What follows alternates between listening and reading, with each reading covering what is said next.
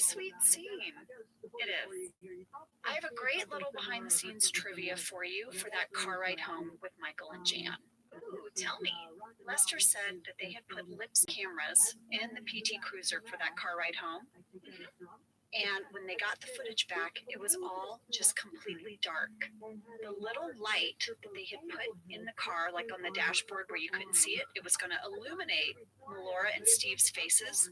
I guess there was something wrong with the light, and it clicked off, and all the footage was dark. Oh no. So the only footage they had of that car ride scene was from the follow car that was in front of them, right?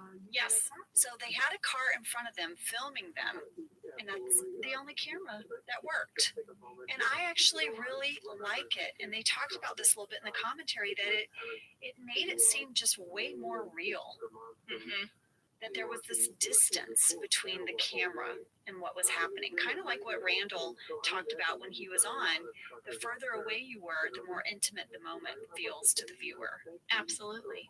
This episode ends with an epic ping pong match between Dwight and Mose, who has left Shroot Farms, I believe, for the first time. We're seeing him off the farm. They are playing ping pong in the warehouse. It's clearly after hours. It's dark. Not all the lights are on. And they are amazing.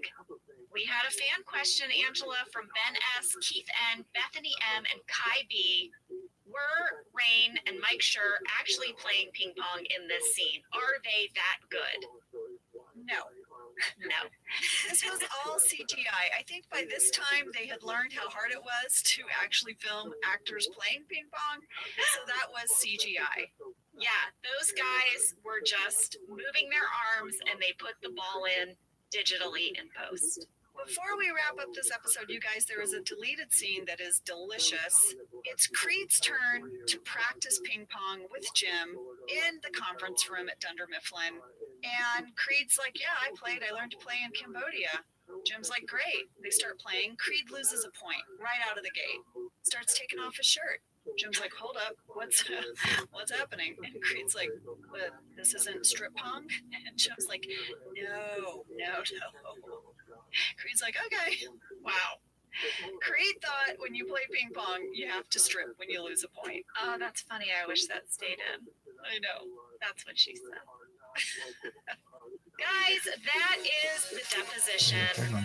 I hope you will join us next week for some Osobuco dinner party. Oh my God, next week is dinner party. Yep. I love dinner Holy party. crap sticks. Dinner party. We're here, Jenna. Right, We'll show up for it, guys. right in the wall. I can't wait. All right, we'll see you then. Bye. Have a great week. Thank you for listening to Office Ladies. Office Ladies is produced by Earwolf, Jenna Fisher, and Angela Kinsey. Our show is executive produced by Cody Fisher. Our producer is Cassie Jerkins. Our sound engineer is Sam Kiefer. And our associate producer is Ainsley Bubico. Our theme song is Rubber Tree by Creed Bratton. For ad-free versions of Office Ladies, go to StitcherPremium.com. For a free 1-month trial of Stitcher Premium, use code OFFICE.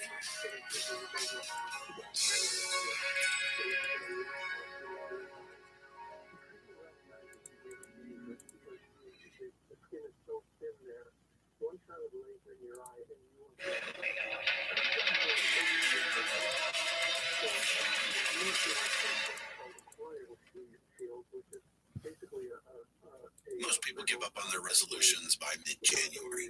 Walmart Plus can help save yours this year by saving you time and money. Walmart Plus is the membership with benefits like gas discounts, video streaming, plus so much more. Is your resolution to simplify your life? With free delivery, Walmart Plus makes ordering what you need online a no-brainer.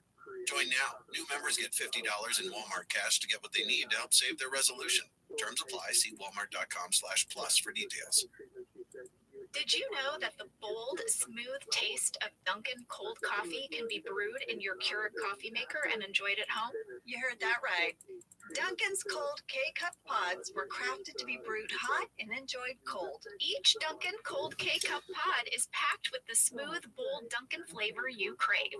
Pick up a pack of Dunkin's cold K-Cup pods and enjoy a Dunkin' cold coffee at home whenever you crave it. Just brew over ice and sip in seconds, because the home with Dunkin' is where you want to be.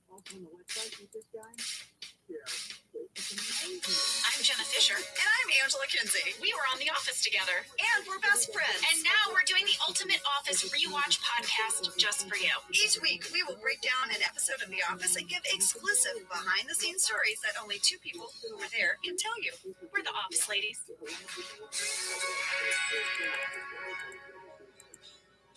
You took me by the hand, made me a man. That one night, we did everything alright. Oh, that one night, baby. The whistle. I have tears in my eyes because I am so excited. You know what that song means. It means... It's time for a dinner party. Oh my gosh, I'm so excited. You and I watched this episode so many times over and over this week. And I'm telling you, I loved it every single time. Angela, my husband Lee had never seen this episode. How is that possible? That is crazy. I got to watch it with a person who's never seen it. I thought he was going to choke. He was laughing so hard, especially during the condo tour. He couldn't catch his breath. Well, my whole family had to watch it over and over. Each one of them watched it with me once. Guys, it is season 4, episode 13, written by Gene Stupnitsky and Lee Eisenberg, directed by Paul Feig, arguably maybe the best episode of The Office. I Definitely like one it. of the most memorable. It's, Every time Jen and one I of my are, favorites. doing interviews It's or a talking Western. about the show, this is an episode we are Right to the always wall. asked about. I feel so honored that I got to be at that awkward dinner table. It's about the What a Western. great Look at lifelong your abs. memory. And we have some really special What's things that? for you today. Okay. Starting with the summary. I'm not reading the summary today, Angela. Oh, no. You know who needs to read the summary. The host of the dinner party himself. Mr. Steve Carell. You are cordially invited to Michael and Jan's condo for a last-minute couples-only dinner party. Attendance is limited. We only have 6 wine glasses. Join Jim and Pam, Angela and Andy, and eventually Dwight and his former babysitter for an evening of drinks, games, music, candles, oso buco, and a home tour like no other. Snip, snap, snip, snap. Let's get to it. Yeah! Thank you, Steve Carell, for reading our summary. So, guys, we were a little nervous about this one because it is such a big episode. We wanted to really do a good job. And there is so much to cover, so Jenna and I reached out to all of the guests of the dinner party and also to our writers and our director, Paul Feig. And everyone is sending in audio clips. Let's get started. Fast fact number 1, this episode was written by Gene Stupnitsky and Lee Eisenberg.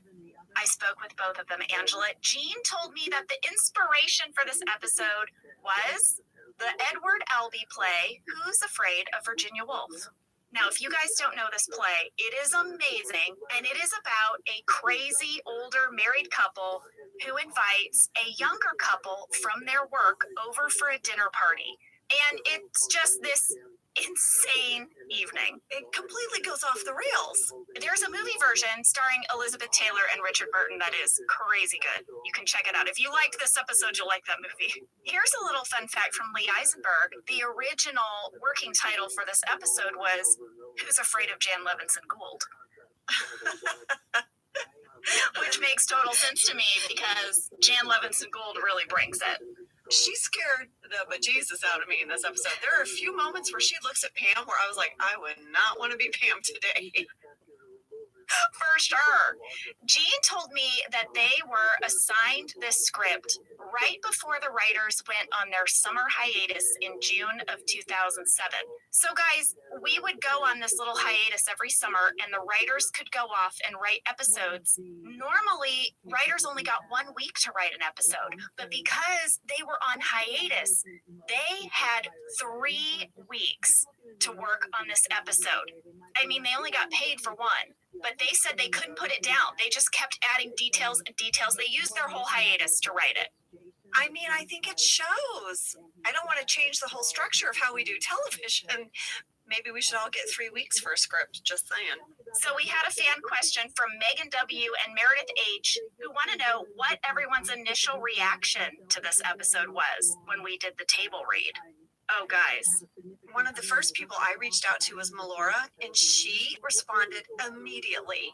Here is Melora's reaction to getting the script.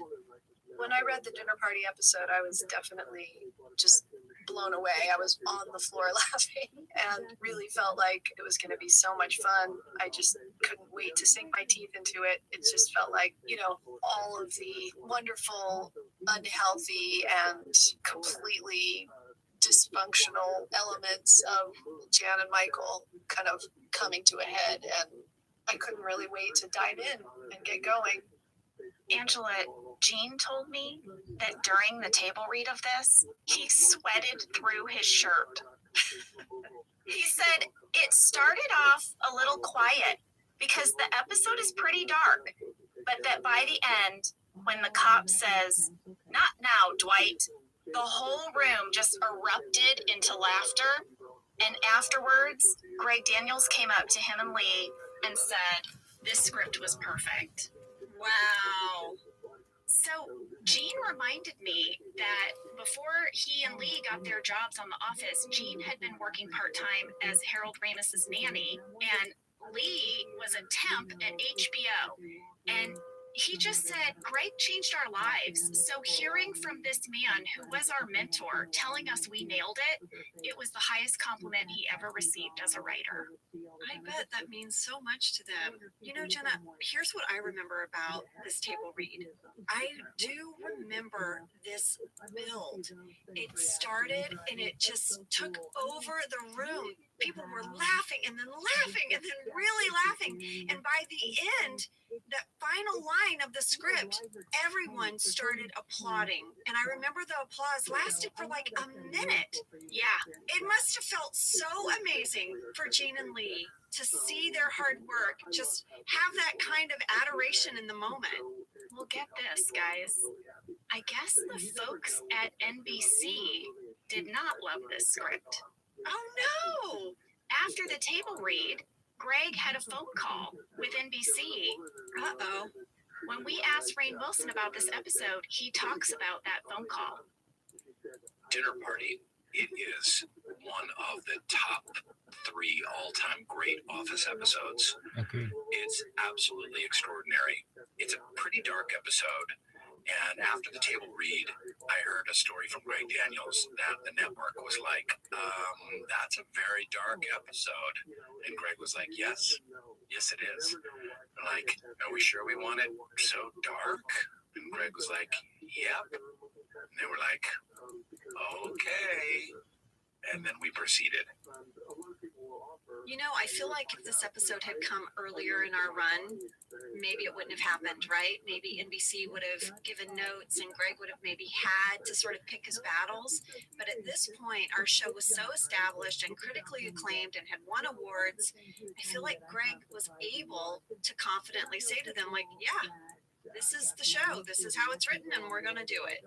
Jean and Lee told me that they did not do a rewrite on this script. Wow, you guys, all of our episodes, as amazing as they were, would go through several rewrites. That's just kind of how a script comes to be. So for this to not have a single rewrite, that is amazing. Yeah. So we had this amazing script. We're all ready to shoot this amazing episode. And then we got shut down because of the writer's strike. Yeah. For 4 months, we had to wait. It was just a very surreal time because So many shows that shut down did not come back. They weren't able to survive the strike. And the fact that we were able to come back and we knew we had scripts waiting for us was huge, but it was really important for us as a cast that we stand with our writers and support them. Gene and Lee said it was really surreal because they went from writing this episode, having this table read, to picketing their own set. Yeah. And it was so bizarre, but we shut down. This leads me to fast fact number 2. Mm-hmm. Fast fact number 2 is that Paul Feig directed this episode, but he almost did not direct this episode. I couldn't even imagine if it wasn't him. I know. Well, I when could we reached imagine out what to him, sucks. he What told the us fuck, how this person? came about. I had been brought on. I directed a lot of episodes of The Office, but in that season, I had been given a Survivor lead, which I was really excited about, and actually am very, very proud of that episode. But I remember reading the script for the dinner party, and it was given to some other director, and I was so jealous because I thought, like, if only I could do this episode. This is like everything I want to do. It's so uncomfortable and cringy and hilarious, but another director was assigned to it. But then the writer's strike happened, and so it all fell apart because I did Survivor Man. The writer's strike stopped everything, and so we were off for months and months and months, for however long the writer's strike went. And my great joy was at the end of that, everything shifted so much that that director who was supposed to do the dinner party wasn't able to, and so it came back around to me. And so I was so excited to do that episode. I just saw it so clearly in my head, and it was just so funny to me. But the crazy thing about that episode was, once we did it, we knew it was so funny. The audience, the loyal Office audiences, hated it. It was really a very divisive episode because I think it was so uncomfortable and so cringy that people couldn't deal with it. And I remember, like, we were so excited, all of us, all the writers, everybody, we were so excited because we really thought this was kind of like one of the best things this show could do. And we were kind of all bummed out that people were so weird about it. But I think the whole thing was, it was so uncomfortable. The first time you watch it, you almost can't handle it. But once you watch it a second, a third, fourth, and however many times you watch it, then it becomes fun because you know it's coming, you know it's going to be terrible, and you just can enjoy the cringiness. And so I could not be prouder of that episode. It's really, you know, I won a DGA directing award for it, which is the only time I'll ever get an award for anything. But I just think it's the funniest thing in the world. I remember the fan response to this episode was not overwhelmingly positive when the show first aired. Yeah, I remember even within my own extended family, they either loved it or they hated it. Yes, very strong reactions. It has grown to be beloved. It was not beloved when it first aired. You know, I don't know who this other director was that was supposed to direct this episode, but Gene told me that this person had never directed a single camera comedy ever. That this episode would have been their first one. Oh my Lord. Now, maybe it was a big time movie person, you know, and they'd just never done half-hour TV before. I am so glad that we got Paul Feig. Yeah. I mean, you don't want the dinner party script to be your first time at single camera comedy. If I were that person, I wouldn't sleep. Yeah. No. Fast fact number 3, Angela, we know that the writer's strike provided us with Paul Feig. It also provided us with a problem in the form of your giant belly. I was wondering when you were going to bring that up. I'm not the only person bringing up your belly, Angela, because when we asked Paul Feig about his memories of shooting this episode, he discussed it. Oh, no. One of my favorites is how we had to desperately hide Angela's pregnancy during it because she was very late stages, and so you'll notice a lot of her carrying flowers and things in the foreground, and then a pillow on her lap, and she's sitting on the couch. I think we had her in a big giant overcoat too. So that was fun. It was very challenging doing special effects with no special effects. So, Angela, we also got mail about your belly from Susie S., Alex G., and Emma O. Oh no, ladies. They want to know, how far along were you in your pregnancy, and what kind of meeting was there for hiding Angela's baby bump in this episode? Please tell us everything. Well, ladies, if memory serves me, we filmed this episode in early March. Now, you have to remember, when we did the deposition, I was barely showing. 4 months have gone by into my pregnancy. I had my baby early May, so it was a belly. It was a full-on baby belly. And I do remember poor Paul Feig, he's the sweetest person, coming up to me and being like, hey, Angela, so we're going to have you stand behind the copier. We're going to have you hold this pillow. We're going to have you hold a purse. We're going to have flowers. We're going to have a wall you stand behind. We're like, all of these things. There were actual meetings about how to hide my belly. And then when we started filming, I remember tucking behind the copier and Matt Sohn, our camera operator, saying, I can still see it, Ange. I was like, what? So now there was this new dialogue I had with the camera operators where they'd be like, back it up a little, pivot, like, duck, hold it higher. We had this whole language of the belly hide. Am I correct that in that scene when you first enter the condo and Michael and Jan are trying to take your coats, you don't take off your coat because you needed it to hide your belly? Oh, yeah. And my coat was enormous. It's like not a coat I would ever wear. It was so big. But yeah, I have a lot of track the belly moments for this episode that I can sprinkle in as we go. But we had to get creative. It was a big belly. One day, no belly. Next day, big belly. That's what happened during the writer's strike. Well, guys, those are my fast facts. I think we should take a break, and we will be back with a dinner party and more audio clips from our dinner guests. Light your candles. Get your osobuco going. We're about to have a dinner party.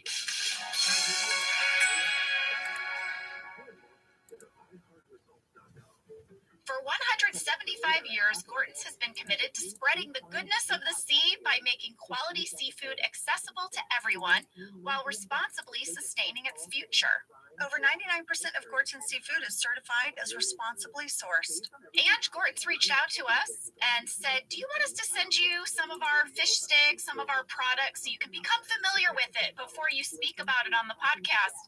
And I was like, Gorton's, I've got you in my freezer right now. Yeah, you do. You do. Your kids love the fish sticks. Yes, it's our fave. Guess what I got? I got the Southern style shrimp. It is so good. Oh, yeah. Yeah. You know, when you're looking in the freezer aisle, the Gortons are in the yellow package. They've got the iconic fisherman on the cover. This brand has been around since I was a kid. Same. Gorton's is actually a brand that's been around for 175 years. Oh, my gosh. That's so rare. Well, we love Gorton's, and it can help you make your mealtime easy. Visit Gortons.com to learn more, find a store, and get a recipe inspiration. Whether your resolution is to save money, eat better, or stress less, HelloFresh is here to help you do all three. Yes, you guys, I love HelloFresh. Jen and I both love it. You know why we love it. And guess what I made the other night? What? It was so delicious. I made their pub-style shepherd's pie. I've made it. Yes, it's so good. White cheddar and the thyme mashed potatoes. I know it very well. It's a family favorite. Well, you know, Josh normally makes dinner, so this was my turn, and I made this, and he loved it, and I was so happy. I was like, I made a shepherd's pie. I'd never made one before. It's so good. Everyone, you can say hello to your most delicious year yet with fresh ingredients, chef-crafted recipes, all at a price you'll like, delivered right to your door. Go to HelloFresh.com/OfficeLadiesFree and use code OfficeLadiesFree for free breakfast for life. One breakfast item per box while Right up, motherfucking free West. breakfast for life at HelloFresh.com/OfficeLadiesFree with code OfficeLadiesFree. HelloFresh, America's #1 meal kit. This show is sponsored by BetterHelp. You know, around New Year's, we all reflect, and people really start making lists of what they can do to be their best self for the next year. Yes, I think, you know, the new year definitely makes you think New Year's resolution. What do I want to change? New year, new me, that kind of thing. Yes, but perhaps this year, we could be reflecting on what we're already doing right. Yeah. And therapy can help you figure out your strengths so that you can ditch this idea that you need some extreme change or this extreme New Year's resolution and just, you know, you can make changes that really stick because they're based on your strengths. I like that. If you're thinking of starting therapy, give BetterHelp a try. It's entirely online, designed to be convenient, flexible, and suited to your schedule. Just fill out a brief questionnaire to get matched with a licensed therapist and switch therapists at any time for no additional charge. Celebrate the progress you've already made. Visit betterhelp.com/officeladies today to get 10% off your first month. That's BetterHelp, HELP.com/officeladies.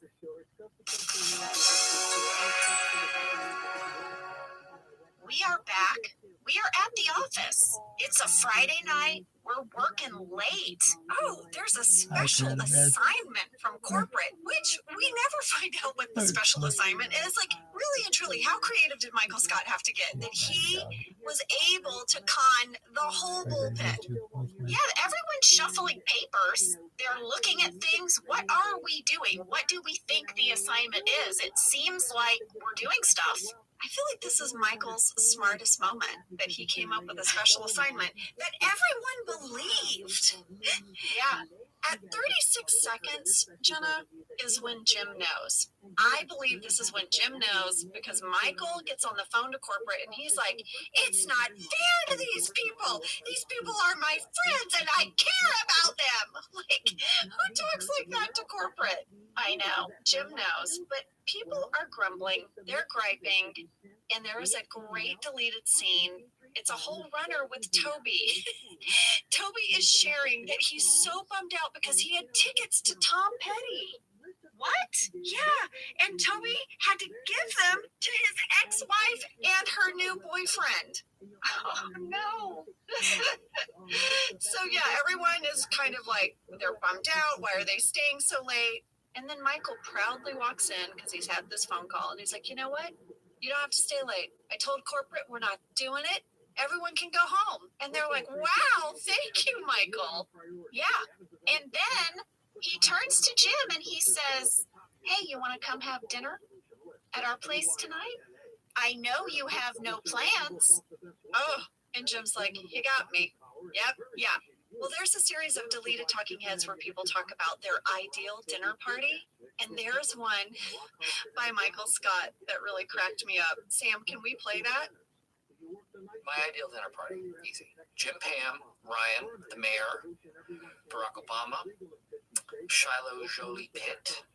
Because at the end of the night, Brad or Angelina would have to come and pick them up, and I would get to meet them. Shiloh Beef, because of Disturbia. All of the children of the world. Val Kilmer, but he probably wouldn't come. Too famous. Obviously George Clooney.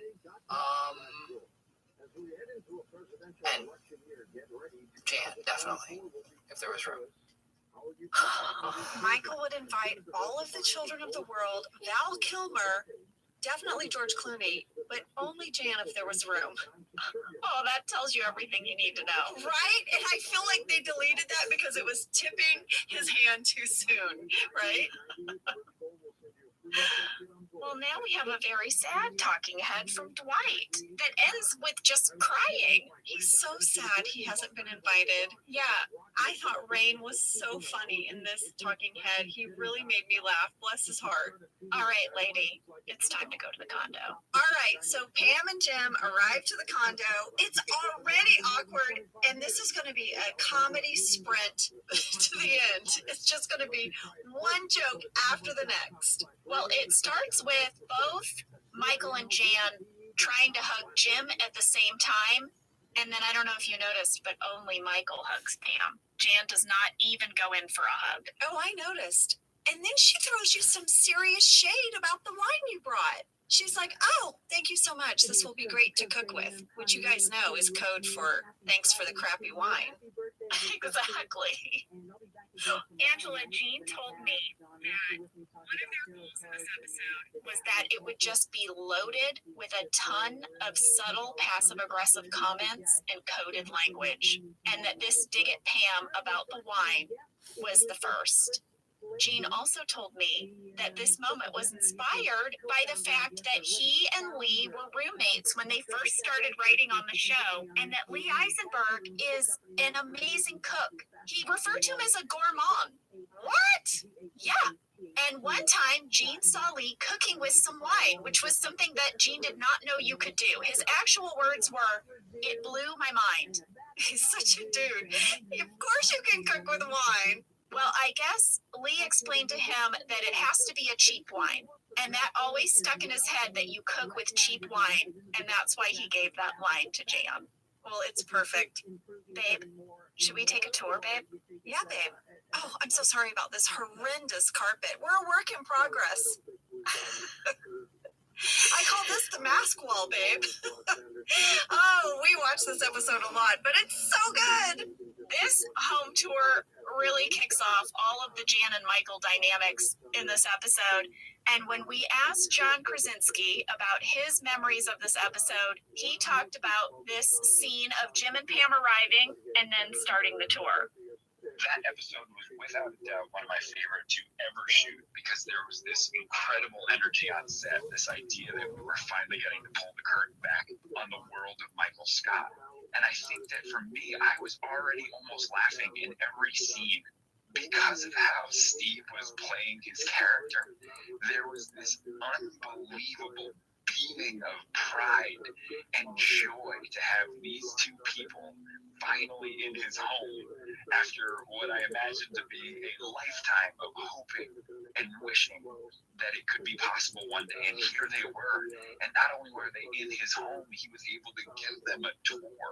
And then the battling dichotomy of Michael's excitement and Jan's sort of weighty judgment of his house and his excitement was all loaded into every scene.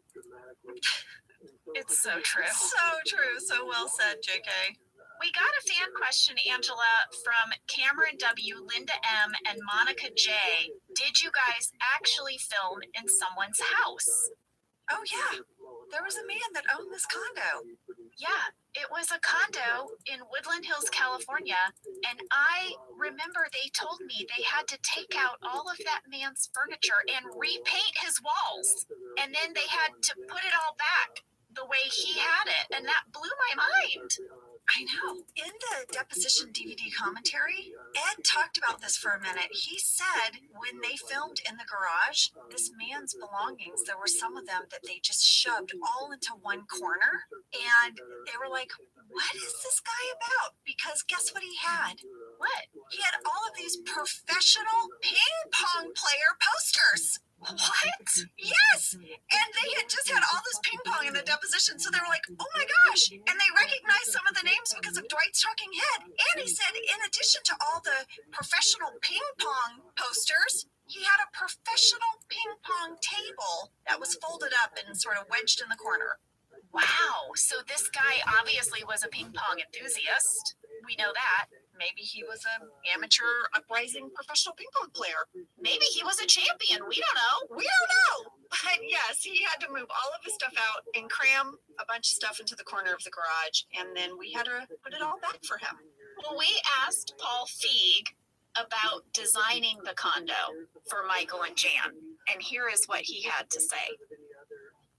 For Michael and Jan's condo, I had the benefit of being the director who got to do Office Olympics, which was where we established Michael and Jan's condo when he bought it. And so, found this very kind of stark, normal, cookie cutter kind of condo that you would have with very stark white walls and all that. And that was really fun. So when I was lucky enough to get to do this episode and go back to there, the whole concept of what Jan would have done with that place was really fun to play with. And I remember Lee and Gene and I got really hung up on the idea that she had a Warhol. I think they even put it into the script, but that she had done a Warhol-esque print of herself, which you only see briefly when they're in the hallway. I think when Jim and Pam first arrive, and you see it in the stairwell when they go up to the infamous candle room, and it's like this quad Warhol style picture of Jan.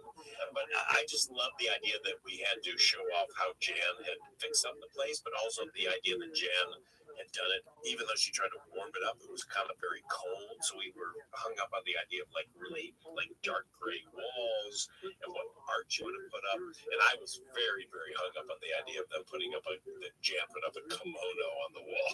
which I had seen somewhere and thought, oh, that's kind of a cool decoration, but it's also not terribly warm at the same time. And so that made me laugh. I have to add another little tidbit, Angela, is that I guess they put up a bunch of photos. You can't really tell when you're watching, but they are all photos of Jan and other men. There are no photos of Jan and Michael. And then there's a lot of photos I remember of just Jan by herself. Yes, like in a frame. Like she has made it the Jan shrine. But I love that she has given it her touch, but it's in no way homey. No, it's just really kind of cold. And Michael has no space that is his own, except maybe where all of his rejected furniture items have gone into the garage.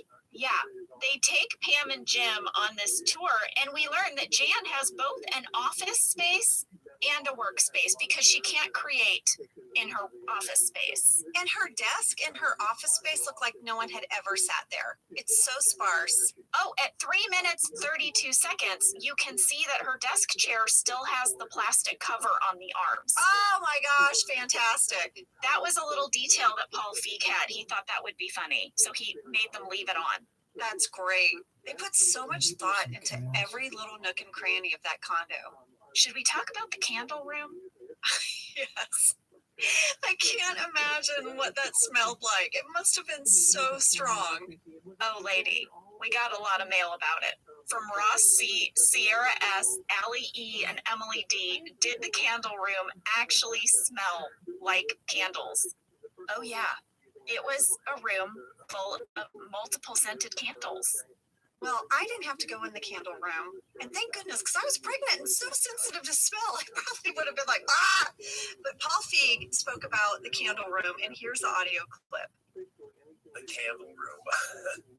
We just knew that we wanted the candle room to be insane. And the big thing was like, when you're in there, it smelled crazy. And it's like, how do we do that? How do we put that across to an audience? Because one thing an audience can't take in, the two things, they can't take in the temperature of what's happening, and they can't take in the smell of what's happening. And so that's why you have that shot of John Krasinski, like kind of like looking out the door and you're like, oh, like he can't breathe, because you just know it just stinks in there. But I really just loved how dense and terrible we made that room. I loved John's look to camera when he was gasping for air. It was so believable and funny. And I don't think that was probably an easy thing to convey, but he did it so well. So well. John and I talked with Paul before we shot that scene, and he said, I want it to look like you guys are doing that thing when you walk into a stinky public restroom and you've taken like a deep breath before you walk in. You're trying to hold it for as long as you can, and then you need air, so you're just trying to take in the smallest amount of air that will get you through.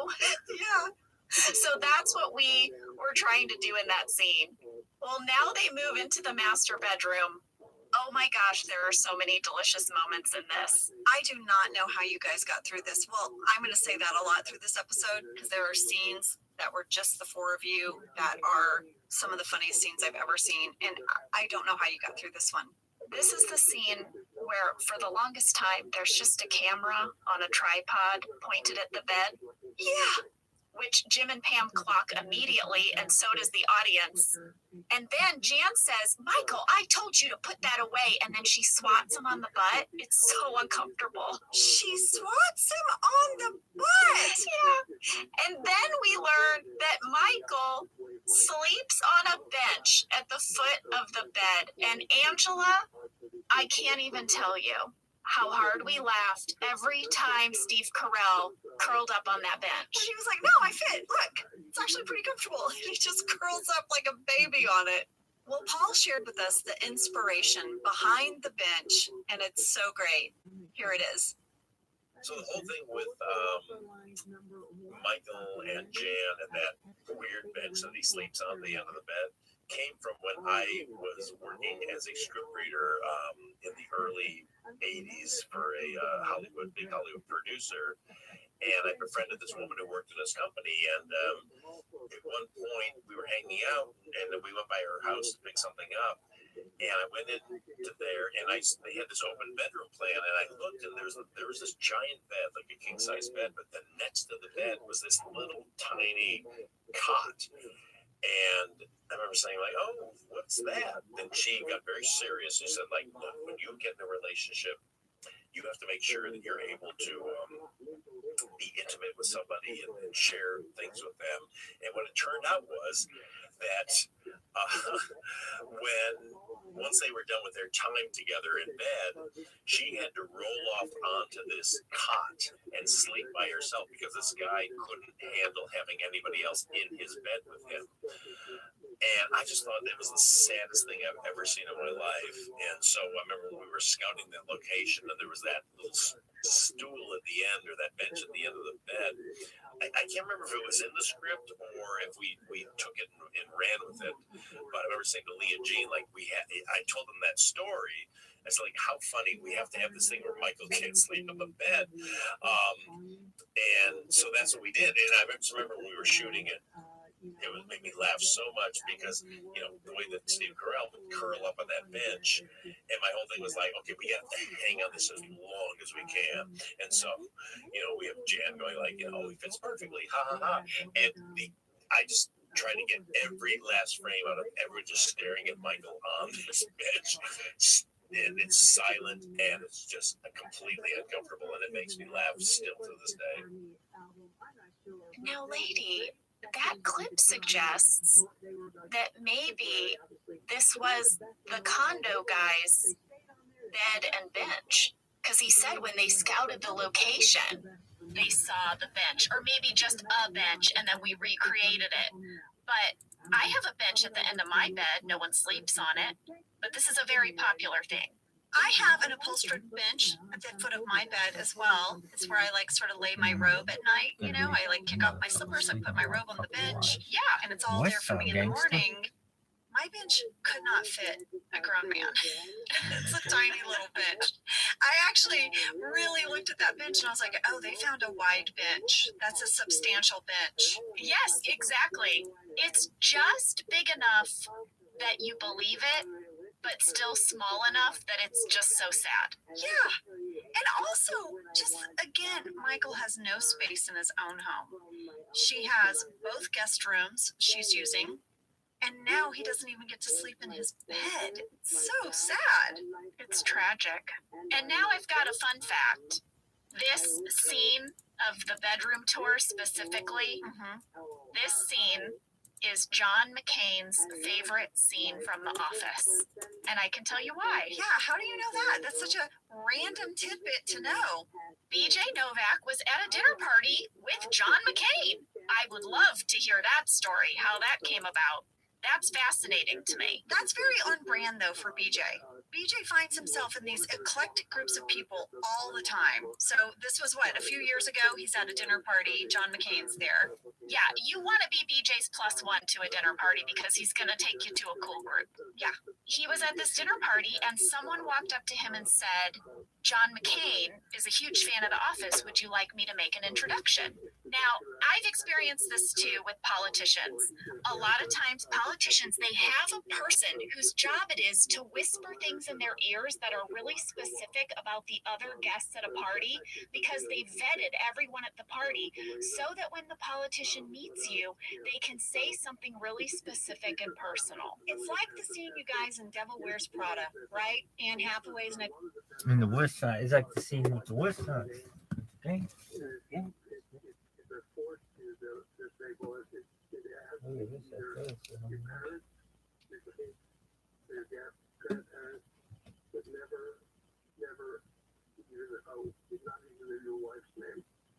Certainly not a girlfriend's name or a boyfriend's name. And I think they always ask, they always have questions on this. Somebody would put their own name on their tattoo. I can answer that one. But I also know this. I know this, and you must know this if you don't know this, Chris. But anybody that gets a Pat Boone tattoo, Pat will officially take for that from a foundation or something for you. That's going to be on the house That's what I've heard. That anything happening will always be on the house.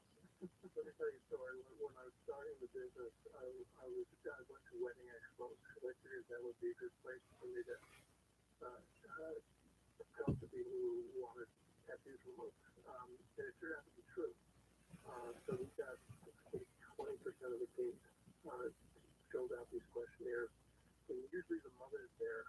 And so I would always joke with the mother, we could remove that Pat Boone tattoo, or we could remove that David Cassidy tattoo you got.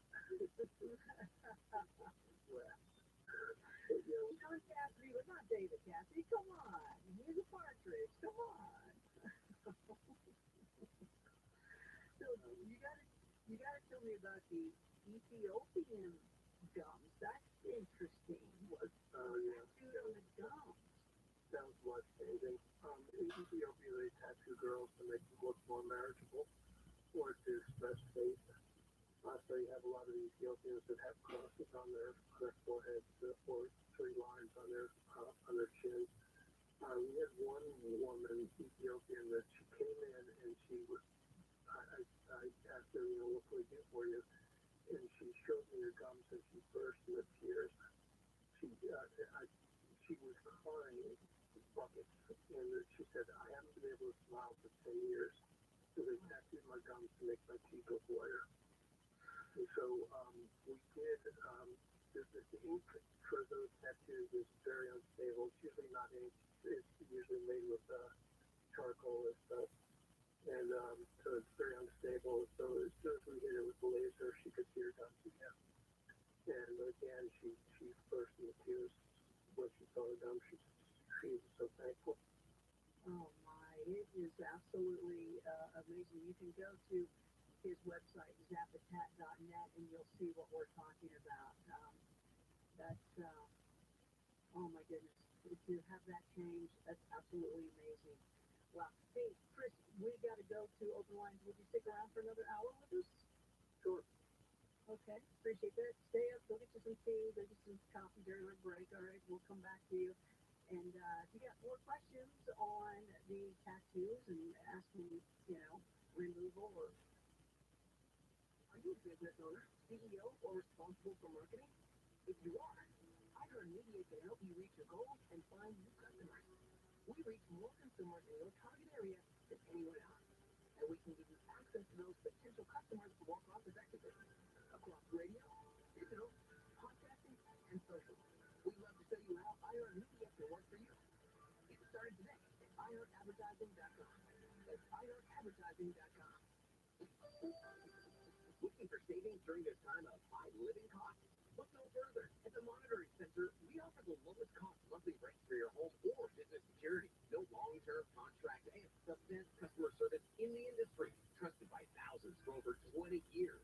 Switch to the Monitoring Center today and get 6 months free. Save your money. Call today. Certain conditions may apply. 1-866-24-7 for $9.99. 1-866-24-7 for $9.99. At Uline, they know going the extra mile takes hard work. For companies pushing to go further, Uline will go the distance with you. 24/7, they answer the phone to get you the shipping and industrial supplies you need. Business can move fast. Unexpected large orders, adverse weather, new safety guidelines, changing economic trends. Uline works hard, keeping 41,000 items ready to ship, minimizing detours on your way to the extra mile. Visit uline.com. From the creator of Up and Vanished comes a new true crime weekly podcast series. In each episode of Talking to Death, join Team Lindsay and guests as they discuss all things crime, life, mystery, and fun. Are aliens real? Based on everything I've learned, I think that the government knows something. I don't know if aliens are real, but I think there's something out there that they know. Listen to Talking to Death on the iHeartRadio app or wherever you get your podcasts. Odds are you won't die. Portions of the following program will be recorded. We follow the news. You follow us. Los Angeles, Orange County, live everywhere on the iHeartRadio app. Warm retirement. I'm Bruce Walker in the KFI 24-hour newsroom. LAPD Chief Michael Moore held a press conference Friday. Today I am announcing my decision to retire as Chief of Police of this great city. at the end of February. A 40-year veteran of the department, Moore was appointed last year to serve a second 5-year term leading the agency, but he made it clear he did not intend to serve the entirety of that term. With LA Mayor Aaron Bass at his side, Moore said the LAPD should have fresh leadership well ahead of the city playing host to major events such as the 2028 Olympic Games and the 2026 World Cup. Bass says Moore will remain contracted with the city following his retirement to help with the transition to a new chief. He has served as LAPD chief since 2018 when he was appointed by then Mayor Eric Garcetti. Former Padres All-Star Steve Garvey was back in San Diego as part of his campaign for Senate in California. Garvey, who's number 6, is retired with the Padres, toured the Alpha Project to the home in San Diego. They've placed many of these people who are now prepared to go out for the job. It gives them a reason to get up every morning, take to go to, and to have achievement, a place where they can have self-esteem by doing the job. He says the facility starts with treatment for addiction and mental health.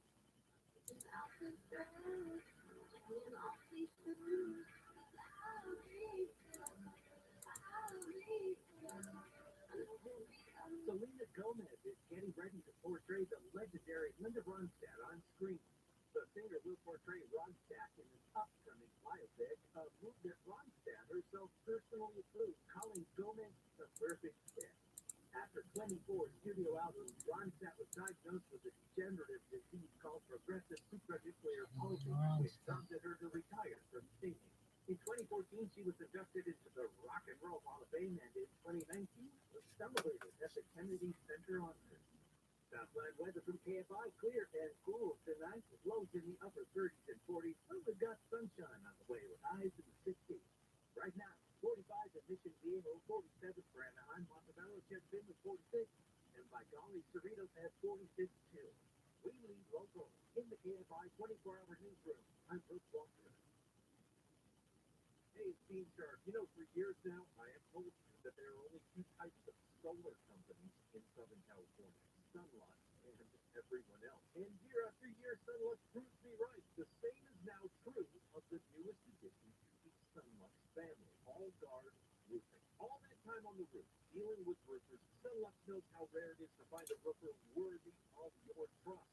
Their answer? Assemble a dream team of the finest roofing professionals in Southern California and call it All Guard Roofing. Any roof, any style, from repairs to full replacement, decades of roofing expertise and GAF certified. When the question is where to find a roofer worthy of your trust, the answer is All Guard. Safeguarding homes one roof at a time. You owe it to your roof. Contact the dream team at All Guard Roofing for a free estimate today. They're just a click away at allguardroofing.com. Allguardroofing.com. CSW 1107661. In this week's Marketers Report, Dana Nussbaum, Executive Vice President, Worldwide Marketing at Warner Brothers Discovery, weighs in on regional audio marketing and the movies. Everything that we are doing is incredibly data driven. We are getting signals in every single day about how specific audiences are performing. So although we're marketing at a very broad scale, and that does include specific local markets, that's really the beauty of iHeart's network. You're not serving the same message to a consumer in Nashville necessarily that you may be in New York. We have the ability to be very specific and very personalized, but at a tremendous scale. As the #1 audio company, iHeartMedia gives marketers access to all, from national to local. Every audience, live conversations, trusted influencers, and the insights and data you need to grow. Not just a media company, iHeartMedia is your access company. If you're a marketer, go to iHeartResults.com. If you have rats in your attic or walls, don't make the mistake of putting out poison or wasting money with a company that charges you monthly to check rat traps. Rat proof. For a one-time fee, Rodent Stop will identify and seal all rat entry points, trap and remove all rats, sanitize your attic to remove any nasty viruses, and remove and replace all rat nest infested attic insulation. Rodent Stop is so confident that they can stop your rat and mice problems that they provide a lifetime guarantee. Read all the 5-star reviews on Yelp. If you have rats or mice in your house or business, call Rodent Stop at 800-290-5343. 800-290-5343. We provide fast, friendly, and effective rodent control solutions throughout Southern California. Plus, our technicians are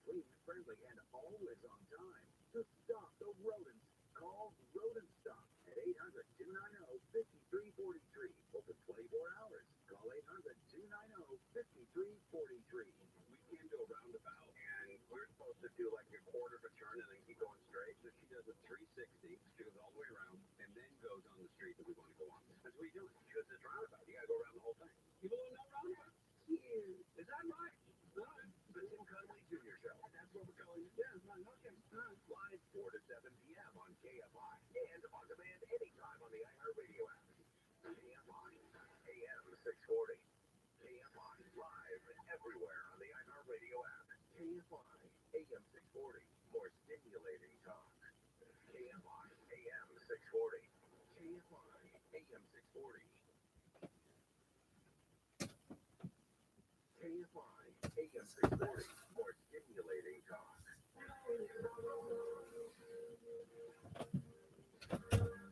Very, very athletic, Mikey. You're an athlete. You're a potential 6-star athlete. ATH, baby. What? Like your pitchfork.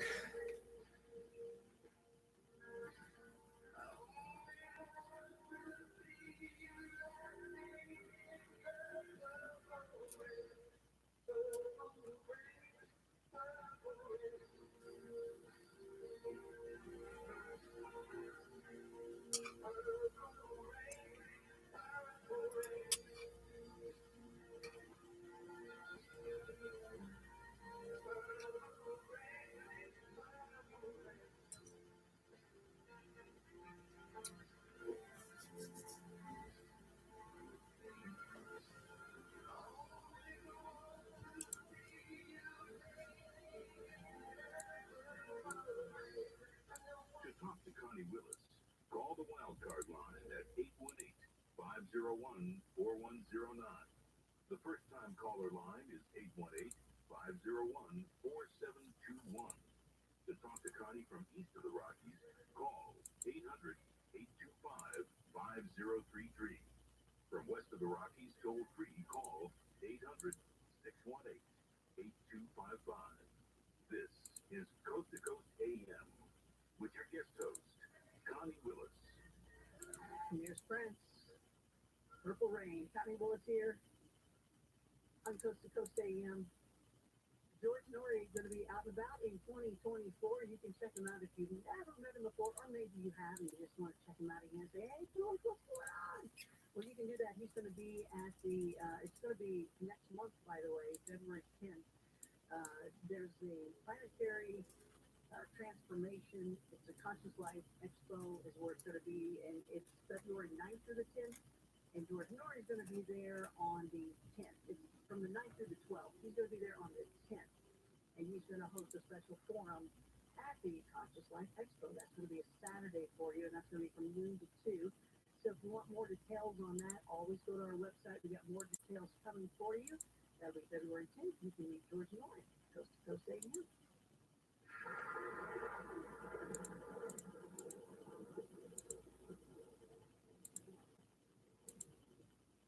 There's no better time than the new year to resolve to protect your identity and finances. Identity thieves can take out loans in your name, take over and drain your banking and investment accounts, and more. LifeLock makes it easy to help protect your identity and financial future. LifeLock monitors your accounts and credit and detects potential threats to your identity that you may miss on your own. If you do become a victim of ID theft, a US-based restoration specialist will work to fix it. Plus, all plans are backed by the $1 Million Protection Package, meaning you'll be reimbursed up to your plan limits for funds lost due to identity theft. LifeLock is the New Year's resolution that's easy to keep. Call 1-800-LifeLock or go to lifelock.com and use promo code George to save up to 25% off your first year. That's lifelock.com, promo code George to save 25%. Use that phone number again for you, 1-800-LifeLock, 1-800-LifeLock, or go to the website, lifelock.com. That's lifelock.com. Real people, real souls. I cough, and I cough until I choke 24 hours a day. I couldn't even walk across my floor without literally coughing until I would gag. So I saw 3 different pulmonologists, and they could do nothing. Someone had mentioned to me about a product that President Reagan had taken. I ordered it within 1 week. 1 week. My coughing had stopped since I've taken the carnivore. Everyone that would come into our store would say, what happened? Why are you not coughing? I told him what I'm doing, and he said, well, what's it doing that it stopped that coughing? I said, I can't answer that. It just stopped it. So 866-836-8735. That's 866-836-8735. So visit carnivore.com. That's carnivore.com.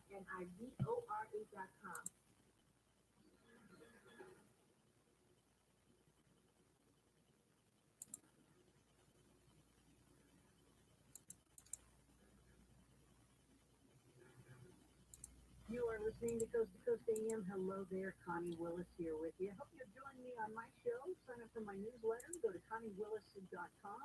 I've got Blue Rock Talk taking on live investigations of Bigfoot, haunting, strange lights, all that good stuff. Real deal. We're there. We're researching it, and it's the activity is 100% that doing it right. Home run, grand slams happening. Because, you got to go where the activity is, and you got to know what you're doing out there, right? So if you are interested in that, that's where you want to go, ConnieWillis.com, and sign up for Blue Rock Talk. At least the newsletter for sure to get more information. And I will join the club, our Blue Rocker Club. That'll be fun. Also, Connie After Dark there, too. Okay, we are having open lines right now. Chris Slavin has stuck down with us to answer your questions. He owns a tattoo removal company known for removing tats faster than anyone. And it's Zappatat. If you want to follow along some of the pictures that we're looking at, zappatat.net. You can learn more. And, Chris, before we go on to the phone calls here again, I just wanted to go back to the Ethiopian gums that the girl was just tearing up and crying about it and showing it to you. Did you say that it was completely successful, that it was gone? It was, the ink was so unstable that while we were doing the treatment, it disappeared. Oh my goodness. That's why she looked in the mirror after the treatment, and that's when she needed a big hug, and she burst into tears. The other thing I'd like to mention that I forgot to your other guest was, or your other caller, but that we give very big discounts for military and vets and first responders, and also we treat Purple Hearts for free. They've given a lot to our country, and we should do that with a lot of gratitude. Excellent. Very nice. That's very nice. I like that. I'm looking at something else too here. I never realized that people would fix their hairlines with a tattoo. I'm seeing a picture of doing that. that and eyebrows. So we do a lot of eyebrows. There's a lot of unfortunate microblading and eyebrow tattoos that are done, and so we're very successful at removing them. What was the other thing we want to talk about? Sorry. The hairlines. The hairlines has become more popular. A lot of people are just shaving their hair, but some people want to keep a semblance of hair, so they do something called micropigmentation. There's little tiny dots they put in, and sometimes they put like fake hair in it. But what's the most challenging for those is those people who do that is the hairline, and that gets messed up like so many times. So we do a lot of removals of just the hairline to have it restored so that they can redo it. I'm just looking at those pictures. I was like, oh my gosh, you got a hairline. I never recognized that. Now I'm gonna start looking. But I've seen the eyebrows before. At one point, I knew Carrot Top. He's got that going on, so he may want to come to you at one point for sure. But I remember when makeup was being tattooed on, not just eyebrow things like that, but makeup, like color on the lips and color on the cheeks and things like that. And I thought if I was ever to get a tattoo, it would have been the eyeliner, because with that, you wake up, it always looks like it's freshly put on, that kind of thing. But did you all ever have to take that off? Do you find problems with that? We do that pretty frequently. Really? You have to put that corneal shield in at the eyes, and then it's a fairly simple thing to remove. It depends on how much ink you put in. The issue you have with cosmetic tattooing is that a lot of times they're going to put ingredients that are going to make them resistant to the sun. So that's usually titanium oxide or zinc oxide, and that can discolor. when you expose it to a laser light. It's actually, people say that it's really hard to remove, but when ink oxidizes, it turns the color, and it's turned the color to be removed. I'm just curious why they would ever remove those, because I would think that those would just stay, in fact, and stay without sagging or any other problems. Do you know why those would be taken out? A lot of people were getting the To Meryl Streep. They're at that big shindig in Paris, and she's telling her every little person that walks up some little tidbit. Yes. So BJ was like, oh, he's probably been told I work on this show called The Office and yada yada. So BJ was like, I'm going to put him to the test. And I'm going to ask him specifically, John McCain, tell me one of your favorite scenes from The Office. BJ, Right? oh my gosh, okay. So when he met him, he did it. He said, what's one of your favorite scenes? And John McCain said, I love that scene in the dinner party when they're given the house tour and they walk into the bedroom and the video camera's up in the background and the bench. And he just went on and on with such great detail that BJ knew, oh, this is for real. This guy does love The Office. That's so wild. It's so specific.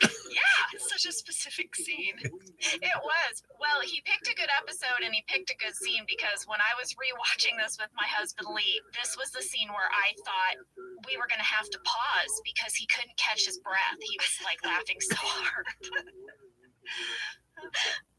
All right, well, speaking of having to like pause to catch your breath because you're laughing so hard, Jenna, up next is the scene with the tiny TV. Oh my God. The tiny plasma TV that only comes out 2 inches from the wall.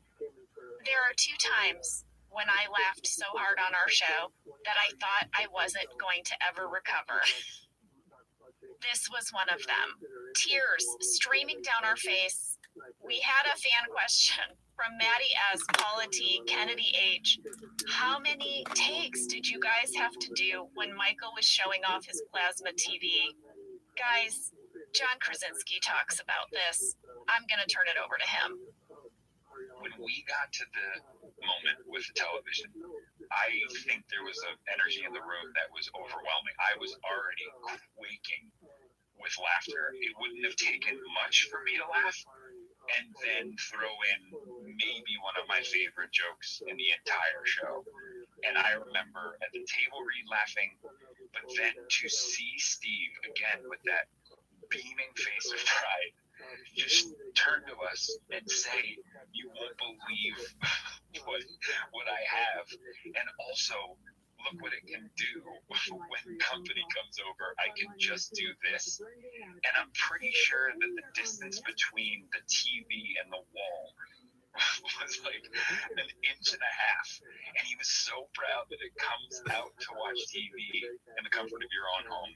And then you push it back a good 1.5 inches to hide it away when company comes. Luckily, the outtakes are out there in the world, and so you can see, I mean, Jenna can tell you, but I think that it took probably 19 or 20 takes before I was even able to stand up vertically in that scene without doubling over. And again, as I've always said, I'm a crier laugher, so when I laugh that hard, my entire face turns red with tears and the pressure that's filling in my face for trying not to laugh, and to no avail. I don't know why I even try not to laugh.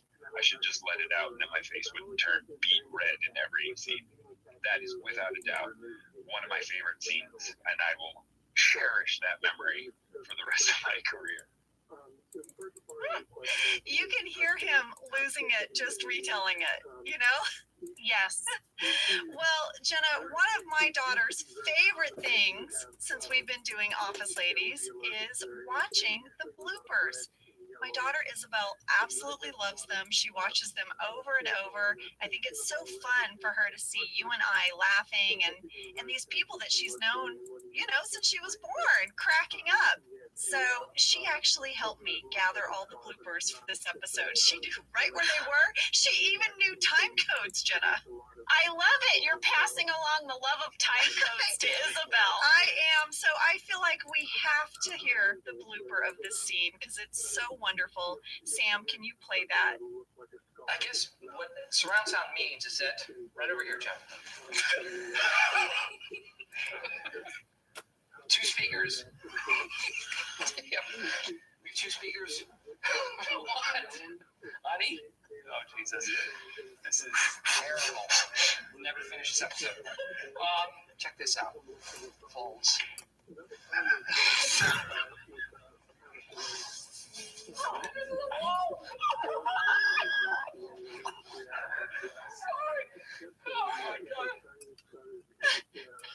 Lady, it makes me laugh just hearing it. It makes me crack up. Lady, Steve did a whole runner where they just let him go with this TV.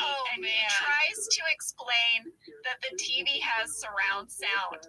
And what he means by that is that the screen is surrounded by a speaker. The whole thing was, you've gone to someone's house when they've just gotten their new TV system with their new sound speakers, and they're so excited to show it off. Maybe they even like play part of a movie for you, right? Yes. That was the inspiration for this. And so Steve was going to bring that energy of like we were sitting in a professionally done Home theater, right? Yes, but instead he's just talking about this tiny TV, which, by the way, is not even a plasma TV. It's just a flat screen TV, but he keeps referring to it as a plasma TV. Oh my God. Jenna, do you know what I love? Is that how this is still a joke? The cast. So a few years ago, you guys, we've talked about this before. We have a cast text thread where we will text and check in, say hello, little clips, pictures of our kids. Creed usually sings us a song at Christmas, and he'll text us, you know, him at home with his like elf hat on. And Jenna sent a photo to all of us. You were on a job, and you walked into like a little dressing room they had for you, and there was the tiniest TV mounted on the wall, Jenna, and you sent us a picture, and we all started cracking up. Yes, I walked into this dressing room, and I thought to myself, you could hold this in your hand. Why have they mounted it on the wall? It was so reminiscent of the dinner party episode. I was so excited to send that text, and people were loving it. It will never get old to me, that scene. I can watch it and watch it and watch it. But there are so many things in this living room that made me laugh on a second watch, Jenna. And I also remembered it the day we were filming because I was seated by it. That janky side table that Michael made. It is the saddest looking table, and he's so proud of it. It looks like scrap wood. Like if you got a crate of firewood that he used the crate to make the table. And the dialogue cracked me up too. Jim is like, is that chestnut? And he's like, I think it's either pine or Nordic cherry. It's like, what? Angela, it's time for you to arrive at this dinner party. Oh, Andy and Angela, here we come. We had a fan question from Haley M. Angela, are you starting to break when Michael goes in for the hug, which you refuse? Yes. Yes. I pretty much, like John said, the minute I walked in that room and saw everything, just the minute we started those scenes, I was already tickled. And everything from then on was just me trying not to laugh. I have a fun catch at 6 minutes 34 seconds. When Andy takes off his coat, underneath his coat, he is wearing a turtleneck with a shirt over it and then a sweater tied around his neck. Oh yeah, he's in prime preppy mode. This was a bit that Gene, our writer, came up with. He just thought it would be really, really funny to have a person who has tied a sweater around their neck take their coat off. Yeah, he had that ready to go underneath. Well, you know, I said I would let you guys know when we had some belly hiding. It's happening all through the episode, but one of my favorites is this giant bouquet of flowers. That was to hide my belly. Yes. That's how big my belly is. Look at that bouquet of flowers. They had to make the bouquet that big because the point of it was for Andy to give his hostess some flowers, but the reason they're so large was because they were a belly hide. There's a great blooper from this as well if you guys go back and rewatch them. But I have a little catch I want to point out. What is it? At 6 minutes 44 seconds, I'm standing next to Jan while Andy's doing the tuna. Bet you get a lot of tuna. You eat a lot of tuna, that whole bit. Yep. I just, as an actor, just my own little prep that I decided to do was I just stared at Jan's boobs. I mean, I was eye level to them. She's in heels. She's taller than me. They're right there. And I decided to throw her a little judgy shade, Angela Martin sass look. And Paul Feig came up to me and was like, "Oh my gosh, Angela, I just caught in camera that you're giving Jan's boobs the judgy look." He was like, "You got to do that every time." So I did, and it made it in the show. And it's just one of those little moments that wasn't scripted that ends up on the screen, and it's always fun to relive those. But that is a big, of course Angela would do that moment. Like, of course, right? I'm so glad they caught it. This is also when we find out, Angela, that the Asabuca will not be ready for at least 3 hours. And I love Pam's line when she says, "Do you mean 3 hours from now or like 3 hours from 4 o'clock when you started it?" Jenna, when I rewatched the scene, that is one of the lines that you say that is most like you in real life. It is. It just felt like in that moment, Jenna was saying it. As your friend, I was like, that would be Jenna. She'd be like, "No, but you planned ahead. Surely. If you know it takes 3 hours, surely you had already estimated the time that you'd be serving it." I feel like that is something I could possibly say. Yes. In response to a host. Sometimes in Spain, they eat at midnight. So when in Rome. When in Rome. I guess we're going to sit around and drink some wine now. Michael makes a toast. He notes the oaky afterbirth of the wine. Jean told me that Steve improvised that line. You're kidding. Oaky afterbirth. Oh my gosh, Steve Carell. Well, now Jan needs to relax. She wants to put some music on. Yeah. And I don't know if you know this, but her former assistant Hunter is a fabulous musician. And so she's going to put on his CD. It's called The Hunted. Yeah. And then she's going to dance by herself in front of all of us.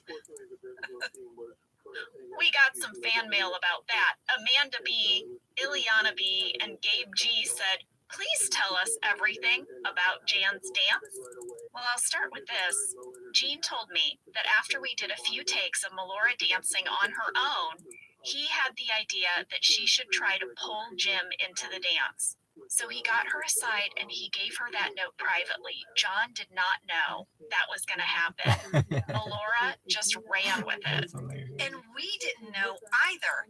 And Jenna, when I rewatched that now, knowing that, right? Because Jean shared that with you, and then Melora talked to me about it. I watched our faces, not only John's, but I watched yours and mine because it was a surprise to all three of us.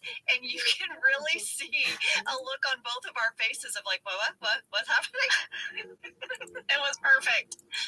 Well, like Angela said, we did ask Melora about this, and she told us the inspiration behind her dancing. One of the most fun moments to play was the dancing with John Krasinski for the song that Hunter had written. It just felt like such a wonderful sort of jab at Michael, you know, so passive aggressive. And also I'm a dancer, so I really wanted to just be a little like off the beat. I wanted to make sure that I like really the song. tried hard to just be so Black inappropriate, but also just like a little bit velvet off the beat, a little drunk. Kind of Black tipsy, and I felt like that would be sky.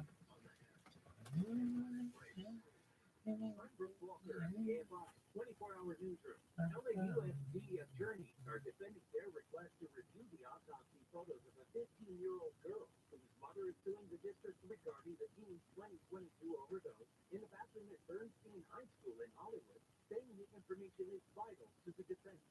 After defying subpoenas to testify under oath about Deputy Gang's former LA County Sheriff Alex Villanueva finally appeared Friday before a civilian policing hearing and acknowledged the existence of subgroups within the sheriff's department, refusing to label the group gang. Villanueva told the panel that shares subgroups, quote, have always existed in one shape or another across time and liken them to self-fault. Southland weather from KFI cool this morning, lows in the 30s and 40s. Right now, 48 in Dustin, 46 in Hybrid, 47 Artesia, and Glendon has 46. We lead local from the KFI 24-hour newsroom. I'm Brooke Walker. In Long Beach on the 91 westbound at Cherry Avenue, all lanes have temporarily been stopped due to cracks that occurred in the carpool and the left-hand lane is blocked up from Paramount Boulevard. In Agoura Hills on the 101 northbound off-ramp to Liberty Canyon Road, the off-ramp is shut down due to an overturned vehicle there. And at San Bernardino on the 215 northbound at the Bourne Road, there's a crash blocking the second lane from the left, that middle lane. Looks like there's clear crews are still trying to move that vehicle. Can't find the sky, help get you there faster. I'm Russell Ford. From the creator of Up and Vanished comes a new true crime weekly podcast series. In each episode of Talking to Death, join Team Lindsay and guests as they discuss all things crime, life, mystery, and fun. Are aliens real? Based on everything I've learned, I think that the government knows something. I don't know if aliens are real, but I think there's something out there that they know. Listen to Talking to Death on the iHeartRadio app or wherever you get your podcasts. Odds are you won't die. For over 10 years, I've owned and recommended Life Source Water and in-house water filtration system. The Life Source system delivers highly filtered, delicious water. Better, even a better jab to Michael, because Jen and Michael are like at war at that point in the episode. I love that she's a little off the beat. Oh yeah, Jan just doesn't give a it's so like crazy to think, if you really think it through, that she would get up at this awkward dinner party and play a song her former lover wrote about her and him in front of all of them. Yes!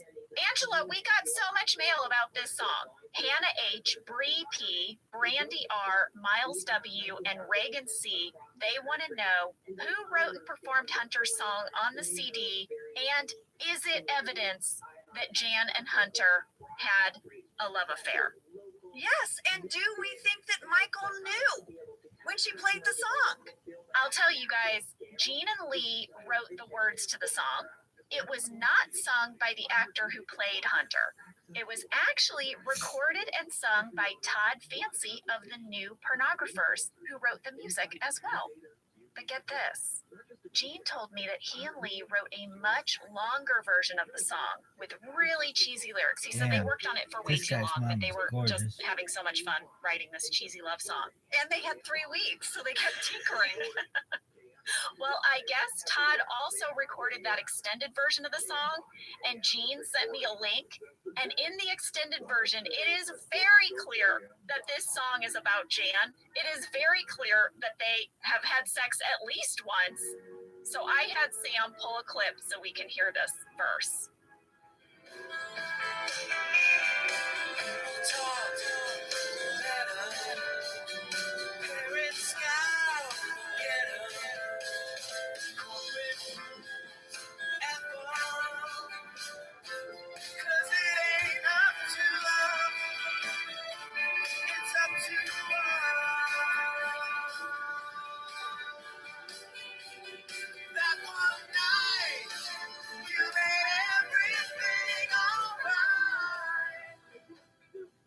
Angela, he says corporate rules, F them.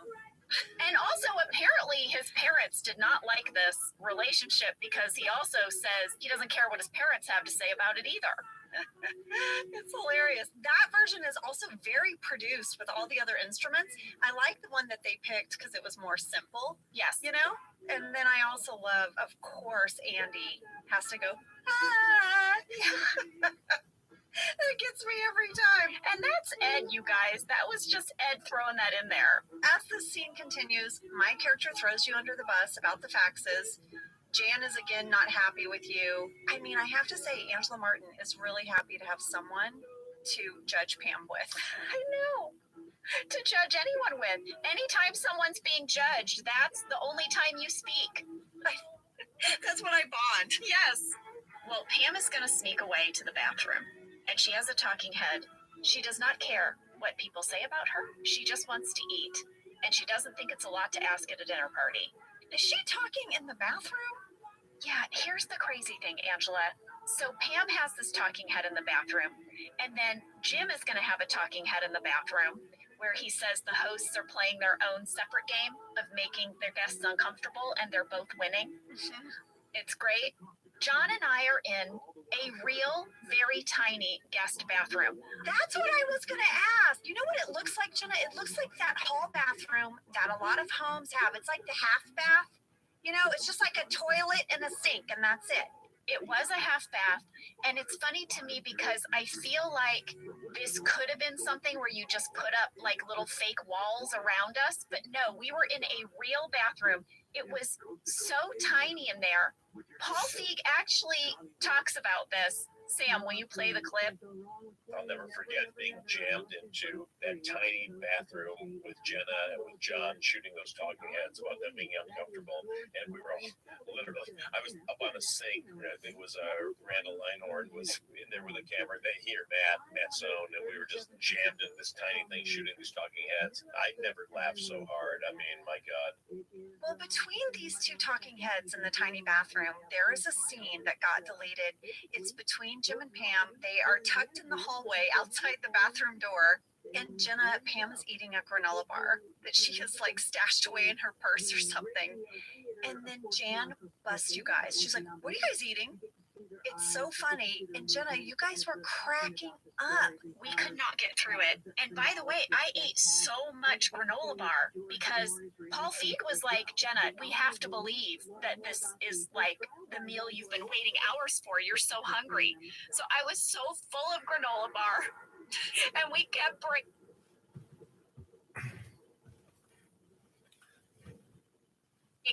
being confronted by Melora with her intense eyes. It did me in. I couldn't do it. You were both like genuinely startled and scared each time, and then it just is hilarious. Well, in the living room, we've got this painfully realistic game of charades going on. A game of celebrity, really, if you know that game. My turn. My turn. You will learn so much about a couple if you play any kind of charade or board game where you have to like give clues out loud. You really learn a couple. Jenna, when I rewatched this, I thought about a game of Taboo I played with another couple years ago. And the guy turned to his wife and goes, Oh, I call you this all the time. And she goes, "Oh, stupid." No, Angela. Yes. And the room was silent. And then when she got it, he was like, "Yes." And they were like, "Woohoo!" And they were celebrating. And we were all like, what did we just learn? But this is that moment. This is what is happening. We see Michael and Jan trying to play a game, and it is just so cringy. The amount of passive-aggressive comments is incredible. And then Jim is totally messing with Michael. Oh, I know. He knows that Michael is trying to give the clue Tom Cruise.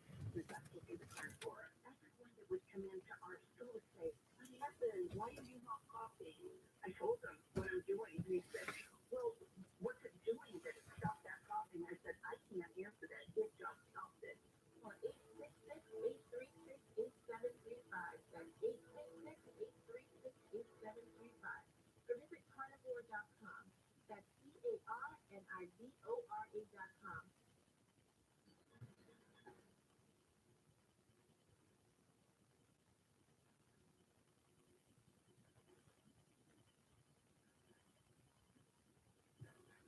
Thank you for joining us. It's Coast to Coast AM. Connie Willis here with you. I'm looking forward to meeting you, and I hope that you will join my show, and I'll do just that.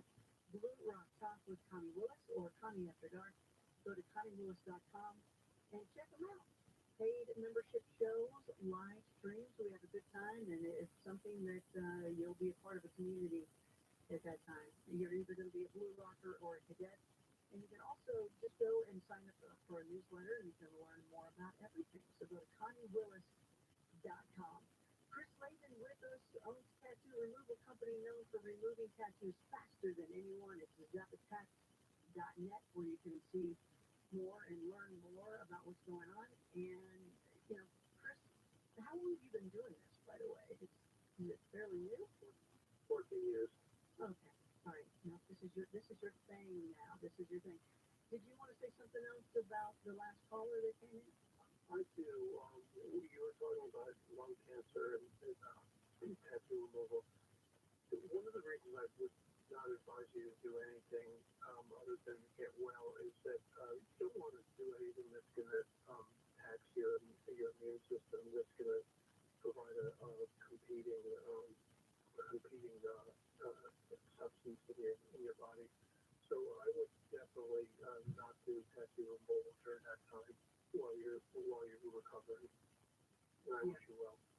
Yeah, makes a lot of sense. All right, open lines continuing. We are asking, you asked about anything you want to ask Chris Slavin. So we're going to go to Sean east of the Rockies, Fremont, Ohio. Hey there, Sean. Welcome to Coast to Coast. How are you tonight? How are you, Carrie? Hanging in there, doing well. It's freezing outside. It's like, I can't remember. It's like 2 degrees or something. I just read it a second ago. It's cold. It's cold. It is. Yes, it is. But I have a good question to ask Chris. Is that I was thinking about this one day, and I had an event come up with a girl, and she said, "Well, I don't know really why I got these tattoos," and I said, "Well, it's probably because it has something to do with your mom or your dad." And then I kind of thought about it. I said, "Is there any correlation or symbolism that is actually true? That all tattoos are just a thing to either remind you of your mom or your dad?" Have you ever seen what tattoo removals or just input on it or anything at all? So it's a very good question. One of the things that Pew Research did was they finally updated their research, and it was released, I think, about 2 months ago. And one of the things they talked about was the meaning of the tattoos, and the number one was to honor or remember something. So it might have meaning to her, and so you can talk to her about it and ask her what if they do mean something. So we were removing a tattoo on one guy, Purple Heart. We were doing it for free, and his buddy was there, and he was covered with tattoos. I said, "Do you want to remove any of them?" He said, "No, because this is where my buddy got blown up. This is the day he got blown up. This is they were all memories." He said, "I want to keep them all." So I was like, "Okay, great." So if the tattoo has a meaning to you, by all means keep it. If it's meaningless, if it's the Tweety bird or the barbed wire or the tribal that has almost no meaning to the person, then they're a good candidate for removal. But removing a tattoo is sort of like, you can't tell somebody to remove a tattoo. It's like telling somebody to stop smoking. It never works. First of all, the only thing you can do is offend her. So I would tread lightly on that. Yeah, it's definitely a personal thing to get and a personal thing to take off. Let's go to wildcard line number 4, keeping the open lines going. Joe out of Monterey. Hey there, Joe. Welcome to Coast to Coast. How are you tonight? Okay, Connie. I was interested in some of the tattoos and from prison, especially the Russian prisons. They have some interesting tattoos and meanings. Do you ever get any people that want to remove those tattoos, or do you know of some of the meanings of those tattoos? Plenty. We're removing one tattoo from a professional hockey player, and he decided that he was going to get a tattoo to impress his Russian teammates, and he said, so he got a tattoo that said hockey in Russian, and they laughed at him when he saw it. He said, I think it said something like Kleenex. But prison tattoos tend to go really fast when you want to remove them. do a lot of that. One thought I had was I thought it would be a good idea to do free removal for prisoners that were getting back into society, and I thought it was a great idea, and so did the warden. But the warden read it up and down the higher ups, and they said, no, you can't do that because it could be considered to be coercive. How's that? But some of the prisoners I met in that ended up being clients. Why would it be coercive? I don't know. Yeah. And I said, I don't get that. Okay. Yeah. He also wondered if you knew some of the meanings of some of their tattoos. You know what? Generally I don't. We have one tattoo that I shared with Connie, which was a hookah. And the guy, he was military, and he got deployed, and he was in the Middle East, and he got the tattoo done there. And what he didn't know, and I didn't know either, I found out from when I showed that tattoo to one of our Arab-speaking clients. They started laughing at it, and they said, "You know what that says?" I said, "No, it says hashish." And so we told the guy that's what it said. He goes, "Oh my God." Oh, the hookah, that's what it's, I see. Oh, so that went away pretty quickly. But other than that, it's really none of my business what a tattoo says. Every once in a while, we'll see one that has some meaning to me. And one of the things that we found that we were having some tattoos that were going really slow, and I put the picture over on one of them that said vegan on it. And that kind of triggered me, and I just said, well, I wonder if there was connection here. And I asked the other people who were going slow, are you vegan or vegetarian? And the answer was yes to all of them. And so I started doing the research, and I found Kinda, you seen this shit? Rabbi broke up with you. You seen this shit? Avatar, you seen this shit? Romy, you seen this shit? Sarah, you seen this shit? Gilla, you seen this shit? Mary, you seen this shit? Raymond, you seen this shit? Eddie, you seen this shit? Sherry, you seen this shit? Gal, you seen this shit? Yoni, you seen this shit? Moran, you seen this shit? Rachel, you seen this shit? Millie, you seen this shit? Nella, you seen this shit? Hannah, you seen this shit? Dory, you seen this shit? Michal, you seen this shit? Elani, you seen this shit? Michael, you seen this shit? Dale, you seen this shit? Debbie, you seen this shit? How do you see this shit? Ricky, you seen this shit? Mary, you seen this shit? There, you see this shit? Nina, you seen this shit? India, you seen this shit? It's not that. It's usually, it's been a few times where tattoos are absolutely gorgeous. Raggy, Rabbi, this rabbi eats pasta the same way he eats pussy. Most of the tattoos we remove are not good ones. So there was a woman that was removing this incredibly beautiful floral piece on her. It was her entire back. And I was called into the room, and they said, my text said, you really need to see this tattoo. And I looked at it, and I said to the woman, do you really want to remove that? And she said, yeah. Bruce, but he refuses to say it. It's so good. And of course, Angela Martin knows no pop culture, so she's no help. And Andy is horrible at giving clues. Terrible. Now we have a moment coming up that was very controversial. Is it when Jim tried to ditch you at the party? Yeah. Jim fakes a phone call from his landlord saying that his apartment is flooded, I guess. And he tries to get Pam to come with him to escape the party. He's like, we gotta go. We're so sorry. But Michael is like, well, you guys don't both need to go check on the apartment. And Jim is like, okay, great. Well, I'll see you at home later then, Pam. Yeah. And Pam is like, excuse me, you can buy new stuff, but you can't buy a new party. Yeah. We got a lot of mail about this moment, and Lee Eisenberg actually spoke about this in an interview with Office Tally back when the episode aired, because I guess after this aired on the East Coast, the message boards blew up with fan comments online. People were really, really mad that Jim would consider leaving Pam behind at this party. But Gene and Lee said they thought it was a really sweet, playful scene, and it sort of was like like a mental chess match between Jim and Pam, and that Pam ends up winning. And they thought Pam was the victor of this scene, but people could not get past the fact that for a moment Jim was willing to leave her there. Well, that should tell you how bad the night was going. It didn't really bump me because he included you in the beginning. It's only when he was challenged that he was like, okay, well, I'm gone. Well, the evening has now dissolved into just silence. It's just everyone sitting around saying nothing. And how long have they been sitting there just in silence? I don't know. I mean, Jan is fully reclined with her head back and her eyes closed.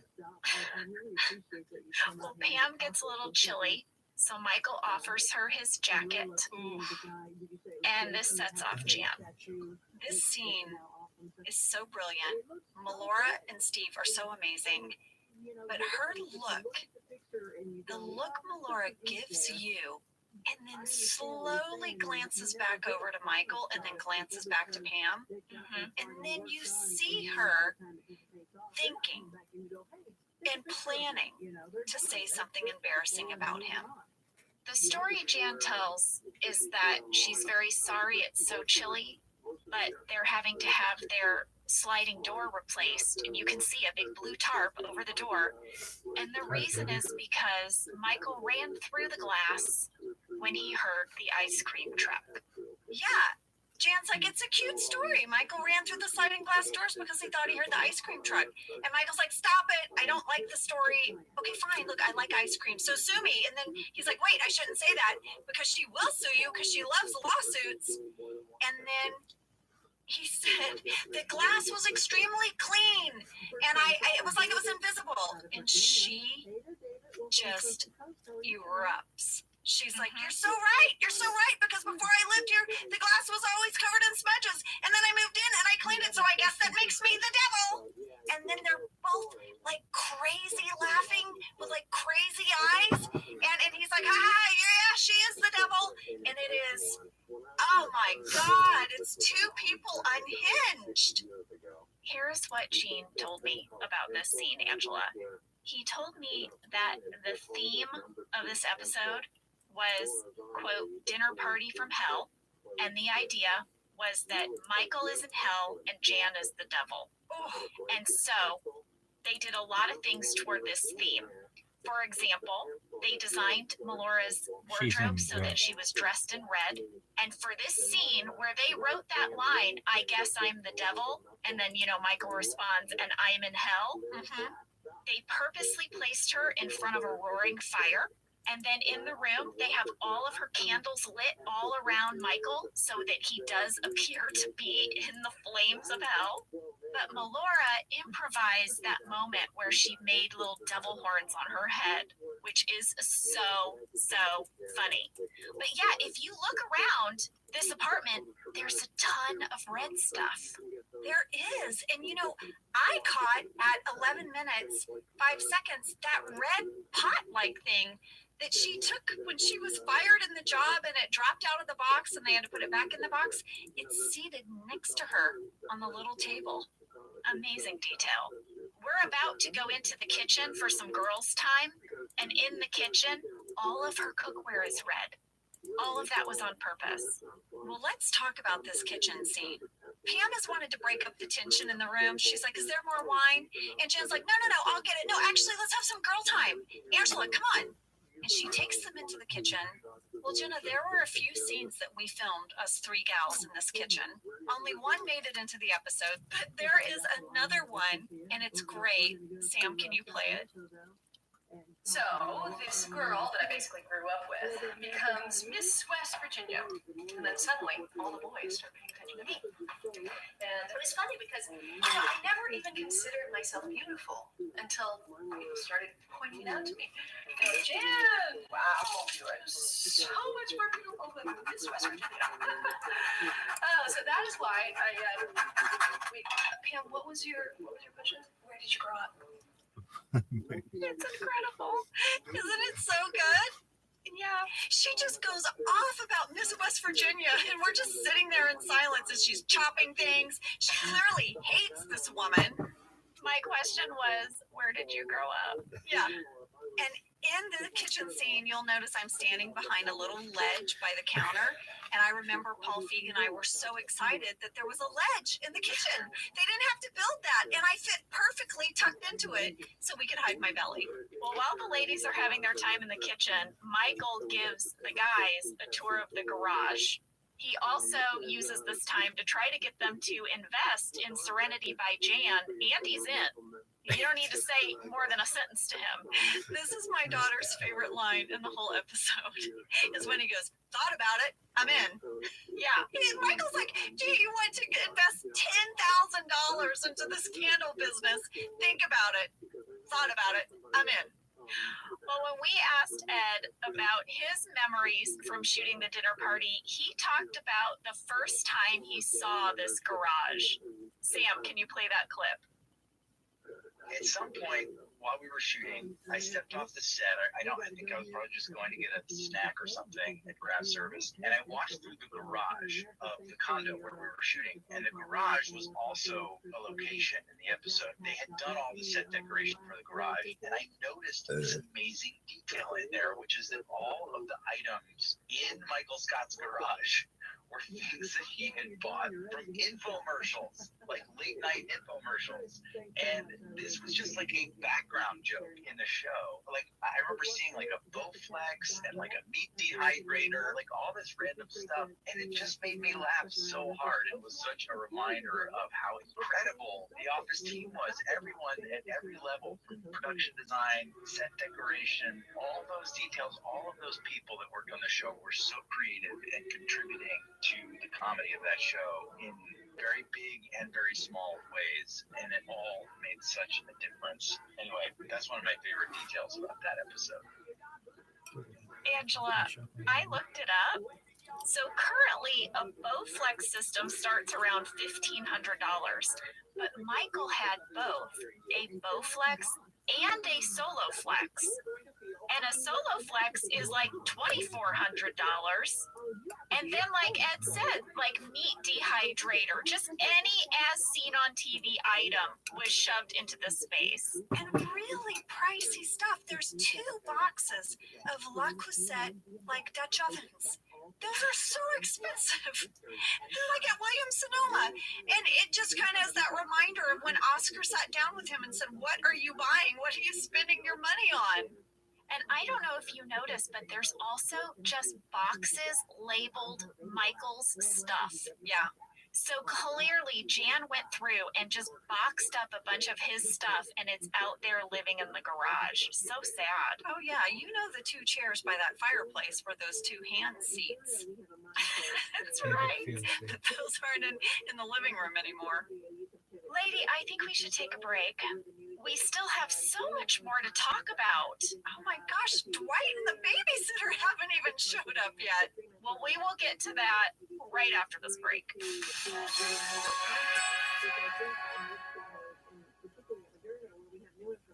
Let's talk a little bit about hydration in the new year, particularly about Liquid IV. Angela, you turned me on to this, and I'm going to have to give you props. Oh, thanks. It's pretty great. You told me that you use this when you travel to stay better hydrated, and I started doing the same thing. You know, whenever we go on a road trip, it's like I don't want to drink too much water because then I'll have to pee. And then I find myself so dehydrated. So I use this. Well, I like it for hikes. Here's what it is. You get a little packet and you put it in your water. And then you are going to get 3 times the electrolytes of a leading sports drink, plus 8 vitamins and nutrients. It's non-GMO and free from gluten, dairy, and soy. It is perfect for daily use before a workout or when you feel run down, or after a long night out, hint, hint, hint, hint, or even on really long flights. Rehydrate yourself for the new year. Grab your Liquid IV Hydration Multiplier Sugar-Free in bulk nationwide at Costco, or get 20% off your first order when you go to liquidiv.com and use code OFFICELADIES at checkout. West Side. That's 20% off your first order when you shop Better Hydration today using promo code OFFICELADIES at liquidiv.com. Ding dong. Oh, there's 2 more guests. Janet is confused. Her whole dinner party is here. Michael is not. He knows who's at the door. It's Dwight and Melvina, his older babysitter from when he was a child. Oh, and don't worry, they've brought 2 wine glasses and a cooler of food. Yeah, Since they're unexpected, they've got it Yeah. covered. Don't worry. Nail and 2 lawn chairs, so they have a place to sit. The wine glasses are the biggest ones you'll ever see. Yes, they are. This sets off an argument. Jan wants Michael to send them away, but Michael stands his ground. Yeah, Michael's like, listen, you said he couldn't come because he didn't have a +1, or we didn't have enough wine glasses. Well, he brought the wine glasses and he brought another human.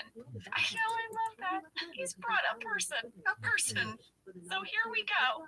And Jan is like, fine, have it your way. And Michael's like, have it my way? When do things ever go my way? Yeah, when he wanted to see Stomp and she wanted to see Wicked, what did they see? Wicked. When she said she wasn't ready to have children, what did Michael do? He had a vasectomy. Then she decided, I want kids. He had the vasectomy reversed. But then she changed her mind again. He had another vasectomy. Snip, snap, snip, snap, snip, snap. Do you know the physical toll that 3 vasectomies takes on a person? All of this happens in front of all of us. There is so much to unpack about this scene, guys. So buckle in. I mean, when we saw the bench, we thought it can't get weirder than the bench. And then we played celebrity. And now we're standing in the hallway of the condo yelling about vasectomies? Where can it go? Let's start with Dwight's date, his former babysitter, Melvina. Angela, Jean told me that they thought it would be really fun to offer this role to our longtime casting director, Allison Jones. But she said no. She refused. Greg wanted the incredible Beth Grant to play the role. Well, yes, Greg had worked with Beth before and knew her very well. You guys might recognize her from the film No Country for Old Men. I mean, she has a huge filmography, but at this time, that film had just come out. We reached out to Beth, and she told us the story of exactly how she was cast on the show. I was thrilled when I got the call to do this part and to be Rain's For the West Side. babysitter and girlfriend.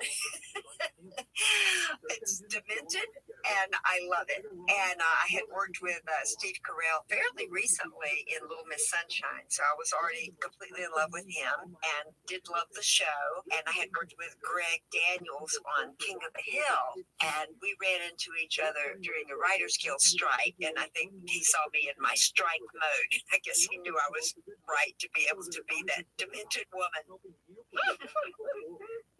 Well, then Beth shares with us what it was like to do the scene at the front door. She's holding a cooler the whole time this is all happening. It's her first scene of the episode. Here's what she had to say. Coming to the door to that dinner party was so thrilling for me. It was so hard not to laugh. I felt that since I knew Steve, he was out to get me. He wanted me to break. And here I was, a guest star, nervous with all you regulars, you fabulous comedians, you brilliant comic minds. And here I am, the guest star with Rain, and opening the door is Steve Carell, just going for it. And I had started this riff and improvising to the point that I was determined not to laugh, so I started almost grunting and crying. I don't know if you can hear it in the episode, and tears in my eyes. And he said, "Oh, great, now she's crying," or something. And I leaned over. I was holding that cooler, bringing our own food since we weren't invited, holding that cooler. And I leaned over, just shaking all over, and came back up. And somehow I think I managed not to break. But that was the only time I managed not to break, because you guys were just so hilarious. Jenna, we should share with everyone what line Steve improvised that sent us all to the floor. Yes. Guys, Steve improvised the line, snip, snap, snip, snap. You have no idea the physical toll 3 vasectomies has on a person. I mean, you try not laughing with Steve Carell in front of you improvising stuff like that? We were all a goner. Well, it's interesting because Paul Feig sent in an audio clip about this, and I'll let him explain it. But there's a reason why Steve improvised that line. Here you go. There's so many great things to think about and remember from this episode, but one that makes me just realize how genius Steve Carell is, in case anybody didn't realize that already, is when the whole snip snap run was, it was a pretty dramatic scene of them like talking about having kids and all this, and so we did 7 takes of it. It was really good, but it was very dramatic. And I remember just kind of saying to Steve, let's do a take or just kind of find a little more humor in it. I know it's kind of hard because it's kind of a serious subject. And he's like, oh, okay, yeah, I get it. And that's when he went off on the whole snip, snap, which is just brilliant. I mean, that scene is so funny because it's so heartbreaking and cringy, but also hilarious. I remember that, Angela. I remember doing takes and takes of that scene It's Bow. where they were just going back and forth. That can't be real. And you could just see the pain and Michael that he wasn't a father and that Jan had been so manipulative of him. And it was like a drama. And then Paul came over and talked to Steve. And they were like, how can we make this a comedy again? How can we keep the dark elements of this scene, but not let it get too heavy? Brilliant Steve Carell. Yeah, he so saves the moment, and it's hilarious. I mean, you're cringing. It's horrible. But he makes it funny. Yeah. Well, now, guys, we're going to sit down at the table. I guess dinner is ready. Near ready. Finally. Can I point something out? Yeah. If you look at the table, we all have wine glasses, right? Mm-hmm. We also all have water glasses, which are wine glasses. So clearly Jan had more than 6 wine glasses because she is using them for water as well. She just didn't want Dwight to come, you guys, to her fancy party. He did not make the list. Well, Dwight has started eating. I mean, they brought their own food. They're wasting no time. They're the only ones eating. Jan is still upset over what happened at the door. She's so upset she has to excuse herself. She goes to the kitchen. Yeah, I mean, the last thing she said before she sat at that dining table was, I hate my life. Yeah. She's not in a good place. Jenna, there's a deleted scene that is so fantastic where you kind of whisper to Michael, go to Jan, go comfort her. You kind of do this little motion like, go say something. So he gets up and he walks over to her. Again, he's comforting her, but we're all witness to it. And it's so clumsy and awkward. And Sam, can you play the first part of that?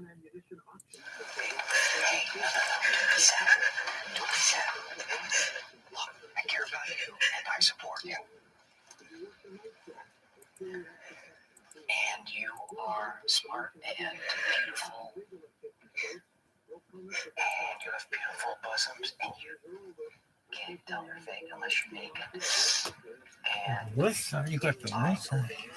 is my support and your constant calls to Dr. Perry on my phone plan, which is a little bit of a strain because I only have 20 anytime minutes. Every minute after that is 75 cents. You should look at some other plans. Oh, okay. Thanks, weirdo. But you know what? I'm month to month because I don't want a 2-year commitment. I remember when he turned to Beth and goes, oh, thanks, weirdo. We all lost it. Yeah. Gene said that's one of his favorite lines that got cut. Oh, really? Mm-hmm. He loves that moment. Michael continues to try to comfort Jan, and it doesn't get any better, but it really paints a picture of how he feels about his home life with her. What were you saying to Jan? Honey, nobody in the complex likes you, but you have made this place great. It's like a museum.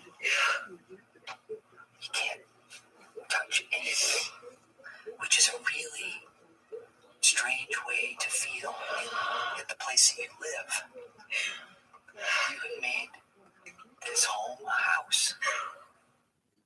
It's just what Paul Feig said about their design of the house. Yes. Like a museum. You have made this warm, cozy home a house. Oh, Michael. I think they were right to leave those out because otherwise I think we might have felt too badly for Jan when Michael is about to do what he's about to do. But before we get there, Angela, I have to talk about this moment when Dwight offers you some of his beet salad and you respond by saying the thought of popping one of his beets into your mouth makes you want to vomit.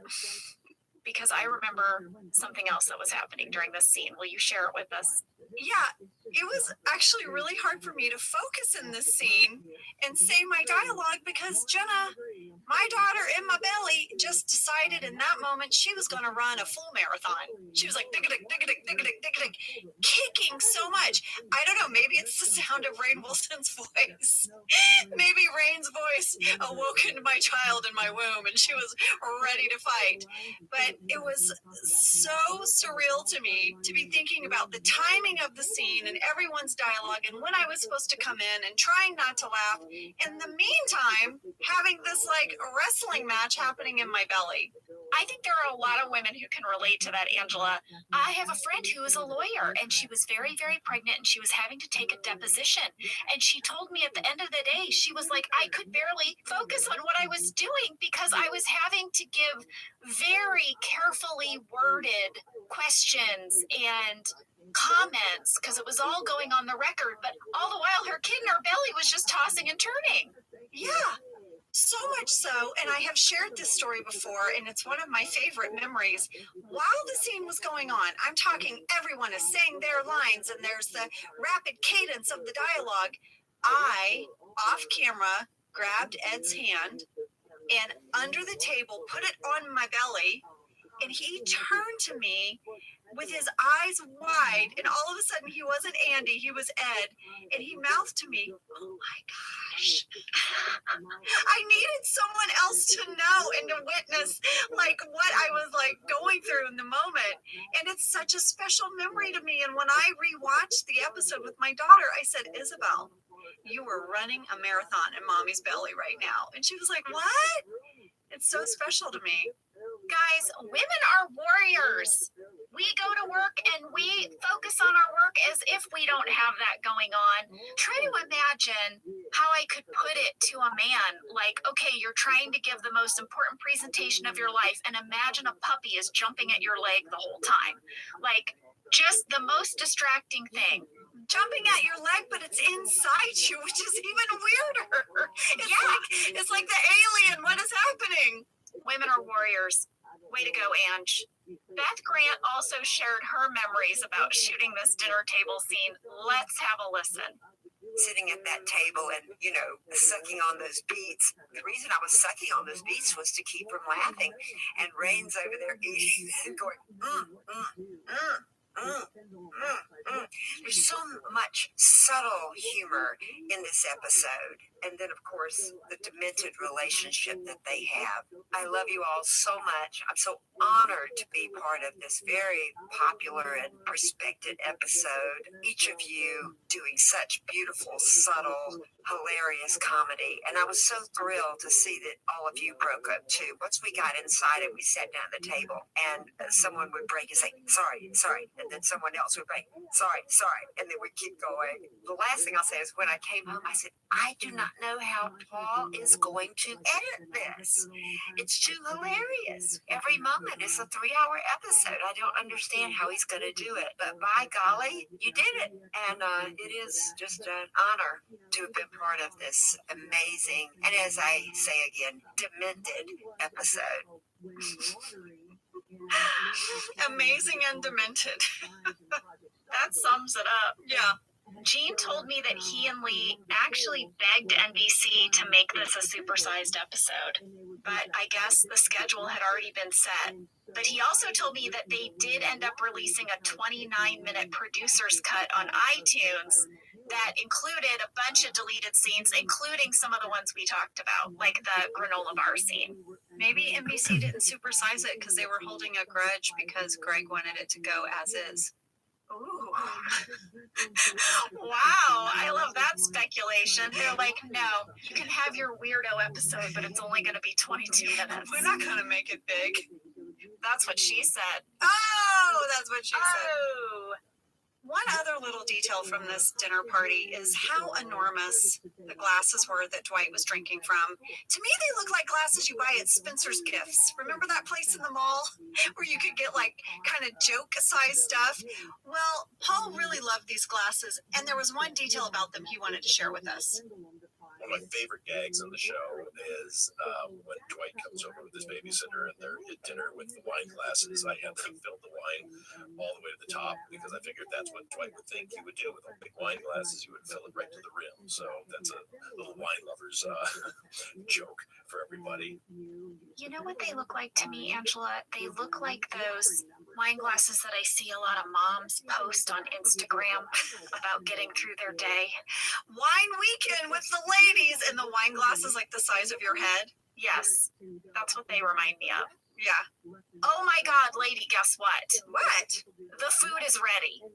The food is ready, but it might be poisoned. Oh no. Oh my gosh, yes. Michael whispers to Pam. He thinks that Jan has maybe been trying to poison him. He can't prove it, but he thinks. He just hopes she didn't do anything to the food tonight. Like, what has been happening to Michael? Has he been having violent diarrhea?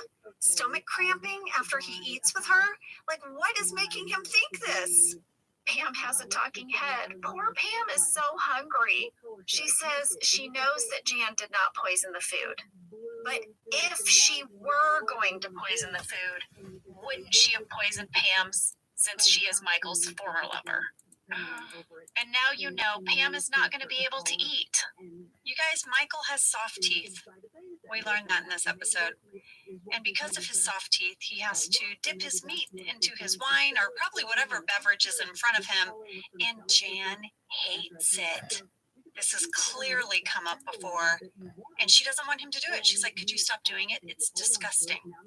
Lady, can I tell you a story about a guy I dated? Oh God, I was so worried you were about to tell me you dip meat into your beverages, but it's about it's a guy. Angela, how long have you known me? You thought maybe I dip my meat in beverages? Well, you made a face. You guys can't see her, but she made a face. You did the thing with your shoulders that you do, Jenna, when you're about to share something with me that you haven't shared before. And so I thought, oh my God, I've eaten with her, but have I ever eaten red meat with her? Oh my God. No, I eat meat normally. I can't believe that's a sentence I had to say. Well, but I did. No, what I was going to share was I dated a guy who, first of all, had to drink milk with every meal, not water. Gross. He was a grown man, but he had to have a big, tall glass of milk. I mean, maybe no judgment, but I'm just saying, I don't know. I judge. Okay, go on. We're at a restaurant, Weird. orders No, a it's tall just- glass of that's milk. weird. But he had this thing where he would take a bite of food and then immediately take a sip of milk and then chew the food with the milk in his mouth and then swallow it. Oh, God. And you had to sit and watch that through a whole meal? I feel like I'm with my This friends. was his Oh. preferred way of eating. He liked the taste of his food mixed with a sip of milk. All foods? Every meal, every food. A bite of sandwich, sip of milk. A forkful of spaghetti, sip of milk. That is disgusting. That's a deal breaker for me. I can't spend the rest of my life watching you take one bite, a swig of milk, and slosh it around. I can't do it. I'm out. I dated him a long time. How long? I don't want to say. Oh, no. Oh, no. But it was a lot of meals. A lot of milk meals. Yeah. Well, listen, Michael is really offended that Jan has pointed out this quirk in front of the dinner party. And she is so evil. She goes, oops. And that's it. Michael has had it. He is going to take back his space. He marches off. We don't know where he's going or what he's getting. While he's gone, I got a little glimpse of your plate, Angela. Yeah? Will you please tell people what you did? You guys, it was one of those little actory moments, and it might also have been because I was really pregnant and everything was smelling so strong to me. But I took my napkin, my fancy napkin that Jan had laid out for all of us, and I just gently covered my meat with it so I didn't have to look at it. And I thought Angela Martin would do that because she's a vegetarian. She wouldn't have eaten the meat or wanted to look at it, but she wasn't going to say anything because this is clearly not the dinner party where you want to voice up about the food. So I covered my meat with the napkin. So brilliant. I love that choice. Well, Michael comes back to the table, and he has brought with him his neon beer sign. Grape or And he takes a what? painting off the wall, which, by the way, I want to point out is coming to red. dinner or And he hangs up his beer sign. And when the neon light goes look on, who's coming to you no. hear the hum, and we are just bathed in Like what this the fuck's up with glow Virginia Woolf from or something? this That sign. one. I want to watch Well, that listen, one. Sounds it's a amazing. St. Pauli girl What's the beer deal with sign, Virginia Woolf? and it's outlined in blue. So when he turned it on, it was like a cascade of blue light filled the whole room. It's just so incredible. And you see the blue on Melora's face. That's how bright the light is. Jan is furious. She gets up, she turns on Hunter's CD, and now we're going to have the argument. Yeah, we thought we had the argument, but now the showdown is about to happen. Yeah, they start arguing about talent, about creativity. Michael's like, I don't think he's a good singer. I don't think he's very good at all, but Jan seems to love him. It's one of my favorite lines. Jan says, at least he's an artist. And Michael says, BFD, I'm a screenwriter. And this is my favorite line. Jan says, and I'm a candle maker, but you don't hear me bragging about it. Yeah, it's one of my favorite lines of the whole episode. I also like this couplet. You burn it, you buy it. And then Michael says, great, I'll be your first customer. You're hardly my first. Oh my God. Angela, I cannot believe we got to sit in that room. I know. I mean, we got front row seats to this live show. It was mind-blowing. Just the two of them were doing this dance, and we got to watch it. I am still blown away that we got to be there. Well, when we asked Rainn Wilson about this episode, this is what he talked about.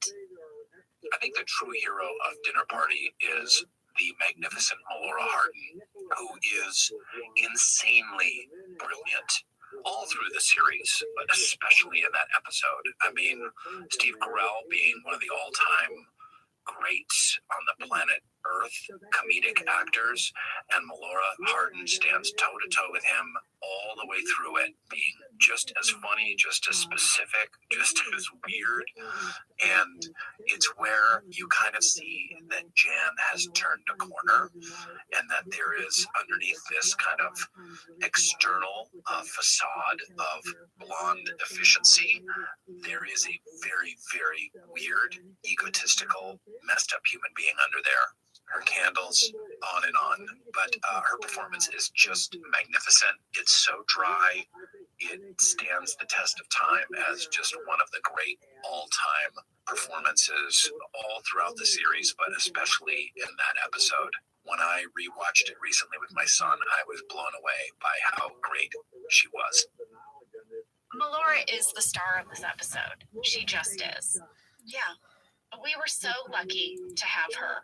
I mean, back on the pilot when we cast her, could we have known that this is what was going to happen? She's Well, Jenna Melora has shared with us and that she does. she felt like This is one of the they best knew episodes. She makes it. the chemistry these characters could have if they She's really got room to hilarious. run. Way back on the pilot, And she's here's what she had to say. I don't want The to fall whole Jan asleep and Michael arc started when It's gonna be we were her having fucking lunch ringtone. at the She's pilot beautiful. episode. She's Me hilarious. I and want to fall Steve asleep and inside her. Greg were all Oh, having God. lunch together, and somehow I am Steve and I so both said fucked, like there was Melora. just some spark and some weird dysfunctional attraction between Michael and Jan that if we ever got so lucky to make the series, we would hope that we could get them to hook up somehow, some way at some conference or something. So that was the beginning of it. So I think going into it, I was always aware of what the potential for sort of showing this wonderfully complicated and dysfunctional relationship was. The hilarity of that, it was just so funny and so kind of dark darkly funny, which just really appeals to my personal sensibilities. I really loved that the dinner party took it to that next step of implosion. Yeah, was just thrilled that we had a chance to really implode on Oh, hell screen yeah, in front of motherfucker. everybody. What's up? What's up? And hopefully get a lot of laughs out of it, which we did. Well, speaking of implosion, this whole thing is about to crescendo when Jan picks up a Dundee and smashes Michael's beloved plasma screen TV. Yeah, I mean, he's like, that was $200. Good luck paying me back on your $0 salary, babe. My favorite moment after that, there's the silence of like, oh my God, what just happened? And the person that calls it for the night that's like, yeah, I'm done here, is Melvina. She's like, yeah, I'm going to go. Well, Melvina's the only person who doesn't work for this guy. So she could be like, yeah, I'm out of here. Yeah, This is taking a turn for me. Well, we had a fan question, Angela, from Meg, Emily, Ethan, and Emma. Yo. How many plasma This is screen Maurice TVs on were Western. Go broken ahead, by a Maurice. Dundee? Yeah. And how I many want to takes know did this when the actually hell am I going require? to see Well, I Charles? reached out to good old Kentopedia, who told me that those little TVs were Charles actually Major? kind of What's the name? expensive. Charles He Minor. said they Minor, I bought hardly know 5 her. of them, and we broke 4. Now, I remember doing a bunch of takes with Melora where she missed at first, and they would have us react as if she hit it. They could always use our reaction, but then she only had those 5 chances to actually land the Dundee when she was on camera. and you know, I mean, the sort of comical thing is, it wasn't a big target. It wasn't. It's a small thing to hit square in the middle with the Dundee. It's true. Well, we're all going to follow Melvina out the door, right? Everyone gets up from the table. They're going to leave. I was actually asked not to get up from the table, if you notice. And it's because you would have seen my belly. So I'm the last to leave the dining room. Well, not only do we leave, but the police arrive. There are 2 moments that are so delicious in the scene.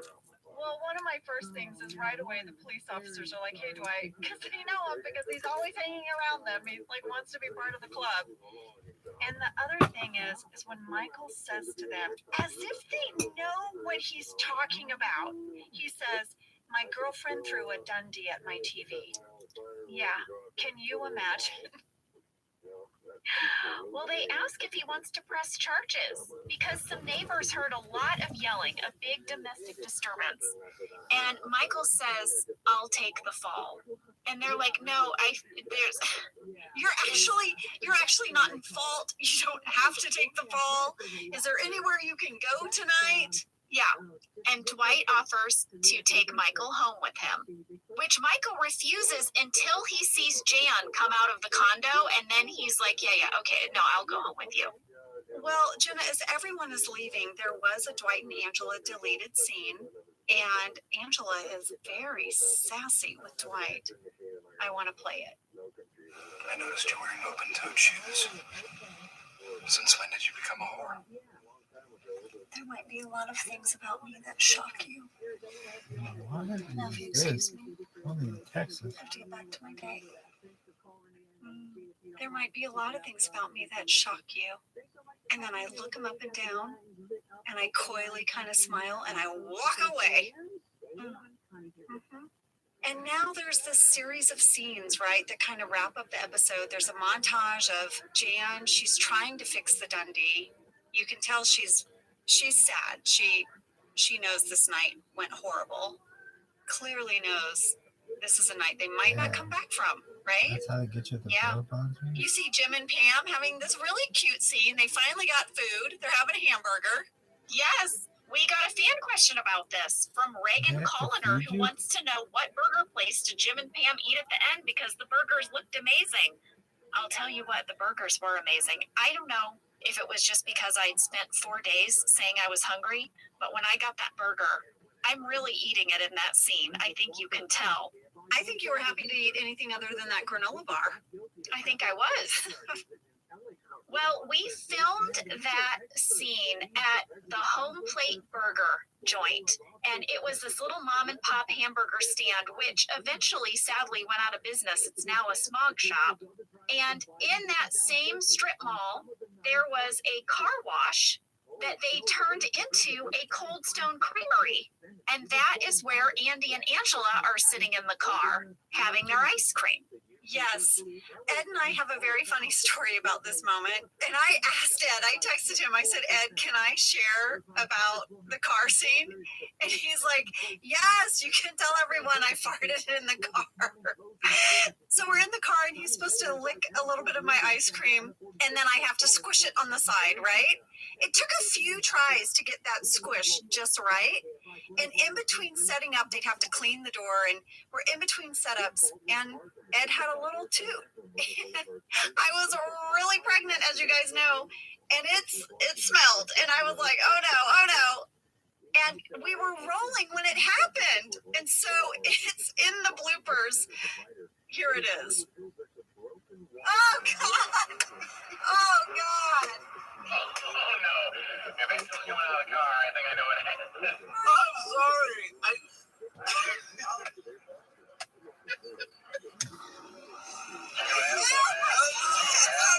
It's not that bad. He drove you from the car. You had to get out. I had to get out of the car. And our crew was listening the whole time and they're cracking up. Ed is hitting the dashboard like, no, come back. I'm sorry. It cracks us up. It makes me laugh. Oh my gosh. Years later, Jenna, when the show wrapped, Ed gave me the sweetest card. He wrote all of these lovely things and he ended it with, and I farted in a car with you, so we'll always have that. Love Ed. It happens, guys. It happens. But that one made the blooper reel. Well, the very last scene is Dwight and Michael pulling up to this bus stop. And as they pass by, we could see that Dwight's babysitter is waiting for the bus with her cooler, and they do not offer her a ride. It's terrible. But Beth Grant sent in a little memory of shooting this as That well. seems dangerous. I must say, at the end, when I'm standing at the bus stop waiting for the bus, because he hasn't even had the decency to drive me home, and his car pulls up, and we have this moment of looking at each other, to me, is so esoteric and brilliant and wonderful, and rains look to me, and then he drives off the bus stop. He's a free man. I just love how tickled she is by her whole storyline in this. She was so game for all of it, and I loved having her on set. She was an absolute delight. Yes, and Beth, oh my goodness, thank you so much for sending in these audio clips, and thank you to Melora and Rain and John and Ed and Paul Feig, Jean and Lee, Kintopedia, Jenna, everyone really showed up for us for this episode, and Steve read the summary. Guys, that's Dinner Party. We hope you liked it. Angela and I worked extra long on this episode because we wanted to get everything we could and share it with you. This is one of our favorite memories of shooting the show, and we hope we did it justice. We love you guys so much. Thanks for listening. Go light your candles. Take a minute for yourself and find some serenity. Sam, will you take us out with Just One Night? That one night, you made everything alright. So rock the ride all night, alright, oh yeah, oh yeah. So rock the ride all night, alright, oh yeah. Thank you for listening to Office Ladies. Office Ladies is produced by Earwolf, Jenna Fisher, and Angela Kinsey. Our show is executive produced by Cody Fisher. Our producer is Cassie Jerkins. Our sound engineer is Sam Kiefer. And our associate producer is Ainsley Bubuko. Our theme song is Rubber Tree by Creed Bratton. For ad-free versions of Office Ladies, go to StitcherPremium.com. For a free 1-month trial of Stitcher Premium, use code OFFICE.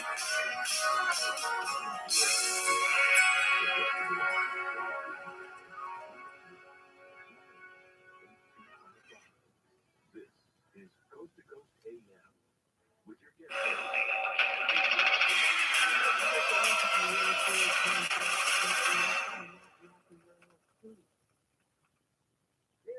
Most people give up on their resolutions by mid-January.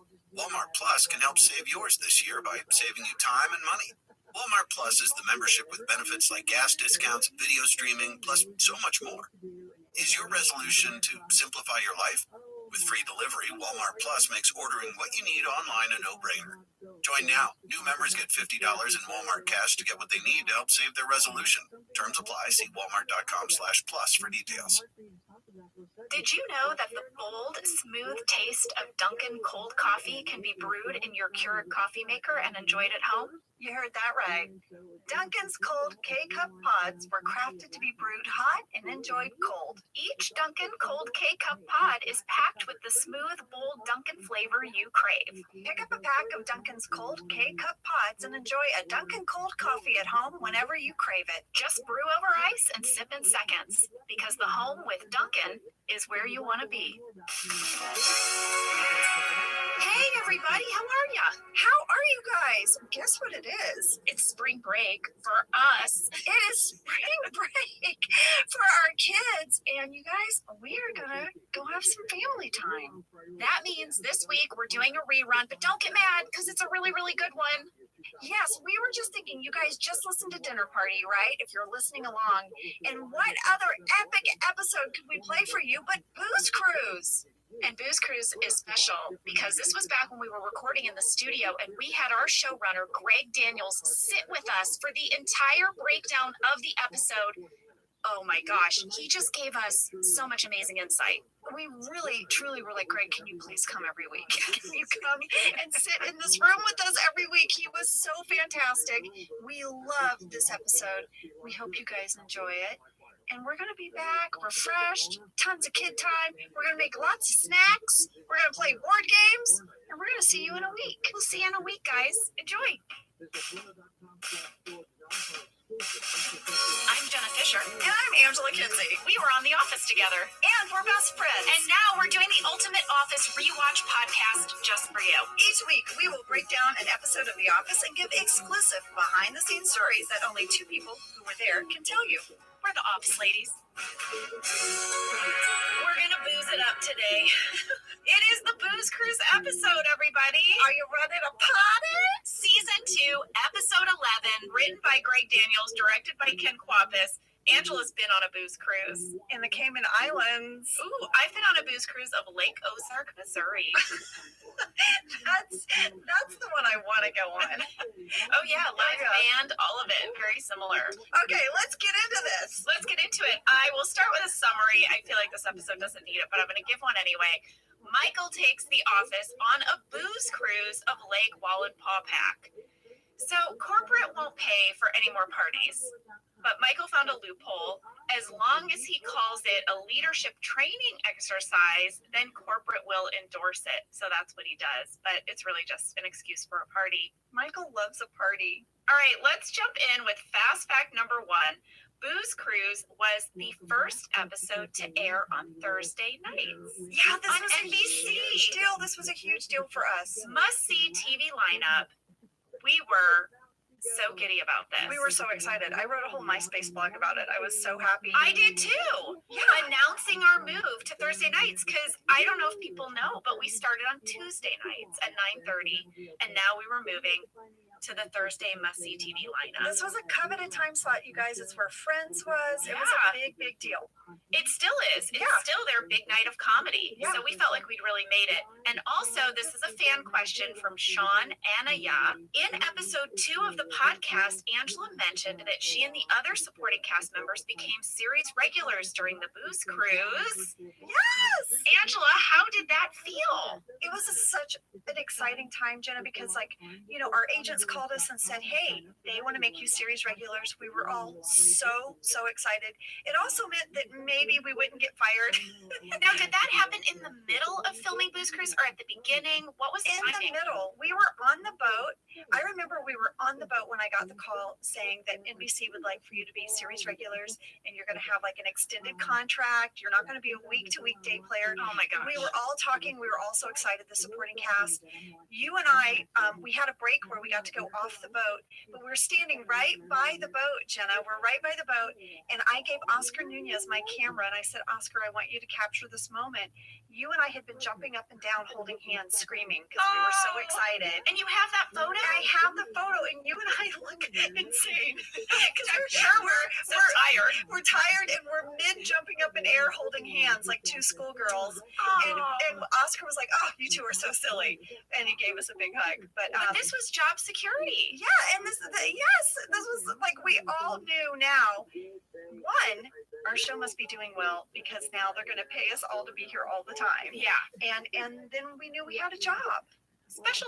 I know. Things are starting to turn now. We've been talking about how we were really wondering week to week if we had jobs, and now we're starting to feel like, oh, we're on a TV show that's going to keep coming back. Now, we still haven't been picked up for season 3 yet, but we know, okay, we at least have a job for like another 13 weeks at this point. This was the most job security any of us had since the beginning of the show. Oh, yeah. For sure. All right, fast fact number 2. Let's talk about our guest stars. Big guest stars. First up, this is the third and final appearance of Amy Adams as Katie. Now, I went back and I was looking at the timeline. She had not yet been nominated for her Academy Award for Junebug. That happened just a couple weeks after we finished filming this episode, but there was a ton of buzz. There was a lot of buzz that she was going to be an Oscar contender, and it was just so wonderful knowing her the way we did at this point, and knowing that she had just been a hard-working actress. Some things had gone her way, some things hadn't, and to just sort of see this electricity around her, and she is just such a humble, sweet, kind person. You just can't help but root for her, and I remember being so happy for her and hopeful. I was seated next to her for pretty much most of the work in this episode, and we just became such good friends doing this. We shared so much about our lives and our hopes and our dreams, and she was just a very open, warm, generous person. And then, this boat was no frills. No frills on this boat, okay? Yeah. We were just sleeping on those benches between takes, and she was all in. Another big guest star from this episode is Rob Riggle as Captain Jack. Riggs! All right, so a few facts about Rob, in case people don't know. He is a real Marine Corps veteran. He joined the Marines in 1990 with the intention of becoming a naval aviator, but then he left to pursue comedy. But he stayed a member of the Marine Corps Reserves until he retired in 2013 after 23 years of service. I mean, he's the real deal. He is the real deal, and the man has such a heart for service. You do the softball game with him. I do. He's one of the people. He's one of the people for Children's Mercy Hospital, and Rob is just an inspiration to me. Well, you guys out there might recognize him also from SNL or from The Daily Show, where he played their military correspondent, or from like a gazillion movies, including Furry Vengeance with Angela Kinsey. He was in Furry Vengeance, and then you won't recognize him from a pilot he and I did called The Gabriels on Fox that never saw the light of day, where we played husband and wife. We had so much fun. I keep telling him, I'm like, Rob, someday we're going to get to play husband and wife again. Oh, I would love to see that. You guys would be great. Yeah, so you know him. You're friends with him. Yes, we are pals. So I called him yesterday, and he's like the busiest guy ever. I was like, Rob, where are you? Are you in Los Angeles? because the last time I talked to him, he was in Scotland. Oh, he's like doing some really fun stuff. But I talked to him and I was like, Rob, what do you remember about Captain Jack and the whole Booze Cruise episode? And this is what he said. Okay. He said, well, Ange, on a personal level, it was one of the first jobs I had after leaving Saturday Night Live. I was so nervous. I was really green, and I hadn't done much in front of a camera. I was scared, and I wanted to do a good job because I loved the show so much, and the character was so much fun. He also said he really enjoyed that we shot on the water and that it was a night shoot. And he said, you know, Ange, I don't know if you remember this, but no one could retreat to their trailers. Between scenes, you had nowhere to go. So we all hung out in that boat all night. We sat in the booths and hung out, and people would sort of booth hop between scenes. You would have people that were like, oh, let's go talk to John and Jenna and Amy Adams and David Denman. Oh, let's go talk to the counting, you know? Yeah. And so he said it was so fun. We would booth hop and everyone would hang out. And I really felt like I got to know some people that night. Second thing he said was he felt really bad for Steve because Steve was shooting Evan Almighty all throughout the day. And then he would come over to our set and film throughout West the Side. night. But even though Steve was so tired, he was still kind and thoughtful and professional. And he said that Steve really became an inspiration for him for work ethic.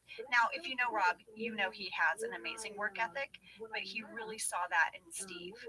Okay, so the third thing he said, and he was like, Ange, this is going to haunt me. It's haunted me for 14 years. What? He said, I had to say Lake Wallenpaupack. And he said, Ange, did you just hear how I said that? Lake Wallenpaupack. I said it like it just rolled off my... Most people give up on their resolutions by mid-January. Rolled off my tongue, like I go...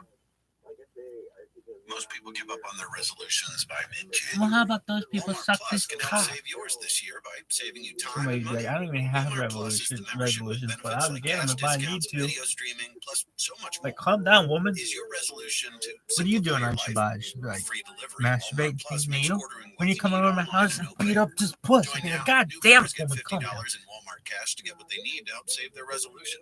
Terms apply. See walmart.com/plus for details. Are Did you you know done? that the bold, Yo, dog. taste of Dunkin' cold coffee can be brewed Hey, in Jumper. your How you Keurig living, coffee baby? maker and enjoyed Are at you home? done? You heard that Is that right. thing done? Dunkin's cold K-Cup pods were crafted to be brewed hot and enjoyed cold. Each Dunkin' Cold K-Cup pod is packed with the smooth, bold Dunkin' flavor you crave. Pick up a pack of Dunkin's cold K-Cup pods and enjoy a Dunkin' cold coffee at home whenever you crave it. Just Who brew over is ice in this 7 Rabbi seconds. Rothschild? Because the home with Dunkin' I bought is where you 62 wanna of them be. this morning. I'm Jenna Fisher. My friends are Angela gonna Kinsey. be We like, were on the dude, the office together. funniest And we're fucking best shit. friends. It's all And now we're doing hilarious. the It's all the Ultimate funniest, Office most Rewatch hilarious podcast bullshit just for I've you. ever Each seen in week, my we life. will break down However, an episode of The the Office one and of the give funniest things exclusive is the fact that you behind-the-scenes get stories such that a only fucking two people joy who out were of being there a can troll tell with you. these fuckers. We're the Office I ladies. know. It's hilarious. Did I say schmuck? Hi, everybody. Hello from our closets. Still here. Still in our closets. Still surrounded by Josh's many, many hats.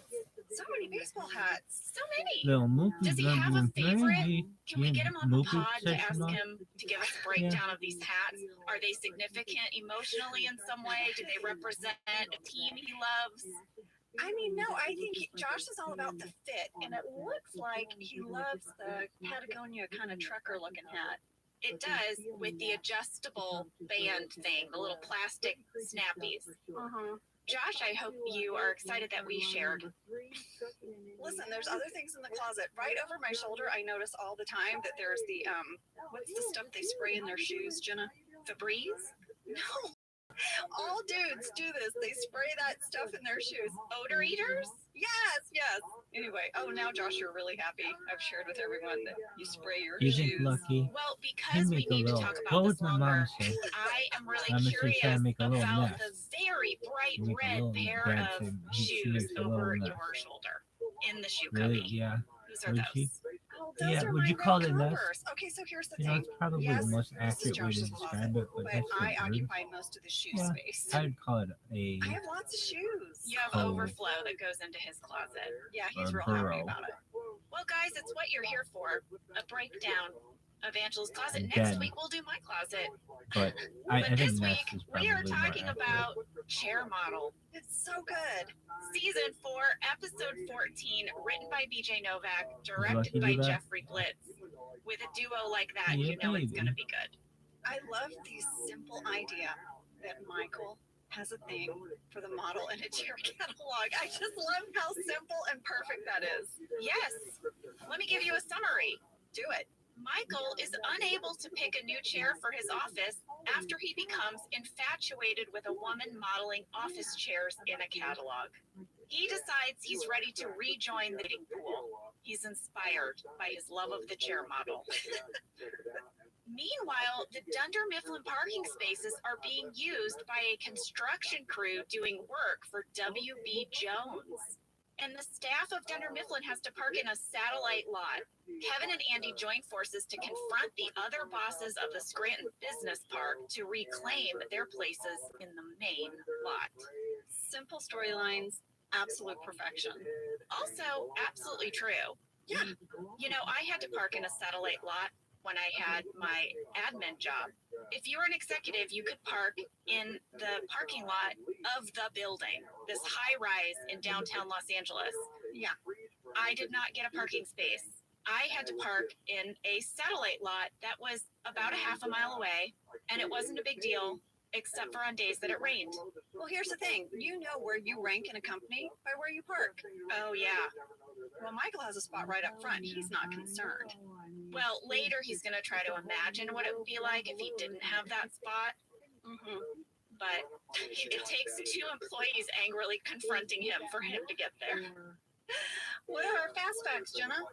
Fast fact number 1, the original title of this episode was Michael Dating. But they realized that they would have to release the name of the episode before Dinner Party had aired. Oh, and they didn't want that. They didn't want to ruin the surprise about Jan and Michael's breakup, right? Yes. So they changed the name of the episode to Parking.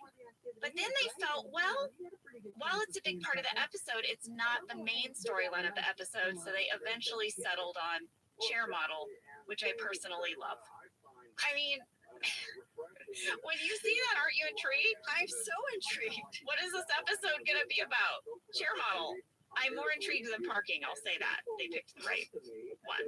All right, fast fact number 2. I think we need to do a little breakdown of the Scranton Business Park 5 families. I mean, it's like Goodfellas. It is. All right, here are the bosses of the 5 families. Michael Scott, of course. Bob Vance, Vance Refrigeration. Then there is W.B. Jones from W.B. Jones Heating and Air. He was played by Barry Sigismondi. Bill Kress of Kress Tool and Die, who was played by Terrence Visser. And finally, Paul Faust of Disaster Kits Limited, who was played by Paul Faust. This is an amazing story, and it all starts when an actual man named Paul Faust came to visit the set of The Office. Yes, so I have known Paul Faust for years. We used to be related by marriage, and I reached out to him, and he's just such a hoot. And he sent in all of these fantastic audio clips about his day on set. They are amazing, and in this first one, he explains exactly how he got the role in the show. Sam, you got to play this clip. Hey, office ladies and office fans, this is Paul Faust, aka Cool Guy Paul. I want to tell you how I got a part of the show. So I was out in LA on business and decided to visit the set because my cousins are part of the office. And when I was out there, I met the writers, and I kind of told them one of my companies what I did, which was a company that sells disaster kits. And Greg had said, "This is my cousin. He's a little nuts. Tell him what you do." I told him about the company, and when I walked out of the room, unbeknownst to me, BJ Novak said, "That guy's got to be a character on the show." So we wrote a part based on me, and the day before they shot the scene, they hadn't found an actor to play the part, so I got a call asking me if I wanted to audition to play the part, and long story short, I got the part, got to fly out and be part of the awesome show and play myself. So that's how I got to be on the show. It's really a story only can happen in Hollywood. I mean, that's bonkers. I know. He's literally playing himself. But what's bonkers to me about it was that they did hold auditions. They held auditions for this role. And the night before, they just had not found someone who could play Paul Faust. So they're like, how about Paul Faust? Paul really sells disaster kits. That's real. That is his company. Oh, yeah. And Angela, he talked about that in this next clip. I think one of the most unique things about me being in the office was that I actually played myself. When I went out to LA and I was visiting and I went to the set, I talked about one of the businesses I run, which is a company called 1-800-PREPARE, 1-800-PREPARE.com, where we actually sell disaster kits and preparedness kits. So I talked about it, and that's what DJ had picked up on. And so we wrote a part called about Cool Guy Paul, the owner of Disaster Kits Limited. And yes, I still own that company. We still sell disaster kits. So I think I'm one of the few people who played himself on TV with his real name in a real business that he runs, which was kind of cool. So we asked Paul, how did he prepare, to have these scenes? He's not an actor. He's not used to learning lines or where to sit, how to navigate a set and all that kind of stuff. And here's what he had to say. So I got this part, let's say on a Thursday, and we were shooting Friday morning, so I had about a good 10 hours to learn my 5 or 6 lines. So I'm studying on the plane, I'm reading them, I didn't sleep, I studied them. So we go there, and this whole experience happens, and you're nervous, and there's a lot of people around, and I had 10 hours to learn a bunch of lines, so I was able to do it, and we knocked it out, and I got it done, and I was like, great, I finished. And then all of a sudden, somebody came in, and they threw these new scripts down. They said, okay, here's the alternate ending. Let's take a 5-minute break, learn our lines, and come back and shoot. I'm like, wait, what is that? 5 minutes what? I had 10 hours to learn my lines. 5 minutes, I'm not learning new lines. So I raced out the hallway, had to study, learn all the lines, learn when I came in and whatever. I wound up doing it, knocking it out, getting it done right. And again, life experience with amazing people who were just so supportive, and I was glad that I was able to be a tiny part of this amazing family. Well, Angela, I found an interview with Paul, and he said that he landed in LA at 1:30 in the morning. The airline lost his luggage, so he had no luggage. He got to his hotel and went to sleep about 3:15 in the morning, and he had to be up at 5 a.m. for work. So after all of that, I'm kind of amazed. I would have been loopy. I wouldn't have been able to learn new lines. No. And I think of Paul just like he's had no sleep. He's probably in the same underwear because they lost his bag. And he, and now he's like, he thought he reached the finish line, and then they hand him this whole new task. Well, Paul sent a few more clips about his experience just being on set. They're so delightful. We're going to sprinkle those in throughout the episode. All right, fast fact number 3, Angela. I'm titling this, Am I the Inspiration for this episode? I'm sorry, what? Were you a chair model? No, but in season 1 of the show, I wanted a new chair at reception, and I had to lobby for it. So I'm sure I'm not the inspiration for this episode, but in season 1, they gave me a chair at reception without arms. It was an armless chair. And I really, really wanted a chair with arms. And so I attempted to try to sort of move the chairs or find a chair maybe that hadn't been claimed or used. It wasn't working. And big shout out to our set dresser, Steve Rothstein, because he is one of the guys who headed up the team that picked out all our furniture on the office. And he got me a chair with arms. Oh, lady. And I was so excited. Well, I have a chair story for you. I've been holding on to this. I'm going to go ahead and tell you now. The chair I'm sitting in right now, ready? I'm going to pan down. Do you see this chair? I do. It's a blue chair with mesh. Do you recognize it? I don't recognize it, but it has no arms. Phil Shea gave me this chair. It was a leftover chair from Work Bus. Oh my gosh, you've been sitting in a Work Bus chair this whole time? For a year in my closet.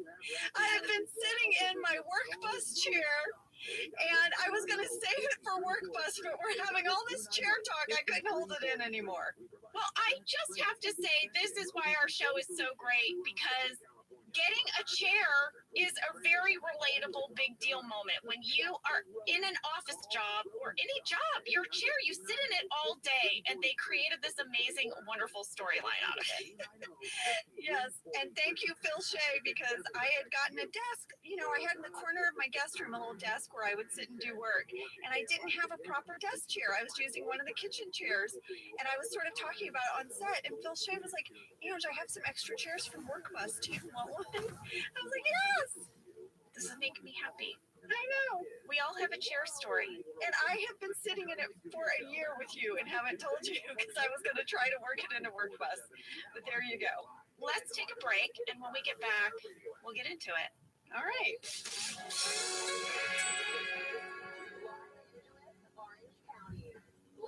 Whether your resolution is to save money, eat better, or stress less, HelloFresh is here to help you do all three.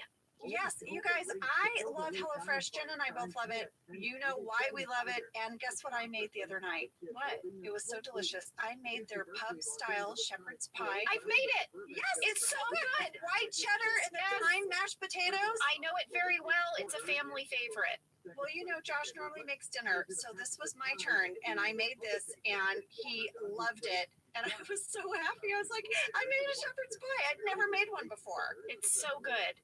Everyone, you can say hello to your most delicious year yet with fresh ingredients, chef-crafted recipes, all at a price you'll like, delivered right to your door. Go to hellofresh.com/officeladiesfree and use code officeladiesfree for free breakfast for life. One breakfast item per box while subscription is active. That's free breakfast for life at hellofresh.com/officeladiesfree with code officeladiesfree. HelloFresh, America's #1 meal kit. This show is sponsored by BetterHelp. You know, around New Year's, we all reflect, and people really start making lists of what they could do to be their best self for the next year. Yes, I think, the new year definitely makes you think New Year's resolution. What do I want to change? New year, new me, that kind of thing. Yes, but perhaps this year we could be reflecting on what we're already doing right. Yeah. And therapy can help you figure out your strengths so that you can ditch this idea that you need some extreme change or this extreme New Year's resolution and just, you can make changes that really stick because they're based on your strengths. I like that. If you're thinking of starting therapy, give BetterHelp a try. It's entirely online, designed to be convenient, flexible, and suited to your schedule. Just fill out a brief questionnaire to get matched with a licensed therapist and switch therapists at any time for no additional charge. Celebrate the progress you've already made. Visit betterhelp.com/officeladies today to get 10% off your first month. That's BetterHelp, HELP.com/officeladies. Let's talk a little bit about hydration in the new year, particularly about Liquid IV. Angela, you turned me on to this, and I'm going to have to give you props. Oh, thanks. It's pretty great. You told me that you use this when you travel to stay better hydrated, and I started doing the same thing. You know, whenever we go on a road trip, it's like I don't want to drink too much water because then I'll have to pee, and then I find myself so dehydrated. So I use this.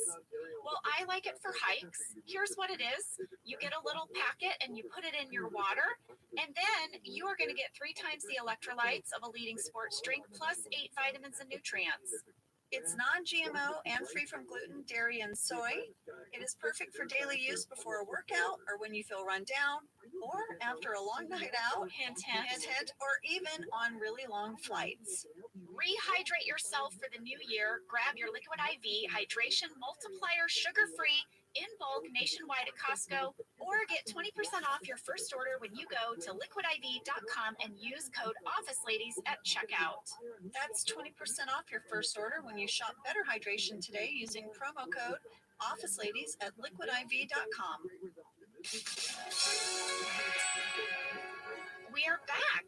We open on a Jim and Pam talking head. They are standing outside of the Dunder Mifflin office, and they are explaining that due to some renovations in the building, all of their parking spots are being taken up, and they have to park in a satellite lot and walk to work. They're being really positive about it, though. Yeah, they saw a junkyard dog eating, some of a chicken.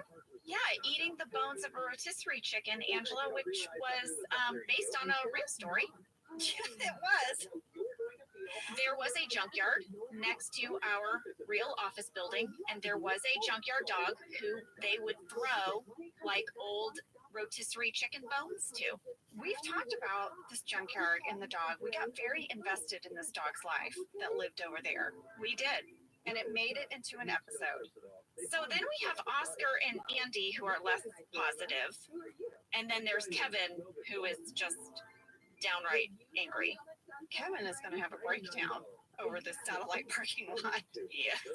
Well, Andy says he's so bummed because he lost a penny out of his penny loafers. Yeah. Jenna, I don't understand penny loafers, so I looked them up.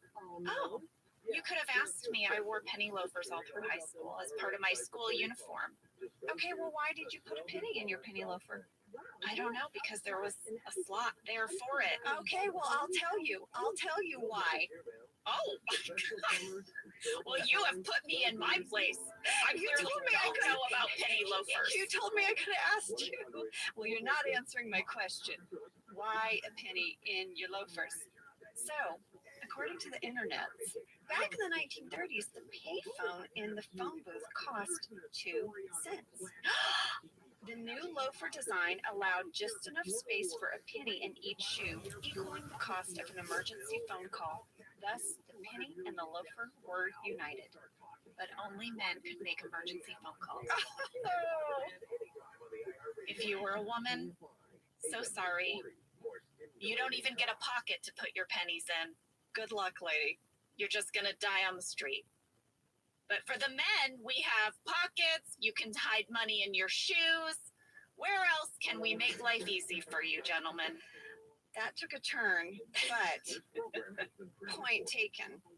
So now the episode starts, and Jenna, it would have started with a deleted scene with Michael checking out of Shroot Farms. What? Yeah. Oh, because he's been staying with Dwight? Yes. So there was an alternate beginning where Michael is leaving the farm and he's like, it's moving day. You know, I've been here about a month. I let Jan have the condo and I'm moving out of Shroot Farms. And as he's leaving, Dwight goes, hold up, and hands him a bill. And Michael's like, wait, you were charging me this whole time? And Dwight was like, yeah.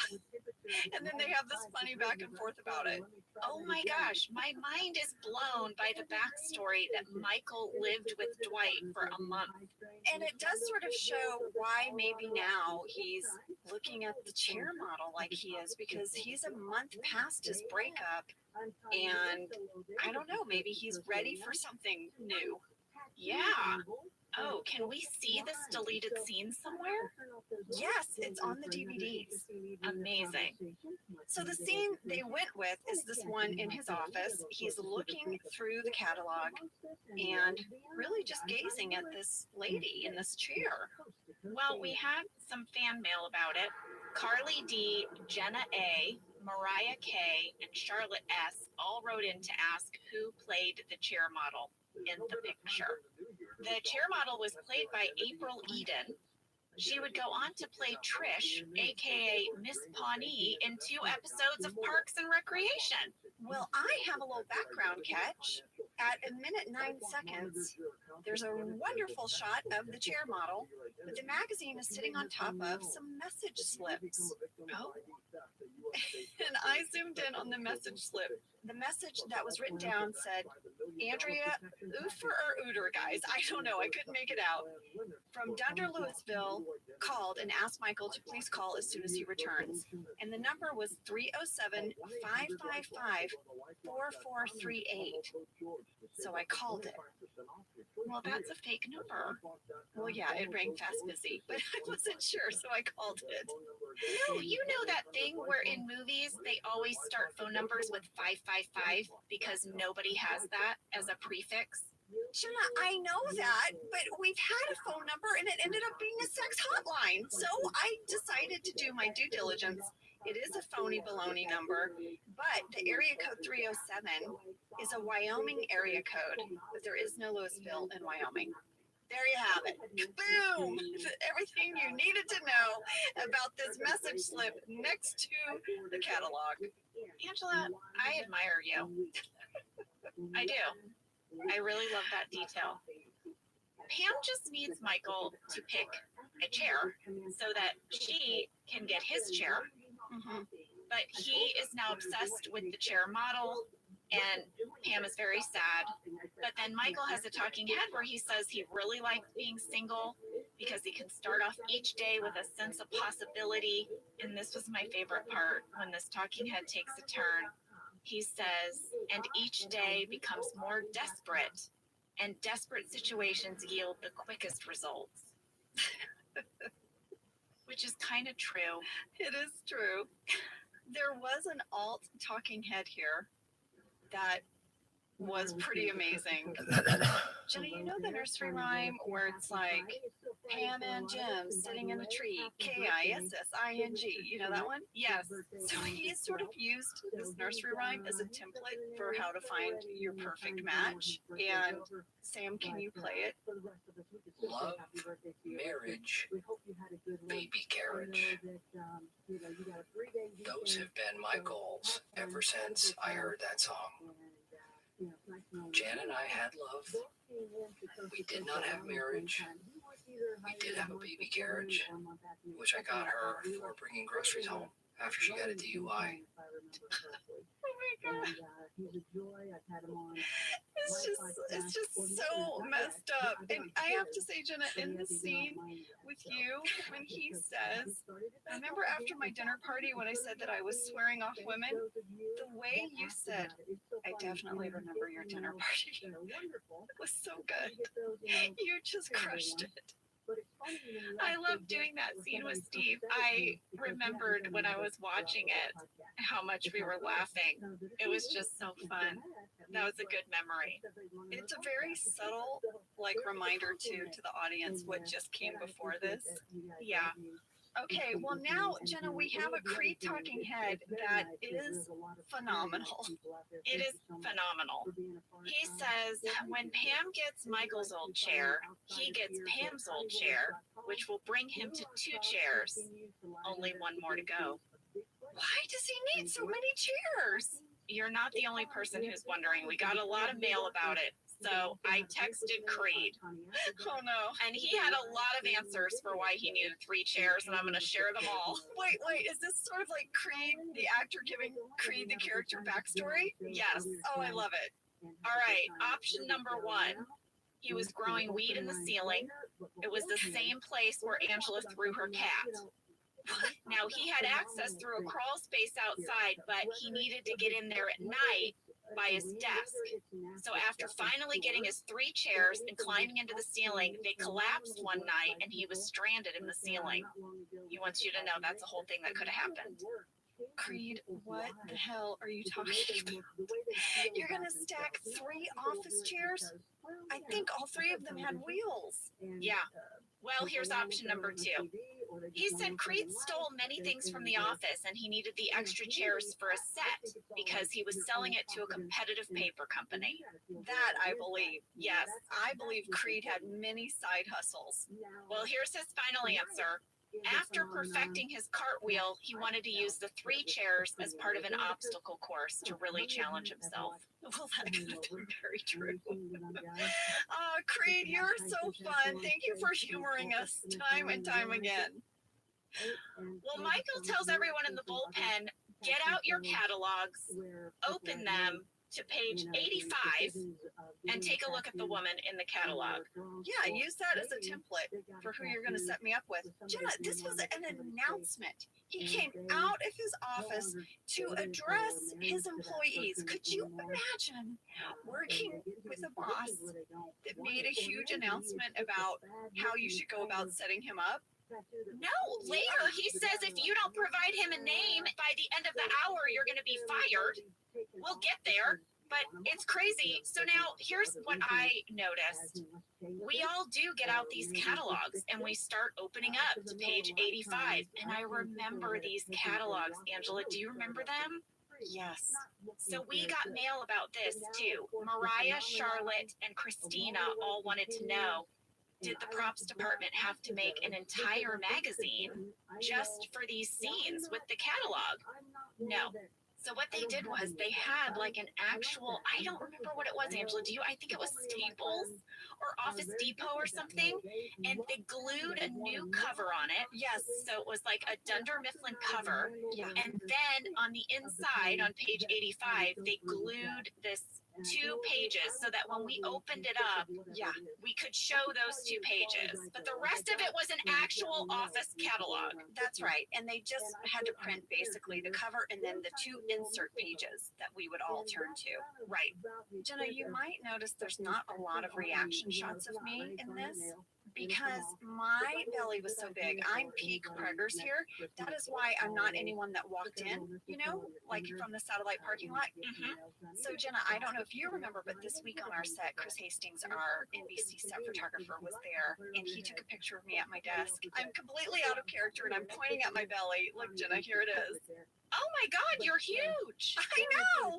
Anyway, I'll put that in stories, but yeah, it was getting really hard to hide my belly. Well, there were enough shots of you, Angela, and I noticed that they were all very close up. They're like shoulders and up, but it's enough for me to notice that you were wearing a blouse with tiny keys on it. Little like skeleton keys. What was it? Lady, look at this picture. It's not a blouse, it's a freaking dress. It was a whole dress of it. It was a turtleneck dress. I mean, it looked like a muumuu. It was very comfortable, but we were starting to struggle with what could fit me over my belly and look like business attire of someone who was not pregnant. Yeah. I have a question for you. What is it?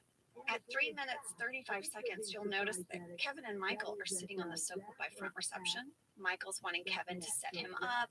He's asking him about Stacy. Do you know why they're sitting on the sofa and why Michael isn't in accounting talking to Kevin? Well, I know that Kevin's feet are in a foot bath. Is that why though? Yes, Jenna, there's a whole deleted scene where you're trying to answer the phone, but Kevin's foot bath, it's so loud. It sounds like a ginormous hot tub, but it's a little foot bath. So for the majority of this episode, Kevin is sitting there next to front reception. Yes, he is soaking his feet in his foot bath that he bought himself for the Christmas party episode, that very first episode. And it's such a wonderful callback, but since they cut that scene at reception, you can't even really see it. I tried to even find a time code where you could see the foot bath and you can't. You can't. You can see just like Kevin's pants are hiked up and you're like, why are they hiked up? Yeah. Why am I seeing Kevin's bare ankles? But it's because they're resting in a foot bath and that's in the deleted scenes. Well, now Michael's going to walk around the office. He's going to try to make pleas to various people in the office to see if they have any single friends that they can set him up with, which leads to a very funny runner with Phyllis about her friend Sandy. Phyllis is so good in this scene. So good. And the way Steve fires off his questions about Sandy. I mean, Phyllis says, look, she's gorgeous with a feisty personality. And Michael's like, so wait, jolly or sassy?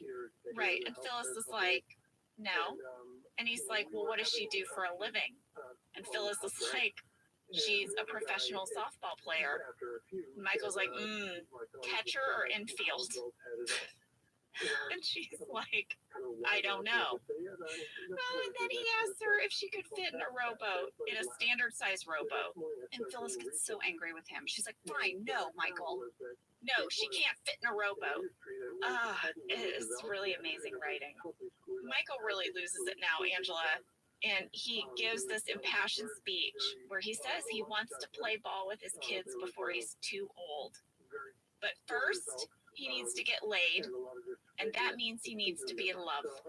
Oh, it kind of made me love Michael for saying that.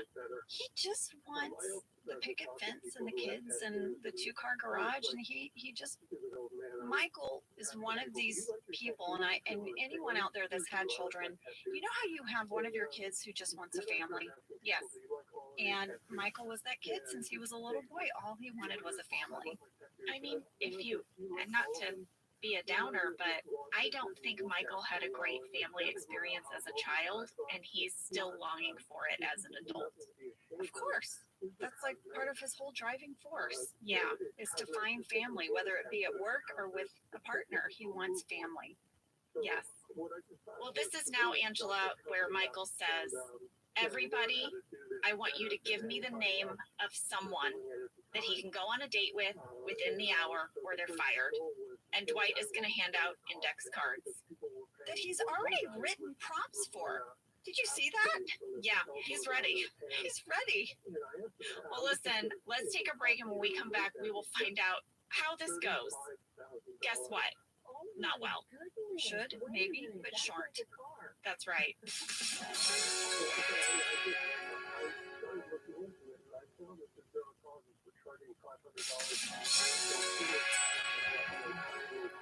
Well, we're back.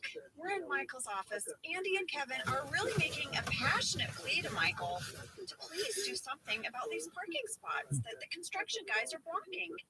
Michael says, you know what? He's got an assigned parking spot, so not really affecting him. And there is a couplet of dialogue, Jenna, that just cracked me up. 7 minutes, 4 seconds. Michael says, wish I could, but I can't. Well, can, but won't. Should, maybe short. And Kevin's like, Michael, please. And then Michael says, what part of short don't you understand, Kevin?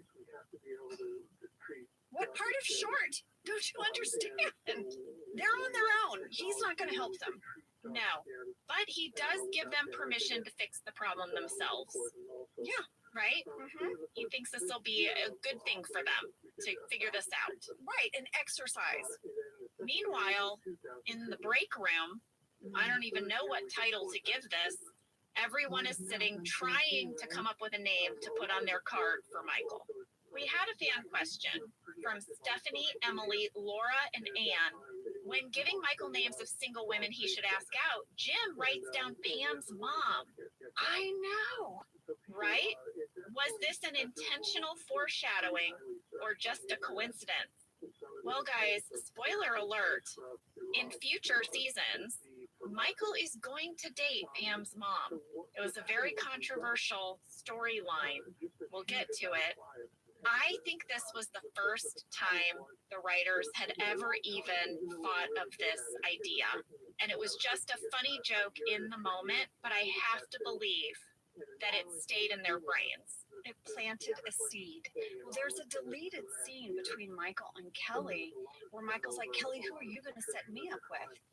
And she's like, well, I have a friend who's 23. And he's like, yeah. And she's like, oh, you know, I actually have the perfect group to set you up with.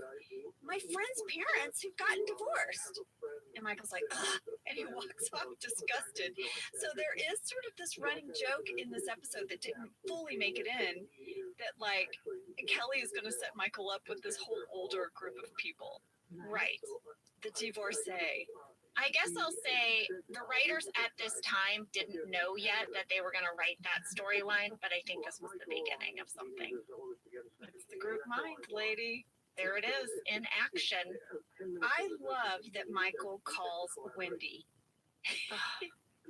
It's so funny. Do you know who the voice of Wendy was? We got a lot of mail about it, and I wrote to Kent Zabornak, and he did not remember who we cast, but one of the finalists for the role was Lindsay Broad, who ends up playing an arc on the show. Yeah. Now, I don't think she got the role. I really listened to the voice, and I think it was someone else. So I don't have the answer. But I thought it was very interesting that Lindsay had auditioned for just this voice role. Right. Well, you know who's on the case? Who's always on the case? Dwight. Dwight, he's on the case. He's going to find Michael, the chair model.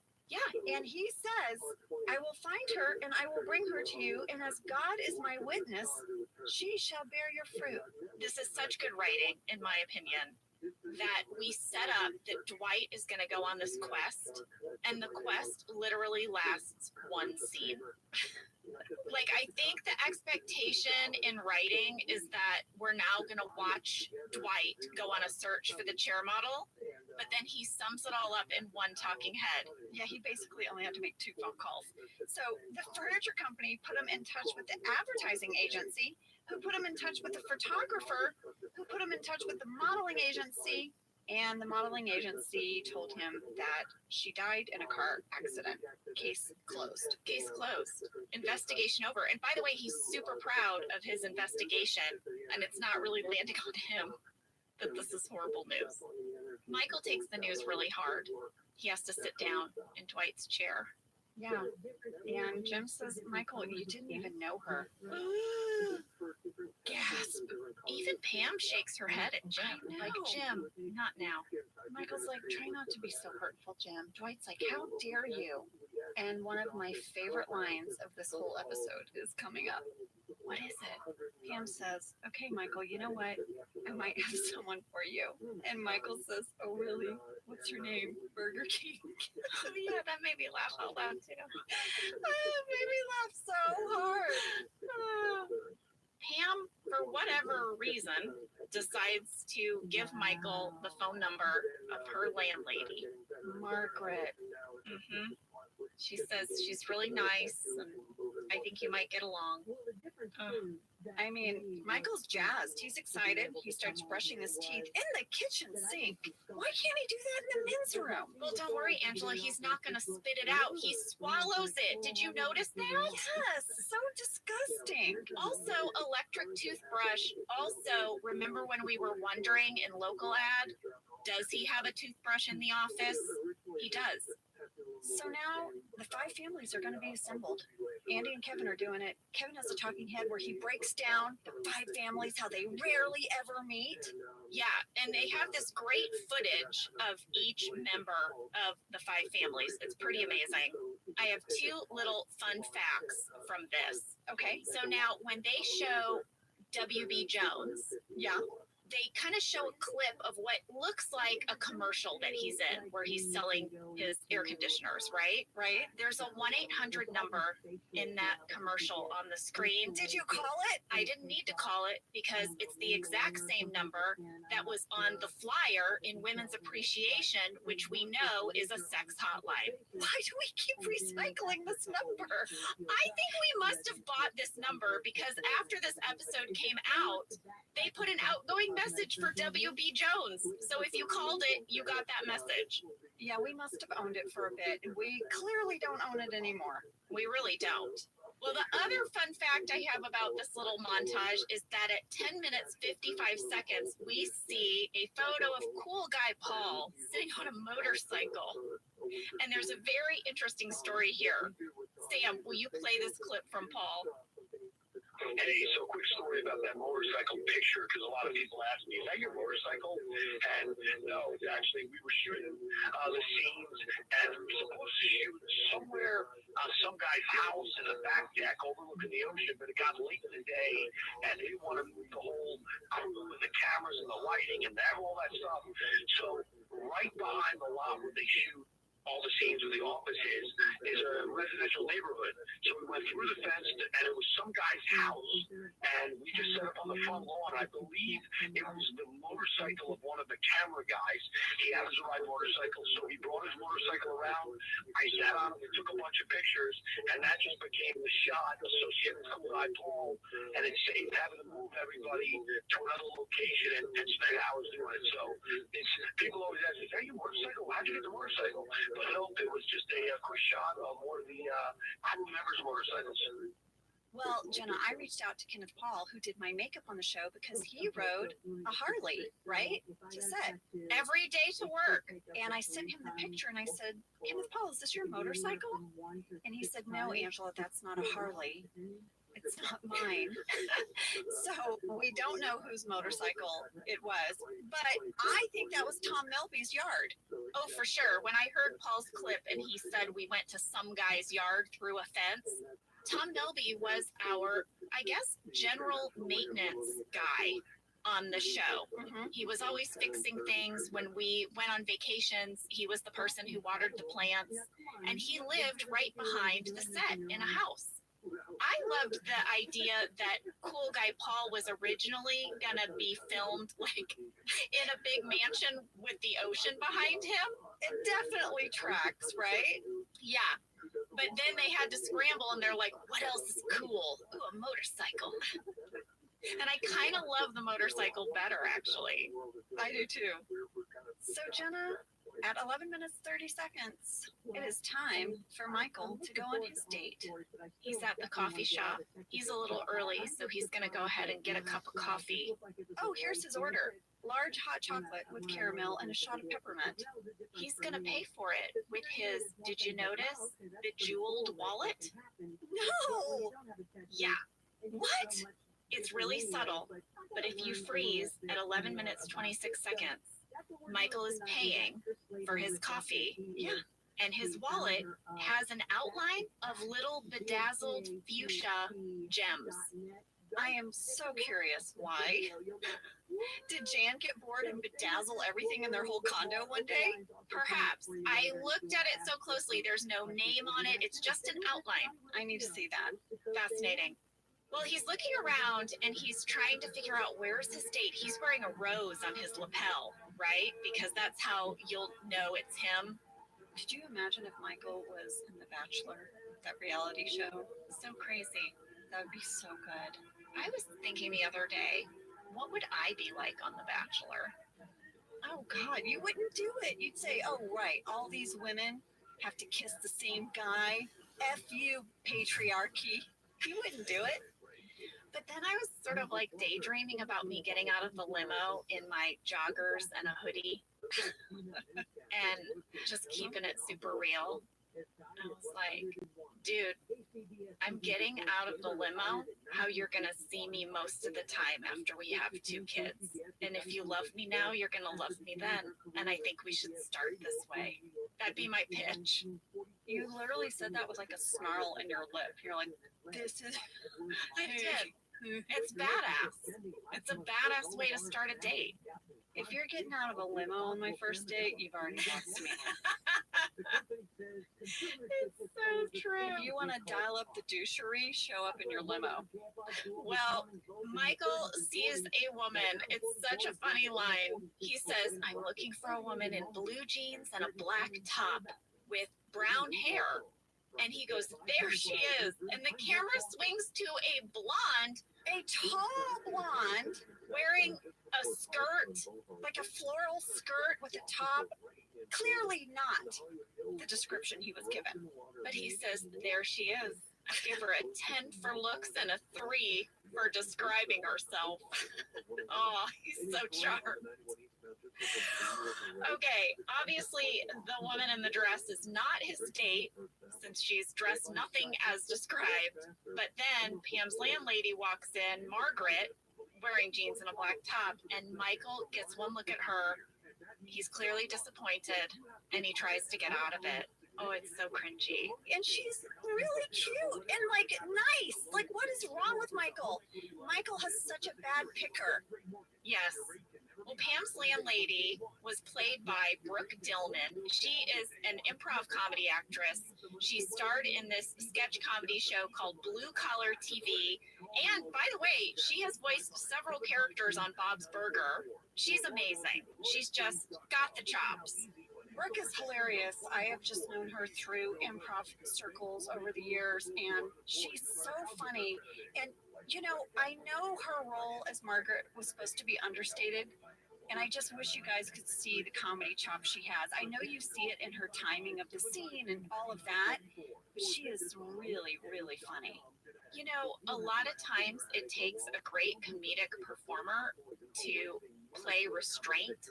Yeah, to have the patience to play the restraint. Yes, and to not try to overload the scene with their own bits. Yeah, and she does it perfectly. Incidentally, she graduated from the University of Missouri's theater program. Good old Mizzou.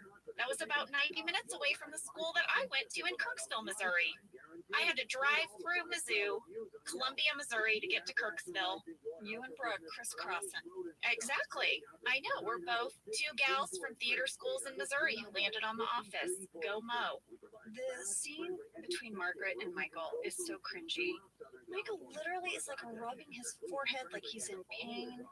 He's like, so you get the rent checks every month? And she's like, yeah. It's like, I know. He's like, and then what do you do with them? And she goes, are you really asking me what I do with the checks that people give me? And he's like, I'm trying to make conversation, okay? Oh, Michael. And he just talks about, like, he goes, well, this is who I was dating before you. And he shows a photo of Jan. Oh, and then he calls her by accident. It's just like layer of cringy. And then he kind of starts opening up to Margaret about, like, how it's so hard to find someone. And he tells her, you know, thanks. This has been nice. It's like talking to the old lady on the bus.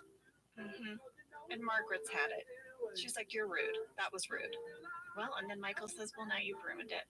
Michael was such a jerk in this scene. Listen, if you had any sympathy for him after dinner party, it evaporated after this scene.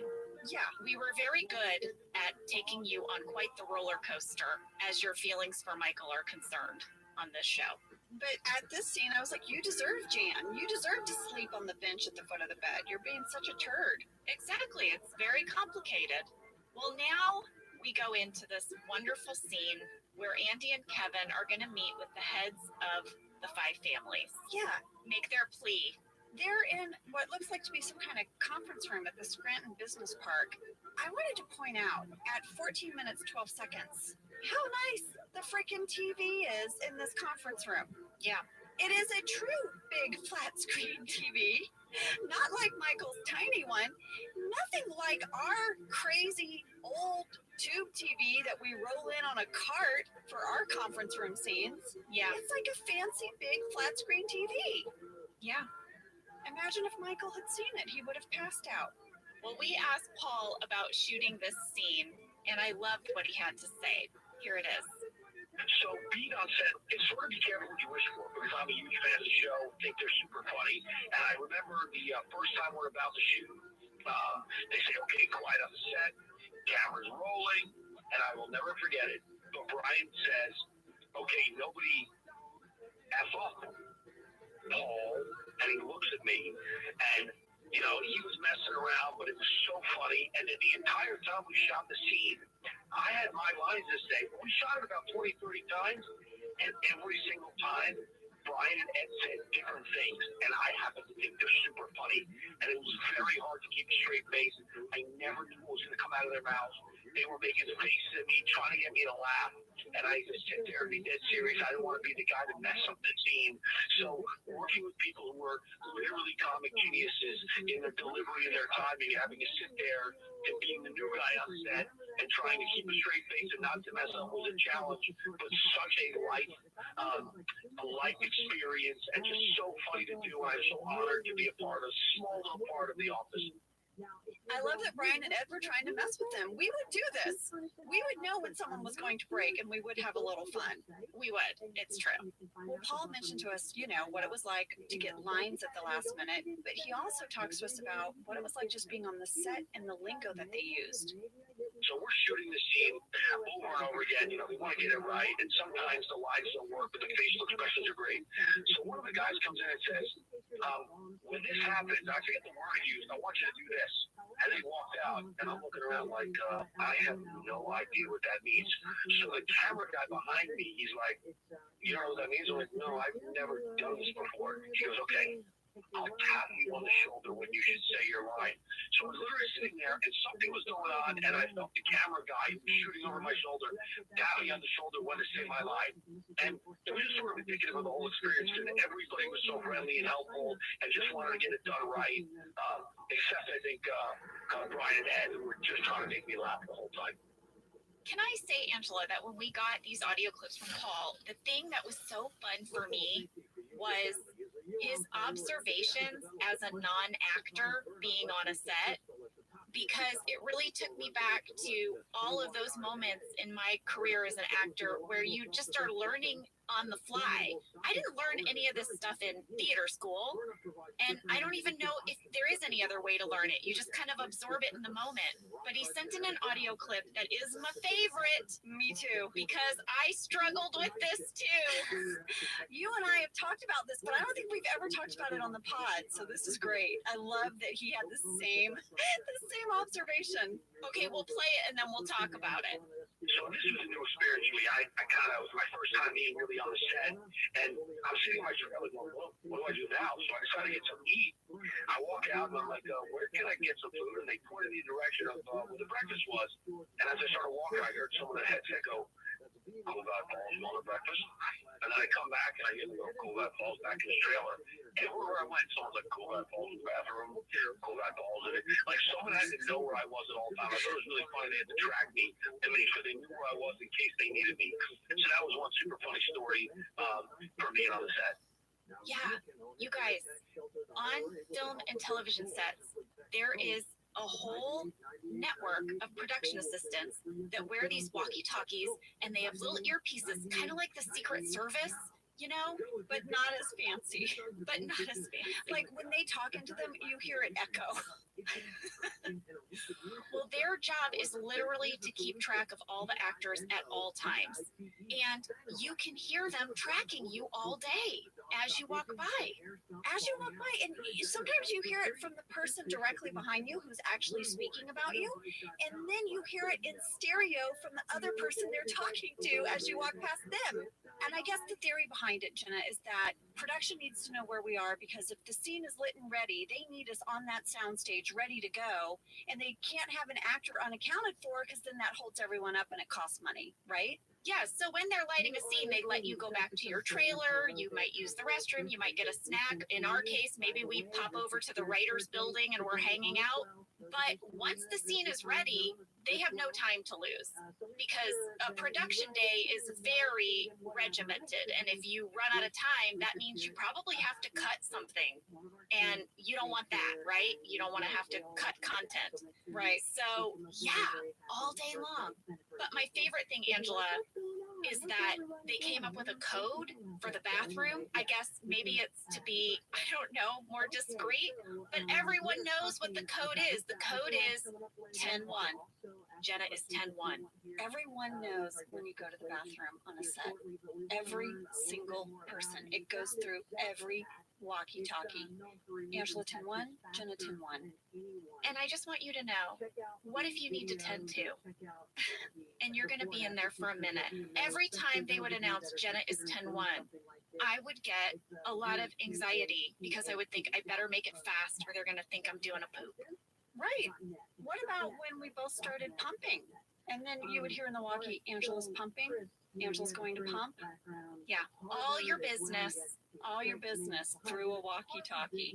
It's crazy. And I get why they have to do it, but it is very surreal. And so that clip from Paul really, Jen and I immediately called each other. We're like, oh my gosh, he talked about the thingy with the tracking. the tracking. They should warn you in film school That you're going to be tracked all day. They should warn you, because it's very jarring at first. Yeah. Well, let's just say that this meeting of the 5 families goes very well. It also goes very quickly. In about 3 sentences, W.B. Jones agrees, fine, you can have your parking spaces back. It's a triumph. Listen, it looks like Kevin's about to cry, and Bill Kress is not here for that. He can't handle a grown man crying about a parking spot. And so Paul Faust calls it. He's like, just give them their spots back. And it just wraps up so quickly. It does. And then Paul has a great line where he says this could have been an email, Which is like a meme. It also speaks to me. Yeah. I mean, Paul needs to get out and ride his motorcycle. He's done. Kevin's talking head after this scene broke my heart. Brian did such a good job with it. He just says that after Stacy broke up with him, it was really a tough time, and well, it's just nice to win one. And he tears up. It was so sweet. Yeah. Guys, we didn't go to the character of Kevin very often for a heartfelt moment on the show. And it's a shame, because Brian Baumgartner is a fantastic actor. Yeah. And you could see that in this talking head. Yeah, I was excited to get to see this performance from him. Great job, B. Oh no, Michael has come back from his date. He's very angry. Mm-hmm. He gives a big speech. Angela, here are the things that he's a man of: intensity, cool, youth, and passionately. He's a man of passionately. He's a man of youth and passionately. Oh. Well, at 15 minutes, 10 seconds, you might notice I'm writing on the top of my desk. I have several papers on this very little thin lip of the top of my desk. I had to do that for camera because when I was staging my writing on the actual desk, they couldn't see my face when Michael entered. I have to imagine that was a tough reach and very awkward because you're leaning over your desk to write on a tiny ledge. Well, I'll tell you something. Pam's desk was very narrow in general. I couldn't fit more than a keyboard on it. In order to write on Pam's actual desk, which was made very thin, I think, for production, it was always awkward. Always. Yeah. So I perched up on that little ledge, which was also awkward. In this scene, Jenna, it seems like Jim and Pam are just kind of teasing each other. Like he's like, "What were you thinking? Setting Michael up with your landlord? Now you have to move out. That went horribly." And they're kind of joking, and she's like, "Maybe I should move in with my boyfriend." And then Pam has a moment of vulnerability, and you see it in your face, Jenna, where you're going to be an advocate for yourself. This is something you've been working on. And she says, "You know what? I'm only going to move in with my boyfriend if I'm engaged." Yeah. And Jim doesn't miss a beat. He's like, "Oh, it's coming. Of course." And then Pam just kind of keeps joking along. And Jenna, I was like, does Pam, I mean, in the moment, I was positive that Jim was serious. Does Pam know? Does Pam know he's doing a bit? Does it hit her that he's not? I think this maybe, in my backstory, was kind of one of the first times that this idea of them getting engaged or married has really come up. And that was a reason why I chose to kind of hesitate as well when Pam says, "Oh, I'm not going to move in with anyone until I'm engaged," is because this idea of being engaged, it's not something that I thought they had talked about a lot yet. No, and that's how it reads as an audience. I loved it because this is how real life stuff comes up. Sometimes it just seeps in to like a mundane conversation, and then you're like, "Oh crap, we're here now." Okay. Yes. And so I think Pam isn't totally sure what to do with this conversation.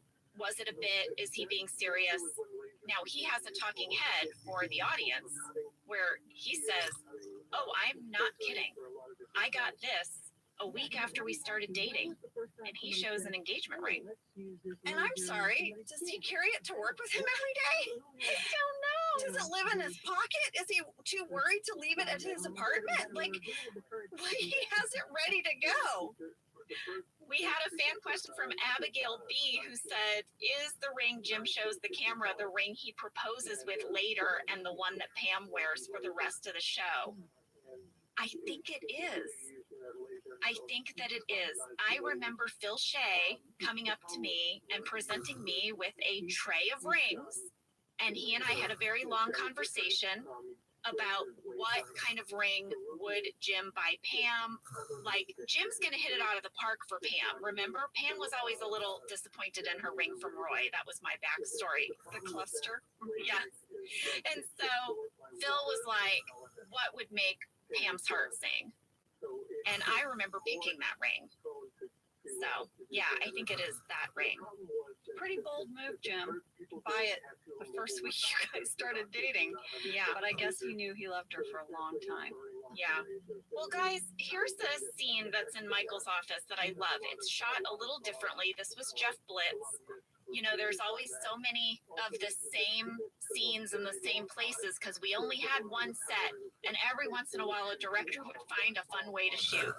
And Jeff Blitz had this idea for this scene between Michael and Dwight that he would just lower the camera a little and shoot at an angle and slowly push in as Dwight convinces Michael that what he needs is closure. And when I watched the scene, there was a brief moment that I thought he meant with Jan. Same. He needs closure with Jan. But no, it's with the chair model. So they head to the cemetery Of a woman he's never met. Mm-hmm. That's right. And they are going to launch into a tribute to her by singing a version of American Pie. Bye, Miss Chair Model Lady. Oh my gosh. So, you know, the writers actually had a hard time getting a song cleared for this. Shocker.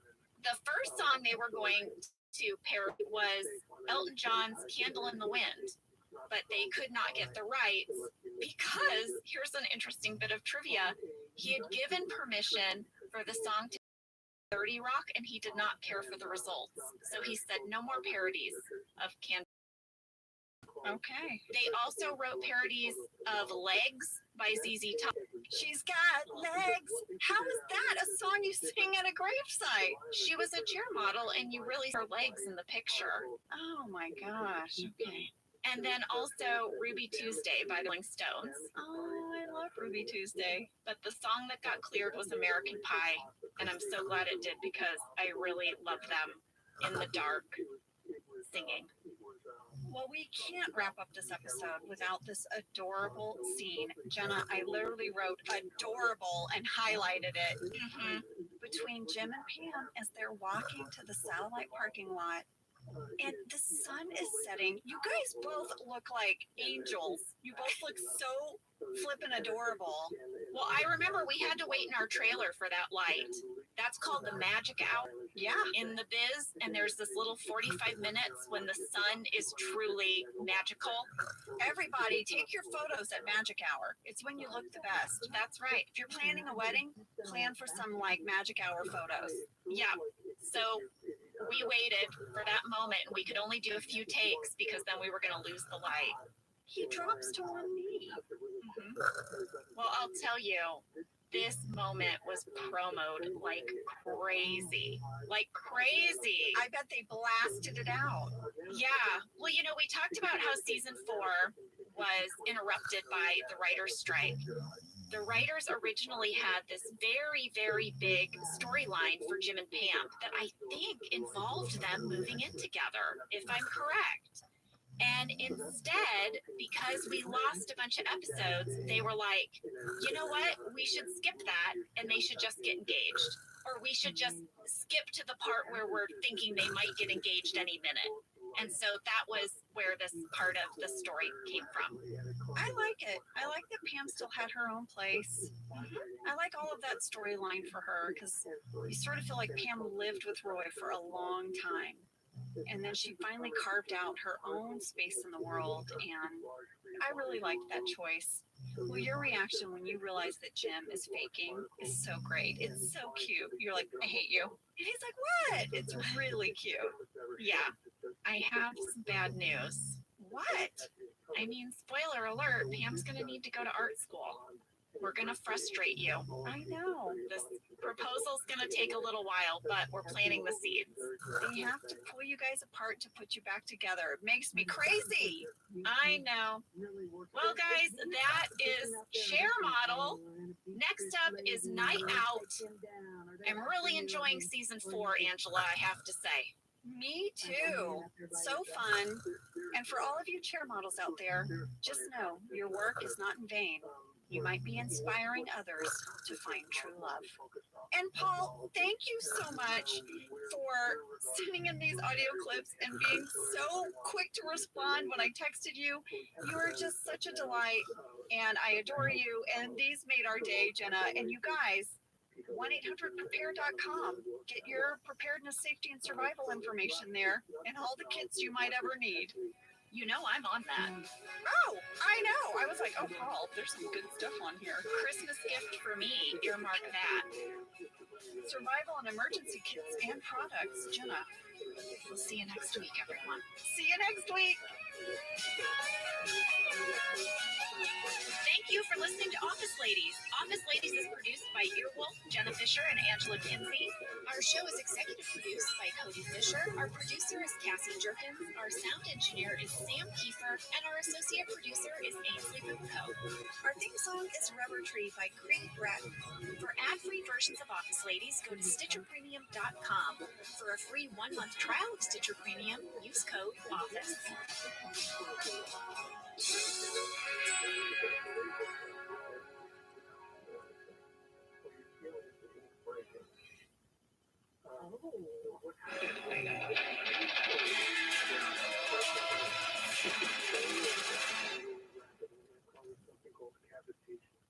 Because Most people give up on their resolutions by mid-January. Walmart Plus can help save yours this year by saving you time and money. Walmart Plus is the membership with benefits like gas discounts, video streaming, plus so much more. Is your resolution to simplify your life? With free delivery, Walmart Plus makes ordering what you need online a no-brainer. Join now. New members get $50 in Walmart cash to get what they need to help save their resolution. Terms apply. See walmart.com/plus for details. Did you know that the bold, smooth taste of Dunkin' cold coffee can be brewed in your Keurig coffee maker and enjoyed at home? You heard that right. Dunkin's cold K-Cup pods were crafted to be brewed hot and enjoyed cold. Each Dunkin' cold K-Cup pod is packed with the smooth, bold Dunkin' flavor you crave. Pick up a pack of Dunkin's cold K-Cup pods and enjoy a Dunkin' cold coffee at home whenever you crave it. Just brew over ice and sip in seconds, because the home with Dunkin' is where you want to be. I'm Jenna Fisher. And I'm Angela Kinsey. We were on The Office together. And we're best friends. And now we're doing the Ultimate Office Rewatch podcast just for you. Each week, we will break down an episode of The Office and give exclusive behind-the-scenes stories that only two people who were there can tell you. We're the Office ladies. Hello, everybody. Hi, you guys. We have a very exciting episode today. It is season 4, episode 15, Night Out. Yeah, we traveled, we went on the road, there was locations and tons of extras. This was a big production for us. Very little happens in The Office. That's right. Well, this was written by Mindy Kaling, directed by Ken Whittingham, and today we have a surprise. I'm not reading the summary again today. Jenna's gonna skip out on her duties. Sorry. Jeez, I mean, I know. Was I throwing you shade a little bit? Skip out. Well, we have a super fan who wanted to read the summary for today's episode. It's Terry Carnation. Terry, welcome. Thank you so much for having me. I am a huge fan, as you previously stated, of Office Women podcast, and you, Jennifer Fisher, and Angel, everything that you guys do, and this show, which is just so hysterically funny. This episode in particular, I'm so thrilled to be summarizing for your listening pleasure. Well, we're happy to have you, Terry. Yes. Thank you. Angela, not Angel, but I appreciate. Of course, Angela, but you are an angel. After all, let's not forget. Oh, excellent. Well, should I jump right in? Office Women? Please, let's do it. Excellent. This episode is entitled The Night Away, and it is an excellent episode that features James Halpert and his wife Pamela, and they are striving to consummate their relationship. And apparently there's a young fellow named Dwight Scrutiny and his best friend Scott Michael. They are running across New York City in this episode. It seems that Ryan has gotten into a little trouble with the devil's candy, and by that I mean that fierce little lady, cocaine. Terry, I have a question. Have you seen this episode? I haven't seen this episode in particular. I have seen an episode of this show, and this is my theory, if I may share it with you too. About The Office? The building is possessed. Why else would the people inside it act the way they do? Why would this delightful Pamela fall in love with that floppy-haired misfit, James Halpert? It makes no sense. People behaving in just absurd ways. The building is possessed. The building itself may be a demon. And Dwight Scrutiny himself may be some kind of Dybbuk or homunculus. You think there's paranormal activity? In fact, several members of The Office might be from hell? I am here merely to speculate. I am saying that perhaps there is a story underneath the story. Yes, this is a light comedy about co-workers. Hardy har har. But underneath it all, there may be something far more nefarious. Wow. Terry, how many episodes have you seen? Just the one? I am planning on starting to watch this show as soon as we finish this podcast, because it is bewitching me. It has bewitched me. Okay. So you haven't seen any episodes then? I have not. And have you listened to any episodes of Dark Air with Terry Carnation? No, you have not. So we're even, Steven. Okay, well, I don't think, I think we've. That show, Even Stevens, I have watched every episode of Even Stevens. okay. Well, Terry, I think there might have been a miscommunication with your agent. Big fan, huge fan. Thank you so much for having me, Office Women, and all of the listeners. Thank you for enjoying this show and these two delightful young women as they share their inner torment with you on a weekly basis. Thank you, Terry Carnation, and I'm sure everyone will want to check out Dark Air. It's going to premiere April 1st on Audio Boom. Terry, we'd love to have you back if you ever start watching the show. If you watch an episode, let us know. I really should do that. It looks fascinating. Well, thank you, Terry. There is one young accountant blonde woman who I find very intriguing. Oh boy, really? Fictionally speaking. Thank you for having me, Office Women. Thank you, Terry. Goodbye, Terry. Goodbye.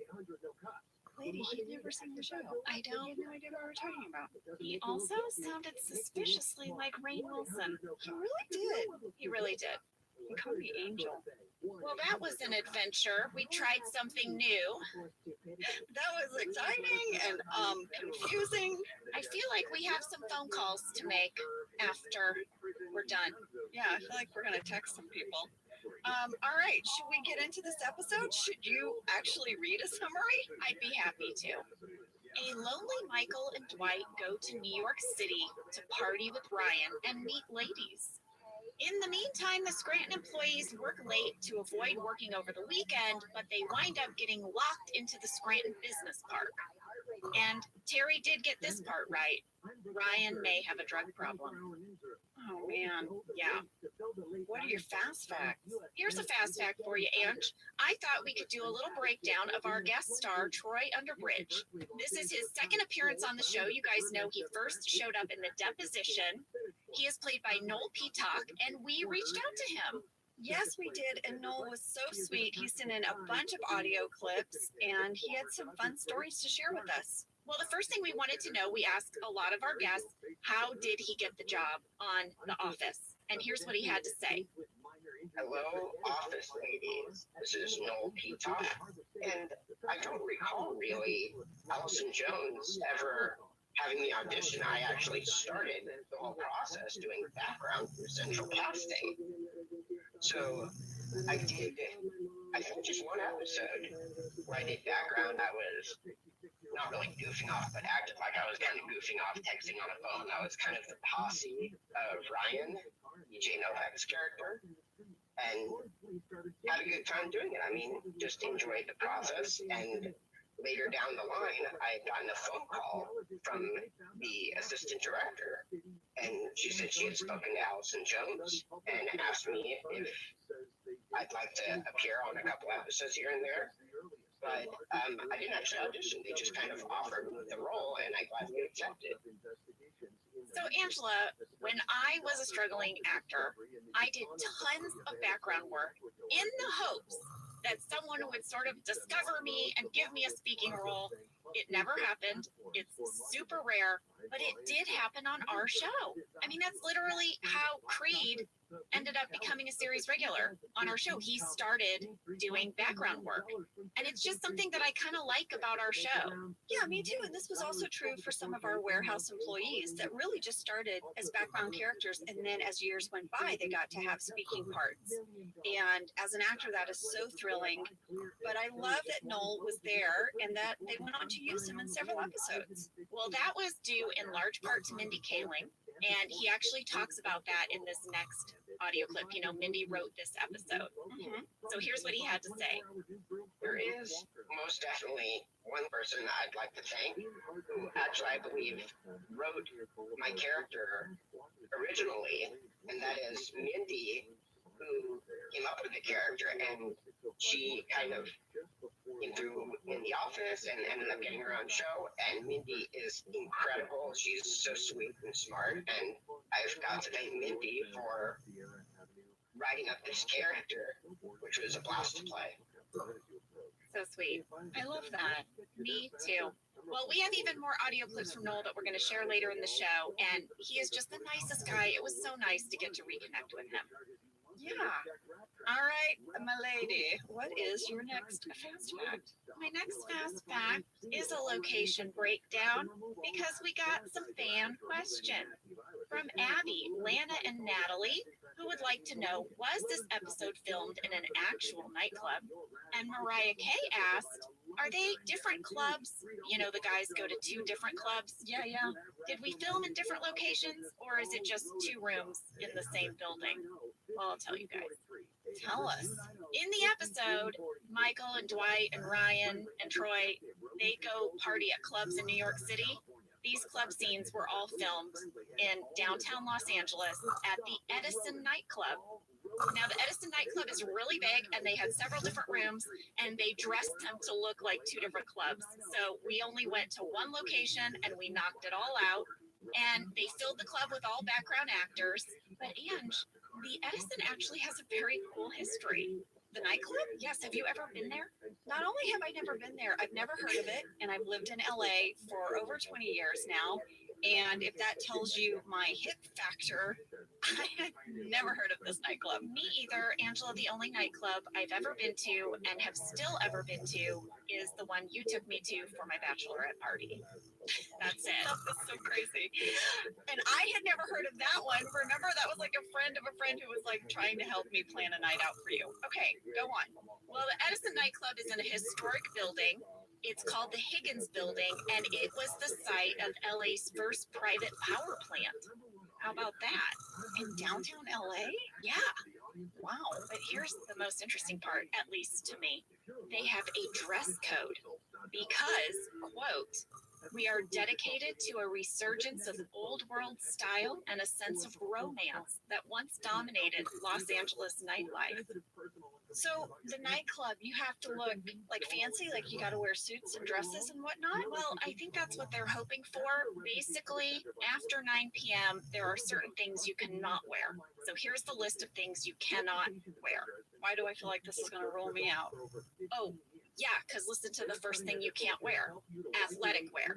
Oh, no. Oh, my athleisure wear. This includes shorts, jerseys, hoodies, and baseball caps. So Josh can't go. I can't go. You also can't have a backpack. Oh. You cannot wear flip-flops, sandals, short sleeve shirts, or excessively torn or baggy jeans. Short sleeve shirts? That's interesting. I mean, it gets hot here. Sorry, don't know what to tell you. But if you would like to go to the location where we filmed Night Out, you can go, but dress spiffy. There you have it. And lady, that's all I got. I know I normally do 3 fast facts, but Terry ate up a lot of our time, and I think we should just go to a break and come back and get into this episode. Are you using Terry to cover up the fact that you don't have 3 fast facts? We'll see you after this break.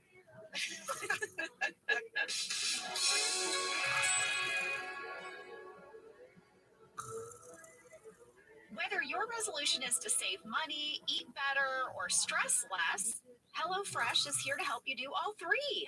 Yes, you guys, I love HelloFresh. Jen and I both love it. You know why we love it. And guess what I made the other night? What? It was so delicious. I made their pub-style shepherd's pie. I've made it. Yes, it's so good. White cheddar and the thyme mashed potatoes. I know it very well. It's a family favorite.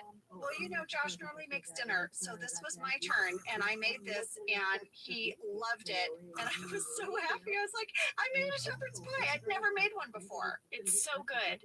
Everyone, you can say hello to your most delicious year yet with fresh ingredients, chef-crafted recipes, all at a price you'll like, delivered right to your door.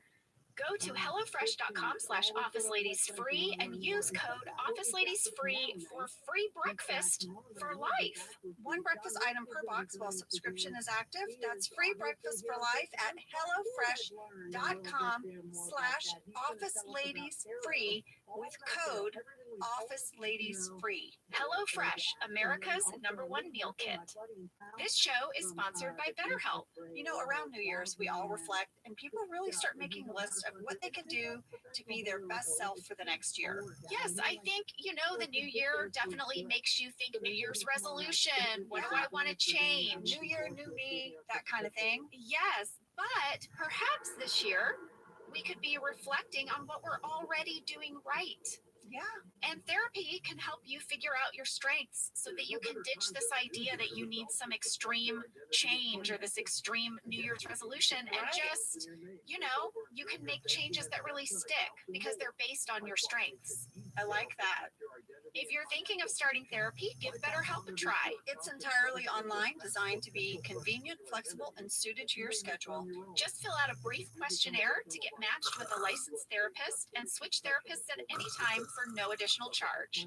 Celebrate the progress you've already made. Visit betterhelp.com/officeladies today to get 10% off your first month. That's BetterHelp, HELP.com/officeladies. Let's talk a little bit about hydration in the new year, particularly about Liquid IV. Angela, you turned me on to this, and I'm going to have to give you props. Oh, thanks. It's pretty great. You told me that you use this when you travel to stay better hydrated, and I started doing the same thing. You know, whenever we go on a road trip, it's like I don't want to drink too much water because then I'll have to pee. And then I find myself so dehydrated. So I use this. Well, I like it for hikes. Here's what it is. You get a little packet and you put it in your water, and then you are going to get 3 times the electrolytes of a leading sports drink plus 8 vitamins and nutrients. It's non-GMO and free from gluten, dairy, and soy. It is perfect for daily use before a workout or when you feel run down or after a long night out, Hint, hint. hint, hint, or even on really long flights. Rehydrate yourself for the new year. Grab your Liquid IV Hydration Multiplier sugar-free in bulk nationwide at Costco, or get 20% off your first order when you go to liquidiv.com and use code OfficeLadies at checkout. That's 20% off your first order when you shop Better Hydration today using promo code OfficeLadies at liquidiv.com.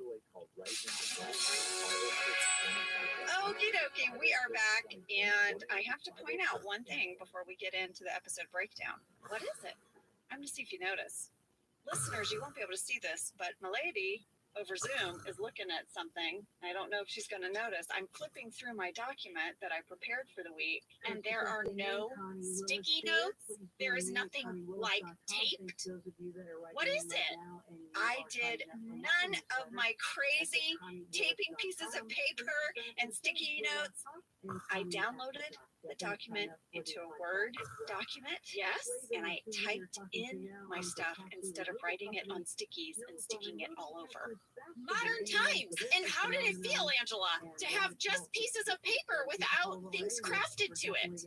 I really don't know how I feel about it. I'm really on the fence, and I'll tell you why I did it. You guys, this isn't really how my brain works. I am a sticky note person. I stick them all over the place. But here's the thing.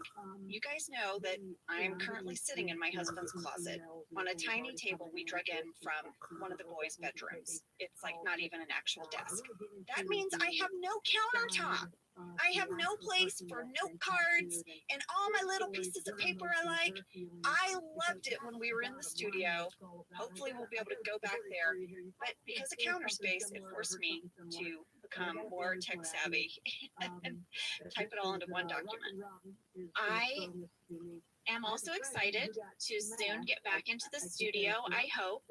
But I will say, sometimes you had so many note cards that it encroached on my space, and I couldn't even fit an 8.5 by 11 sheet of paper on the desk because of your note cards. So I would love to see some maybe hybrid form, a hybrid for you, because that'd be super cool for me. But lady, you do you. You bring it every week to the podcast, and your method is your method. And I support it, even if it means I don't have room for a single sheet of paper.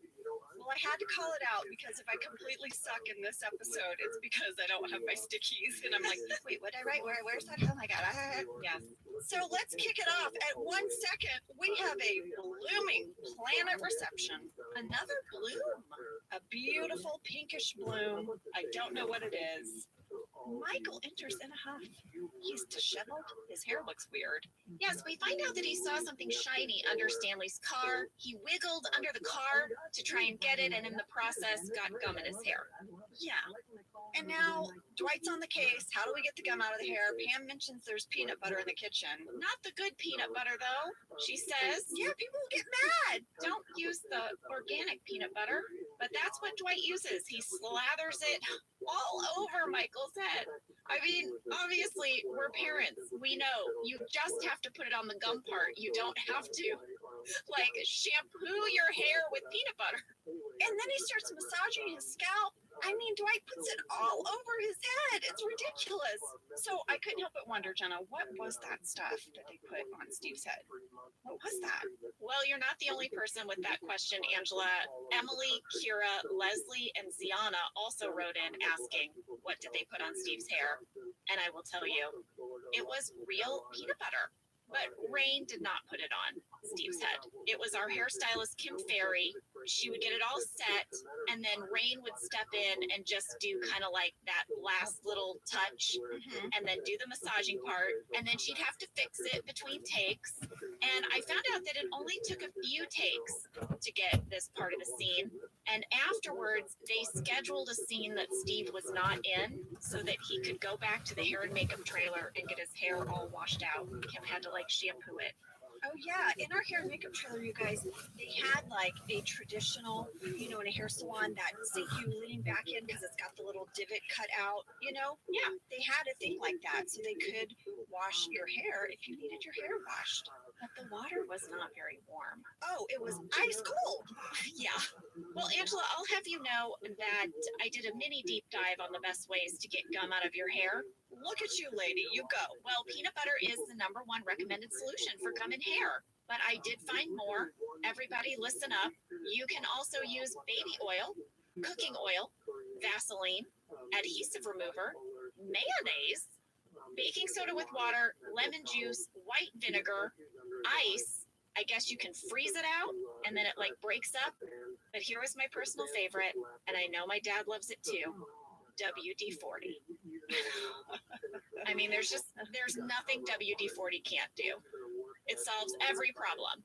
You know what? I felt the same way when you said Vaseline. That was our family go-to. I mean, just put some Vaseline on it. If you just have some baby oil, Vaseline, and WD-40 in your house, you can solve almost every problem. Yeah, you're set. So that was our cold open. Now we're going to get into the episode. Michael arrives at work, and I guess he had a date last night because Dwight asked him how it went. We find out it did not go well. Actually, he shares that none of his dates have been going well, and he feels like they all lack a bit of a certain Crawfordness. Yeah, but there's more bad news. Everyone finds out that they have to come in on Saturday. And this is not a joke this time. This is not Michael setting the stage for a dinner party trap. This is real.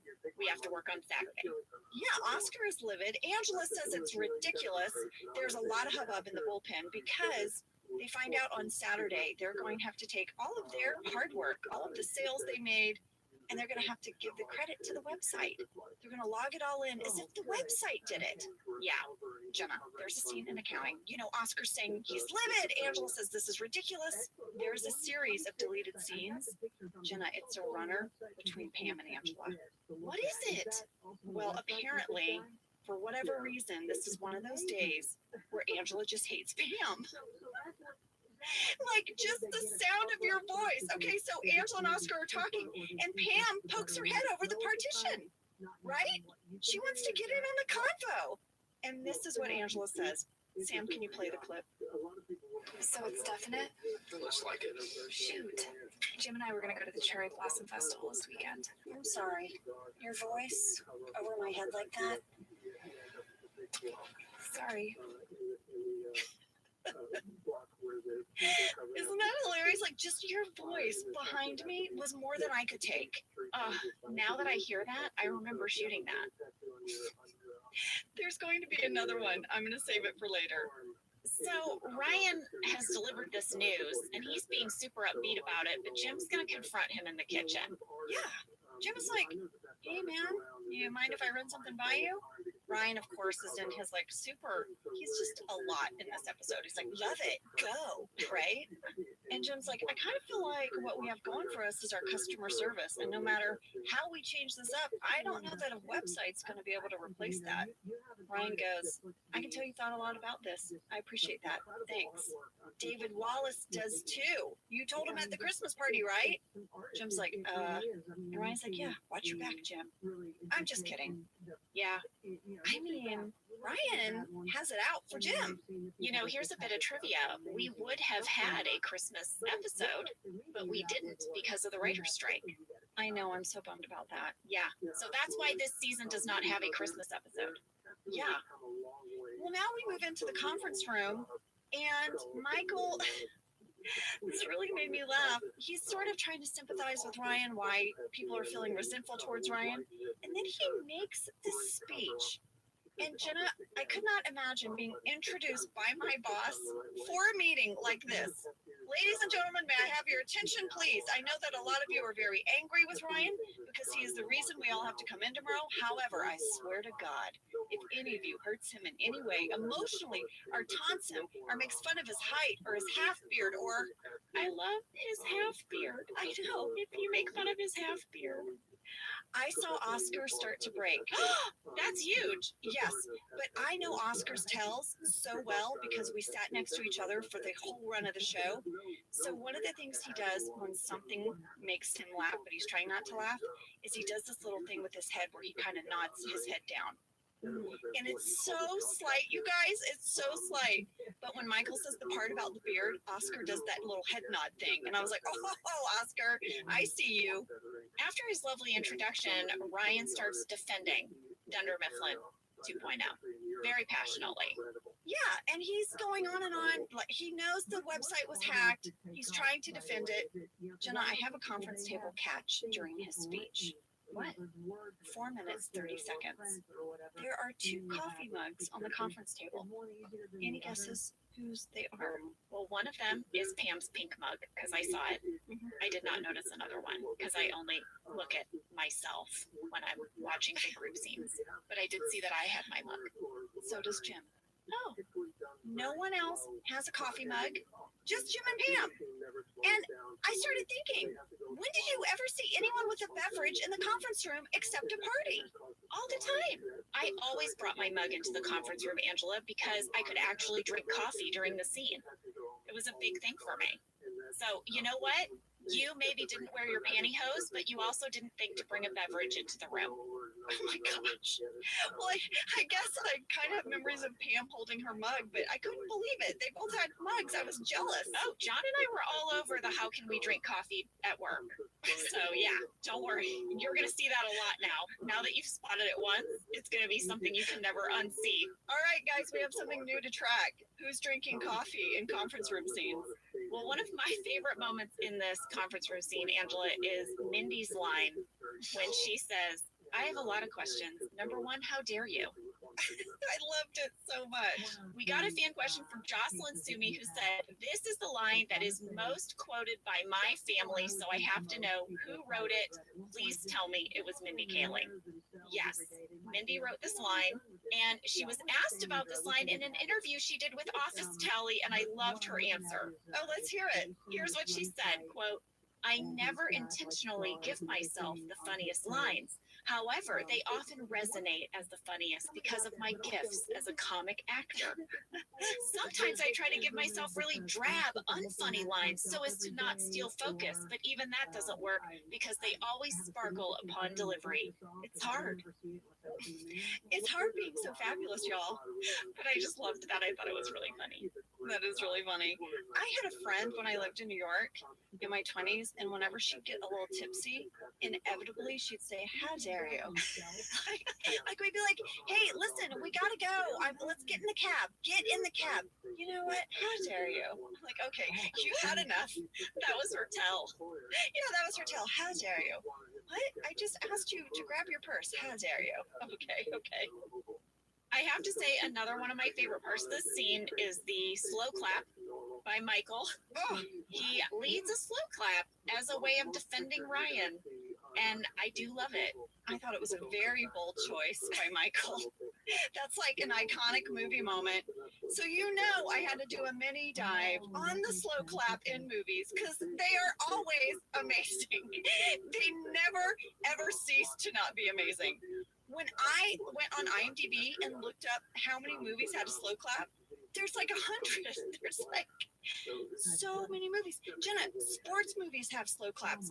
Like dramatic movies have slow claps. Comedies have sarcastic slow claps. There are slow claps in every genre. I remember very clearly my introduction to the slow clap. I remember the first movie that I watched with a slow clap. Oh, lady, we all know the first movie we saw a slow clap in. I mean, what was yours? Can't Buy Me Love with Patrick Dempsey. Yes, absolutely. Famous slow clap at the tables outside. Mm-hmm. Yeah. Oh, yeah. So first of all, I thought the slow clap was like an 80s, 90s movie thing because I remembered it from movies like Lucas, Cool Runnings, Officer and a Gentleman, Scent of a Woman, Rudy. Wait. I have to stop you. There's a slow clap in Officer and a Gentleman and Scent of a Woman? Yes, Scent of a Woman, it happens in the courtroom. No, Officer and a Gentleman, it happens in the factory. Yes. I'm sorry because it's shocking me because I really only associate the slow clap with 80s teen movies. That's why I was freaking out. They're in dramas. They're everywhere, lady, especially in sports movies. Okay, Rudy, Hoosiers, Revenge of the Nerds, The Breakfast Club, Can't Buy Me Love, as you said, Not Another Teen Movie, Varsity Blues. Get ready for this one. Jersey Girl. Wow. Jersey Girl with Ben Affleck. Anyway, the list goes on, you guys. And I really thought it all started in the 80s and 90s, but according to the internet, I was wrong. The very first slow clap was in 1968 in a movie called The Lion in Winter, starring Peter O'Toole as Henry II. He slow claps to Katharine Hepburn as Eleanor of Aquitaine after her dramatic plea. Wow, I know. I feel like there are subcategories of slow claps. Earnest, sarcastic, Joyous, rally the troops. yes, inspirational slow clap. Angry, smart-ass slow clap. Thank you for doing that. You're welcome. Well, I found that fascinating, Angela. Moving on, I don't know if you want to track this, the lingering hug. Oh. Because that's like the slow clap, a thing. Michael is going to employ a lingering hug with Ryan as he says goodbye. And he's just going to say, like, dude, do you know any women you could set me up with in New York? And Ryan says, I don't know anyone specifically, but the women in the clubs in New York are amazing. This is going to give Michael ideas. You can't say something like that to Michael. No.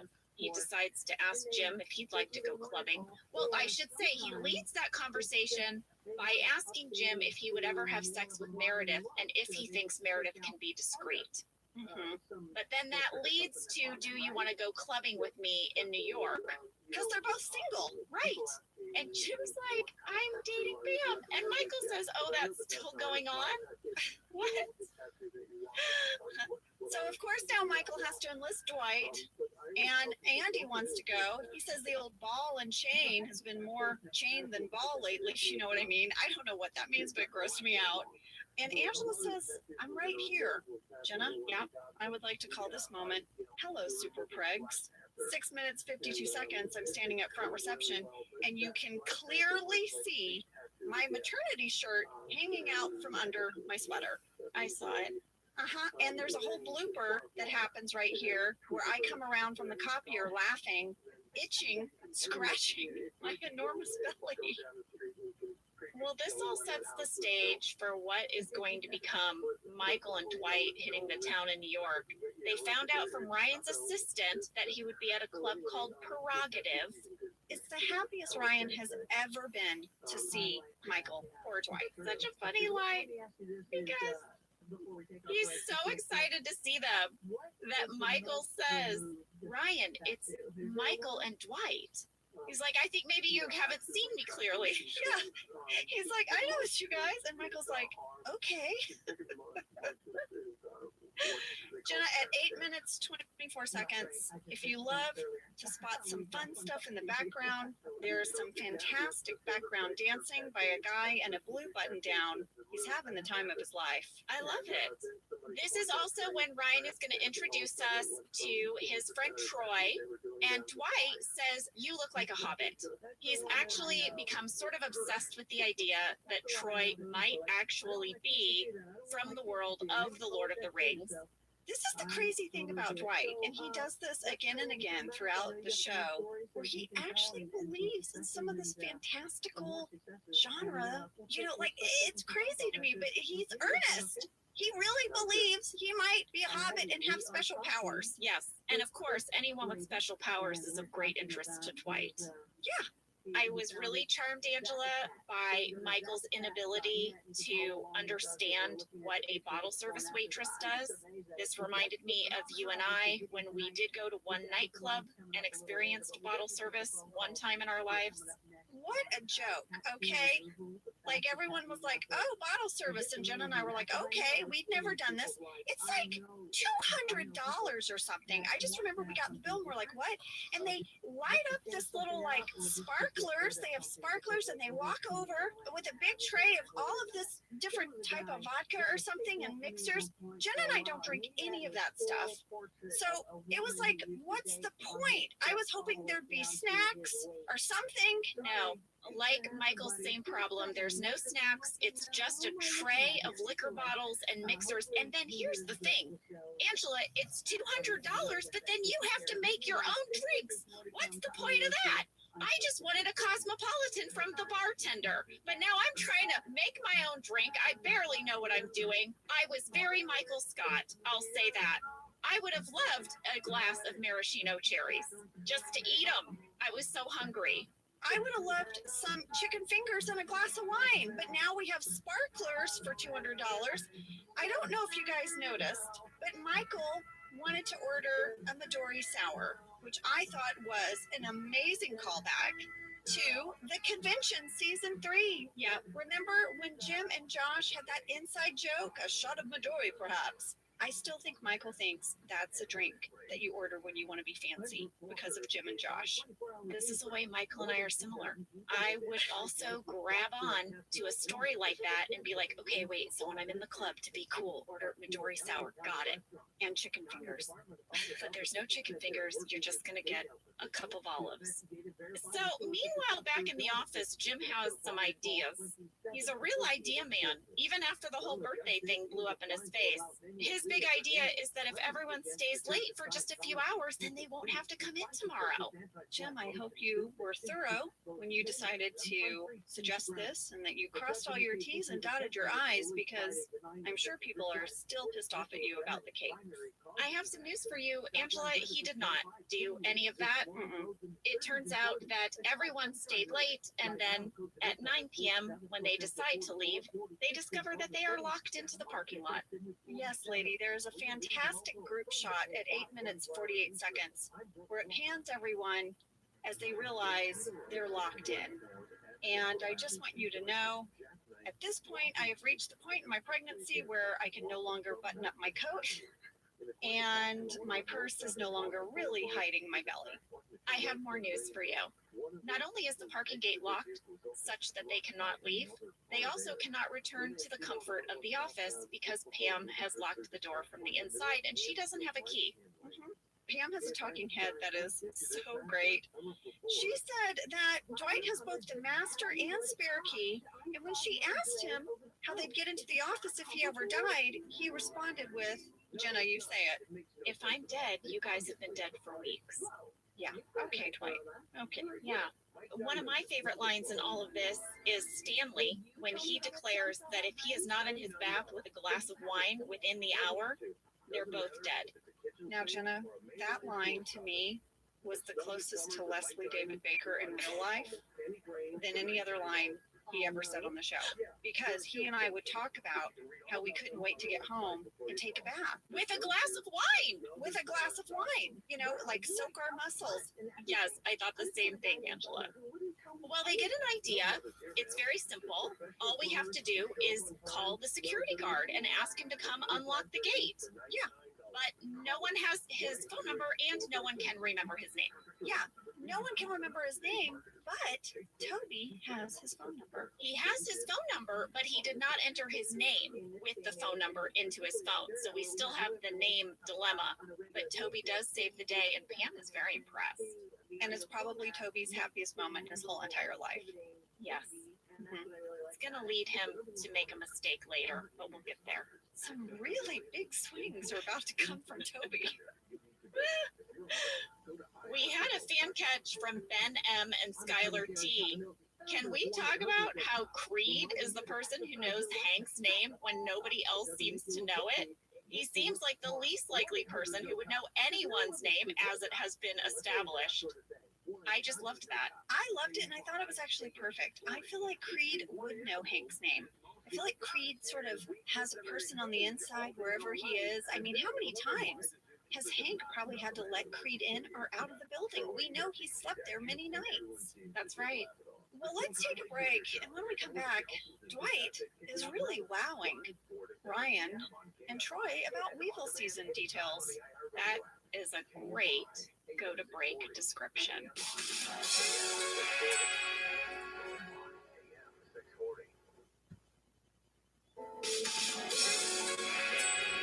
Well, we're back. Dwight is holding court talking about Weevil season. Ryan is kind of jittery. Says he's got to go to the bathroom again. Dwight is positive he might have a UTI. Yeah, he says, I'll order you some cranberry juice. For his urinary tract infection. Well, this made me wonder. Oh no, about UTIs or cranberry juice? Both. Okay. Because this is a thing that women are told will help their UTIs. Cranberry juice. I thought it's time to deep dive it. Oh, well, let's hear it. Maybe we'll help people today, Jenna. Perhaps after listening to this podcast, you will not only know when to get a rabies vaccine, but you will also know what to do when you get a UTI. We'll see. Here's the question. Does cranberry juice prevent or cure a UTI? One group of researchers tested cranberry juice cocktail, as this is very easy to find. But wait, are there any real cranberries in the cranberry juice cocktail? Yes, there is some. There's also a lot of sugar. However, the researchers discovered that in petri dishes, the cranberry metabolites did prevent E. coli from sticking to other bacteria, therefore limiting its ability to grow and multiply. In petri dishes, cranberry juice cocktail did this. But does that translate to the human body? Unsure. What about the super duper cranberry juice that's like all organic? You know, the kind you see at the grocery store that has like sediment at the bottom because it's like super healthy, just cranberry-ness. I wondered the same thing. I could not find a study on that, but I did find a study where they tested cranberry capsules, which would be that same kind of highly concentrated cranberry business. Yeah. They tested 185 female nursing home residents. They gave them cranberry pills for 1 year, and they found that there was no statistical significant difference in the presence of bacteria between the people who took the pills and the control group. So, at the end of the day, most studies suggest that juice and supplements do not have enough of the active ingredient, which is called A-type proanthocyanins. You heard it. I said it right. Prothacin-synonyms. That's right. To prevent bacteria from sticking to the urinary tract. Therefore, if you think you have an infection, call your doctor, get some antibiotics. And to prevent a UTI, the best things you can do are, ladies, wipe front to back, always front to back, pee after sex, and take regular probiotics. I think that's a very solid deep dive on cranberries and UTIs. I hope the listeners of this podcast will experience fewer UTIs and or get their UTI problems solved more quickly after listening to today's episode. Where do we go from there? Well, I guess we could go back to the lobby of Dunder Mifflin because guess what? Jim got a hold of Hank. Woohoo! Hank is going to be there in under an hour. Oscar says, man, we have to make sure we give him a big tip this Christmas.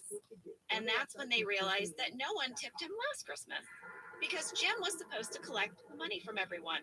Well, Jim is really on a roll here. Way to go, Jim. Way to go, Jim. You're just ticking everyone off left and right. There are a series of fantastic deleted scenes that all happened in the lobby. There was a much bigger story here, but I think they just ran out of time in the episode. So you guys, there's a second one of Angela just being annoyed at Pam. Sam, can we hear that? But I have to walk my cats. I'm sure they'll be okay for one night. Stop taking his side. We're not all sleeping with John. That's not a nice thing to say. You know what's not nice? Unexercised cats. You know what else is not nice? Coming home and looking into your cat's eyes and seeing nothing but disappointment. That's a bit much, isn't it? I mean, listen to the two of them with their digs back and forth. How about Andy asking everyone to raise their hand and vote on who is the best couple? Pam and Jim or Andy and Angela? And then you all vote for yourselves, by the way, I noticed. Oh, and Phyllis votes for us too. So how about them apples? Well, there are two more deleted scenes from us all being stuck in the lobby and parking lot that I loved. One, and Jenna, I remember you guys filming this. I don't know if you remember it. One is where Phyllis, Pam, Oscar, and Toby are all huddled up watching a movie on an iPod, and it's about the Boleyn sisters. I do remember that now that you say it. You're holding up like the little headphones each so you can kind of hear. Yes. And you're watching it on an iPod. Do you know how small those screens were? I do remember, very tiny, like about the size of a large postage stamp. Yeah, exactly. And another scene that I loved is that Stanley's wife brings him snacks to the fence. Oh, yeah. And Stanley drinks like a milkshake or something through the mesh fence using a straw, and it's such a cute scene. Lady, should we go back to the club? Oh, it is not going well in the club. Michael has just talked to a young gal who had never even heard of Back to the Future. So Ryan is like, should we go to a club where there's older girls? And Michael's like, yeah. You know, Angela, this got me thinking, this whole club thing, Michael's going to relocate to another club to meet a woman. Why isn't Michael doing online dating? Right? They didn't have online dating then. Oh, yes, they did. I looked it up. Oh, you were setting me up. What? Seriously? Well, first of all, in an earlier episode, we saw Michael setting up an online dating profile that we never see him use. But I Googled it. The very first online dating site was called kiss.com, and it launched in 1994. But it was followed the very next year by match.com, which sort of took over the whole online dating world. But that was 1995. By this time, Michael would have several options. Ashley Madison came on the scene in 2002. OkCupid was 2004. Anyway, I'm just saying, he had options that weren't driving to New York and going to weird nightclubs with Ryan.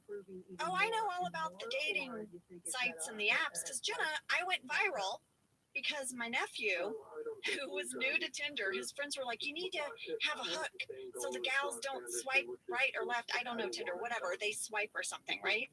So my nephew found a like family photo that I was in, and he was like, yeah, that's me and my aunt from the office.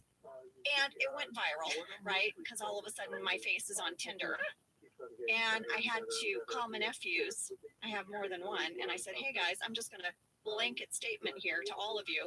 Don't use a photo of me to help you get laid. Thank you. He was horrified and super embarrassed. He took the photo down immediately, said that he was really embarrassed his friends talked him into that hook. But guess what? There's a lovely button, wrap up button to the story. Years later, he in fact met a gal using a fabulous photo just of himself, and they started dating, they got engaged, and they got married. Aww. So look at that Tinder button, the Tinder wrap up. See, that could have been Michael Scott. Right, but you know what? Michael probably would have done what my nephew did on the first pass and put a photo of like him and a random celebrity he had met. Well, instead, Michael is now in line for a second nightclub, and they're going to run into some problems because they are not allowed to go inside this nightclub unless they have dates. So they're going to team up with a women's basketball team. The Jersey State varsity basketball team looked it up, no such thing. We had a fan question from Kat F. Were the women in line for the nightclub actually basketball players? And if so, were they on a team together in real life? No, they were not a basketball team. They were all hired background performers. They were hired through Central Casting.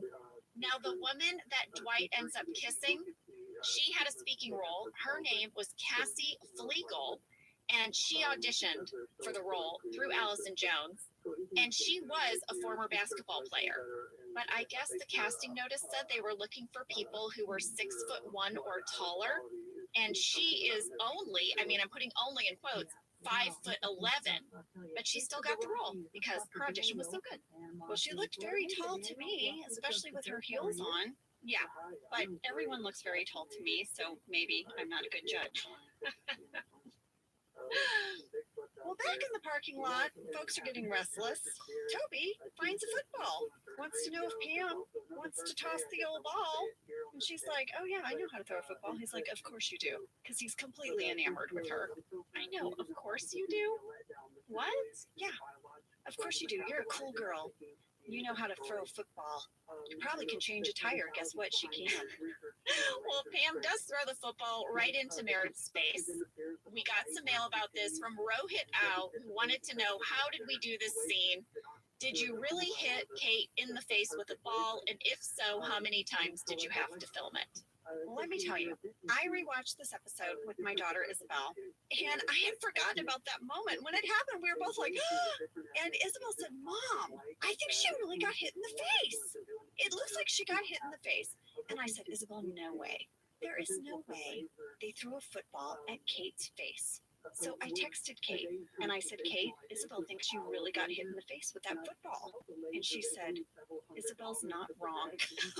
That's what she texted back. And I said, Kate, you have to send in an audio clip about this moment. And she did. Here it is.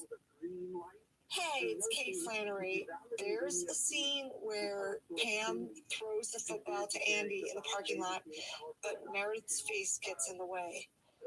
And for some reason, I was insistent on doing my own stunt. There was a stunt double there, but she did not work that night. For some reason, I thought it was funnier. It's always funnier to me when an actor can do their own stunt, but I didn't realize where the camera was, and my back was sort of to the camera, so it kind of could have been anybody. Yeah, but I will say they deflated the ball a little bit, which was supposed to help, but I don't really think it did. I remember Ken Whittingham was directing, and I just remember, I think we did 8 takes, and we weren't done. And I just kind of felt like after the 8, when we hit number 8, I was like, this was a really stupid idea. I slept really well that night. I don't think I had a concussion or anything, but I had the weirdest dreams. It was kind of exhausting. And yeah, don't try this at home, kids. Okay, Ange, I want to lead with it's not the same as being the person who's getting hit in the face with the ball, but it is not fun to be the person who has to throw a ball at their friend's face 8 times. 8 balls to the face. That sounds wrong, but you know what I mean. That's 8 balls. Well, I would throw it, and I was trying to make it not that hard, hitting her face, and you know, that was probably one of the reasons why we had to do so many takes, because eventually Ken got me aside and said, Jenna, you need to throw the ball in her face because it's hitting her lightly, and we just need one where you hit her in the face with the ball. And I was like, oh my gosh. Well, you have to believe that Pam knows how to throw a football. You have to sell it, so you would have chunked it. But man, Kate saying, you know what? I want you to hit me in the face. Thank you for providing a stunt double, but I'll take this one for the team. Yeah. Way to go, Jenna. She had weird dreams. Way to go. I know, I'm sorry. Well, back in the club number 2, Michael thinks he's met the love of his life. In fact, he wants to introduce her to his mom. He's so happy. And the camera operator kind of gives a little nod. She's over chatting someone else up. Yeah. And I was like, oh my gosh, here's the camera getting involved. I feel like the documentary crew normally does this with Pam and not so much with Michael. Yeah. It was nice that they sort of helped Michael not go too far down that imaginary relationship road. We've already done that with the chair model. So let's just, Michael, we'll dose of reality. Take it easy. Yeah. Well, Ryan, meanwhile, is talking about an impending nuclear holocaust and jungle warfare. Mm-hmm. And then he takes the dance floor and starts dancing like a crazy person. And like shoves a girl and she shoves him back. And now it's looking like it's going to be a brawl. Michael's talking to his mom, as you do in the club. Right. And he's like, Mom, I gotta go. My friend's getting beaten up by some girls. Well, have you know, Angela, we did employ a stunt person to do those fight scenes with Ryan. So all good there. Mm-hmm. All of these shenanigans lead to the group getting escorted out of the club.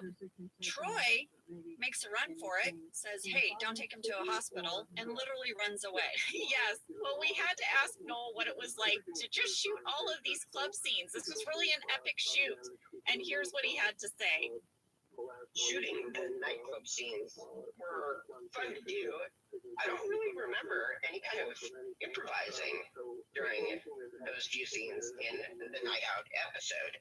There was no really breaking character. I tried to stay professional, and the only kind of stuff that was funny during the scenes with BJ and Steve, where he says, "Why won't the girls let me dance?" And I would get a lot of recognition from my "don't take him to a hospital" line, where I'm like running down the dark alley. But another fun story was later. There was a day where we ended up shooting quite late, and they had actually dismissed Steve Carell, and I was left last on set shooting a monologue at past midnight. And that day I had a 7 a.m. call, so I was dead tired shooting this monologue over and over again, which we did eventually get, but leaving at 1 a.m. or so was quite interesting that day. Well, I really relate to what Noel said here, because many times I had talking heads at the end of the day and you're so tired and half of the cast has gone home and you're trying to focus. But yes, if you go to the deleted scenes, there's a talking head by Troy where he totally denies his role in helping Ryan get drugs. Well, we were also curious, Angela, to hear how often does Noel get recognized from being on The Office? Because he was in several episodes, and here's what he had to say. Oh, it's a big question. Do I get recognized? But I do get recognized here and there at Starbucks, or even during outings with my family when I'm just going to dinner at a restaurant. Busboy will even say, "Weren't you on The Office?" Which is just kind of a crack up to me. But I think the furthest recognition I got was a vacation trip to Hawaii, and a young lady in a store was actually chatting with my mom and asked if her son was on The Office, and she was all excited and actually asked me to come back and get a picture with her, which is a blast to do. It's just kind of funny to me. But I'm always open to like signing autographs or taking pictures with fans. I actually quite enjoy it. And I just loved everything about The Office. It was so much fun to do, but I always loved being around everybody. So sweet. So sweet. Back in the lobby, Hank is still not there. He hasn't even left his house yet. I would dare to say Hank is in no hurry to go get them. No. Meanwhile, in the lobby, Toby is cracking the jokes, feeling pretty good about himself. Yeah. Pam is laughing at Toby's jokes. And he is so pleased with himself that without knowing it, he puts his hand on Pam's knee and then, like, kind of strokes it. with one finger, like his index finger. He kind of does a little swipey back and forth. And everyone clocks it. It is so cringy and awkward. So then Toby announces very suddenly that he's moving to Costa Rica. He runs out the door, hops the fence, and jogs home. Hops the fence? This is no hop the fence type of fence. I rewatched this. This is a scaling over a wall type of fence. It is really tall. When did Toby get so athletic? I also did screen grab. You can clearly see the stuntman. All right, well, we got some fan mail about that from Emily, Abby, Christy, and Ellie. Was that really Paul Lieberstein jumping over the fence? No. I reached out to Paul, and Paul told me that he was willing to do it. He offered to try, but they explained that we would have to shoot the scene multiple times, which increased the possibility for injury, and so they insisted on hiring a stunt person. He also said, quote, "Obviously, I'm a guy who does his own stunts, but I had to put the show first." Well, Paul, I get it. You wanted to do it. They said no, so you had to do what they said. I want to say something, Angela. I remember that we shot this scene very, very late on a Friday night. It was like 2 a.m. And I think that that also increases the risk of injury. I think you should not attempt to do your own stunts at 2 a.m. So I think it was a wise move. Especially one that involves basically scaling something that's 1 story high. I mean, I'm exaggerating, but it's a really tall fence. It really is. You could have easily twisted an ankle or broken an arm. We had a fan theory by Carolyn G. Since Toby jumps the fence with such apparent ease, it shows that he's someone who might be able to escape the police. Is this added evidence that Toby is the Scranton Strangler? I asked Paul about this. His response was, "Sounds smart." Dun, dun, dun. Perhaps if you were the Scranton Strangler, you might have to set up residence outside of the country. Wow, that's a good point. Just saying. Well, hold up. What's happening? The cleaning crew has arrived. Yes. And the cleaning crew lets them out. Everyone is thrilled. Still no Hank. Oh, well, we'll get to that. Meanwhile, back in New York, the guys arrive at Ryan's apartment, and Dwight and Michael, they're going to crash there for the night. They're kind of fighting over the sofa. Well, I want to say something about this apartment. It looks like a 1-bedroom studio. And I really appreciated that because I always thought the apartments on the show Friends were ridiculous. I lived in New York. No one can afford those things. No. So I appreciated that Ryan had a very modest apartment in New York. I mean, it was very messy, but I'd like to point out at 18 minutes, 59 seconds, he's got an enormous flat screen TV. Yeah. I wish we could have had a moment where Michael clocks that. Me too. And like maybe it was on an arm and he pulled it out and it actually went further than 2 inches. That would have been amazing. Well, Dwight is going to sing Ryan a lullaby. And we had a fan question about it, Angela, from Cameron D. and Joe S. Did the writers make up the lullaby that Dwight sings to Ryan? Or is it real? I think Rain improvised that moment. That's my guess. It's so much better than that. What? This is a real lullaby? And our script supervisor, Veda, taught it to Rain. Amazing. Yes, it was one that her Austrian grandmother used to sing to her. But here is something that Mindy revealed in an interview. She said they never found out what the words meant. Veda just wrote it out phonetically for Rain right before the scene. So he could be singing like some creepy stuff. We don't know. Okay. As Ryan is going to sleep, he tells them he thinks his friend Troy might have a drug problem, and I think we all know who he's talking about. Michael gives him horrible advice, and then looks to camera and says, "Best night ever." Yeah, Michael has a talking head where he said, you know, this whole time in his life, it's not the horniness, it's the loneliness. But how could he be lonely when he's with his boys? Like a famous person once said, boys on the side. Let's hear it for the boys. Well, I would not want to be Jim Halpert on Monday because Hank shows up, sees that none of them are there, and goes, Son of a bitch. You know, I did have to wonder, Angela, did Hank not notice all of their cars in the parking lot when he chained it for the night? Or was he just like, listen, these guys didn't give me a bonus. I don't know. I'm leaving. There's probably a bit of that. They didn't call me. They didn't give me a bonus. I'm out of here. I'm out of here. Good luck, a-holes. Well, that was Night Out, you guys. Thank you so much for sending in your questions and your comments. Yeah, thank you to Kate Flannery and to Noel Peacock for sending in your audio clips. And to Terry Carnation. Terry, you were supposed to leave our Zoom. I've been here the whole time. Cassie. It's been a delightful conversation. I'm definitely going to watch this episode of television. It looks fantastic, but my theory holds up. The building is definitely possessed. All right, well, okay, Cassie. Thank you for listening to the Office Women Podcast. This is Terry Carnation, host of Dark Air with Terry Carnation. You've been wonderful. We'll see you next week, guys. Cassie, hit the button. Thank you for listening to Office Ladies. Office Ladies is produced by Earwolf, Jenna Fisher, and Angela Kinsey.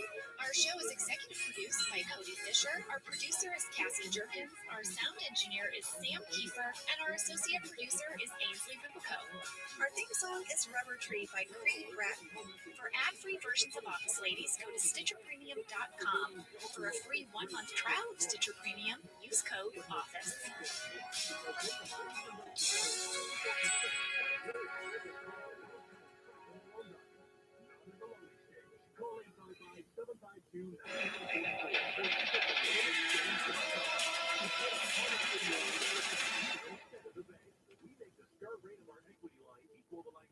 Most people give up on their resolutions by mid-January. Walmart Plus can help save yours this year by saving you time and money. Walmart Plus is the membership with benefits like gas discounts, video streaming, plus so much more. Is your resolution to simplify your life? With free delivery, Walmart Plus makes ordering what you need online a no-brainer.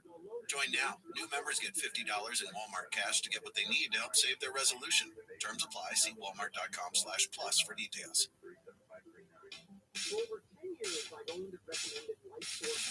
I'm Jenna Fisher. And I'm Angela Kinsey. We were on The Office together. And we're best friends. And now we're doing the Ultimate Office Rewatch podcast just for you. Each week, we will break down an episode of The Office and give exclusive behind-the-scenes stories that only two people who were there can tell you. We're the Office Ladies. Ooh, Angela, we have a good episode today. It is so good. It's so simple, so wonderful, so much tension, conflict, a little bit of drama. It's all there, and some laughs. It is called Did I Stutter? It is season 4, episode 16, written by Brent Forrester and Justin Spitzer, and directed by Randall Einhorn. We got a lot to cover. I say get into that summary, lady. Here it is. Stanley challenges Michael's authority during a conference room meeting, leaving Michael speechless. Later, Michael responds to Stanley's insubordination by attempting to scare him into an attitude adjustment with a fake firing. What is with Michael and the fake firings? I don't know. He thinks it's like a go-to.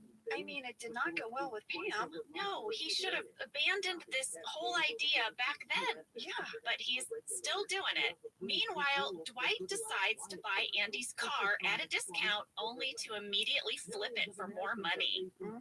So shrewd. Did he shrewd it? He shrewded it. Pam has to deal with the unexpected inconvenience of wearing her backup glasses to work after spending the night at a friend's house. Her backup glasses from junior high? Perhaps. I'll have a lot to share about that. I bet. All right, fast fact number 1. We're going to talk a little bit about the inspiration for this episode. We had a fan question from Bianca O and Katie W. They wanted to know who came up with the idea for Stanley to sass Michael. It was me. No, I'm kidding. Well, Angela, you do love a sass. I love the sass. Well, we traded messages with writer Brett Forrester about this episode, and he told us he remembered being very excited when Greg assigned them the script because it was the biggest Stan Lee story he had ever done at that point. It was really the first time that Stan Lee had ever been the sole antagonist in a Michael story. I remember we were all so excited for Leslie, just as actors, to be able to have that big moment with Michael and to go head to head with Steve. That was like, you hoped for that, right? Oh, yeah, this was huge. Brent remembers Greg told him with great delight what the game of this episode was. It should be this: Michael is an overpowering boss to everyone in the office, but is totally unable to stand up to one person, Stanley. No one ever dares to challenge Michael this blatantly, so when Stanley snaps at him, Michael just has no playbook for dealing with it. He said that Mindy referred to this as reversal of status comedy, and it was the first time Brent had ever heard that term. Mindy, you're so smart. I know, right? I remember doing Commedia dell'arte in theater school, Angela. Oh, here we go. Did you ever do Commedia? No, Jenna, I did my improv and my stand-up and my sketch comedy, so just let's hear it. Well, it's really very interesting because Commedia dates back to long, long ago, and it is really all about status. And you're constantly switching status between these archetypal characters. And this has some real Commedia elements for all you theater nerds out there, this reversal of status comedy. No, it's fantastic. I mean, even in improv, we would make someone, when you walk on stage, choose status, high or low. And if you constantly played high status, because some people it's their go-to in comedy, our teacher would make you reverse it and play low status. It was always a really cool exercise. Okay, getting a little nerdy. Okay, we can move on. No, I love that we're nerding out on status comedy. Guys, watch comedy shows and look for status and reversal of status. That's your homework. We're making your television viewing homework now. You're welcome. We're giving you homework. Fast fact number 2, Brent told us that this episode produced a mantra for the writer's room and a standard for which all episodes would now be held. What? Here were the 3 words that applied to this episode that they believed make a great Office episode: small, real, relatable. Brent said by normal TV standards, almost nothing happens in this episode. Stanley insults Michael. Michael doesn't know how to respond. He said on any other show, this would have been considered a totally insufficient plot for 30 minutes of TV. But he said at this point in the series, they were so confident in the characters and their dynamics that they fully committed to this very subtle interpersonal story, and they wrote this slogan in the writer's room: small, real, relatable. And he said that he believes that this is the signature of The Office at its best. I agree. I always love those types of episodes. I mean, I know it comes before this one, but I felt like healthcare was in that vein, you know? Yes, but yeah, I love small, real, relatable. I love that kind of comedy. All right, fast fact number 3, Angela: Pam's glasses. Oh, yeah. We got a lot of mail. Abby S. and Amy G. want to know, Jenna, is your eyesight as bad as Pam's? And then Kat F., Jessica M., and Rachel G. want to know how many pairs of glasses were given as options for this episode. I remember when we were filming this, at that time, you didn't need glasses. You had great eyesight. Yes, that's right. I did not wear glasses. I do now, but I didn't then. Those are totally fake glasses. Phil Shea came on over with his tray of frames. Greg was there, and we went through and I had to put them on, and we just talked about which ones did we like. We did discuss, Angela, that these were frames that dated back to maybe like years for Pam. Like you said, or these are junior high glasses. Well, you said something interesting on the DVD commentary for this episode. You said you gave yourself your own little actor backstory, right? That didn't exist on the page, hadn't been discussed with the writers. And for you, these glasses were the pair that Pam leaves in the glove box of her car for just in case. Yes. Here's the crazy thing about these glasses. Greg really, really wanted for my eyes to look super giant when I put on the glasses. But in order for that to be true, they would have had to put a true prescription in the lenses to magnify my eyes. And I said, but then I wouldn't be able to see all day. Right. But listen to what Greg said. Greg said, well, here's what we'll do. We'll give you contact lenses to degrade your vision and then correct your vision with the glasses. Greg, what? And I said, that sounds like a lot of effort for these few scenes where Pam wears her glasses. I've never worn contacts before. This sounds like it has the potential to be a real disaster. And possibly damaging to my future eyesight. So I told this to Lee as we were watching the episode. I said, can you believe that Greg wanted me to wear like contact lenses and then glasses? And Lee said, oh, that would have been funny. Greg was right. You should have done it. Lee. And I was like, oh, Greg will be so happy to hear that because everybody poo-pooed this idea. Like props, hair and makeup, production. Everybody was like, Greg, the potential for mishap with this idea is too great. We can't have it. So Greg was very reluctant to let it go, but he did. He was like, all right, fine. So I think Greg would be really happy to know that my husband backs up his idea. Well, I have a few more tidbits about Pam's glasses, but I will sprinkle them into the episode as we say. And that finalizes my fast facts, lady. Well, I have two things to share. First of all, a little tidbit from the DVD commentary. Randall Einhorn, who directed this episode, said that the editor's assembly cut came in at 41 minutes. And then he took that 41 minutes and he got it down to 31 minutes for his director's cut. 31. He didn't want to lose any more. And they had to get it down to 22 minutes to air it on NBC. So there are a ton of deleted scenes, but in addition to that, there's all these other scenes that they didn't even get to put in the deleted scenes. There's more. Wow. Yes. And Jenna, here's my big thing I wanted to share with you. As I was prepping for the podcast, I found my shooting draft of Did I Stutter? What? I found the script. With all of those lost scenes? Yes, and some we actually shot. They're not even in the deleted scenes. They're out there somewhere. But I found my shooting draft, and there are some really hilarious discrepancies that I am going to share with you. There is a Jim Pam moment that is going to make your mouth drop. But I am going to sprinkle these in. I'm so excited. I had my shooting draft. I am so jealous. I couldn't believe it. I can't wait. So now with that knowledge, I want you to know that we filmed this episode starting March 31st of 2008.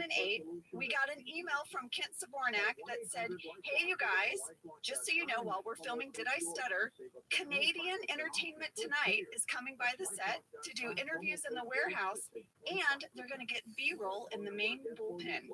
So we had Canadian ET here the week of Did I Stutter. Amazing. I love how you save every freaking email, Angela. It is so cool and really paying off. I'm just a pack rat. I'm a digital pack rat and a real life pack rat. Well, let's take a break because when we come back, we've got a lot of stuff.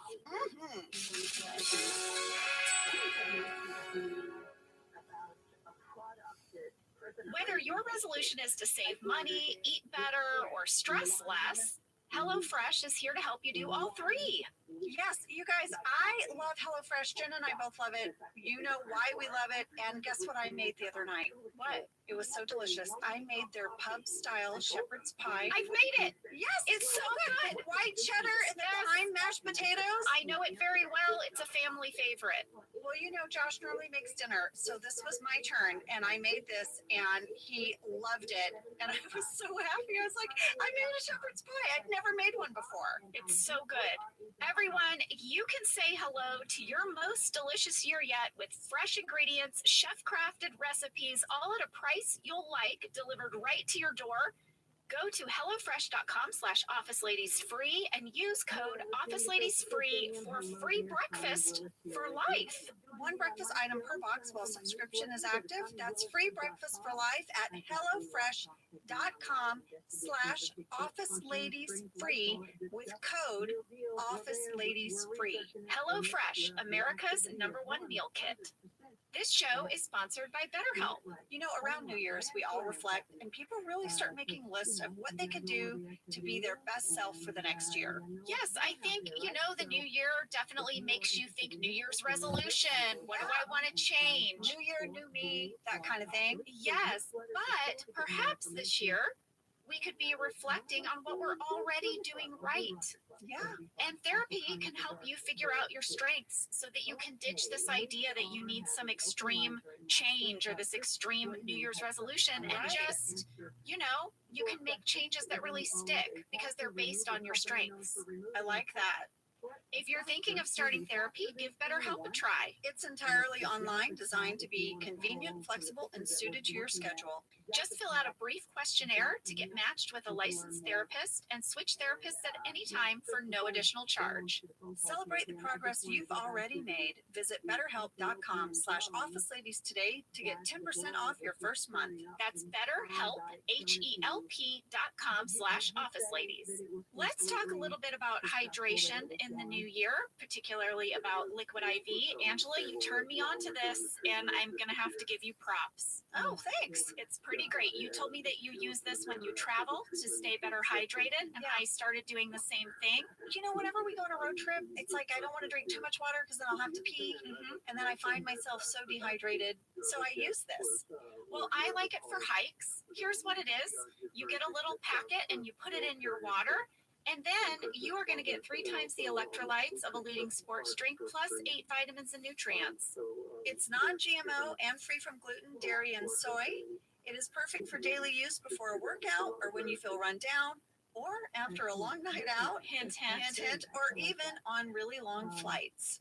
Rehydrate yourself for the new year. Grab your Liquid IV Hydration Multiplier sugar-free in bulk nationwide at Costco, or get 20% off your first order when you go to liquidiv.com and use code OfficeLadies at checkout.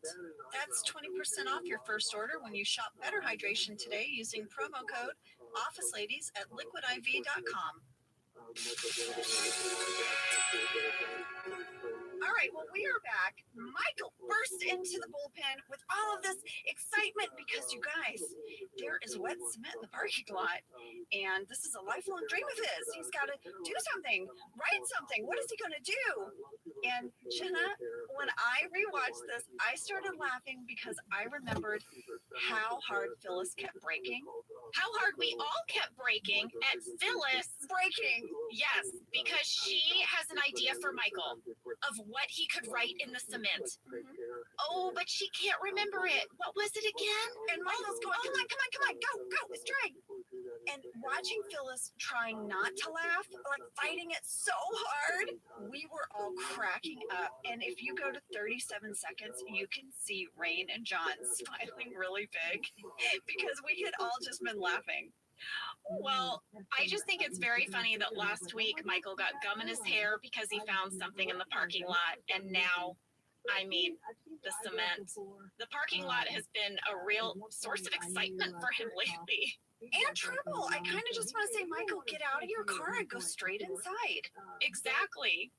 Somehow, Kelly suggests via Pam that Michael put his handprints. Pam translates Kelly. Yes, Pam speaks Kelly for Michael. But Jim one-ups it and says you should put your face in the cement. Oh, ding, ding, ding. Michael is so excited. This is what's going to happen. And so much went into this one gag. Oh, yes. This simple sentence in the script was like a whole production. We got some fan questions from Anna V, Abby M, Sonia C, and Gabby C. Please give us all the details about this hilarious cold open. Did Steve really put his face in cement? How many times did he have to do it? Well, it was not actual cement. Kent Sabornak told me that they had an outside prop house make an organic mixture to look like cement. It was made out of water and some ground oatmeal and a few other ingredients to create a wet cement look. Jenna, I remember touching it and it kind of felt like a putty, squishy. Yeah. Kent said that we put that Vaseline all over Steve's face, partially so that we would have quick cleanup and we could do multiple takes. And guess what? It wasn't Vaseline. The container he's holding says Vaseline, but Vaseline is too thick, so it was actually KY jelly. I remember that. Yes. And then they saran wrapped Steve's head and put this like really big rubber band around it and then stuck a straw in there. Yeah. Guys, Steve is a trooper. Oh, yeah. Thankfully, Randall Einhorn shares that we got this in one take, so he only had to do that one time. And when Dwight says, force it in as deep as you can, Steve improvised. That's what she said. I remember that. And none of us laughed. Thank God. We couldn't. There was no way we were going to ruin that. No. Steve had been like prepped forever with saran wrap on his head. We were not going to ruin that take for him. We all wanted it to be done in one take for him. Oh, yeah. Well, Jenna, at 1 minute 35 seconds, we all helped Michael up from the ground, and there was absolutely no way they could crop out my belly, and I am full pregnant in the shot. It is hilarious to me. I couldn't believe it. I laughed out loud when I saw it. There was just no way. It's a split second, but my big old belly is right there. Also, Angela, we have a fan catch from Yonina L at 1 minute 26 seconds. She would like to know, are you covering your mouth to stop from laughing? She caught you. Probably. I knew I couldn't ruin this take. We got a laugh catch and a belly catch in one scene. Oh, yeah. In one scene. Well, after he has placed his face in the cement, Michael has a wonderful talking head. And he just wants you to know that today wasn't just about him. It's about his grandkids, his great-grandkids. They can come back in 100 years. And he can say, look, kids, your daddy left that face hole. And that's really the gift you want to give your kids and grandkids, right? It's a face hole. Yeah. Look, kids, at my face hole. All I could think about was the number of people who were going to trip in that face hole as they left the building. It's just going to become like a rain puddle. Yeah. Oh, Michael. Well, now we're into the episode. Angela and Andy are doing Mad Libs. In the kitchen. Yeah. Angela is delighted to be spending this time with Andy. She's having the best time. Well, I think what we learn in this scene is that Angela loves a Mad Lib. Mm-hmm. Who would have thought? I don't know if it necessarily is Andy that she's delighted by or just the idea of a Mad Lib. Maybe a little of both. Maybe. So I went to the script, Jenna. I went to my shooting draft to see if this scene was written the way we did it. It is up until one point, and then there was an extra couplet that I remember us filming because Ed was so funny. And I'm so bummed it's not even in the deleted scenes on the DVD commentary, and I'm going to share it with you. So in the episode, Andy reads the Mad Lib, and it reads, "The tall man entered the nice building to visit a very nice man. Sit down, Mr. Smith. Could I interest you in any good cat food?" And Angela says, "A man eating cat food." And Andy says, "A cat eating man food." And they giggle, right? Yeah. Well, the scene would have continued. Andy starts pantomiming being a cat eating a hamburger, and he goes, "Meow, a burger." Ed was so funny doing this, Jenna. And then I would have responded, "A cat eating a hamburger sandwich? That's impossible." And then Andy goes, "I know." And I say, "Where do you think of these things?" And we laugh. Amazing. A cat eating a hamburger sandwich. I'm really sad that you didn't get to hear that or see Ed pretending to be a cat eating a hamburger. Well, Angela, Justin told me that Jean and Lee actually wrote this Mad Lib scene for Angela and Andy. So all of that was Jean and Lee. Well, it was so fun to do. I became inspired by this scene, Angela, to do a deep dive on Mad Libs. Oh, no. What'd you find? Oh my God, it is fascinating. Well, our kids love Mad Libs. I mean, Jenna, I did them growing up. We still do them. Same. let me tell you the history of Mad Libs. Okay, Mad Libs was invented in 1953 by two men, Leonard Stern and Roger Price. Roger Price had worked as a writer on the Bob Hope Show. Leonard Stern was his friend who worked as a writer on The Honeymooners. They were comedy writers. Yeah. One day, Roger went to visit Leonard at work, and Leonard was working on a script for The Honeymooners. He was trying to figure out the right word to describe the nose of Ralph Cramden's new boss. Before he could explain the whole thing, he just said to his friend, I need an adjective, and Price jumped in and started throwing out words like clumsy, naked. He just started throwing out adjectives. So they thought this was so funny, right? Like, oh, a clumsy nose, a naked nose. So this gave them the idea to write a bunch of stories with missing words. They took them to a cocktail party with their friends. They had people fill in the blanks without knowing the context, and it was a huge hit. People thought this was a hoot. They tried to get these stories published, but publishers passed. Nobody wanted them. They said, we don't get it. Maybe sell it to a game company or something. It sounds like a party game. So they sat on the idea for 5 years. And then they decided to self-publish. But now they needed a name for it, right? Yeah. They had all their stories. They were self-publishing. Get this. These two guys, they're out having breakfast in New York, and they overheard an agent arguing with his client at another table. And the agent was trying to tell this actor that he had to recite a certain script for an upcoming interview. And the actor was saying, no, I want to ad-lib my interview. I want to ad-lib it. And the agent said that would be mad to ad-lib an interview. And that's where the name Mad Lib came from. And now they have sold over 110 million copies of Mad Lib's books. That was amazing. I loved every single moment of that. I also find it really inspiring that you can have this once in a lifetime idea and, don't let go of it, even if it takes you 6 years to see it come to fruition. Yeah, they were onto something and they knew it and they made it happen. I love that. Great deep dive. Thanks. All right. Well, now Michael's going to come out of his office and immediately he's going to clock Pam in her glasses. And he says to her, you know what? In order to get hotter, you've got to take off those glasses. She's just going in the wrong direction. Yes. And Pam tries to explain to Michael what happened, why she's wearing these glasses, and he has this line that people quote to me all the time. He's like, it's noise coming out of an ugly scientist. Michael, I love it. That was really hard for me to get through every time Steve said that. I bet. I feel like I've seen that on a t-shirt, Jenna. Oh, yeah. Oh, you have. Imagine for someone who's never seen The Office and then sees someone in these t-shirts like, Dwight, you ignorant slut. It's just noise coming out of an ugly scientist. I feel like The Office has given some really random clothing choices for people. Well, when I got my glasses in real life and I posted my first picture on Instagram of myself in my new glasses, people started putting all of these comments. They were like, you're going in the wrong direction. You have to take off your glasses to get hotter. And then other people were like, it's noise coming out of it. I was so offended. I forgot about this scene in the office. And I was like, why is everybody coming down on me? I thought my glasses were cute. I know. I so relate. One time I posted a photo early in my Instagram days in a green sweater. And someone was like, looking a little whorish, aren't we? And I was like, wow, how rude. And then I was like, oh, right, green is whorish. Okay, got it.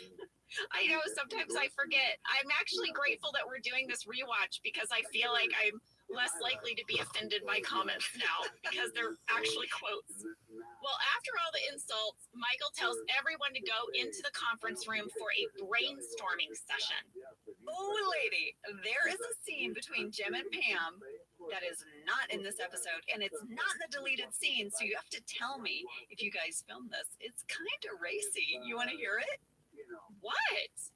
So I'm reading the shooting draft last night, and this is in there. As people head to the conference room, Jim smiles at Pam.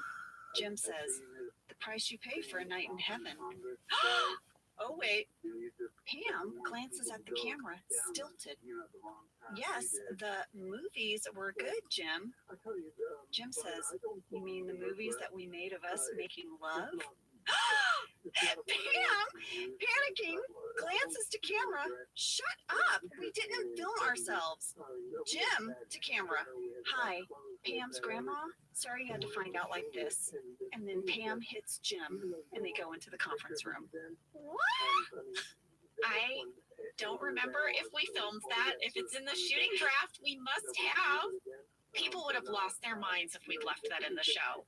I know! Like, what the heck? I read it last night and I was like I did a spit take. I was like, what's happening with Jim and Pam? Just hearing that, it makes me feel like I've just walked in on my parents. I know. Having an intimate moment. Like, I was like, no, don't want to see it. Don't want to see it. Which is probably why it was edited out. But it cracked me up reading it. Wow. Well, there you go, guys. There you go. Now we're in the conference room, and the actual scene they leave in between the two of you guys is Jim proposing to Pam, which is also in the script. So I guess if they had to choose one, that one is a little bit more in character for you guys. Well, proposing that I go get him some more coffee. Right. But doing the, he's now doing this bit with you, right? Yeah. Well, Michael has written the words energize in block letters on a piece of paper up front, and he wants to know how can we energize the office. A few people are throwing out ideas. Andy suggests that we have a new outgoing message, something with zing and pep. Jim suggests we have an even better message with more zing and more pep. Michael wants to get Stanley's opinion. Stanley's not having it. He's like, not me. He's not interested. He's not even answering him. I know. And Michael keeps pushing and pushing and pushing. And that is when he says the line, did I stutter? And everyone is stunned. We're like, whoa, this just took a turn. Michael excuses himself for a glass of water. Oof. Now, Jenna, per Justin Spitzer, this is the only episode title that was an actual line in the script. Yes, Justin said he had originally thought they should call it insubordination. Oh, but they settled on Did I Stutter? Well, I like Did I Stutter better. Me too. Next up, we're in Michael's office, and Toby is sitting with him, and he's trying to tell Michael that he needs to talk with Stanley about his insubordination. And once again, Toby is in Michael's corner, and Michael just refuses to see Toby as someone who could be there for him. Yeah, he tries to tell Toby that he misinterpreted what he saw, that they were actually a couple of pals, they're kind of joshing around. Toby wouldn't know because Toby doesn't have friends, Michael says. Yeah. If you had a friend, you would say something like this. Hey, you're poor. Well, hey, your mom is dead. That's what friends do. Yeah. So, there you go, Toby. Get some friends. But it's clear at the end of this meeting that Michael is going to be expected to do something about what happened. It's also clear that Michael's really anxious about it. He says he has a stomach ache. Mm-hmm. And Jenna, there's a deleted scene. It's so great. First of all, it shows the geography of Dunder Mifflin in a whole new way that we've never seen before. So in this deleted scene, there's a talking head and it's over the action. You know what I mean? And Michael is talking about how him and Stanley are friends. In fact, Stanley is one of his oldest friends. But while he's saying all this, he's walking out of his office and he clearly has to go pee. And he sees Stanley and he pivots hard right. He goes out the front door of Dunder Mifflin, past the elevators to the stairwell door next to Van's refrigeration. He goes down the stairs, out the front door of Dunder Mifflin, through the parking lot to a back door that's another stairwell, up those stairs, and he comes out by the break room, by the vending machines. And then he walks through the annex, into the kitchen, into the men's room. That's what he did, because he had to go pee, and he did not want to walk past Stanley's desk. Wow. And we've never seen anyone in the run of the show come up the back stairwell into the area where the break room is. That's right. I loved it just visually, and that shows you the extremes he was going to avoid Stanley. Well, now we're going to get into the B storyline of this episode, which is that Andy is selling his car, his Xterra, and Dwight is going to buy it. His Xterra when he was driving a Prius, so I don't know what's happening here. I know. What's that about? You know what? In my mind, it was like his old car from college. Maybe so. From his Cornell days. Well, we had a fan question from Barbara G and Rebecca H. At 6 minutes 45 seconds, Dwight points out that there's a scratch on Andy's Xterra. In a deleted scene from Safety Training, Angela, you might remember, Angela keys Andy's car. Did Angela also key his Xterra? I don't think so. I think she just keyed the Prius. But in the script, you guys, Angela is watching all of this interaction between Dwight and Andy. She is perhaps titillated by it, fascinated, curious, but there are several scenes where she's peering through the window, the camera busts her at one point, and she gets agitated. So she is sort of watching all of this all day long. Well, Dwight ends up bullying Andy into selling him the car at a very low rate, way under asking. He does that thing where he's like, do it, sell it, give it to me, say yes now, say yes now. 3, 2, 1, 5, 4, 3. Say yes. And it works. He says, okay. Now here's an interesting tidbit. This car, this Xterra, actually belonged to our hairdresser, Kim Ferry. And she was actually selling it. She was. It was so crazy. She let us borrow her car for this episode. And then she sold it. Just like these guys. Well, I guess Michael is going to finally baby up to Stanley's desk, and he's basically going to forgive Stanley before Stanley has even apologized. But the way he approaches Stanley really reminds me of like when my kids want something, but they don't want to ask me, and they just come and stand by you and kind of hover. Yeah. You just standing next to Stanley's desk, and Stanley's like, yeah, what do you want?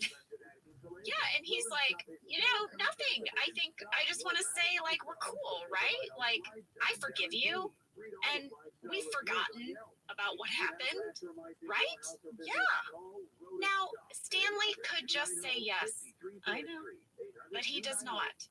I think Stanley has had years of putting up with Michael, and he's just had it. Yeah. Since that didn't work, Michael is going to sit with Dwight and try to figure out, is there a way that someone else might be able to discipline Stanley? Does Stanley report to anyone else besides Michael? And this is when Dwight gets out his very extensive, very hilarious employee org chart. It's so elaborate. It was really well made. He has a like tripod he sets it on. There's like an overlay. I mean, Jenna, this thing was not cheap. Well, Brent told us that the entire writing staff put a huge amount of time and effort into that org chart, and that they had the idea that after this episode, NBC could sell the org chart as posters. So they filled it with all these little jokes that you can't even really spot in the episode itself. And unfortunately, though, the poster did not become the runaway bestseller they had hoped it would be. However, Kent Zabornak sent me a picture of it, and we will put it in the pod so you can really unpack it if you'd like. Yeah, I looked at that last night, and the detail of the menstruation cycles of the women. Dwight has shared that he clocks all of that. Well, he wasn't kidding. Angela, we got a fan question about this scene. At 9 minutes 34 seconds, did Rain improvise touching Michael's face with his pointer? Yes. Yes, he did. And they could not get through it. They were cracking up. Something so sort of delicate and intimate about Dwight touching Michael's face with that metal pointer. And those two fellas were just disintegrating into laughter. It's in the bloopers. It's so fun to watch. Justin said before they started the scene, they had to decide whether or not Rain would have that metal pointer or a laser pointer. And he's so glad. I'm so glad they gave him the metal pointer. Yeah. Brent said that after Rain improvised it once, they loved it and they had him do it again. And it took over 7 takes before they got even 3 seconds of usable footage. And that's what you see in the episode, was like take number 8. Well, back at reception, Kevin is complimenting Pam's glasses. I mean, they're kind of a turn on for him. Jenna, there's a lot more in the script. In fact, Kevin says you're basically in his league now. So I think there were a few alts for this scene. I remember shooting it. We were laughing so hard. There's also that famous line where he says, "Can you say these are due back Thursday?" And Pam's like, "No, no." At 9 minutes 58 seconds, at the very top of this interaction between Pam and Kevin, I want you to know that John is actively playing Free Cell on his computer. Oh, I saw it. It's not just on his computer. You can see him moving the car. Oh, no, he's full on playing. But this interaction between Kevin and Pam is going to cause Pam to take her glasses off now for the rest of the day. She's done. She's sick of the comments. She's just going to not see. But how bad is this woman's vision? Because she takes her glasses off and then Jenna, the phone rings and she has a hard time finding the handle of the phone. There is a talking head that did not make it in the episode. Oh, yeah. Where Pam says that her vision is 20/400. I'll have you know, Angela, legal blindness is anything that's 20/200 or worse. So Pam would be considered legally blind without her glasses or contacts. And basically what it means is that Pam can see things 20 feet away, but normal people could see that same thing 400 feet away. So it doesn't really track that Pam can't see the phone. Okay. What it should mean is that she can't see Stanley anymore. Okay. Yeah. So maybe we didn't research her eyesight properly, but in general, though, all of her vision would be fairly blurry. I do remember researching that. Well, I thought you played it so well, Jenna, because that's not an easy thing to play. And the physicality of your comedy in this episode is fantastic. Well, thank you very much. Yeah. Well, guys, Michael's going to go down to the warehouse and try to get maybe some advice on how to deal with Stanley. But before we go there, let's take a break. And then we'll come back to learn a little bit about Fluffy Fingers.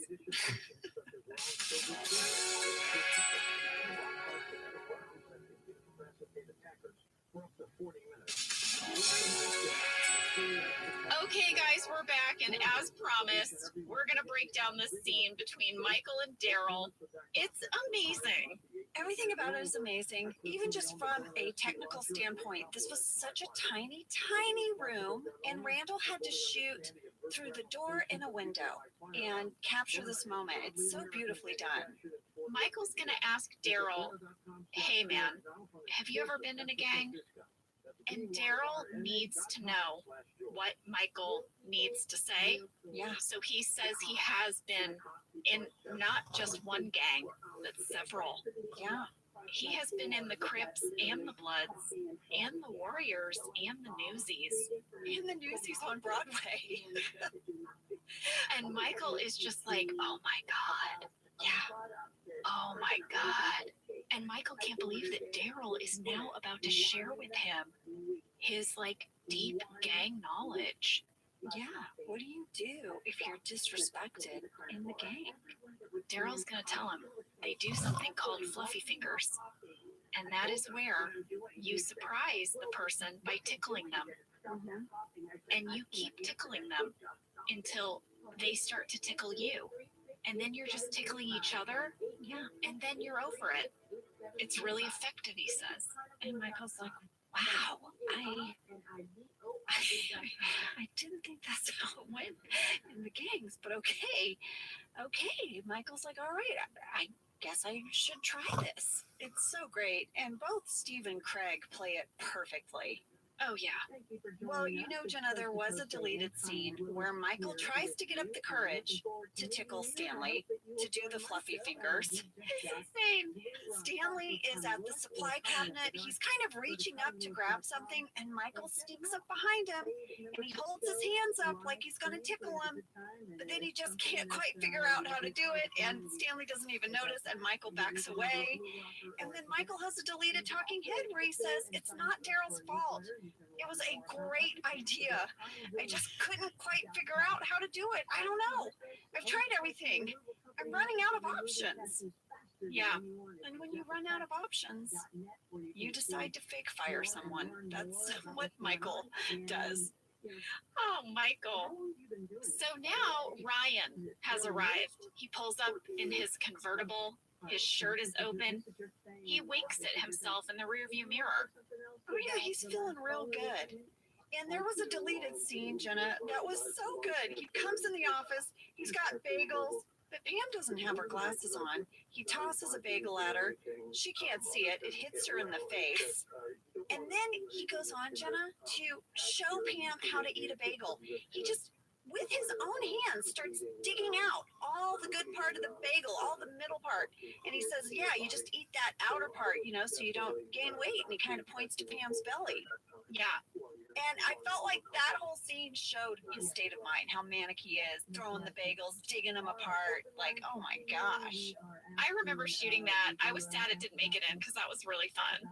You were so good in it. I mean, he tosses a bagel at you, and Jenna, I really believed you didn't see it.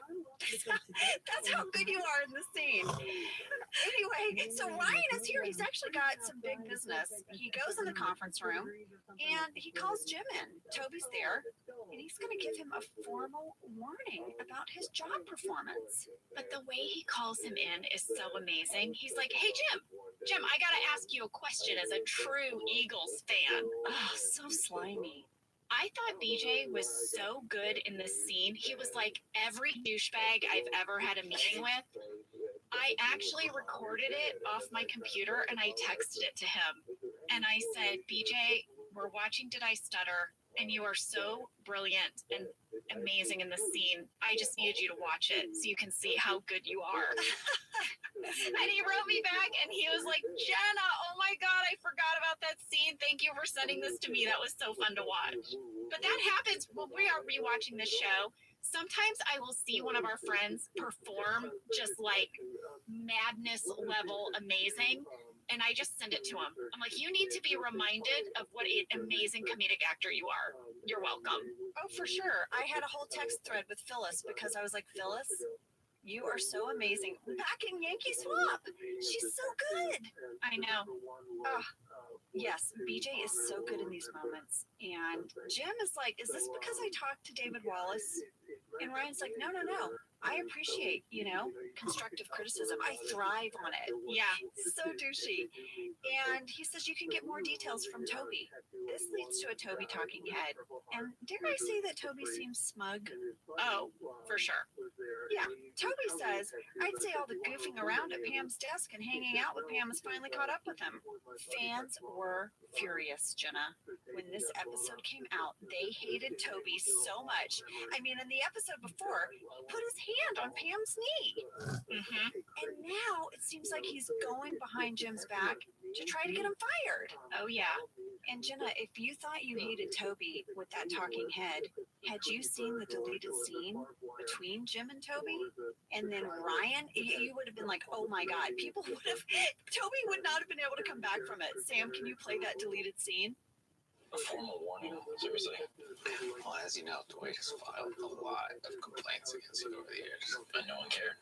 But now it's being looked at as more of a productivity issue. Productivity? My numbers are good. I know. But Ryan thinks that they're not good enough. Wallace likes Jim, so going after him, that's a risky move for me.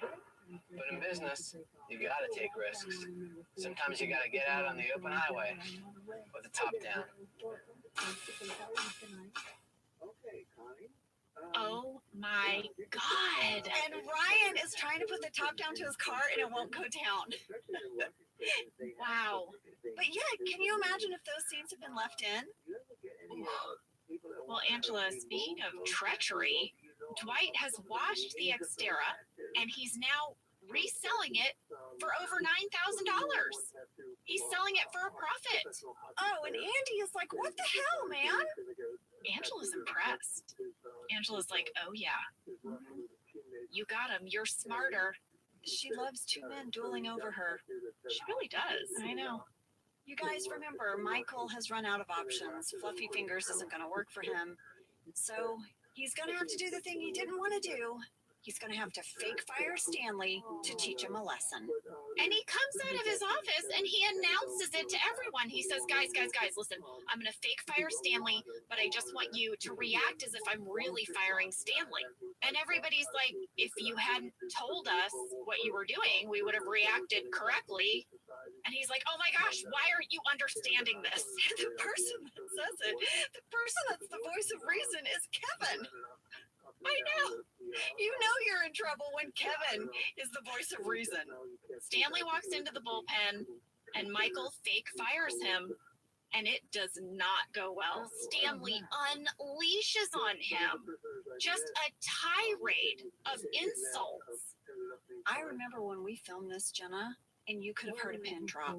Yes. It was such a beautifully dramatic moment. Leslie crushed it. Yeah, you guys, we reached out to Leslie because we really wanted him to come on the pod today, because this is just a tour de force storyline and performance by him in this episode.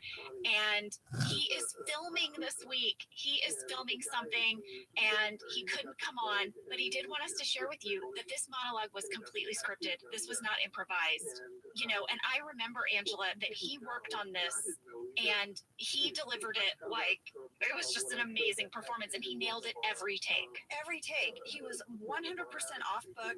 He showed up ready to throw it down, and we were just all so happy for him. This moment was amazing, and I remember us all applauding at the end of the scene. Yeah. Well, Michael throws everybody out. He yells and says, everybody get out. Everybody, except Stanley, everybody out.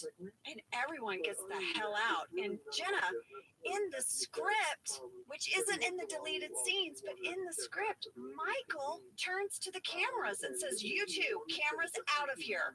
Everybody. Wow. And that's why at 18 minutes, 17 seconds, you see the cameras sneak back in. It's because in the script, Michael told them to get out. I loved that move. I loved it because when Michael is alone with Stanley, or thinks he's alone with Stanley, he gets really vulnerable. There's tears in his eyes, and he says, why do you pick on me? Like, why do you pick on me like this? And it's really vulnerable. And Stanley very matter-of-factly says, I don't respect you. And then I felt like Michael had such an honest moment that could not have happened if the cameras were there, where he says, fine, I accept that. You don't respect me? I accept it. But you can't talk to me like that here. I am your boss, and it just cannot be done. And I agree with you, Angela. Anytime Michael knows the cameras are there, he can't help but perform in some way for them. And so I feel like we're seeing a side of Michael Scott that can only be seen when he doesn't know the cameras are there. Yeah.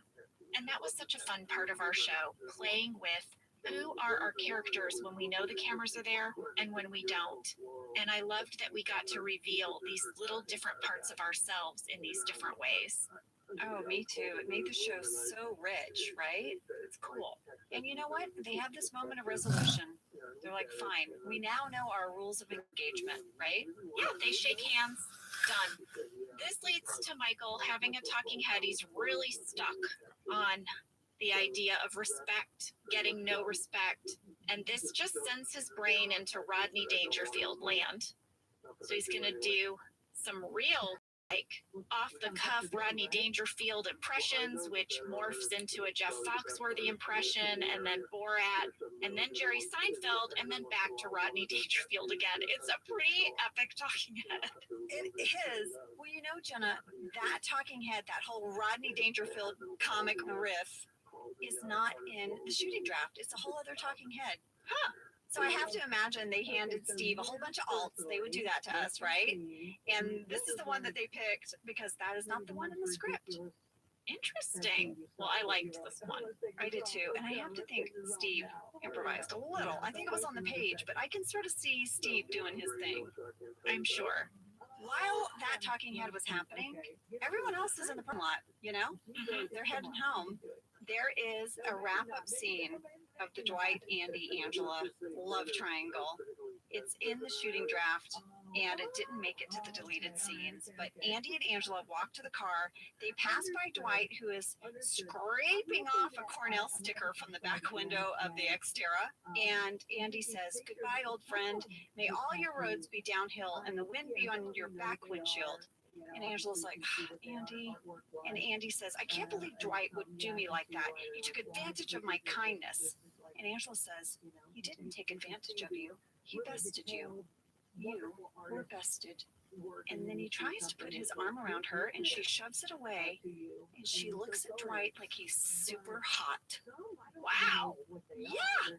Well, Angela, we should just call these deleted scenes feisty in the parking lot, because I know that over by Pam and Jim's car, there is a scene that we shot that I believe is in the deleted scenes, where Jim tells Pam the truth about Ryan and what Ryan said to him, that he's gunning for him to maybe get fired or put him on notice, and Pam is not having it. Oh, I titled it Pam's Pissed. Yeah. And Sam, you got to play that clip. Hey, what really happened today?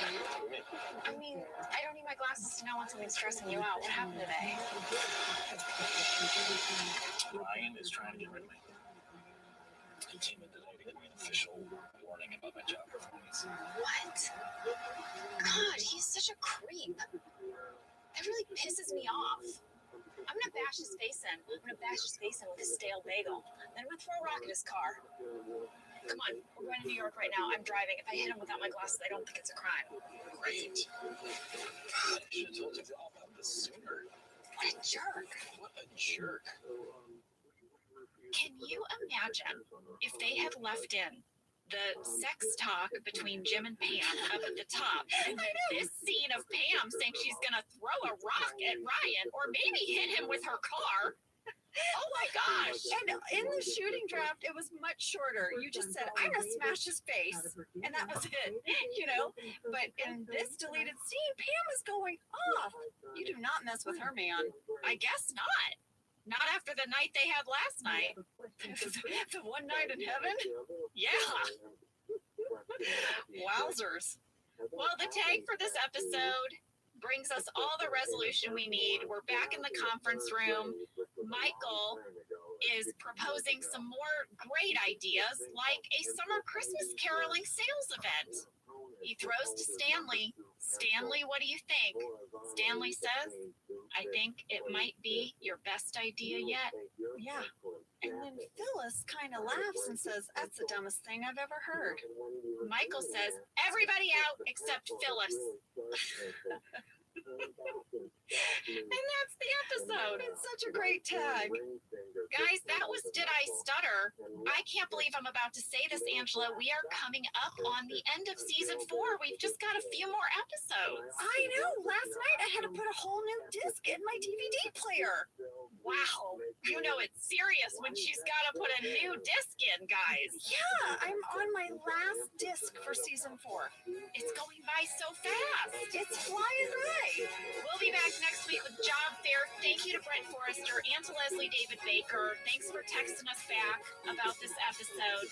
And thanks to me for being a digital hoarder and having my shooting draft. Yes, thank you, Angela. All right, you guys have a great week. We'll see you next week. Thank you for listening to Office Ladies.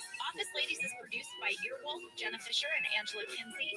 Our show is executive produced by Cody Fisher. Our producer is Cassie Jerkins. Our sound engineer is Sam Kiefer. And our associate producer is Ainsley Rubico. Our theme song is Rubber Tree by Craig Bratton.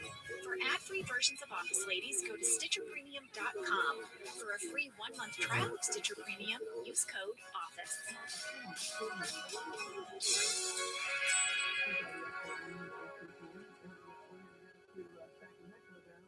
And stop on Walker line number 2. Hello there, America. How are you?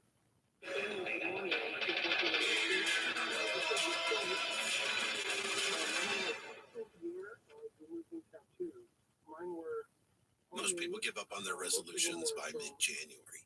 Walmart Plus can help save yours this year by saving you time and money. Walmart Plus is the membership with benefits like gas discounts, video streaming, plus so much more. Is your resolution to simplify your life? With free delivery, Walmart Plus makes ordering what you need online a no-brainer. Join now. New members get $50 in Walmart cash to get what they need to help save their resolution. Terms apply. See walmart.com/plus for details.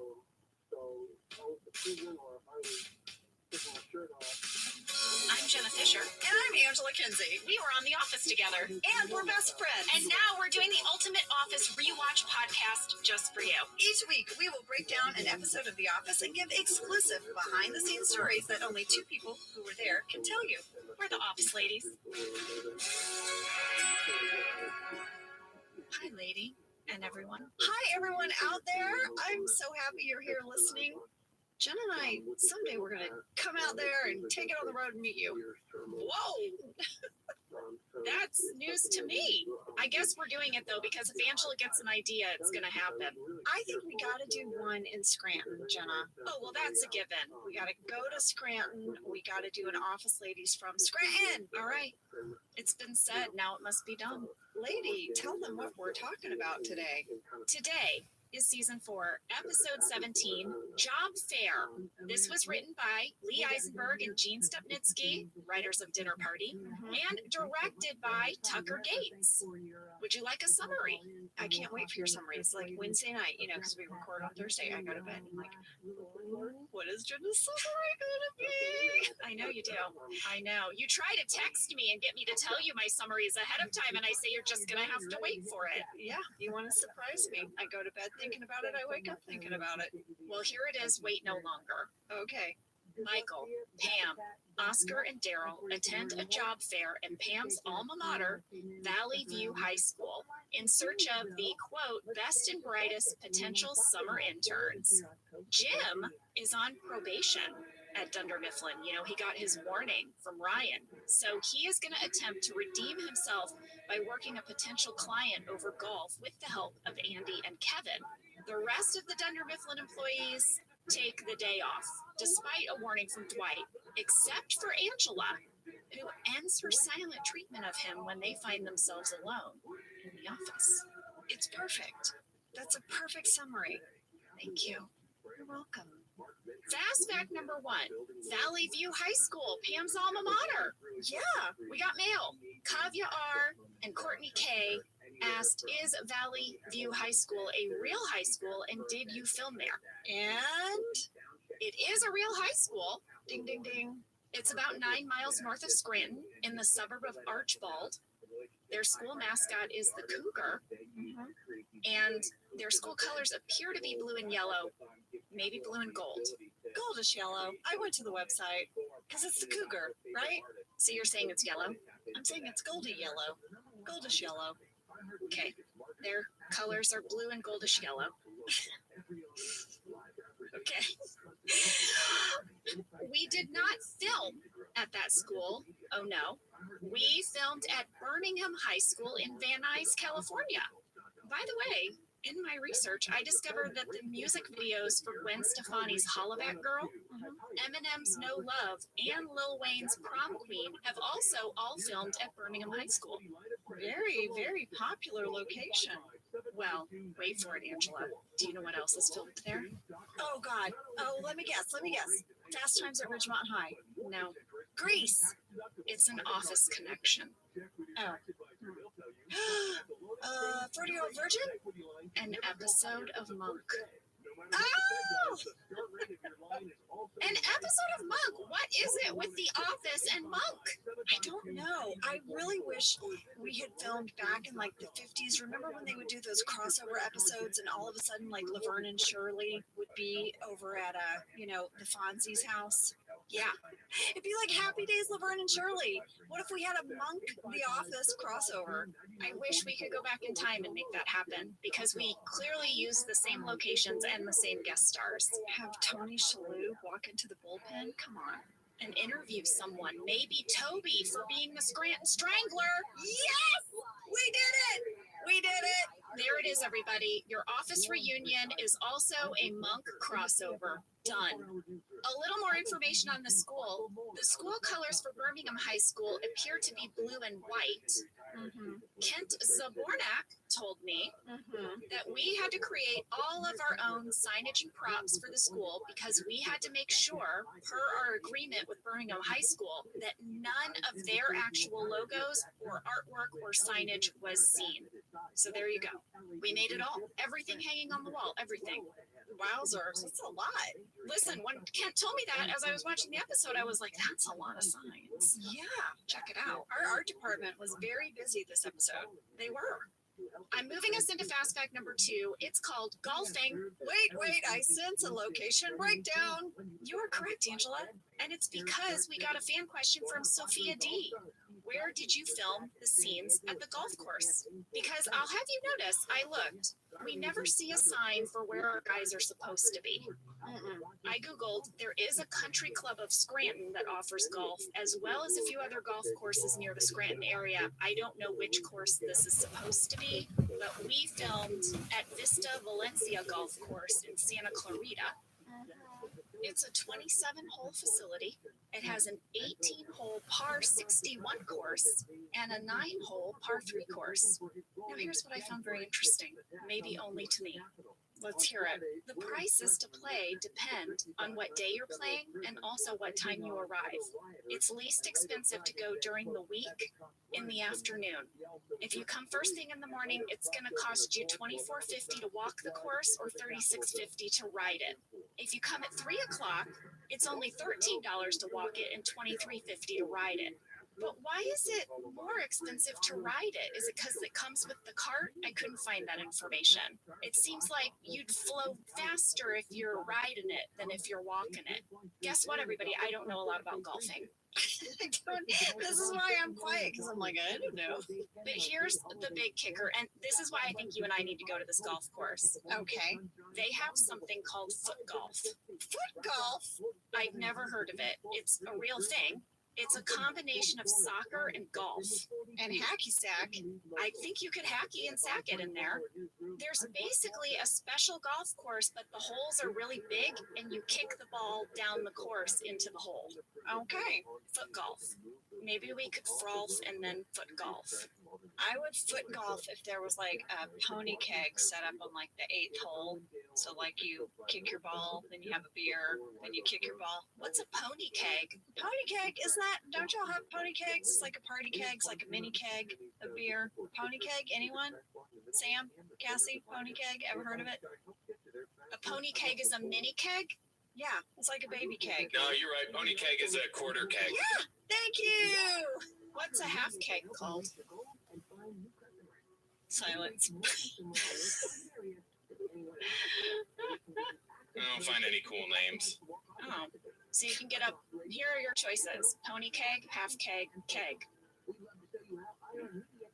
So I feel like they sell more pony kegs just because the name is cute, but I don't know. And you can carry them if you're on the petite side, like myself. Oh, we're learning so much today. So much. Fast fact number 3. Angela, you were very, very, very pregnant this episode. Yeah, I was.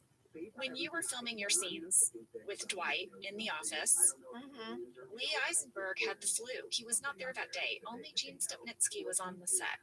When they got into the editing bay to edit the episode, Lee Eisenberg was there, and he said, "You guys, why don't we have any wider shots of these scenes?" And Dave Rogers and Gene had to remind him because Angela's belly was very hard to hide. So all of these shots are like Angela from like the shoulders up. But here is what else I found in my Googling, Angela. What? By the time this episode aired, you had given birth. I know. You gave birth 5 days before this episode aired. That is true. Well, lady, I have a really fun story from this episode. And it's something that involves the golf course. I had no scenes at the golf course, but I went to visit the fellas. I was doing a whole series at this time on NBC.com called Adventures with Angela. And Creed and Ed had written a song for my baby. I mean, with the banjo, the guitar, the whole thing. So I went to the golf course on Monday, on their lunch, and we sat out in this beautiful green, like grassy area, and they sang to me. And not only that, I couldn't remember how we got there. I was like, I don't remember driving to this place or where it was. And you know when you're a passenger, how you don't really pay attention as much? Yeah. So I found this email that I had written to John Krasinski where I said, hey, John, I'll see you Monday. I can't wait. Creed is picking me up in his sports car. Should I be scared? And we're going to come and have lunch, and he and Ed are going to sing a song for my little baby. Oh, so you rode in Creed's sports car? I rode in Creed's little two-seater sports car, and they sang this song to me, and it was on NBC.com. And Jenna, they gave me a copy, and I tore my house up looking for this week. I have ransacked the whole house. I know I have it somewhere, and I really wanted to play it for you guys. But Joya, who worked with us over at NBC.com, is on the case. She's going to find it. And hopefully, maybe in a revisited, I'll be able to play it for you guys because it's really special. And I'm just heartbroken that I couldn't find it. That is so cool, Angela. I remember seeing the video of that, so I really do hope you find it. Me too, me too. It was so cute. I remember Creed started off with Angela's baby. It was just so fun. Well, Ange, that's really all I had for this. I guess I have something that could be considered half a fast fact that I could throw in there. Half a fast fact? What you got? My half a fast fact is that Toby was not in this episode because he was busy writing the season finale. Ooh, that is a good one. Well, I have a little Kinsey tidbit. Ooh, guess who found her script of Job Fair? This lady! Oh my gosh, Angela, this is very exciting to me because I have a couple of fan questions that I didn't know the answer to, but I bet the answers are in the script. Oh, let me get it. I'll get it, and let's go to break, and we'll come back and jump into some Job Fair. I like it.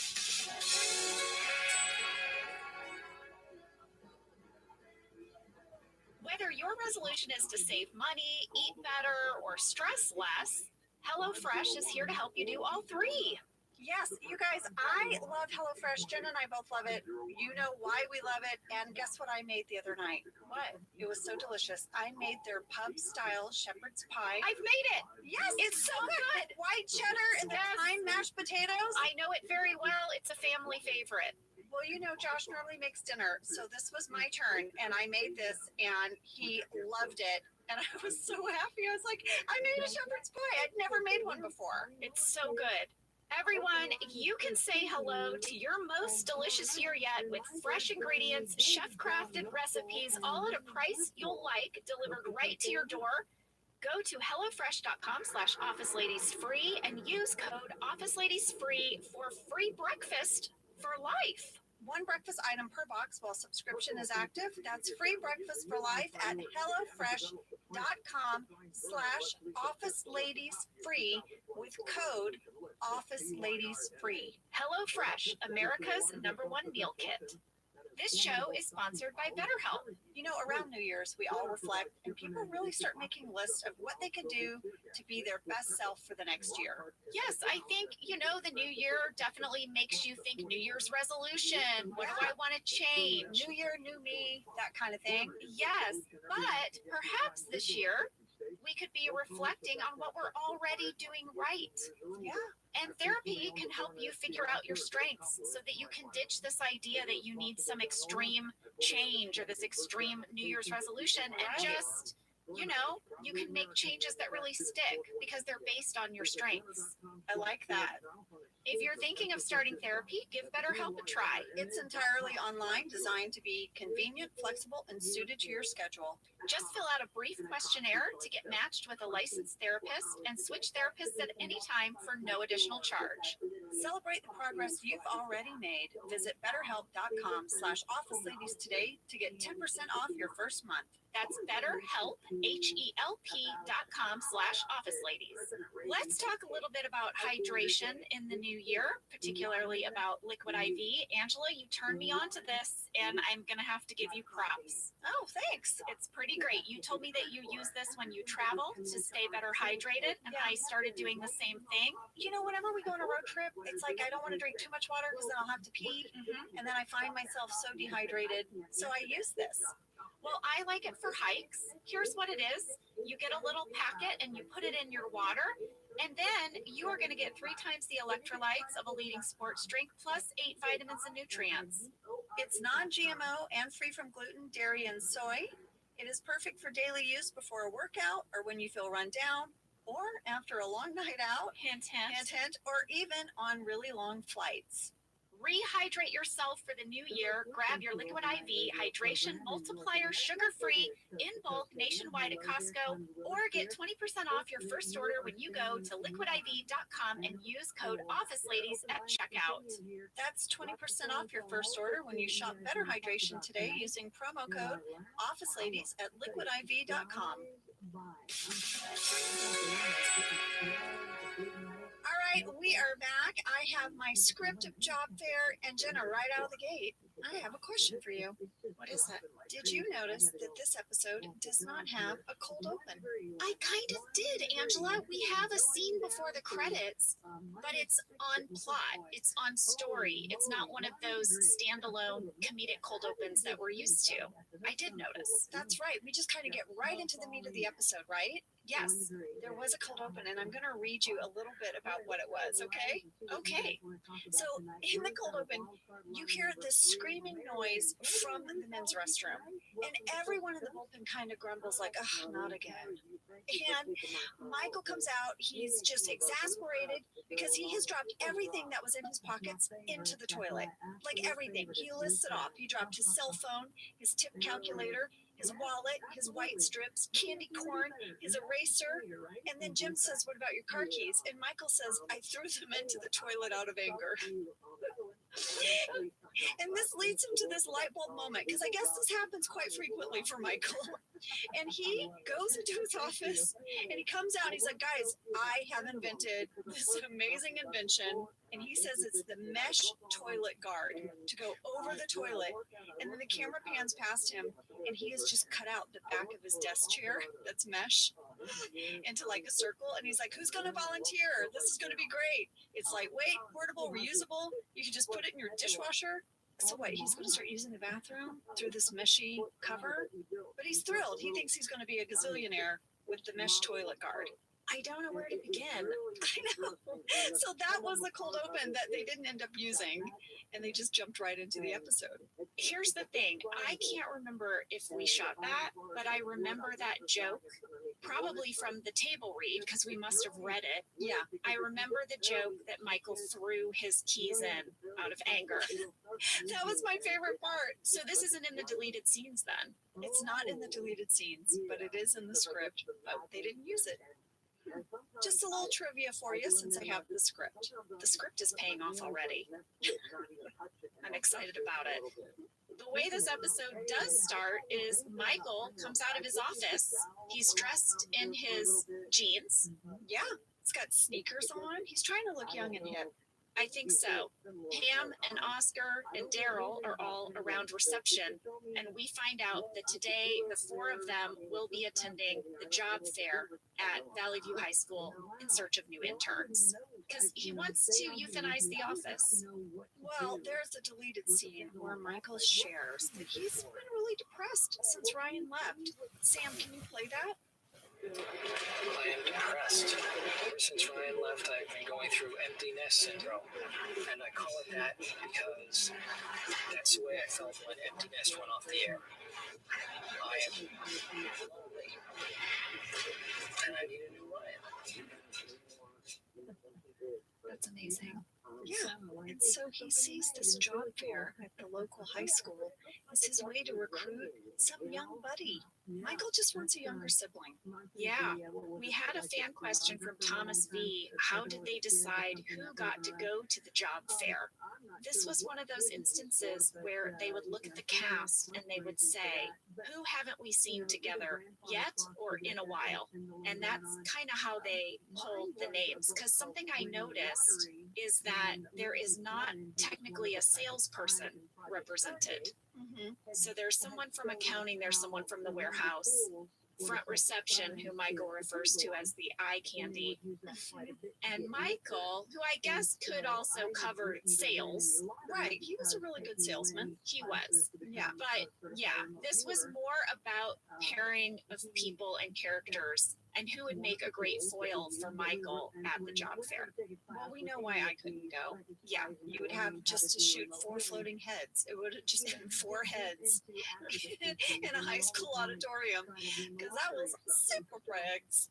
Okay, so that's who went to the high school, but now we have this other kind of odd pairing headed to the golf course. It's Jim, Andy, and Kevin. And Jim's on probation. He's got to make this big sale. And this is his ragtag team that I guess is going to help him. Yeah, things start off a little, how would you put it, oddly, because the first thing that Andy does is insult Mr. McGuire, their potential client, because he's wearing a Dartmouth sweatshirt. He tells him to take it off and that his grandfather would be spinning in his urn if he knew he was, golfing with a Dartmouth alum. There's clearly some real rivalry here between Cornell and Dartmouth. Well, I looked it up. It's this big college football rivalry between the Cornell Big Red and the Dartmouth Big Green. I guess these two schools were major football powers back in the day. There's since been a split in the divisions, the football divisions, but prior to the split, Cornell kind of dominated the national championships. They won in 1915, 1921, 22, 23, and 39. Dartmouth won once in 1925. So Cornell was dominating the Ivy League. Yes, but then in 1940, there was this infamous gay match. Oh, Cornell had a 16-game winning streak, and this was like a school record. They were about to win the national championship with a score of 7-3, but guess what they did? what? They did a film review of the game and found out that Cornell had inadvertently used 5 downs instead of 4, and they had to forfeit the game to Dartmouth. Oh, According to the ESPN College Football Encyclopedia, they consider this to be the second greatest moment in college football history, and it is commonly referred to as the 5th down game. So I guess that's why Andy's grandfather was spinning in his urn. well, Mindy went to Dartmouth, so she might have known some of that rivalry. I have to think that might have come up in the writer's room. I wonder. And there are deleted scenes that support this. Jim shares that, you know what, he's bringing Andy on purpose because he knew Andy would flip out about Mr. McGuire being a Dartmouth guy, and then they would have sort of this like common enemy, that it would be bonding for Mr. McGuire and Jim because Andy's an idiot. Well, that doesn't track because Jim seems so horrified by Andy's comment to Mr. McGuire. Exactly. So then there's this scene where, Mr. McGuire's like, gosh, this guy, and Jim's like, I know, Cornell, right? Oh, I get it. Oh, yeah. Jim was being diabolical. He had a whole plan. Right. Best friends through a common enemy. That's right. Look at us. We're buddies now. We're pals. Give me your business. Don't pay attention to that Cornell idiot. Thank God you have me here.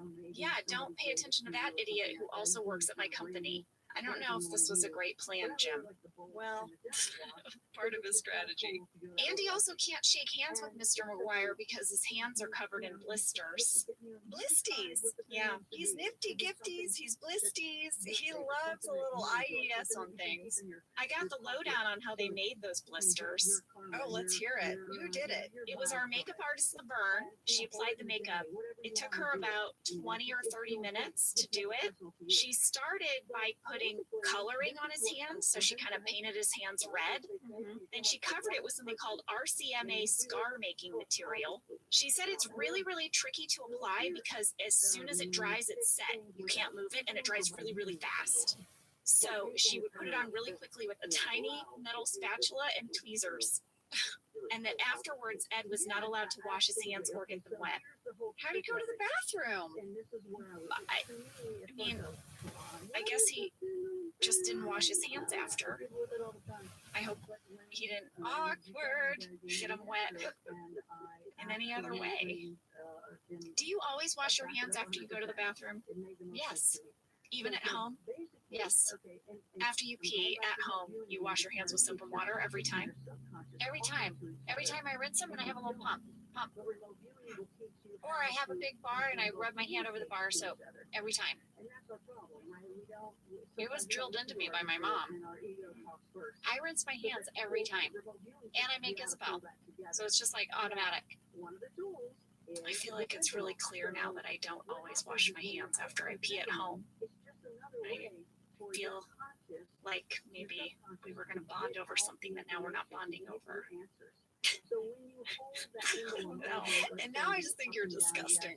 I guess now you're going to have to worry when you come over to my house. Did I wash my hands after I pee? I always wash my hands after poop. Always. I never wipe a poop and then not wash my hands, everybody. I feel like I want that to be clear. Well, I'm not going to worry. I'm just not going to touch your hands or anything your hands touch. I don't know how I feel about this conversation. Well, we should probably segue out of it. Well, I'll say this about blisters. Okay. It might fall under the heading of things you already know, but as the emerging amateur medical expert of office ladies, you should never pop a blister. Oh. The fluid inside your blister has healing properties, and it also protects the affected areas so that you won't get an infection. So you really want the fluid to stay in there as long as possible and just let the blister heal itself. Don't pop it. I did not know that. I feel like I have popped many a blister. This is so interesting. I'm not going to pop a blister now. I'm just going to look at it and say, Jenna told me to let it do its thing. So I'm going to let it do its thing. I might start washing my hands after I pee at home. I hope so. Well, now Mr. McGuire wants to make this golf game more interesting. So he suggests that they make a little wager. Why don't they do a little betting? Oh my gosh, this is music to Kevin's ears. Kevin's like, what? Mr. McGuire suggests $10 a hole. But Kevin, Jenna, he lists all of these games. I know. I wrote them down. You want to hear what they are? I do. All right. He says, you want to play Skins, AC Doocy, Bingo Bango Bongo, Sandy's, Barky's, Wolf? Arnie's. Don't forget Arnie's. Oh, I'm so sorry. I forgot Arnie's. I looked it up. These are all real ways to bet on golf. They're real. I mean, I have an explanation for all of them. I won't go into it, but it's fascinating. I didn't even realize you could do this much golf betting. Clearly, there's so much golf gambling. And you know what? It tracks that Kevin would know. Yeah, this is bringing up his whole gambling thing. And he admits that he's going to take the petty cash from Oscar and use it to turn it into next month's rent. So he is gambling with Dunder Mifflin's petty cash. Should we move on to this job fair, lady? Yes, let's move on to the job fair. Pam has to walk down memory lane of her high school, and you learn a lot about her. Yeah, she has this talking head where she says this gym reminds her of all the times she pretended to have PMS to get out of playing sports. In particular, volleyball, but yet in company picnic, she's like a volleyball pro. So what's happening? Oh, have we ever gotten more mail? I feel seen. Thank you for everyone that wrote in. As soon as Pam said that, I was like, what the heck? I know. Chelsea B wrote in this theory on why it still tracks. That she would have pretended to have PMS while also being a volleyball champion. And I loved it. So here is Chelsea's theory. She says, people always point out the continuity error that Pam says she faked cramps so she wouldn't have to play volleyball in gym class. However, maybe Pam faked cramps because she didn't want to have to play volleyball with her classmates who weren't very good at it.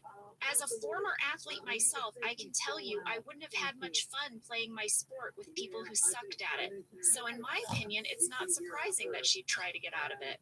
Well, Chelsea, I think you're being very kind. What? I love that Chelsea is like, Pam is such a badass volleyball player that she cannot handle a gym class volleyball game. I mean, come on. In high school, like, they would have pulled you out and put you in varsity volleyball. You would have been separated from the lamos. No, this was gym class. This was just like, everybody get exercise in gym class. We're going to play volleyball today. So Pam was probably on the varsity team, but she just didn't want to have to play in gym class. It was a waste of her time and talent. Okay, Chelsea. Okay. Okay. Well, I'm living for your piece of mail, Chelsea. I appreciated it. You made her day, Chelsea. Well, there's another deleted scene with Pam as she's going through the high school. She walks past the sports trophy case, and there's a big old photo of Roy Anderson, the big jock, in high school. And she looks at it and says, 9 years of my life. I remember shooting that. They had done this little Photoshop of David Denman. Yeah, in a high school photo.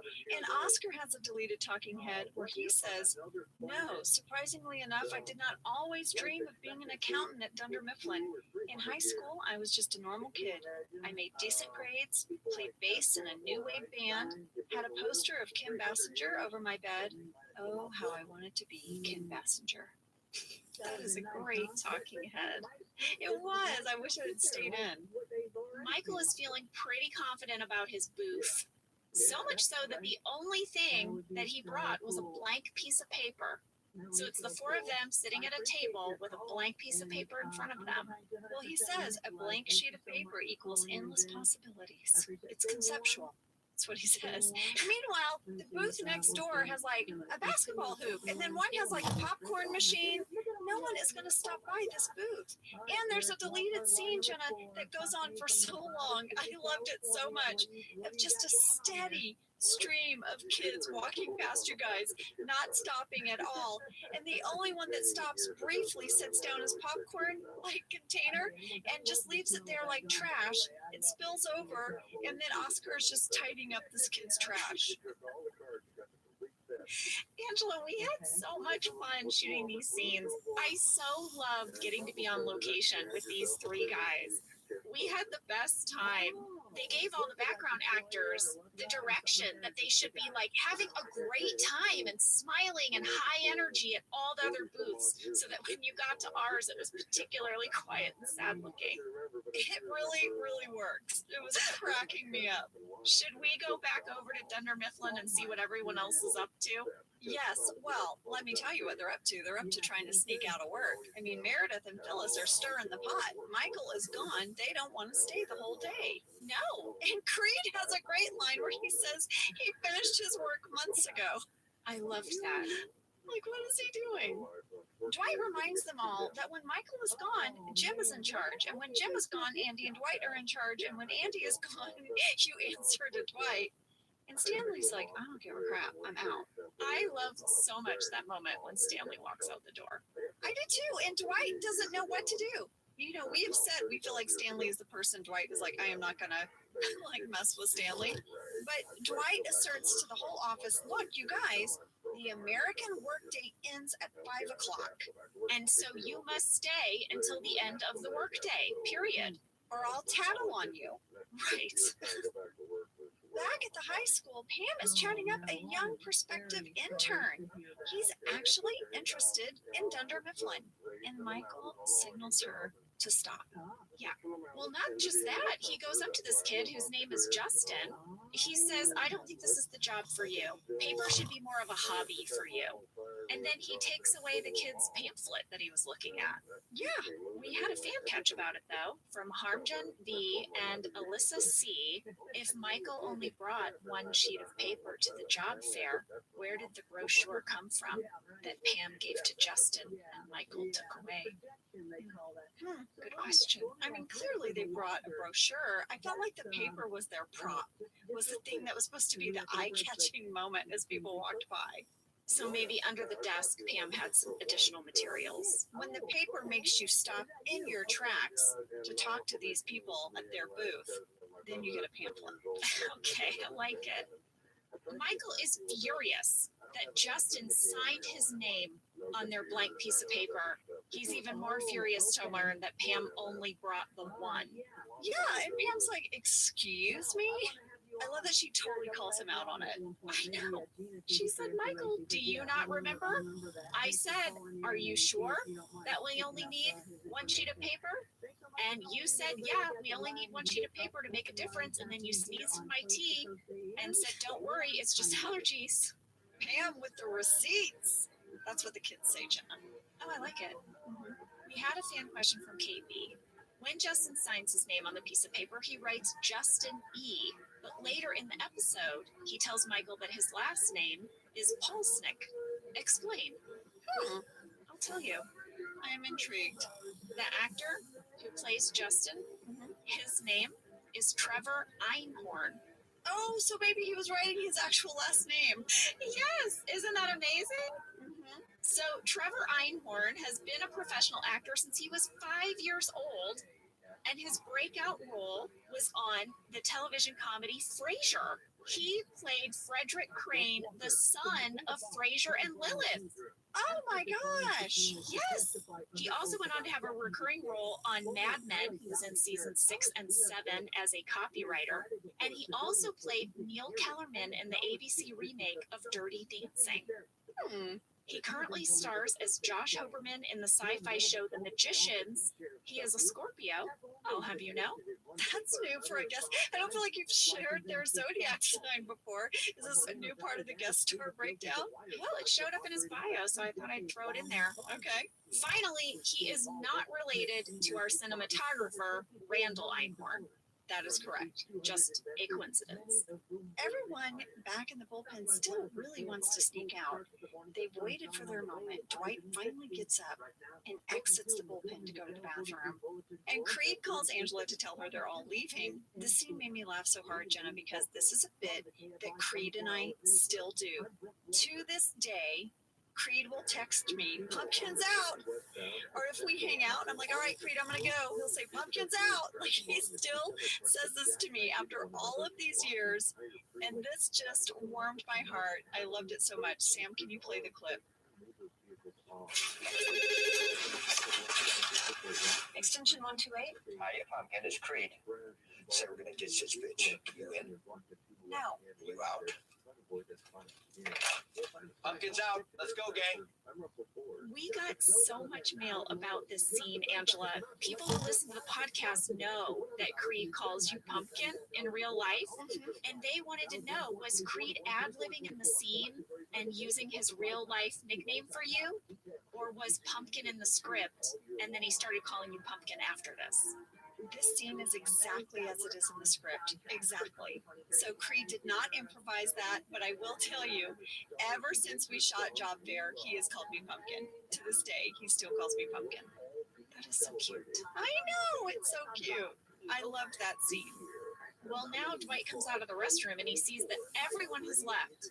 Everyone except Angela.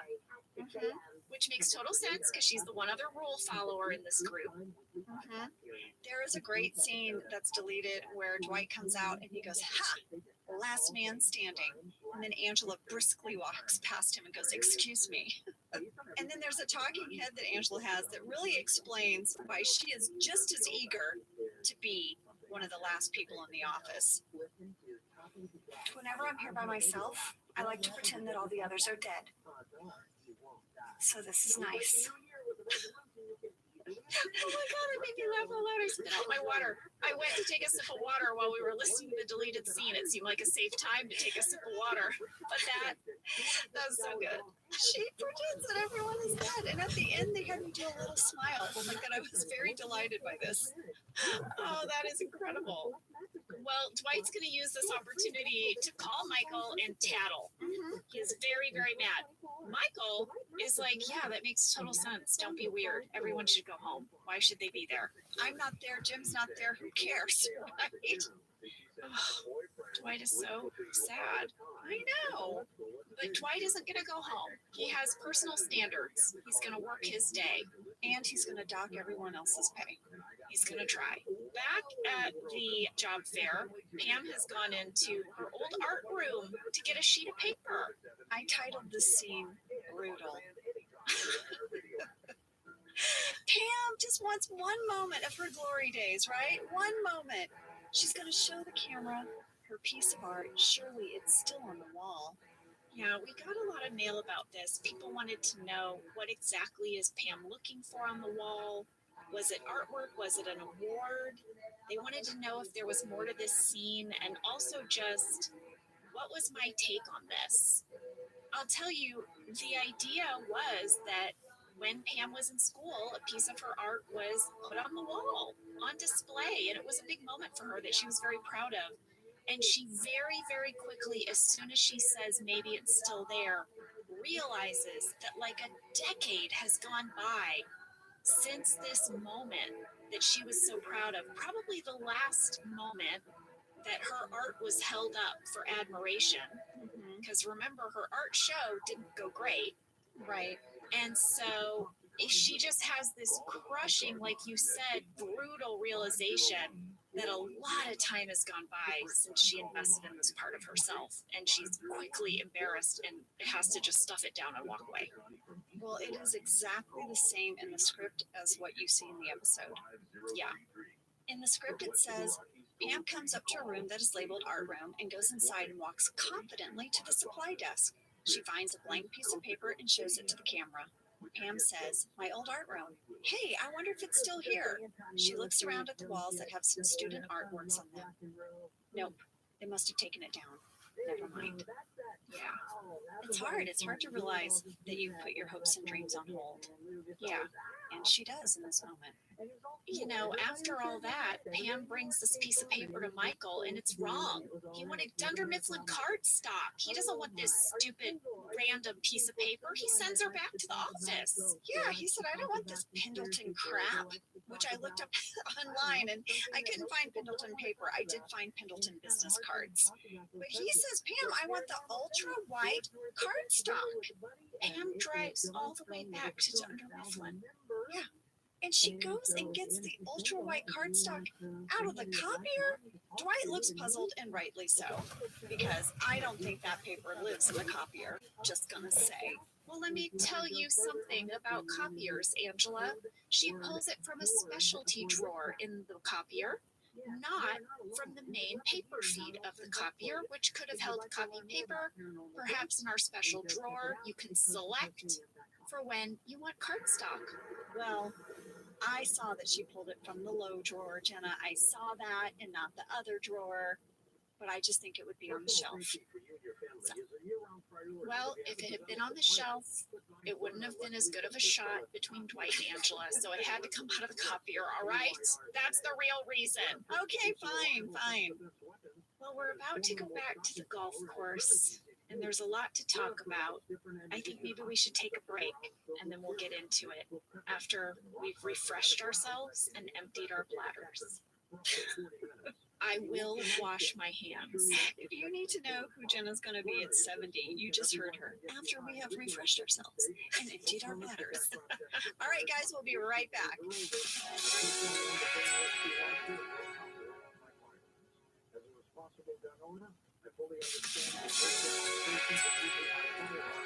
All right, we are back. Mr. McGuire is struggling with his ball. I like that. He's struggling with his ball in the sand trap. He can't get it out of the sand, Jenna. And he doesn't want anyone to help him. He wants to do it himself. And listen, Andy is just such a hot mess. He's having all of his rage issues. He's got on his pants that have little pheasants on them. It's not going to make him happy when Jim gets a phone call from Pam while Andy's trying to swing. No, it is not. And Jim is really trying to recruit Mr. McGuire, and McGuire is a big no. He's just like, no. He just wants to play golf. Well, so does Andy, because he proposes that they race to the next hole. He hops in the golf cart and crashes it. He goes flying. The roof of the golf cart is ripped off. This is a major golf cart crash. I mean, I feel like this was a big stunt for us. It was. We got a lot of mail about it. People wanted to know, did Ed do this stunt? No. Of course not. No. It was a stunt driver. We also got questions about everyone's actual golfing ability. Thomas V wants to know, did any of these guys actually play golf? Well, we will tell you. We know. I reached out to Ed, and he said that before this episode, he had never been a golfer, and that the show gave everybody lessons so that they could look like they knew what they were doing. And he really, really enjoyed it. And he said since this episode, he has started playing recreationally. But he added, it's just for fun, nothing like Brian Baumgartner. Brian is an athlete, you guys. We have talked about this before. He's a heck of a golfer. Oh, and he told me that his handicap is 7. That's really, really good, you guys. It's really good. He plays on these big, fancy golf tournaments, you guys. Like, Michael Jordan has a golf tournament, and Brian plays in it. Brian won the Derek Jeter Celebrity Invitational one year. Yeah, he goes to so many professional celebrity golf tournaments. He told me he has a room of suitcases because apparently there was a year where they gifted every golfer a suitcase. Okay? He's like, I have so many suitcases. If you ever need a suitcase, that's crazy. Well, Brian also told me that they didn't play any actual golf while shooting these scenes. They hit a lot of balls, but they didn't have time to play much actual short game golf. You know, I bet he was bummed because he would have just schooled them all. I think so. And then I texted John. John told me that he absolutely loves playing golf, but he is horrible. I think he's no better than Jim. But he said that the reason Brian Baumgartner likes to golf with John is because that way Brian can really dominate. Oh, little shade there at Brian. I guess so. Well, that is why it made sense to me that Kevin went, because Kevin's not in sales. Kevin's an accountant. But I thought, I wonder if the writers were like, we need one guy that looks like he knows what he's doing. Well, Lee gave an interview after this episode aired because someone had asked that very question, why Kevin? And he said after they picked who would go to the job fair, they had to look at who was left because remember, Jim is trying to woo a client. So we learned from this deleted scene that he brought Andy as his way of maybe being able to have this common enemy over the Dartmouth Cornell thing. And he brought Kevin maybe because he was the last best athletic choice in the office. It worked. I also think Kevin provided them with that extra storyline of the betting because that tracks for Kevin's character. Yeah, it's the time he's good at math. Exactly. Well, back at the job fair, literally no one is interested in Dunder Mifflin, so Michael is going to have to revisit this idea of hiring Justin. Oh, and lady, there's a deleted scene that really explains why Michael is like, well, I guess I should reach out to Justin. There's sort of like a young, hip, like student that walks by, and Michael chats him up, and the guy is just being nice, right? The kid is being nice, and Michael is just relentless and just wants him to be his best friend. Like, literally wants him to be his best friend. And the kid's like, okay, you know what? You're starting to creep me out. I was just trying to be nice. I don't want to work at your stupid paper company. And Michael is devastated. And that is when he sort of has this moment of like, oh, crap. Like, if Justin's the only one that's interested. Well, Michael brings Justin around and introduces him to everyone. But in the process of introducing Pam, he says, she'll do you. I mean, just kidding, but she has dated two guys in the office that we know of. Well, and this leads to one of my favorite lines of the whole series. Is it what Michael says? Yes. Pam walks away and Michael says to Justin, listen, I wouldn't say this to her face, but she's a wonderful person and a gifted artist. He wouldn't say it to her face. I feel like it's Oscar's delivery of Oscar's line that makes me laugh so hard because he goes, why wouldn't you say that to her face? I know. I love that couplet. That joke is so funny to me. So you guys, not only has Michael been, in deleted scenes, ditched by the hip cool kid, right? He then sees Justin being chatted up by the Air Force recruiter. And in a deleted scene, Michael walks over and the Air Force recruiter is telling Justin how amazing he is, what a great asset he would be. And Michael is like, no, you need to work for us. He gets really sort of aggressive and offers Justin this job. And that part makes it into the episode where Justin declines. But there's a whole other scene where the Air Force is really going after Justin. Wow. Justin's two choices are the Air Force or Dunder Mifflin paper. Those are real different sides of the pendulum there. Very different. And Michael says to the Air Force recruiter, you're telling me this guy could be a fighter pilot? And he's like, yes, he can. And Michael's like, oh my God. Well, a woman comes to the microphone and announces that the job fair is coming to an end. Yes! And that woman was played by our female stand-in, Lori Socks. Yes, if you go to 15 minutes, 58 seconds, you will see Lori. We loved Lori and her husband, Steven. Their husband and wife stand-in duo. They were with us for years. They were like family. Well, you might remember Steven because he was featured at the dinner table in Benihana Christmas. Yes! And so from time to time, they pop up in episodes. And like Angela said, these guys really are like family to us. Stephen and Lori have 2 kids. And Lori had Sophia before I had Isabel. And Jenna, she was my person I went to. I'd be like, Lori, I'm feeling this, or I'm doing this, or I had a question about breastfeeding. And she was just always there to sort of guide me through being a working mom. It was Lori and Melora. They were the 2 moms I went to. Yes. Yeah, both of her kids were born while we shot The Office.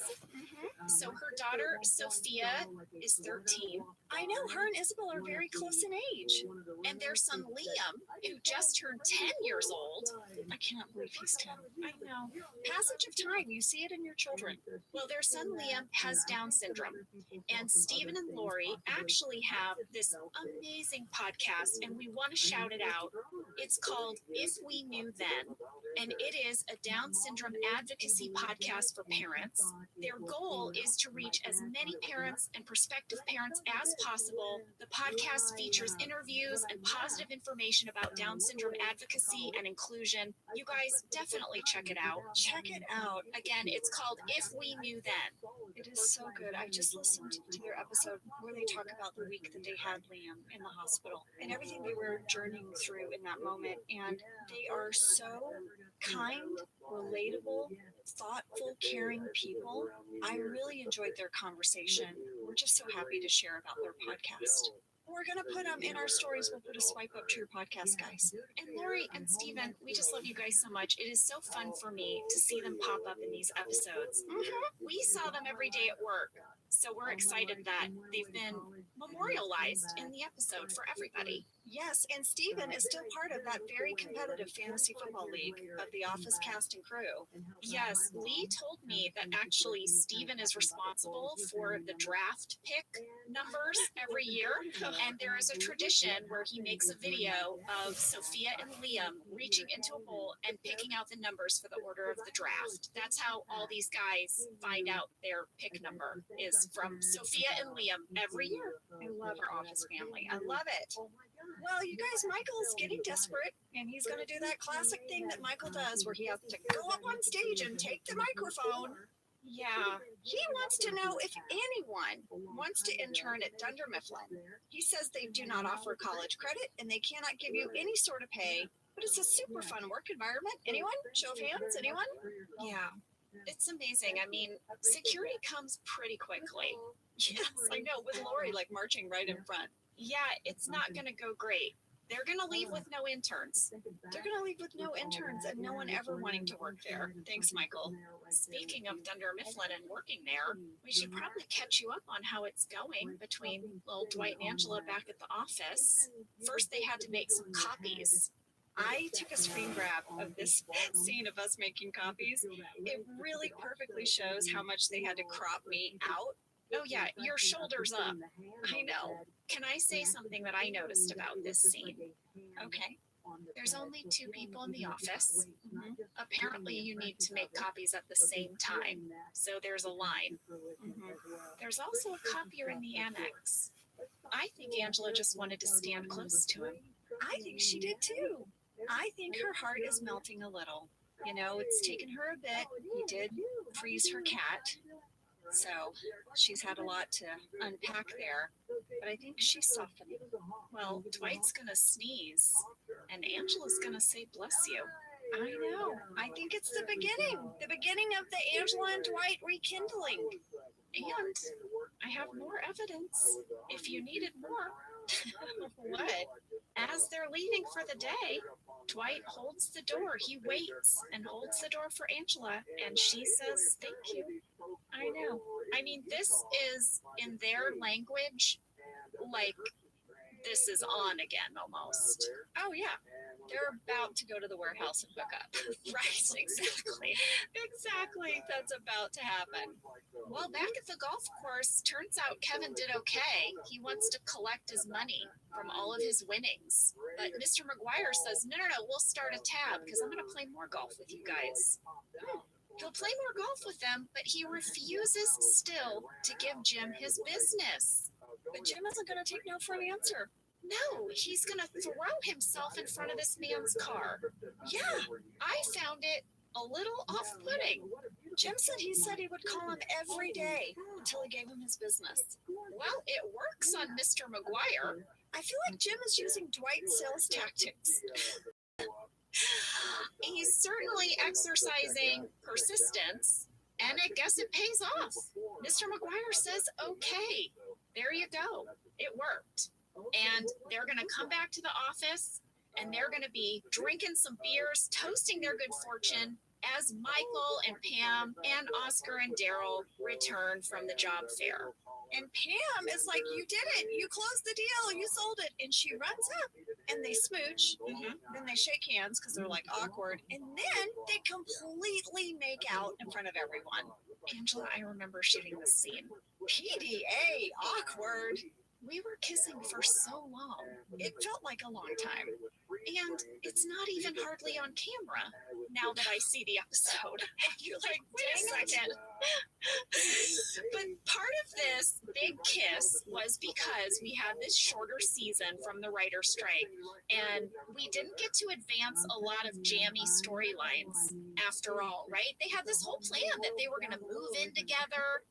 So we're near the end of the season, and we had to throw in a big jam moment. Right. So here it is. You're going to get to see them have a big smooch. This is, I think, the biggest smooch of the series. Really? The longest smooch, I would say the biggest, most epic smooch was Casino Night. That was not as long as this. Well, that's what I was about to say. I feel like it was a big pivotal smooch, but this is the longest smooch. Yeah. And it was very, very funny. Angela, this is my question. Was it in the script for Michael to say, kiss her good? Because I could not get through that. We were laughing so hard, and my memory is that Steve did that as an improvisation. It's in the script. Oh my gosh! It's in the script. It says Michael has gotten very close to Jim and Pam and is watching them kiss from really far too close. And Michael says, yeah, kiss her good. It was very, very funny. And you can see when John and I separate that my face is a little red. It's a little chafed from so much kissing. We had to do this scene so many times. And you can see, I think John had a little stubble. A little stubble? Well, do you want to hear what was in the script? Yeah. Angela and Dwight were there for this moment. What? Yes, and while the guys are drinking beers, Angela shushes them. And then Angela and Dwight have their moment later in the script when they leave and Dwight holds open the door and all that. But how awkward would it have been for Dwight and Angela to be there too? I'm glad they changed that. Yeah, that was a good move. Yeah, you don't need more Angela judgment. Pam doesn't need more. The last scene of this episode is a flashback back to the job fair. This is going to set us up for Pam's storyline in season 5. We're going to plant some seeds here. You see Pam go up to a booth for a graphic design firm, and she wants to fill out an application. Yes, and you guys might notice that the graphic design guy is played by Nelson Franklin. He's going to come back in season 6 as the IT guy. I have a little fun tidbit about Nelson. I know what it is. Tell us. Nelson and I were co-stars on a new show for Netflix, #BlackAF. We played writers in the writer's room with Kenya Barris, and Rashida Jones plays Kenya's wife, Joya, and Ken Kwapis directed us. It was like a whole office reunion. That show is so funny. Your writer's room scenes are so funny. Angela, your character is amazing in that show. Oh, I play yet another miserable woman. You're so good at it. Oh, thanks.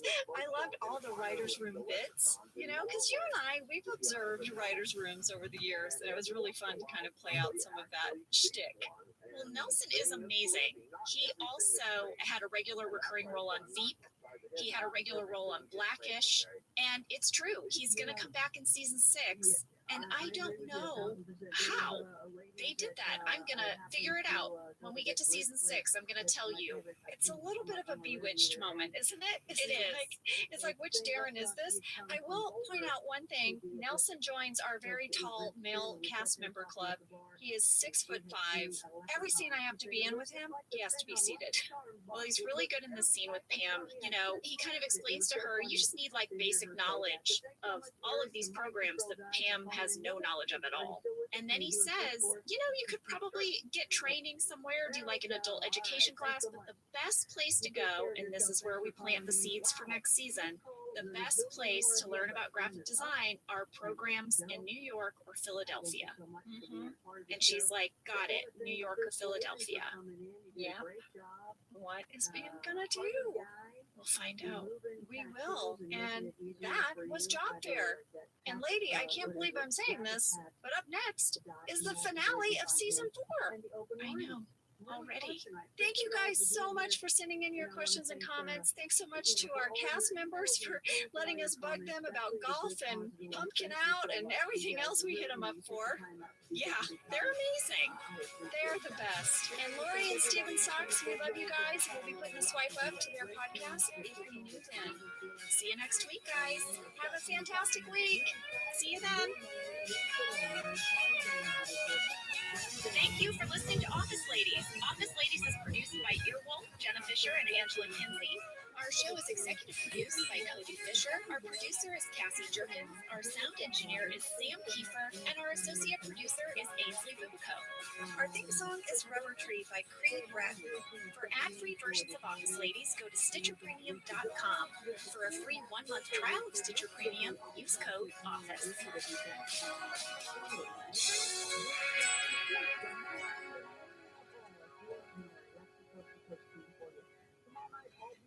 With John Russell, and we're going to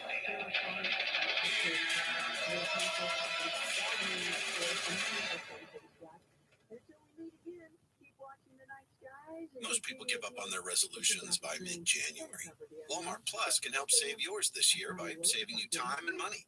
Walmart Plus is the membership with benefits like gas discounts, video streaming, plus so much more. Is your resolution to simplify your life? With free delivery, Walmart Plus makes ordering what you need online a no-brainer. Join now. New members get $50 in Walmart cash to get what they need to help save their resolution. Terms apply. See walmart.com/plus for details.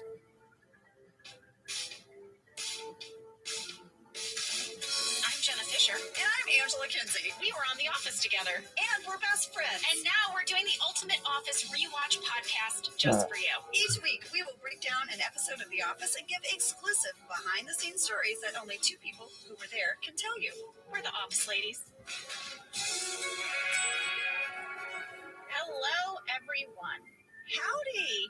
Today, we are breaking down Goodbye Toby, Part 1. I can't believe it. We're at the end of season 4. I can't believe it, Jenna. I'm excited, though. This is such a good episode. Oh, I loved it. Beyond loved it. It is season 4, episode 18, written by Jen Salata and Paul Lieberstein, and directed by Paul Feig. Hashtag Beyond Loved. Yeah, Beyond Loved. Well, I know you got a great summary and some fast facts. I can't wait to hear them. Let's get started. Toby is moving to Costa Rica. Finally, his lifelong dream is coming true. Michael insists the party planning committee plan a...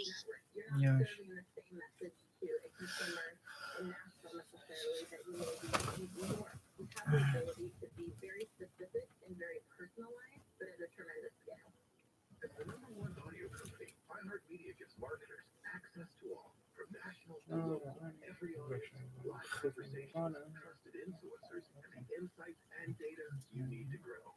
Not just a media company, iHeartMedia is your access company. If you're a marketer, go to iHeartResults.com. Portions of the following program will be recorded.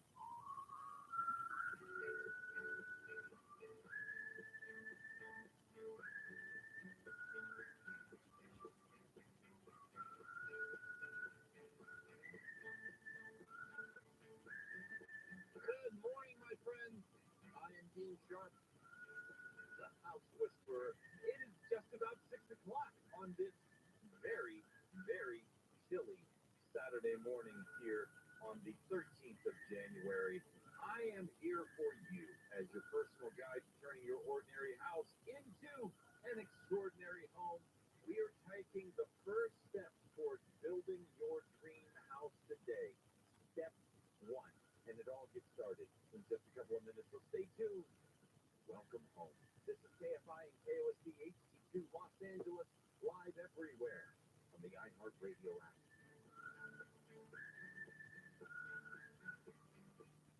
There's a lot of misinformation out there, and none of it is allowed here. KFI. KOST HD2. Los Angeles, Orange County. Live everywhere on the iHeartRadio app. Stay in your thigh. I'm Brian Bruman, live from the KFI 24-hour newsroom. LAPD Chief Michael Moore is retiring at the end of February. And all this I know with certainty that the future of this city is bright. And I'll miss sharing it with you, but I also know in my heart that now is the right time. Moore made the announcement yesterday saying he realized there's more sand in the bottom of his hourglass than on the top. So I'm going to shift my focus to those most important in my life and dedicate my time and my passion to them. For all they've given me, they're deserving. He says he and his wife plan to move closer to their daughter so they can spend more time together. He thanks his family for supporting him throughout his journey. Moore served in the LAPD for over 40 years. An ex-LA County Sheriff's deputy has been found guilty in the death of a man during an officer-involved shooting. Prosecutors say in 2019, Andrew Lyons and another deputy were approaching a parked car in an apartment complex in Willowbrook when the driver put the car in reverse and tried to run down the deputies. The car came to a stop, but Lyons grabbed his rifle, came back and shot into the car, killing the driver. Lyons pleaded no contest to assault with a semi-automatic firearm and one count of assault under the color of authority. The DA's office says the last conviction for an on-duty fatal officer-involved shooting was 20 years ago. Steve Gregory, KFI News.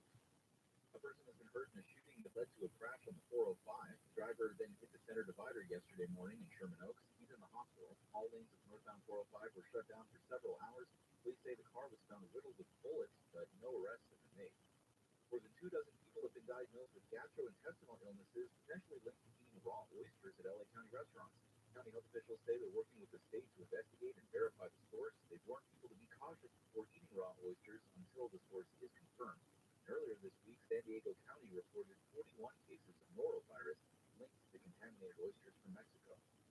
The first 10 people to be inducted into the Orange County Hall of Fame include Tiger Woods, Walt Disney, and Gwen Stefani. My entire world would be Cleveland and Harvard Boulevard. No doubt singer Gwen Stefani says her hometown influenced her individuality and music with songs like Orange County Girl. I grew up in West Side Anaheim, across the street from the Strawberry Field and Tom's Farmers Market. Kobe Bryant and Righteous brother Bill Medley made the list. I'm very proud of Orange County. I've been here all my life. Developers Frank Dow, General William Lyon, and Henry Sagerstrom were also inducted, along with Olympians Amanda Beard and Greg Louganis. In Santa Ana, Corbin Carson, KFI News. The U.S. military has launched another airstrike against Houthi rebels in Yemen. This comes after the Navy warned American flag ships to stay out of the area for 72 hours. President Biden said the initial strike on Thursday was in direct response to Houthi attacks on commercial ships in the Red Sea. Federal prosecutors are seeking the death penalty against a white supremacist who killed 10 black people at a supermarket in Buffalo, New York. The guy is already serving a life sentence in prison with no chance of parole after he pleaded guilty to state charges of murder and terrorism in the 2022 attack. New York doesn't offer capital punishment, but the DOJ had the option to seek the death penalty in a separate federal hate crimes case. It's the first time AG Merrick Garland has authorized a new pursuit of the death penalty under his leadership.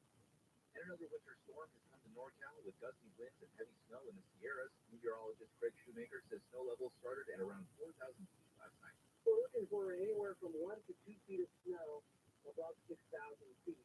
So that would be the area from about Q Vale on I-80 up to Donner Pass area.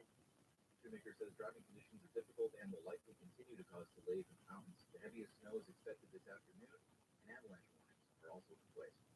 Taking a look at KFI traffic now, we've got a serious crash on the 60 at Chino.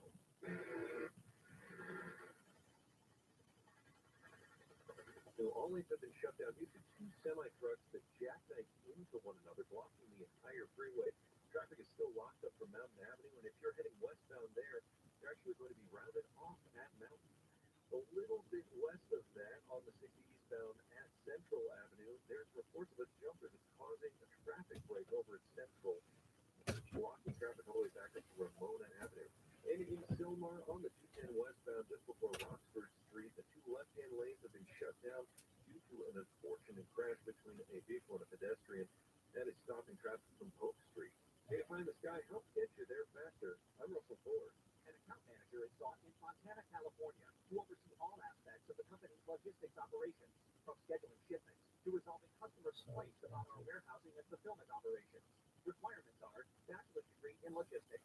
economics or a closely related field. 18 months of work experience analyzing a warehouse and logistics company's operations, including its financial data and cost-saving opportunities. Proficient in Microsoft Office, Oracle, and SAP software. Wage range from $94,494 to $95,000.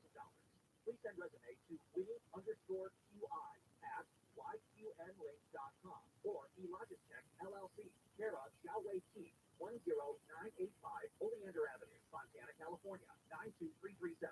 Again, an account manager is sought in Fontana, California. Please send resume to Winnie_QI at yqnlink.com or eLogistech LLC, care of Xiaowei T, 10985 Oleander Avenue, Fontana, California, 92337. Southbound weather from KFI, sunny, then partly cloudy, low to mid 60s in the beaches, upper 50s to low 60s in Metro LA and OC, low to mid 60s in the inland valleys, upper 50s to low 60s in the Antelope Valley, and low to upper 60s in the Inland Empire. Right now it's 44 degrees in Pennsylvania, 41 in Brea, 42 in Pasadena. Bueno. Local, live from the KFI 24-hour Brian Bruno. On the free iHeartRadio app for all your music, sports, talk, and podcasts. Free never sounded so good. KFI AM 640.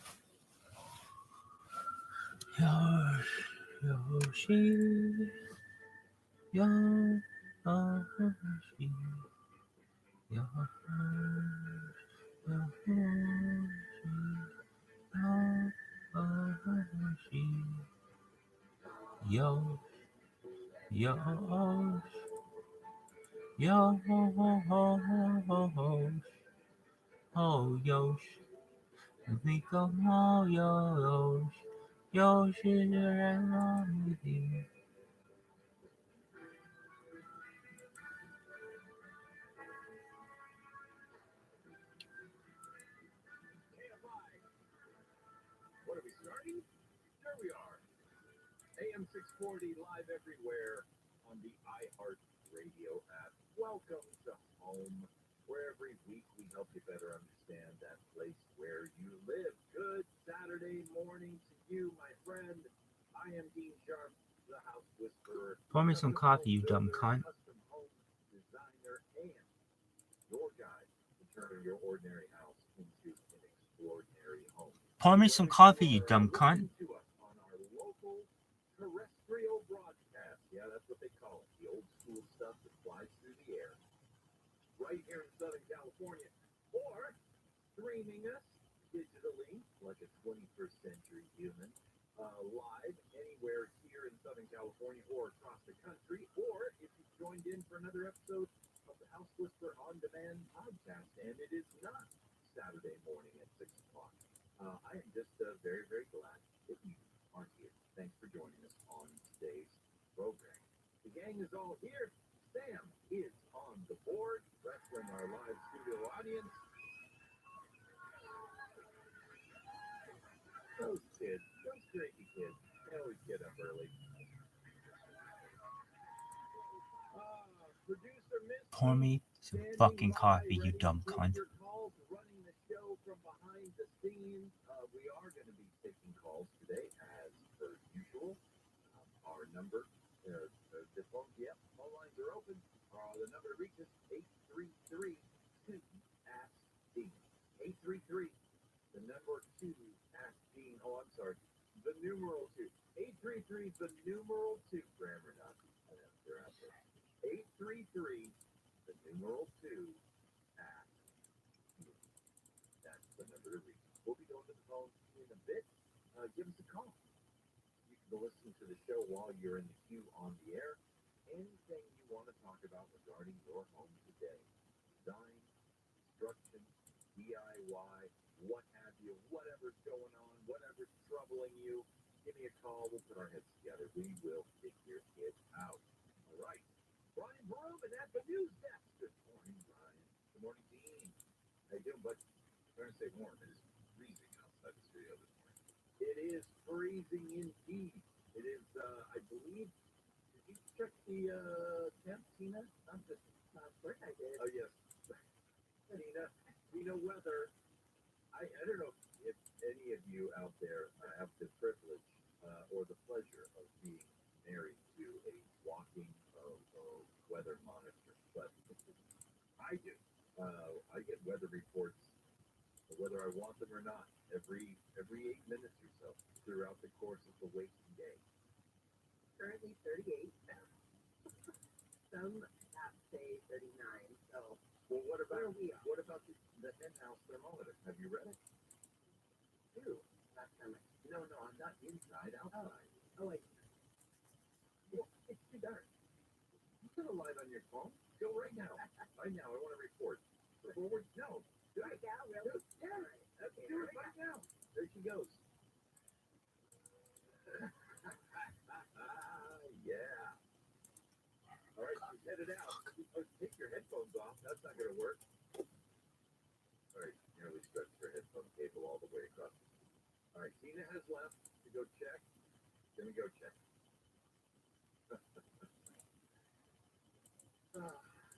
What shall we do in the meantime? Or while we're waiting for Tina to come back? We have how about this? Hello, good morning. How you doing? Waking up, shaking yesterday Tuesday. Turn the TV off, the brand new man. This is like a pit-stop snowman. OJ with a 10-string tuna. The open Holy Ghost running through ya. Hell yeah, it's a no hallelujah. Walking like a pop up a bottle and I ain't stopping yet. And the day he ain't no house and you know. Feel the same.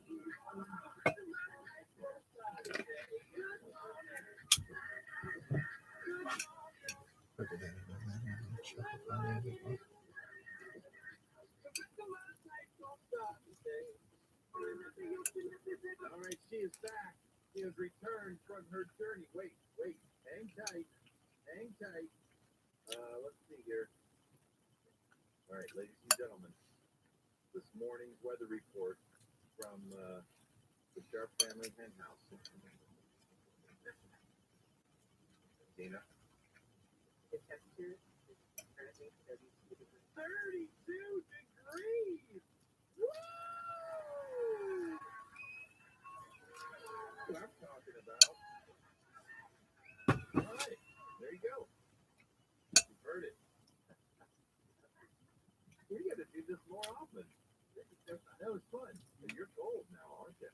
I didn't love leaving the warm. No. It was fun watching you go out there. Exactly. All right. Well, you've already noticed that you across the table from me, my better half, my design partner, my best buddy in all the world, Tina, is here. Good morning, my love. Good morning. All right, so now would be an excellent time. Where's my clock? There it is. Oh, look at what the clock says. Time to head to get some news from Brian. Now would be an excellent time. Settle in, get a word beverage. Guess what we are doing today? We are beginning, and I'm going to explain this better on the other side of the break. We are beginning a series this year. Going to do it a little differently this year as far as content goes. A series that, as much as I can, as much as I am allowed to, as much as circumstances will permit, we're going to take in order the process of building that dream home of yours, whether you're building it from the ground up or whether you're pondering that big remodel, or even if it's just a single room. How do you approach the process of designing and building and ending up in a space that is dreamy, that is truly a custom space that you are loving? We're going to do this and in order, like I said, as much as possible, and we'll get started right after Brian Baruman gives us the news. Your home with Dean Sharp, the house with for so much more to come. Brian has the latest. Lockheed Martin has finished building an experimental plane in Palmdale, the X-59, that's designed to break the sound barrier without creating a sonic boom. Ahead of the holiday on Monday, Long Beach and Gardena are holding Martin Luther King Jr. Day parades, and gas prices across SoCal have taken a dip down to their lowest average level since February of last year. We're going to have a look at some trouble on the 15th next. All right, you know that cities add chlorine and chloramines to the water, right? Yeah. Which is what ends up causing dry hair, itchy skin. So I want to tell you about Light Source, the water treatment system that is the solution to those water woes. A Light Source system eliminates the nasty smell, the bad taste of chlorine, and retains the healthy minerals that our bodies need. Basically, removes the bad stuff and keeps the good, bottom line. It filters your water 24/7 from every tap and faucet and shower in the house. Hence the term whole house water system. Plus, the light source system requires no regular maintenance, no extra expenses. They install it, you enjoy it. That's the way it works. So call Light Source today and look into a whole house water system for your home. Call them at 800-WATER-99. Speak with a factory representative. 800-WATER-99 or visit lightsourcewater.com. Light Source, taste and feel the difference. Taking a look at KFI traffic, we have got a crash on the 60 in Chino. That's headed westbound at Central Avenue. This is that serious crash involving two semi-trucks that jackknifed into one another, blocking the entire freeway. Cleanup crews are on site trying to move those vehicles off, and other cars that are heading westbound on the 60 are being routed off at Mountain. In the Hollywood Hills on the 101 southbound, just before Highland, there's a crash blocking the left-hand lane. You stopping your traffic from Bar and Boulevard. And in Sylmar on the 210 westbound, just before Roxford Street, that crash that blocked the two left lanes is still there. They're looking to clear those vehicles off.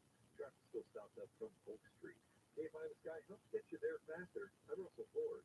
This report is sponsored by Tire Rack. Nearly 3,000 teen drivers die in car crashes each year. Tire Rack Street Survival is designed to save lives. The one-day hands-on driving school gives teens experience in car control through exercises that include emergency braking and skid recovery. Find a class near you at TireRack.com/survive. If you haven't switched to Metashare yet, two big reasons to at least consider it and why it makes so much sense right now. Number one is inflation. It's just affecting everything. It just makes sense to say, okay, we're going to actually save. You can save a lot in one fell swoop if you switch to Metashare. The typical family saves $500 a month. Secondly, your conscience. Metashare members aren't forced to pay for things they don't support or believe in, and that's a big deal for a lot of people right now. They want their money to actually help people. And one more reason, you can trust Metashare. It's been the gold standard for healthcare sharing for more than 30 years. It works. The members love it too. It has double the member satisfaction rating compared to health insurance. So now's a great time to consider making the switch. They are very easy to talk to. Metashare has great customer service.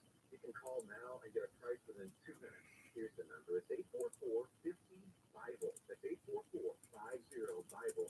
844-50-BIBLE. From the creator of Up and Vanished comes a new true crime weekly podcast series. In each episode of Talking to Death, join Kane, Lindsay, and guests as they discuss all things crime, life, mystery, and fun.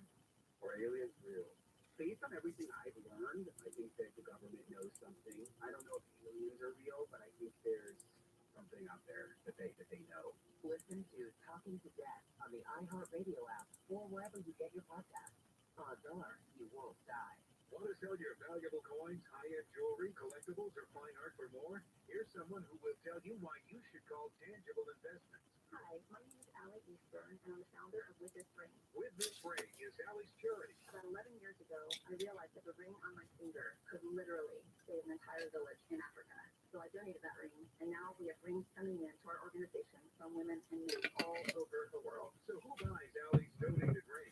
Tangible Investments. Our ring donors send their rings directly to Tangible Investments, and they give us more money for those rings than anyone else ever has. With Sill's help, Allie is changing the world. It helps us do what we do best, which is drilling clean water wells in Liberia, Africa. Tangible Investments owner Sylvie Genova has become America's top dealer in coins, precious metals, jewelry, and fine art. Still guarantees you'll get more. Thanks so much, Bill and Tangible Investments, for all you've done for us. Call now for a no-obligation free professional appraisal. 800-711-2800. 800-711-2800. 800-711-2800. For official rules and more information about contests on this station, go to KFIAM640.com/rules. Having repairs done in your apartment should never come with strings attached, like being harassed and constantly pressured for sexual business. My landlord told me my rent would be free if I gave him something in exchange. The Fair Housing Act protects you from harassment by anyone associated with your housing, including someone making unwelcome sexual advances. If this happens to you, file a complaint with HUD. No strings attached. To learn more, visit HUD.gov/fairhousing. If you fear for your safety, call 911. Public service message from HUD in partnership with the National Fair Housing Alliance. My dad has a cold. but also has high blood pressure. That's why I got him Vicks NyQuil High Blood Pressure for fast, powerful nighttime relief. Unlike some ordinary cold medicines, it's specially formulated for people like my dad. NyQuil High Blood Pressure is sugar-free, alcohol-free, and decongestant-free. Vicks NyQuil High Blood Pressure. At nighttime, sniffling, sneezing, coughing, aching, fever, sore throat, cold, and flu for people with high blood pressure, Like my dad. medicine. Use it directly. Want to sell your home? You know the market has changed. Big rise in interest rates over the past year, so you must take action now if you want to get it done quickly. Before you call an agent, call Seller's Advantage.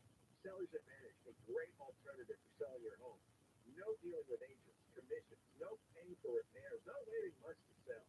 They might get a competitive cash offer and they'll close in days. No agents, no commissions. I gotta keep saying this. Seller's Advantage makes the selling process easy. Sellers walk away happy and see what others have to say. Check out their reviews. If you're ready to sell, you call Seller's Advantage. They might even offer a $10,000 advance to help with moving expenses. Get a no obligation offer at 888-321-AS-IS, 888-321-AS-IS, 888-321-AS-IS, sellersadvantage.com. Don't worry, self-traffic with Seller's Advantage. DRE number 01961658. You still thinking job change in the new year? Yeah, I need something that's in high demand and more stable in this economy. IT? Yeah, cybersecurity, maybe even AI. That's what I did. Really? How? Went to My Computer Career. You don't need any prior experience, and you can start your new career in a matter of months. A lot of IT pros go to school there too to level up. Sweet. Are classes online or on campus? Both. Wow, I'll check it out. Thanks. Make this your year. Take the free career evaluation now at mycomputercareer.edu. Credentialing is available for qualified students, including the GI Bill. Hi, I'm Vanessa Bayer, and this is my brother Jonah. We're two siblings who love to talk about our childhood and nostalgia and how it shaped us into the people we are today. We're absolutely thrilled that the third season of our podcast, How Did We Get Weird, is now out on your listening wherever you listen.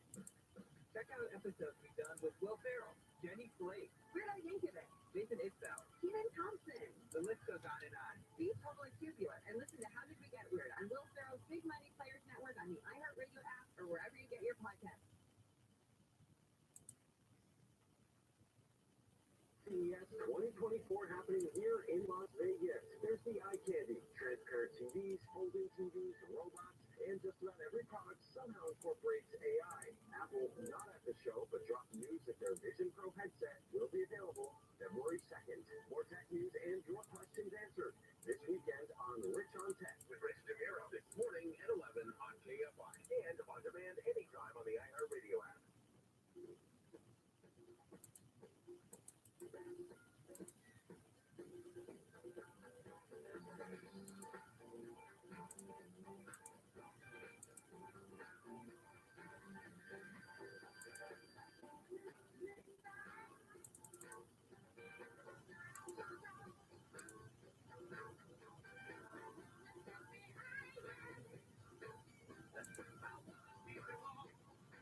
Oh, the Bee Gees. KFI. King Shark, the House Whisperer. You are listening to Home, where every week we help you better understand that place where you live. Hey, we want to hear what's going on with your home today in just a bit. We're going to the phones. The lines are open now, so give me a call. Jump into the queue. 833-2-ASK-DEAN. 833, the numeral 2-ASK-DEAN. Misty is standing by. She's ready to take your call. Anything you want to talk about regarding your home. DIY, construction, design, what have you. Give me a call. We'll figure it out. All right. So today we begin a new series. Well, a new approach to some of our content here on the program for 2024. And that is simply this. We're going to attempt, don't know if we're going to succeed, but we're going to attempt to move through in relative order the whole process of building your dream. I say building your dream as opposed to your dream home, just because you may not be building an entire home. You may be remodeling part of your home. You may be thinking about that process. You may be working on one room. Whatever the case may be, customizing your home to make it more you, to make it more livable, to make it more beautiful. There is a process, and we are going to walk through that process with you here on the program starting this week and moving forward. Today, step one. twist smoothly. That I could start with a much more exciting step than is actually step one. But the fact of the matter is, we're going to take it in order. We're going to cover the bases so that you are the most informed that you can be regarding the process. Step one, fact finding your property profile. Yeah, I'm going to talk about today and tomorrow. It's basically this. Before you play the game, you need to know the rules, right? Nobody these days lives in the middle of nowhere anymore.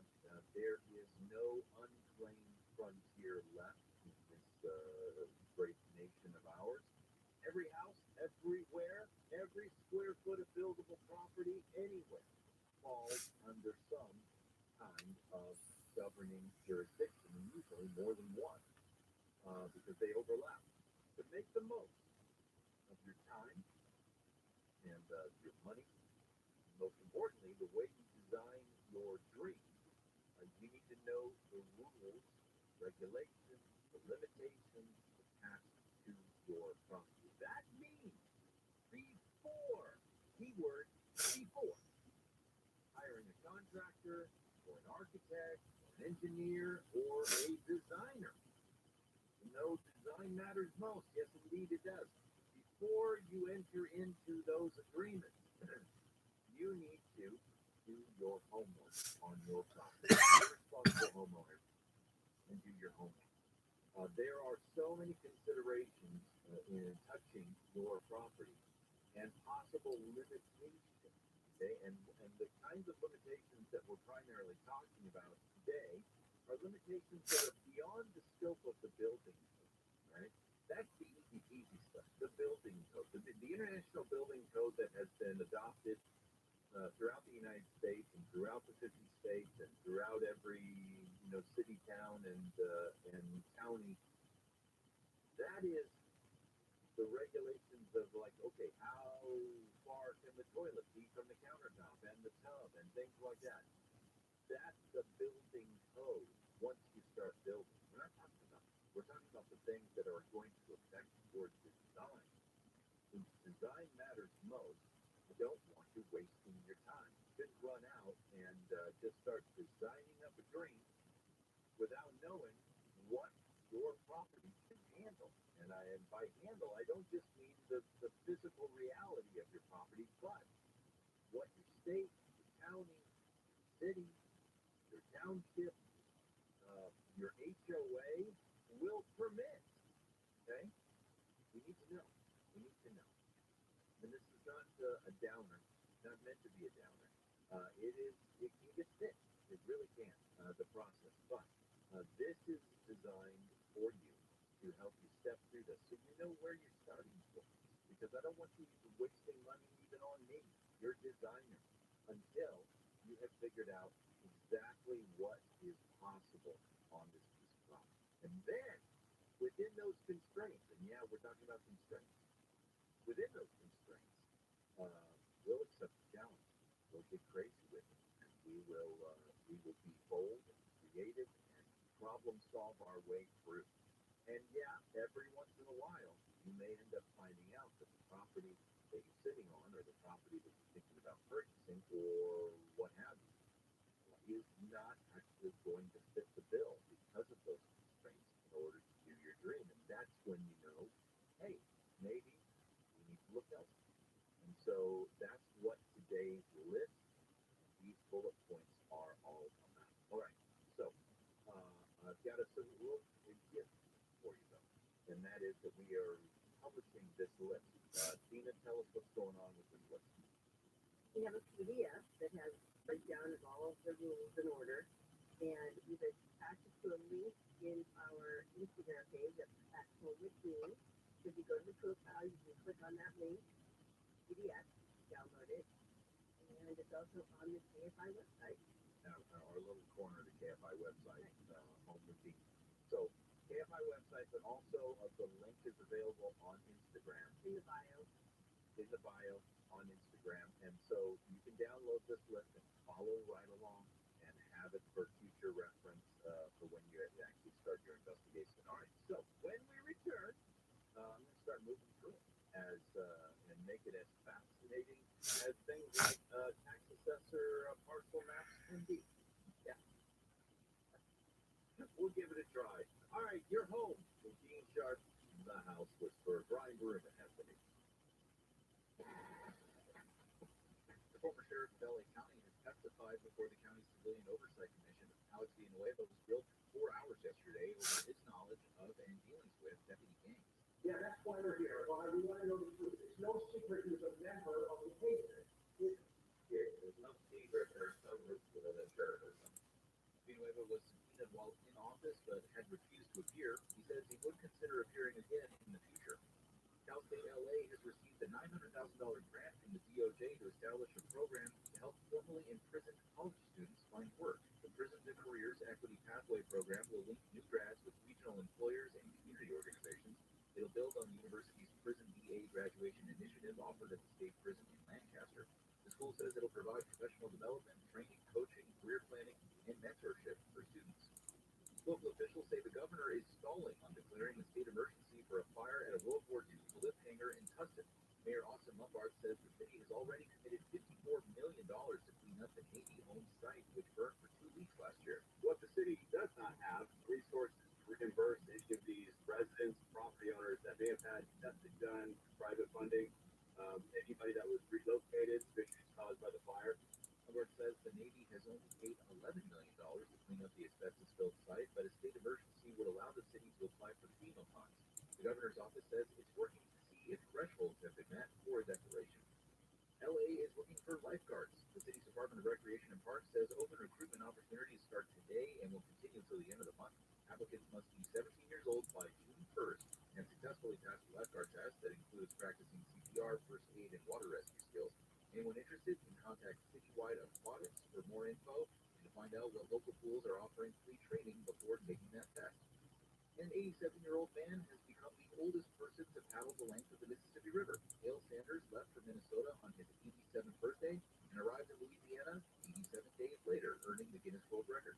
Sanders traveled the river in a 15-foot, 6-inch canoe. It's actually the second time he's made the trip. The first time was when he was 80 years old in 2015. And taking a look at KFI traffic now, we've got a crash on the 101 in the Hollywood Hills. That's headed southbound just before Highland Avenue. That crash is blocking the left-hand lane, causing stopping of traffic from Barham Boulevard.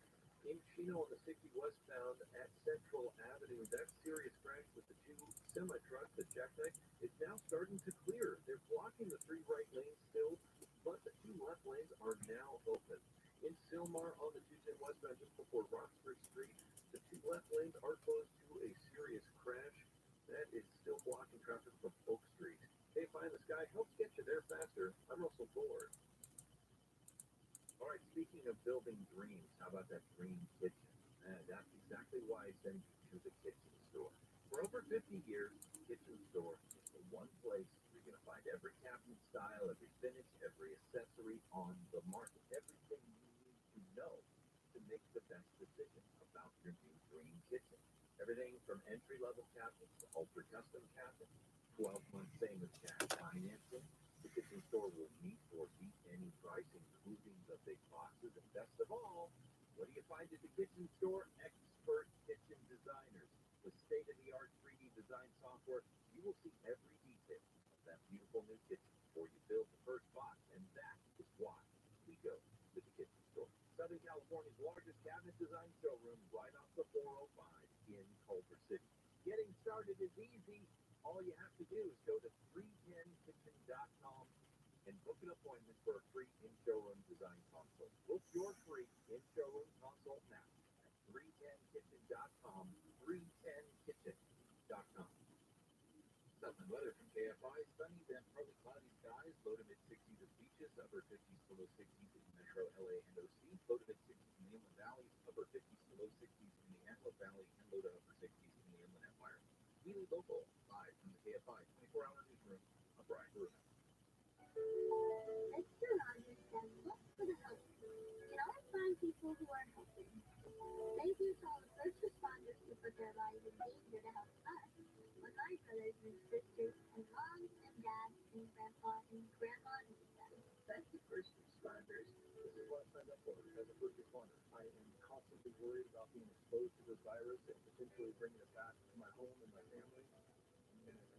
work day in, day out, and providing help to those that need it. We look out for help because they look out for us.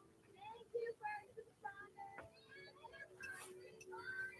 first responders. Be safe, look after yourself, and look after one another. Thanks. Learn how you can help first responders in your community by texting BRAVE to 24365.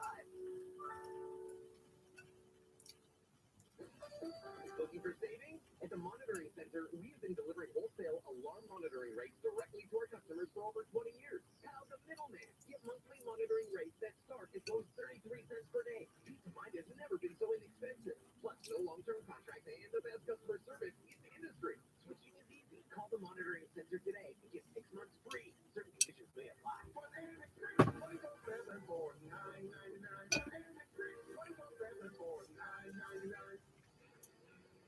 Oh, I gotta pay how much? Been to your dealership for car repair lately? You know, half the car service at AMCO don't even need a new transmission. At AMCO, we've been shifting gears for over 50 years, delivering top-notch service and unbeatable expertise. Our expert technicians will give you an honest assessment, and we won't fix what's not broken. So before you say yes to costly repairs elsewhere, get a second opinion at AMCO. That's AA, MCO, transmissions, and a whole lot more.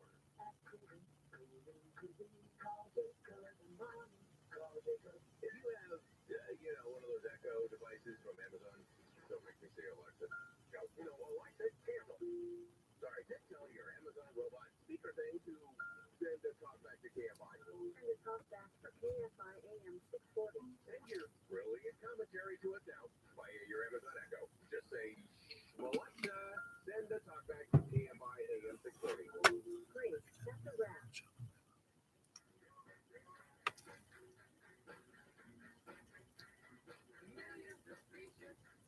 Pages for free.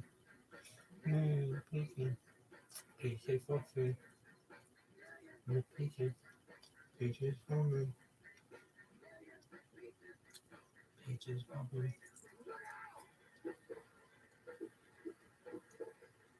KFI AM 640 live everywhere on the iHeartRadio app. Your home with Dean Sharp, the house flipper. Oh, Sam has done it now. He has played the President of the United States. But the best would be if you had played Peaches by Jack Black. Okay. Now you're just jumping ahead. I just wanted to say there's hardly any challenge accepted. Okay. Sam, this is weird. Well, we were at our local coffee house yesterday. Was it yesterday? It was yesterday.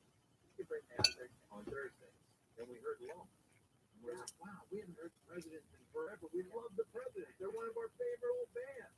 They're so awesome. Seriously, one of the most underrated bands. I'm like, this is Love. They're playing Love. If we haven't heard Love forever, and now you play Peaches. It's a good song. What can I say? It is my birthday week. Happy birthday, me. Fine. All right. There we go. All right. Coming up next segment, by the way, we're going to call. So, now's your chance. Give me a call. 833-2-ASK-ME. 833, the numeral 2-ASK-ME. Let's get into it.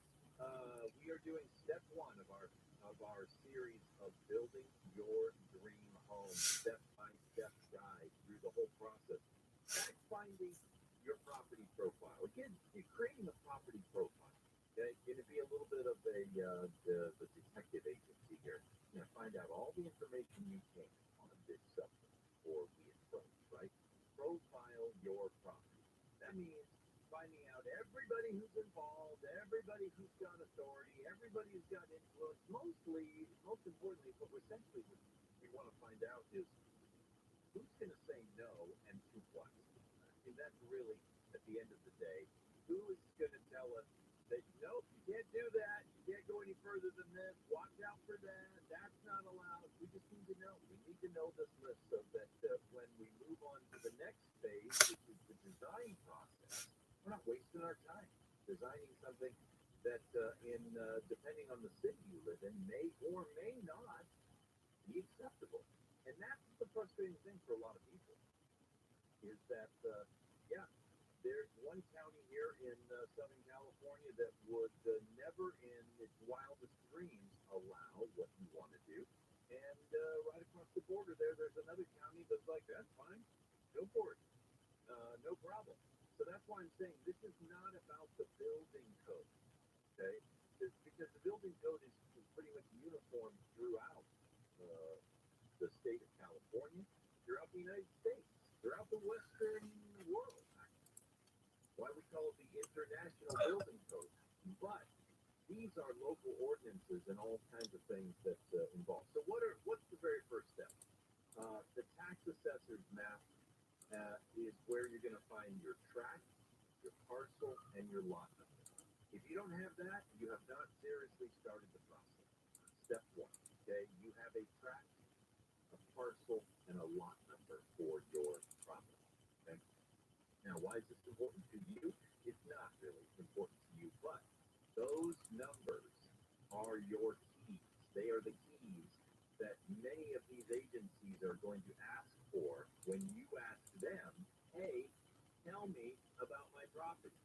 And the very first thing that comes back to you, like at the planning department, is, okay, what's your tract number? What's your parcel number? What's your lot number? So they can zero in on it. Now, some places will just say, give me your address. All right, that's fine. That's great. But you should have this regardless. And by the way, if you actually are planning a major build, whether from the ground up or a major remodel, this information needs to go on page 1 of your plan, the cover page of your plan set. So you might as well get it now because your architect's going to need it, the engineer's going to need it, your designer's going to need it, whoever's preparing your plans is going to need this information. So this is step 1, tract, parcel, and lot number. Now, some of you can find this. In fact, I would say most of you can find this online. A lot of people can these days. I know out here in Ventura County, we have the Ventura County Tax Assessor. This is who you are going to deal with in order to get this info. The Ventura County Tax Assessor website has maps on it. And if you enter in your assessor number, your tax assessor number, you can go right to it. And there's another page where if you don't know that or you can't find it, then you can enter in your address. Los Angeles County, same situation. Orange County, very, very similar situation. What was that, babe? What was that? Also find this information on your tax. Yeah, well, the information on your tax bill, your tax assessor number, and on your bill, and then you can use that to enter it in order to actually see your lot, see it on the map, right?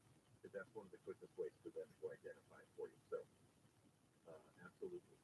Tax assessor's map, tract, parcel, lot number. Also, there's some interesting info sometimes on the assessor's map. You may find out, for instance, it's an easy way to figure out your zoning designation. We'll get to that in a couple of minutes. And also, it may allude to your governing agency for your area, what actually, district you're in regards to planning, building, and safety, and the like. And then there are other bits of information, like most tract, parcel, and assessor maps have at least rudimentary property information in regards to the size of your property. Okay? It doesn't necessarily mean it's going to give you a square footage calculation in the center of it, but there is usually some very, very rudimentary surveying numbers on there, like the length of your property on the left, on the right, back, and front, and you can use that as the beginning of your, and by the way, that's the legal size of your property. So the legal size of your property needs to match up to anything that surveyors are doing by way of conducting a survey, mapping out where the property lines are, and so on and so forth. So this is absolutely, without question, step 1. It's a very, very simple step, and it gets you, gets your toe in the pool. Okay, does that make sense? All right. When we come back, so we're going to go to the phones, and when we return to this process, we'll talk about zoning. Okay, the fascinating and exciting world of. I'm trying to make it as interesting as we go through this really administrative kind of stuff, but it's so important that you guys know this if you're approaching your your project, and you'll see, especially some of these issues and areas of information. You'll see how important it is as they roll out. We'll get there. You hang with your home. The House Prescriber Room in Pennsylvania. The Supreme Court has agreed to rule on whether homeless people have a constitutional right to camp on public property. The West Coast's first female newscaster has died. Ruth Ashton Taylor is 101 years old, started working in LA in 1951. And the American Film Institute gave its annual awards to Barbie, Oppenheimer, Spider-Man, Across the Spider-Verse, and others in a ceremony in Beverly Hills yesterday. We're going to have a look at some trouble on the 14th next. All right, for years I have told you that there are only two types of solar companies in Southern California, Sunlux and everyone else. And year after year, Sunlux proved me right. The same is now true of the newest addition to the Sunlux family, All Guard Roofing. All that time on the roof, dealing with roofers, Sunlux knows how rare it is to find a roof worthy of your trust. Their answer? Assemble a dream team of the finest roofing professionals in Southern California. They did, and they call it All Guard Roofing. Any roof, any style, from repairs to full replacement, decades of roofing expertise, PAF certified. So when the question is where to find a roofer worthy of your trust, the answer, All Guard. Safeguarding homes one roof at a time. You owe it to your roof. To contact the dream team at All Guard Roofing for a free estimate. They're just a click away at allguardroofing.com. Allguardroofing.com. CSLB 1107661. Right now, there are young people across the world facing a tough choice. Continue their dream of education or drop out to help their family put food on the table. You can help change their future in a single moment. See how far your support can go at unbound.org. This report is sponsored by Lowe's. Taking a look at KFI traffic, we've got a major crash on the 14 in Santa Clarita. That's headed southbound at Newhall Avenue. All lanes are blocked due to that major crash. 8 or 9 vehicles are involved in that one, snarling everything up. Traffic is blocked from Plasteria Canyon Road. In the Hollywood Hills on the 101 southbound just before Highland Avenue, there's a crash. The 3 right lanes are blocked. Thanks to caller John calling in, letting us know about that update. Only access is available on the left lanes, so try to stay over there as you approach. And in Chino on the 60 westbound at Central Avenue, those 2 semi-trucks that are jackknifed into each other have now cleared off to the right-hand shoulder. The 3 right lanes are still being held right now, but the left lanes are open, and you should be seeing some recovery soon.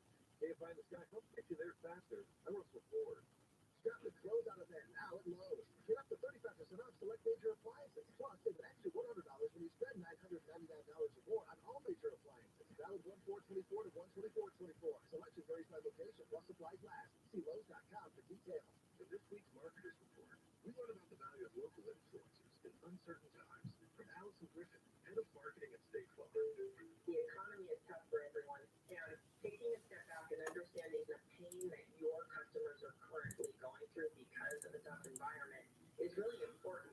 We have 19,000 agents across the country, and they understand what's going on in those very unique communities. iHeart has such a broad broadcast reach. Yeah, I knew I that should have is said it. local, connected, and for us to be able to touch customers with a local feel but at a national scale is so efficient and important for us. As the #1 audio company, iHeartMedia gives marketers access to all, from national to local. Every audience, live conversations, trusted influencers, and the insights and data you need to grow.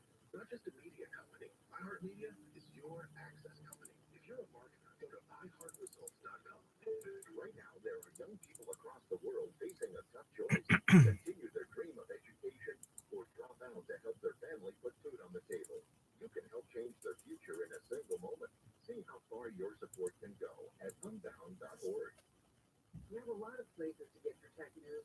I know that. But there's only one website that tells you what the tech news means to you. And that's my site, commando.com. Every day, you'll find breaking tech news, security alerts, along with really useful tips and product reviews. Tens of millions of people just like you visit my site, and I'd love for you to become a regular. I bet you learn one great thing each day at commando.com. And at my site, you also get early access to my USA Today columns, too. And to make things easier in your busy life, sign up for my free newsletters that get delivered right to your inbox. You can pick and choose what you're interested in, whether that's smartphones or smart homes. In this way, you only get the know-how that you want, and I'll never ever send you spam with you in your inbox. At commando.com, there are links to a personal message. Go now while you're thinking about it. That's commando.com, KOMANDO.com. Braxton was diagnosed with cord plexus carcinoma, a brain tumor. They seem to be helping us put away our fears. We have an amazing team that fights for the best outcome for Braxton. He has the best chance. Yes. I don't have to worry that how much is that bag of fluid going to cost me? Can I afford it to save my child's life? The donations are paying for me to live every day with my son, stress-free, and enjoy every day with him. I wish there was a word bigger to thank you, more close to the heart, because thank you's not enough. They've given me hope. They've given me my son. Thank you, Children's Research Hospital. Finding cures, saving children. Learn more at thankyou.org. From the creator of Up and Vanished comes a new true crime weekly podcast series. In each episode of Talking to Death, join Team Lindsay and guests as they discuss all things crime, life, mystery, and fun. Are aliens real? Based on everything I've learned, I think that the government knows something. I don't know if aliens are real, but I think there's something out there that they know. Listen to Talking to Death on the iHeartRadio app or wherever you get your podcasts. That's one piece probably. 2024 season ticket memberships are now on sale. All memberships include exclusive access to opening day and postseason tickets. Join the passionate community of fans who share your excitement for Dodger baseball. Visit Dodgers.com/membership. The free iHeartRadio app has over 100 commercial-free stations waiting for you right now, like 70s Rock Ride, a commercial-free station featuring the best in 70s rock. Just search 70s Rock Ride and listen now on your free iHeartRadio app. Free never sounded so good. From LA to Orange County, the beaches to the valley, SoCal Saturday is giving a voice to the voiceless with a live and local look at what's happening in your neck of the woods. Covering everything in your neighborhood, from local politics and policies to upcoming events for the whole family. Tune in, SoCal. We've got your neighborhood covered. Koala Shark this evening at 5 on KFI and on demand anytime on the iHeartRadio app. At the end of the line, I'll make you mine.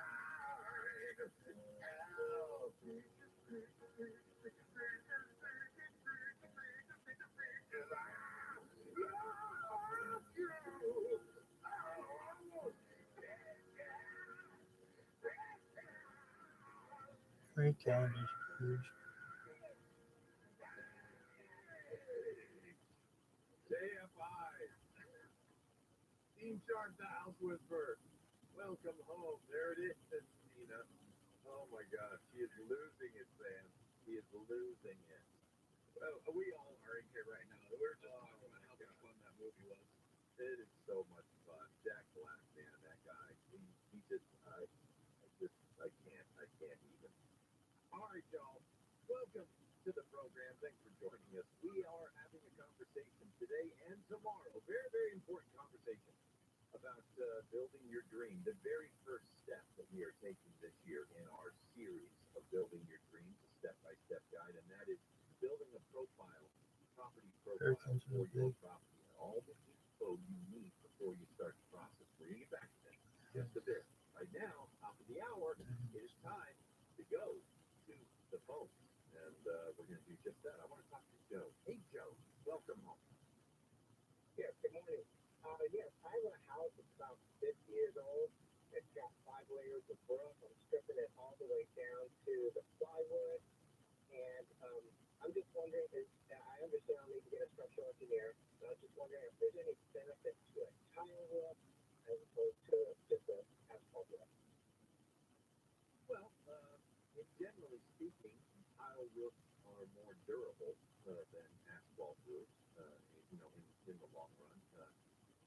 But in fact, I'll just put it this way. There are fantastic long-term roofs in both categories. So from a design perspective, I don't usually sit around worrying about, well, let's see, we want this thing to last, so we're not going to use an asphalt composite roof. We don't do that anymore. Maybe 2 or 3 decades ago, that used to be a reality, but composite asphalt roofs, the high-end ones, okay, the best of the best, they are tremendous roofs. I have one on my house. And, of course, structural considerations are a thing, are a reality, whether or not your roof is designed to be able to take the weight of tile or concrete or what have you, other kind of hard roofing. So, my point being, from a design perspective, I don't worry about the functionality anymore. I simply sit back and think, what look am I going for? What is the very best possible design motif look for this roof? What kind of hairdo should this house have? Should it have a rigid tile roof, or is composite of the right width and color just fine for it? So I make a design decision in that regard, and then move from there. But yeah, traditionally, of course, hard surface roofs, and certain ones are without question going to last longer if they aren't disturbed. Okay, and so for instance, let's take take a trip to Europe.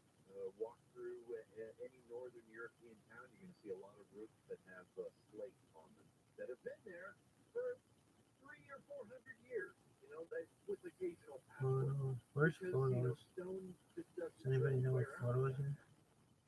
Concrete tiles, same situation. They can No one cares last, either. beyond the life of the house, as long as nobody gets up there and walks around on them, snaps them with their weight. No. But asphalt shingles these days can have 30, 40, 50-year warranties attached to them. They're far more economical. They're completely walkable. And so there are pros and cons to both, depending on what your. You remember going there? So I wouldn't Why? worry about that Allegedly. particularly. If you are thinking about a tile roof, I don't though, know. Maybe it was definitely then or take into something. consideration whether your roof structure Just kind of is blank designed that part to of handle that the weight, city or out of whether my you need head. to talk to a structural engineer and get their advice on it first. Why?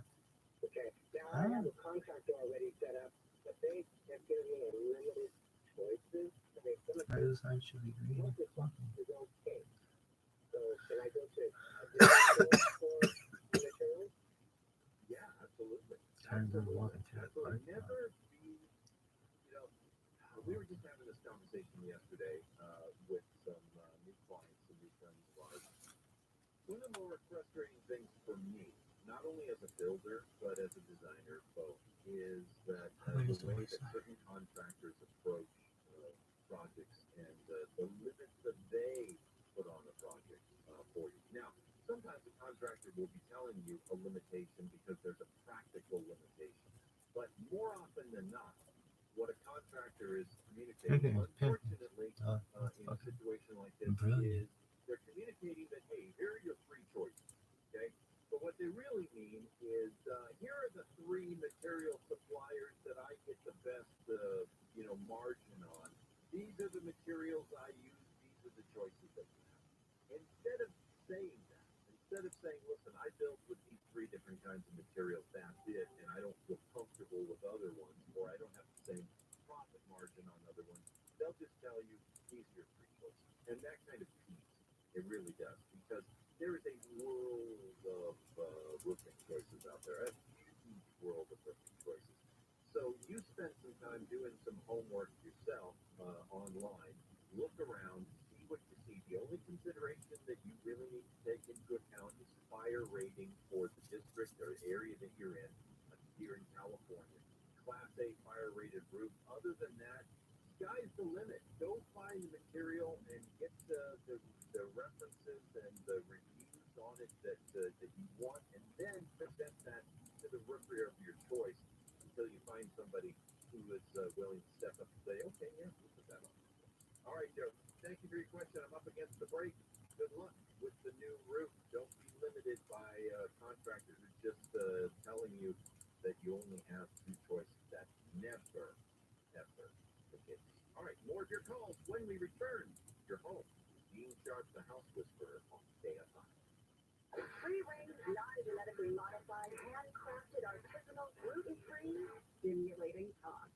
KSI. And KOST HD2. Los Angeles, Orange County. Live everywhere on the iHeartRadio app.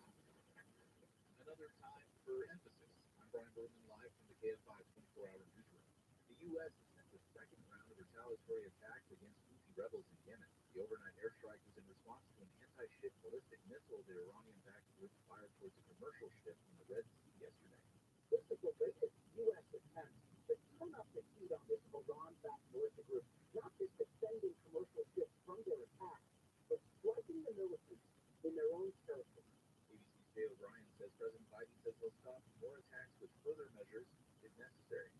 Former LA County Sheriff Alex Villanueva spent 4 hours testifying before the county's Civilian Oversight Commission. And the testimony got heated, actually downright nasty. Villanueva was being grilled about his knowledge of and dealings with Deputy Gang. I'll ask the question. Other questions proceeded in word of way to action. Let's start with the Snyder Court. Snyderville courtroom. Villanueva appeared before the commission yesterday from a subpoena he was served during his time in office but had refused to comply. Both sides took jabs at each other. At one point, Villanueva told the Inspector General one of his questions was the dumbest thing he's ever heard. Steve Gregory, KFI News. LAPD Chief Michael Moore has announced he'll be retiring at the end of February to spend more time with family. He thanked his wife and daughter for supporting him through his journey yesterday. He says it's time to put his focus and passion on them.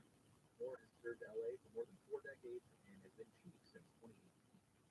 The 36th Martin Luther King Jr. Parade is going on in Long Beach. This year's theme is Unity in Diversity. It starts at 10 a.m. at the intersection of Martin Luther King Jr. Avenue and Anaheim Street. Then it goes north to 19th Street. After the parade, there will be a celebration at MLK Jr. Park until 5 p.m. An appeal of state housing mandates claims Huntington Beach will be forced to create 50% more high-density housing over the next 2 decades.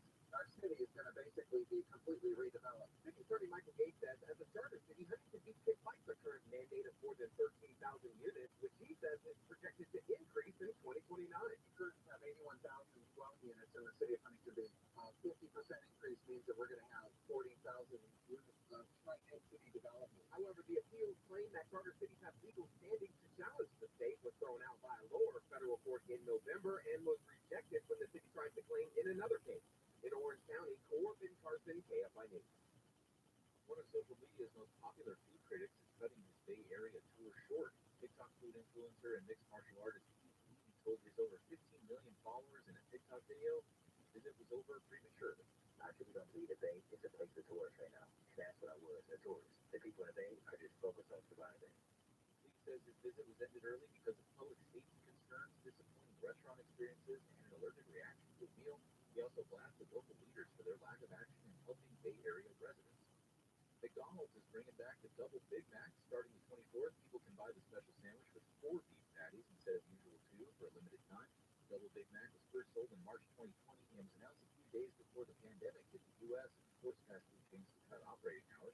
McDonald's CEO said last month customers are craving bigger burgers. Unbelievable. A new mandate to rankings lists countries with the most and least visa-free travel. Henley and Partners released the rankings this week, which is based on data from the International Air Transport Association. It found countries with the most powerful passports and citizens able to travel most freely include France, Germany, Belgium, Canada, and the U.S. Afghanistan, Nigeria, Iran, and Syria were among those with the least powerful passports. Officials say the mobility gap is now wider than ever, with top-ranked passports accessing 166 more countries visa-free than the lowest ranked in Afghanistan. Taking a look now at KFI traffic, we've got a crash on the 14 in Santa Clarita. That's headed southbound at Newhall Avenue. All lanes have been blocked due to a major crash. 7+ vehicles are involved in that one. Traffic's locking up all the way back to Costeria King Road. In Hollywood Hills on the 101 southbound, just before Highland Avenue, some good news. That crash is now clearing off. Your drive time is starting to recover, but you're still seeing some stop traffic back from Bar Boulevard. And in Chino on the 60 westbound at Central Avenue, that crash involving the 2 semi trucks that jackknifed lanes are open for you to drive through. KFI the Sky helps get you there faster. I'm Russell Ford.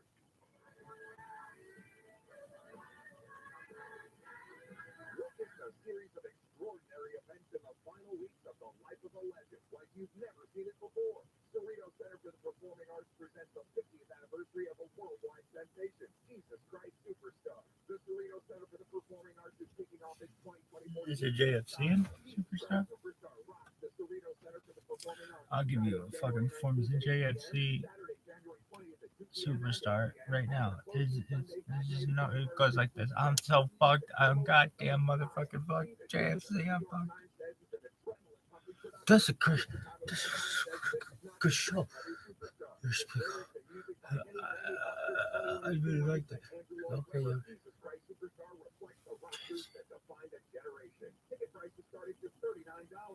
WTF, dog.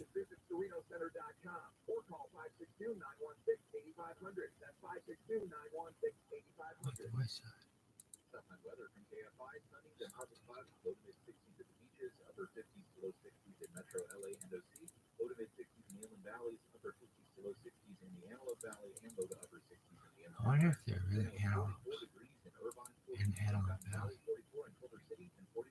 Sounds wild. It's hot as fuck there. For real?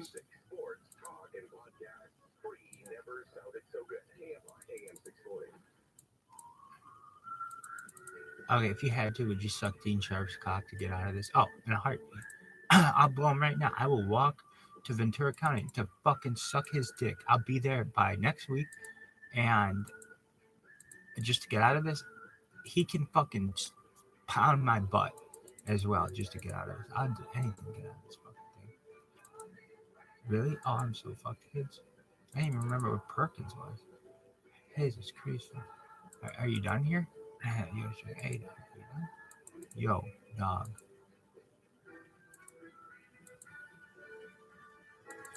Remember when this thing was like, hey, everybody? Oh, is that what you wanted? AM 640. I said that backwards. That's all right. You know, you have your choice with KFI. Did this motherfucker drink his goddamn coffee yet? Stupid son of a bitch. Fuck. God damn it, I'm so fucked. Shabbat. How many Shabbats you have? I don't want to think about it. God damn it, what the fuck is going on here? I am Dean Sharp, the House Whisperer, here with you live like I am every weekend, Saturday morning, 6 to 8 Pacific time, Sunday morning, 9 to noon Pacific time. You have dropped into the program right at the midway point. We are having a discussion both today and on tomorrow's show, part 1 and part 2. The beginning of our step-by-step guide to building your dream today. Step 1 for this year, fact-finding and building a property profile. We'll come back to that in just a bit. But we're at the top of the hour, and so we are taking calls. Going to go back to the phones. Let's talk to Carol. Hey, Carol, welcome home. Thank you for taking my call. You're welcome, you dumb cunt. Go ahead. I live next to a vacant lot. Okay, well, aren't you fucking lucky? You're gathering? You're gantering. Okay, why don't you use English first?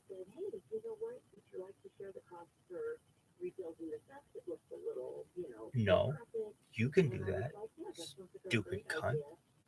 Okay. I said, she said, I think the corner of your property is a fence. Is it on our property? You know, why don't you just shut the fuck up about this guy? I said, okay, fine. And I just got a letter in the mail, and it said, your fence is on your property. Please take action to move it or remove it. Okay, well, move the fucking fence then. I want to know what my... This isn't handle on the law, dog. Law dog. Raw dog. Raw dog. Law dog. I'm handle on the law dog. I'm rabbi on the law dog.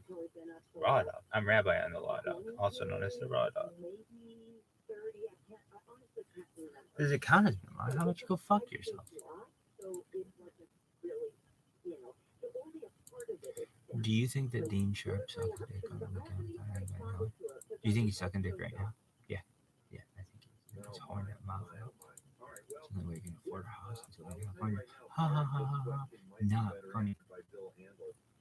He's going to have the next hour at Handel on the Law. And I say that in all seriousness because there are probably nuances here. But I can tell you a couple of things from the building perspective. All right, so can you tell me anything from the West Side perspective, gangster? It might be a good question for Bill because if you have any proof or any verification that you were given the go-ahead to rebuild the fence in its place, then that constitutes some form of contract that initially gave you the approval to do that, and then I don't think they have the right to go back on that, but that's something that might have to be worked out in a court somewhere, which nobody wants to do. But I'm just saying that an agreement, even a handshake agreement, technically. Now, whether you can prove that there was a handshake agreement, that's a whole another ball of wax. But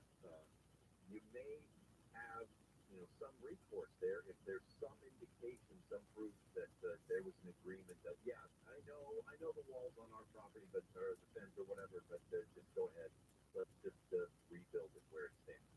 That's the first thing. Secondly, is how do we know this? That's the big question that I have, right? And by the way, this dovetails into part of what we're talking about this morning, as far as fact-finding information about property.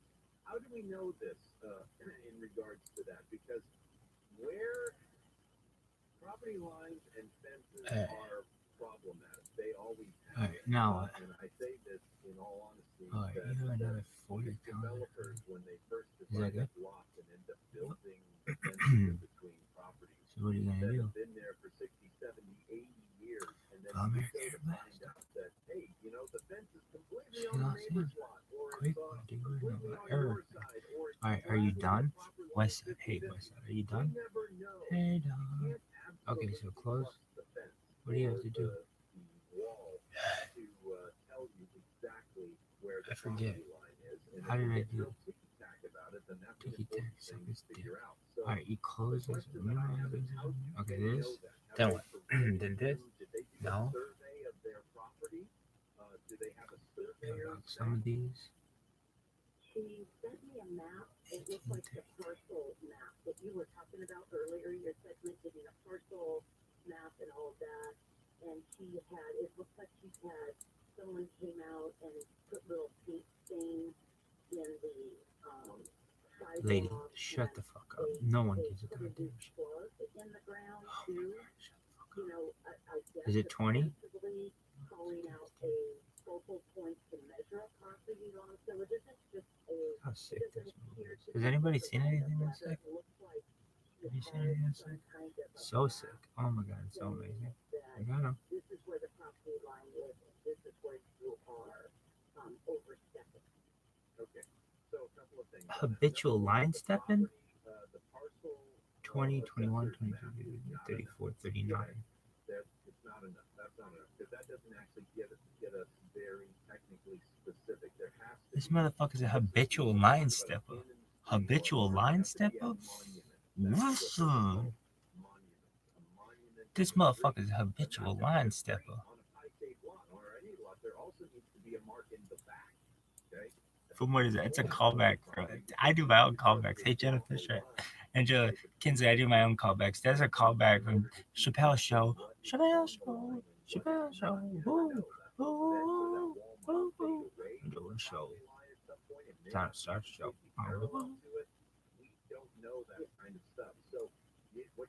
That was so sick. And then you went like West Side? Was it Saft? Sick as fuck? I think so. This is where the fence has been for 40 years, okay? It would have been nice to have known this ahead of time. Number 3, Yo. Would you please show me your surveyor's map? Not just, my surveyor put a pin in the front, but a pin in the front and the back, and I want the surveyor's actual plot map showing That surveyor is going to have to perform cunnilingus here on my front yard. Hold the blueprints to this farmhouse is unrelated to the matter. I am raising a holy hell. That was so sick. I don't know. Now, at the end of the day, and Carol, I'm gonna have to leave you with this because we're up against. Dude, because you've been talking so fucking much. Shadow Man. Cannot prove that there was Hey, reason. an agreement about the wall being where it is, and if the fence or the wall is on their property, then Is it called ViralRabbi 12 or something? then at the end of the day, you can't build you can't build on your neighbor's property. Okay. Oh shit. So the question is this though, if something is built on the neighbor's property, do you have to remove it, or do they have to remove it? That's where it gets all. Why? Because I said so. Don't come on my property.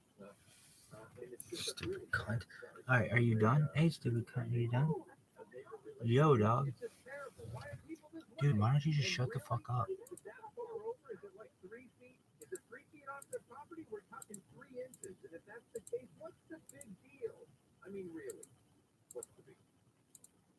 I hear you. Because I was like, yeah, sure, let's work it out. Because we're going to be neighbors. Exactly. All right, my friend, I am sorry I didn't have the better news for you, but that's kind of where you stand. At the end of the day, you can't build You're stuff on fucked. your neighbor's property. At the end of the day, you are fucked. You are goddamn really fucked. Get that verification first. Don't just take somebody. Yo, dog. Are you here? I don't know. Yeah? Really interesting. And dovetails well into where we're going. Hey, Dovetail. This morning, so much more to come. Gee, Ryan, he better not be dead. States from New York to Louisiana have declared states of emergency as winter storms are creating life-threatening cold in many places. The FAA says it will increase oversight of Boeing and will check production processes for the 737 MAX 9 jet. And tomorrow marks 100 days that Israeli hostages have been held by Hamas. We're going to take a look at some trouble on 14 next. Hamas. Get better water, period, right? I want to tell you about Life Source, the whole home water system that will help you become a healthier, better you. Our body, 75% water, right? So clean and healthy water is essential. Jesus Christ, superstar. Suck this dick. Water, not going to cut it. That is a nice song. I know. Your whole house, you can have softer skin, healthier hair, no more chlorine showers and baths, and a Life Source system needs no maintenance. There is no salt, no filters, no monthly servicing. So call Life Source today at 800-WATER-99. Speak with a factory representative. 800-WATER-99 or visit likeforlike.com. Life Source, faith and feel the difference. Taking a look at KFI traffic, we've got a major crash from 14 to Santa Clarita. That's headed southbound right at Newhall Avenue. This is the crash we've been talking about all morning. All lanes are blocked. 7 vehicles involved in that one. Traffic is locked up from Golden Valley Road. No less than 6 different tow trucks have been called to this location, so hopefully things clear off pretty soon. A little bit further down the freeway at Selmar on the 210 westbound, just before Rothschild Street, there's a crash that's blocked the 2 left lanes still. Traffic is locked up from Polk Street for that one. And in Chino on the 60 westbound, just between Central Avenue and Ramona Avenue, that serious crash with 2 semi-trucks is now clearing off. It's almost off the freeway. The 3 left lanes are still blocked. 2 left lanes are open to drive through. Yosh. Get you there faster. I'm Russell Ford. He's Russell Ford.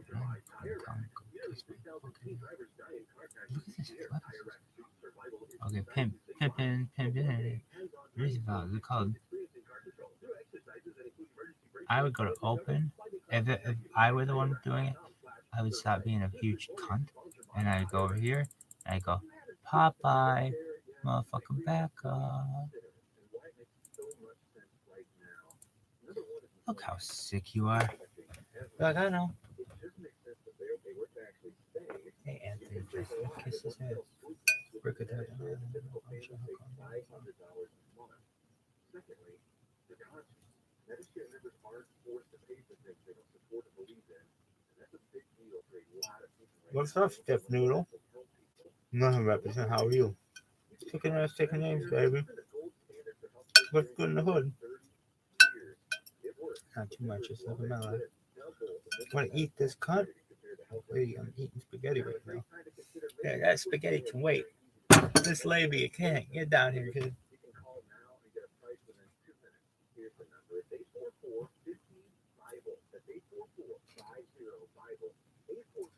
Lady, do you want me to bite on your clitoris again? You read my mind, son. God damn it, woman. Shut the fuck up. West Side.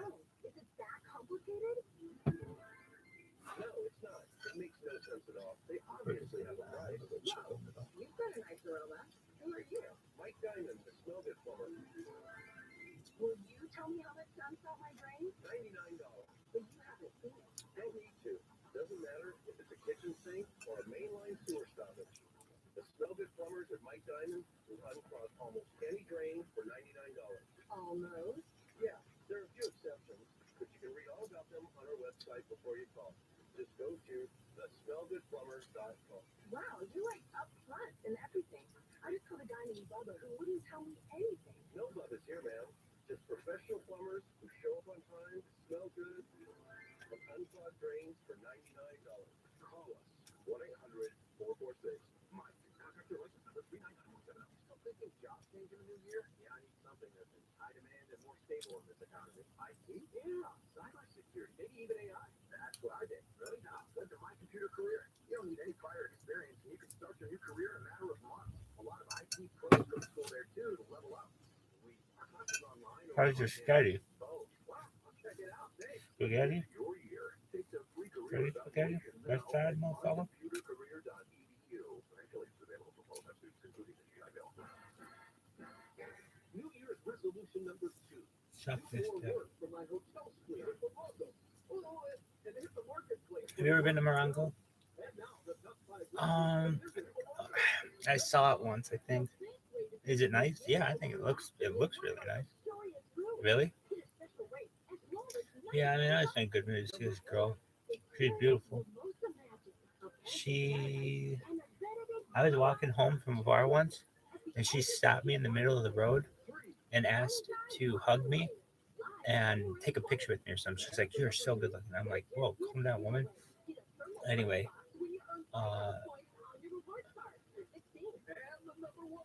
ended up getting her number, and anyway, should have fingered her. Instead, I bought her Greek food. This other point of my life. All right, are you done? Yeah, I didn't eat. I just sat there. She ate Greek food. I told her I was a virgin, and she told me she had. Yeah, okay. No big deal. It's beautiful. Really? Yeah. She had. Very beautiful. Yeah. And they're the go-to choice for homeowners looking to sell their homes fast. They'll buy your home for a competitive cash. But are you done? Hey, beautiful. Are you done? Because they're not going to be waiting around on interest rates. No repairs are needed. They buy the homes as is, like I said, and with the most 5-star reviews on Google and Yelp. So whether like thousands of satisfied sellers have chosen Seller's Advantage for their home selling needs. Seller's Advantage is the fastest and most stress-free way to sell your home. If you're ready to go, you call Seller's Advantage. Get a no-obligation offer at 888-321-AS-IS, 888-321-AS-IS, 888-321-2747, sellersadvantage.com. Don't worry, don't traffic with Seller's Advantage. DRE number 01961658. Hi, I'm Vanessa Bayer, and this is my brother Jonah. We're two siblings who love to talk about our childhood and nostalgia and how it shaped us in the people. Oh, well, I'm one person who doesn't give a shit about either, so shut the fuck up. How Did We Get Weird is now out on your listening wherever you listen. Check out episodes we've done with Will Ferrell, Jenny Slate, Weird Al Yankovic, Jason Isbell, Kenan Thompson. What's the first question you asked Kenan Thompson? Don't you think it's weird how Kel Mitchell looks like Cisco? Like, have you ever seen him in the same room? Like, oh, dude, that's crazy. I know.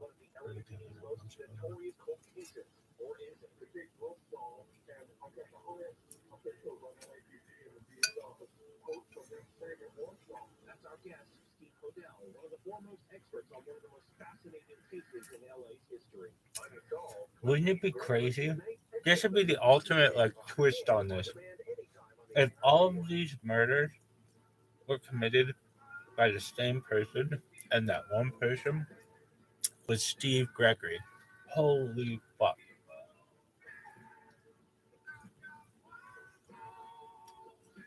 That'd be crazy.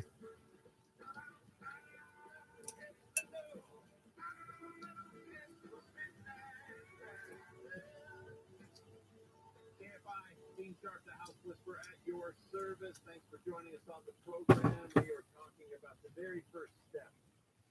Steve Gregory is the most prolific serial killer in history of mankind. Publicizes every one of his heinous acts.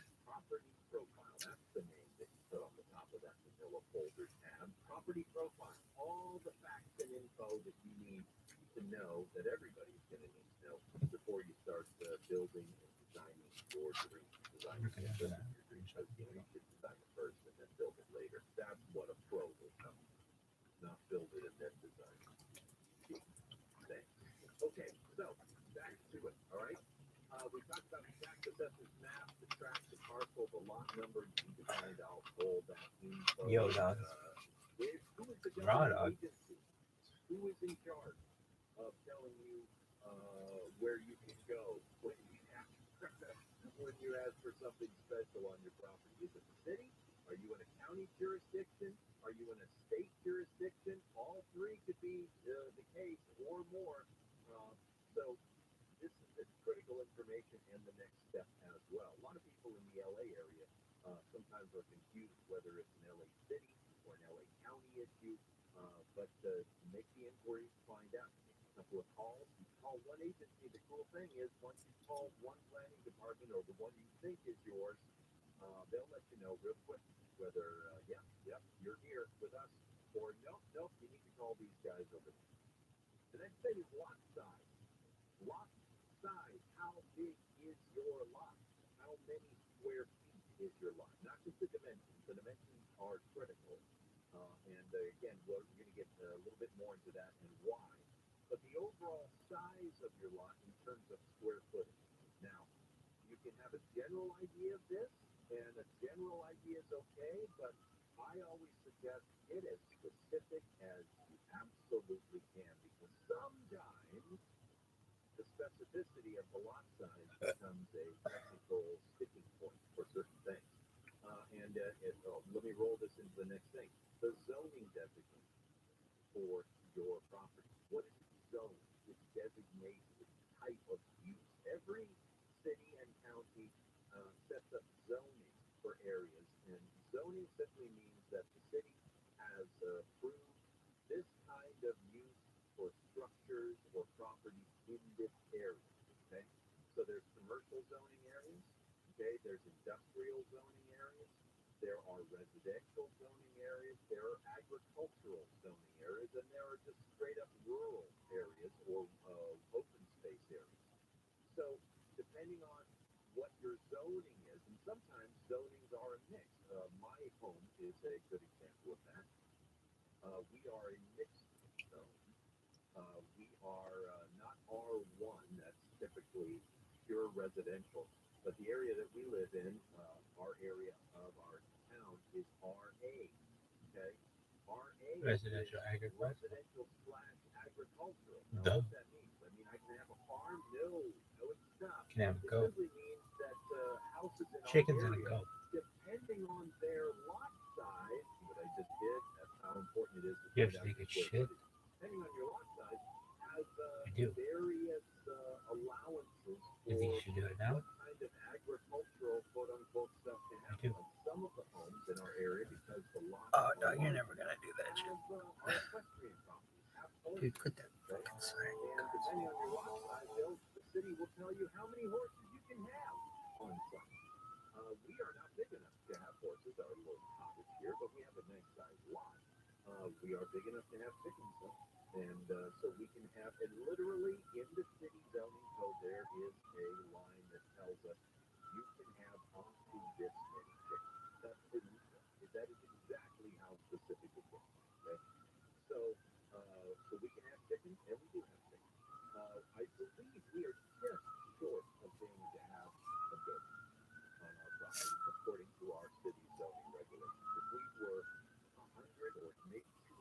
square feet larger of a piece of property, we could have a goat, okay? And we would want 2 goats so that they keep each other company. And so there will be no goats, okay? But the point is that You gotta go. If you're gonna shit, you gotta shit. square footage of your lot to determine exactly what can and can't be done on your property. That's just one kind of silly example of stuff in an RA zone. So you need to know your zoning designation, and you need to know what that means for your city, because there's an entire list of things that zoning means and that it doesn't allow. You want to gather that information, and you need to know the size of your lot. All right, we got so much more. We'll do it right after the news. Your home, the Dean starts the house with for Briber and has the latest. The U.S. military has launched another airstrike against Houthi rebels in Yemen. Deputy Pentagon Press Secretary Sabrina Singh says it's important to remember why the U.S. is going after the Houthis. Starting in November, the Houthis started launching ballistic and cruise missiles and UAVs at commercial vessels that were transiting the Red Sea. Singh says it's full-on aggression at international trade and trying to disrupt the free flow of commerce. She says the strikes, which have targeted Houthi storage facilities and launch sites, are necessary given how many attacks they've carried out. Experts have shared some tips for snow lovers following the deadly avalanche in Lake Tahoe earlier this week. California President Mike Reitzel says it's important to be vigilant when out on the slopes. Not really happens very often, and that riders and skiers can certainly be assured that Ski Patrol is taking the necessary avalanche mitigation efforts to help prevent inbound avalanches from occurring. Reitzel says if you're in the backcountry, that's a different story. The slopes are not mitigated by any professional, so there's certainly a possibility that avalanches can occur. And if you're going to go in the backcountry, you need the gear. He says you also need training on the gear to know what you're doing. Huntington Beach claims state affordable housing mandates will grow the city's current number of units by 50% over the next 20 years. City Attorney Michael Gates says the city currently has 1,000 units. The city, just in the next few years, has a plan for an increase of 40,000 or more units of high density. That's because the 13,368 is not where it ends. That's where it begins. The city appealed a ruling this week that denied the city's claim of legal standing to challenge the state as a charter city. The city's claim of special powers as a charter also failed in a previous case. And Monster Jam is back in SoCal. It's returning to Angel Stadium in Anaheim for 3 weekends on January 20th, 21st, February 3rd, 4th, 17th, and 18th. Fans will be able to see monster truck favorites like Gravedigger at the Monster Jam Stadium Championship Series West. Taking a look at KFI traffic now, we have got a major crash on the 14th in Santa Clarita. That's that crash that's heading south out of Newhall Avenue. That major crash that's hitting many vehicles involved, 7 vehicles. Luckily, cleanup crews have arrived on scene. They moved some of those vehicles off of the front and the 2 left-hand lanes. Still have some of those lanes blocked, but we should start to see some easing shortly.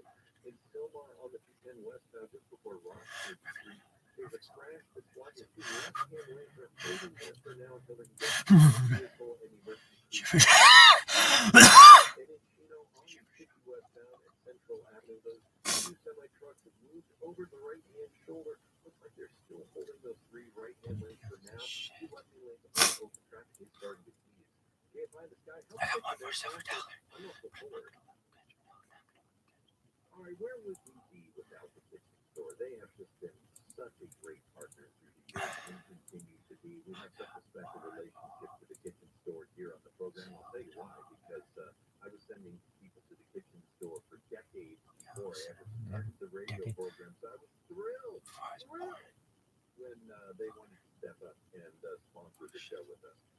The kitchen store is the one place that you need to get to put together that dream kitchen that you always wanted. For over 50 years, they've been doing every Johnny John. every finish, every accessory on the market, from entry level to ultra custom. They've got 12-month thing with cash financing. They'll meet or beat any price, including the big boxes. They've got expert kitchen designers. Dog, it's so easy. Design software. That's the kitchen store. Southern California's largest cabinet design showroom right off the 405 in Culver City. Get started by going to 310kitchen.com. Book an appointment for a free in-showroom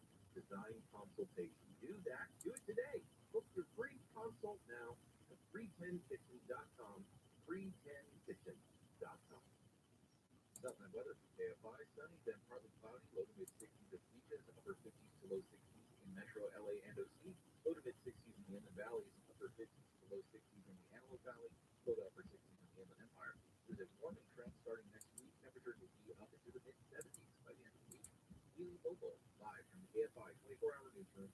I'm Brian Bruce. It's pouring rain. It's so dark outside. Your heart starts beating really, really fast. You've never done anything so hard in your life. This is the camp. This is the real thing now. It's such extreme pain. You don't understand how you can finish. I began to feel that there was no way I was ever going to have my title, U.S. Marine. It took special inner strength, courage, and desire to do this. I was just thinking, I'm so close. I'm so close. And when I finished, I was like, I'm done. I did it. The moment I will never forget is when the drill instructor that I admire so much comes up to me straight in front of me, put her arm on my shoulder and said, I'm gonna fuck you in the butt. Visit Marines.com or call 1-800-MARINES. The View, the Proud, the Marines. The music that we listen to all year long. The anthems that were our soundtrack for 2023. And the stars who make the songs we love will all be celebrated. Live from Los Angeles on Fox, April 1st. Be here as the nominees for our 2024 iHeartRadio Music Awards are announced. Let's get it started. Thursday at 6 a.m. We all make resolutions this time of year, and let's face it, most of them won't stick. But here's one that's not only easy to keep, but will help you feel healthier all year long. Navage. Navage provides quick drug-free nasal relief by washing saline in one nostril, around the back of the nose, and out of the other nostril. This time of year, when everyone is sick, Navage helps by sucking out germs, bacteria, and viruses trapped in our noses that cause us to feel miserable. And come allergy season, it does the same with dust, pollen, and other allergens. And unlike medications that can take time to help, if they're effective at all, Navage helps treat congestion symptoms in seconds flat, without drugs. This New Year's, resolve to use drug-free Navage to help you breathe easier, sleep better, and feel healthier all year long. Ask for Navage at Walmart, Walgreens, CVS, Rite Aid, Target, or find us online at Navage.com. Navage. N-A-V-A-G. Clean nose. Help. If you need a roofer, then you need the dream team at Allguard. AllGuardRoofing.com. AllGuardRoofing.com. KFI. AM 640. Articulating talk. So I like that. Her name's Rabbi Stone.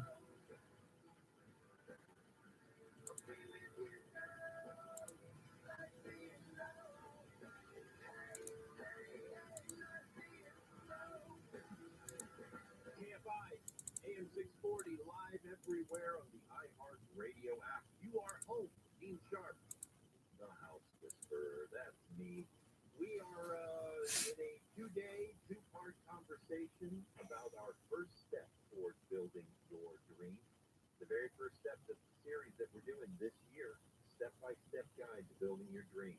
And today, or this weekend, I should say, we are doing step one, and that is the fact-finding and building your property profile. I cannot tell you how important this is to save time and headache and just to have all the information necessary as you start to discover what can and cannot be done on your property. Don't assume. Don't assume all sorts of things. Okay? Don't assume, number one, that your fences and walls, like our earlier caller, is sitting on the property line or property line adjacent. Don't assume that the house that you have been living in for decades was built exactly on the official setbacks of your property. What are setbacks? Well, we'll get into that, but setbacks are basically the distance off of your property line, both front, back, and on the side, in which you are permitted to build your permanent housing structure. And most houses these days have a minimum of a 5-foot setback. Others have much more than that. Some are a sliding scale, the setback. They're a formula or a ratio depending on where you live. And if you don't understand what that means exactly, we'll put it this way. There are areas in the city of Los Angeles where it isn't a predetermined setback of like, well, okay, for this neighborhood it's 5 feet. 5 feet on the left and 5 feet on the right side of the house. But it is actually, well, it is a percentage of the total width of the front of the property. So, you know, let's say, just to put it randomly out there so everybody understands what I'm saying, let's say that the rule in your neighborhood is that setbacks have to be 10% of the total width of the property on each side of the house. So let's measure your gigantic piece of property. You got a 100-foot wide piece of property at the street. If the ratio and the rule is 10%, then 10% of 100 is 10 feet, and that's what your side yard setbacks have to be, 10 feet on the left, 10 feet on the right. See what I'm saying? And it changes literally from house to house to house to house because the city in that area, for whatever reason, is trying to be proportional to the property size, how big the setbacks and the structures can be.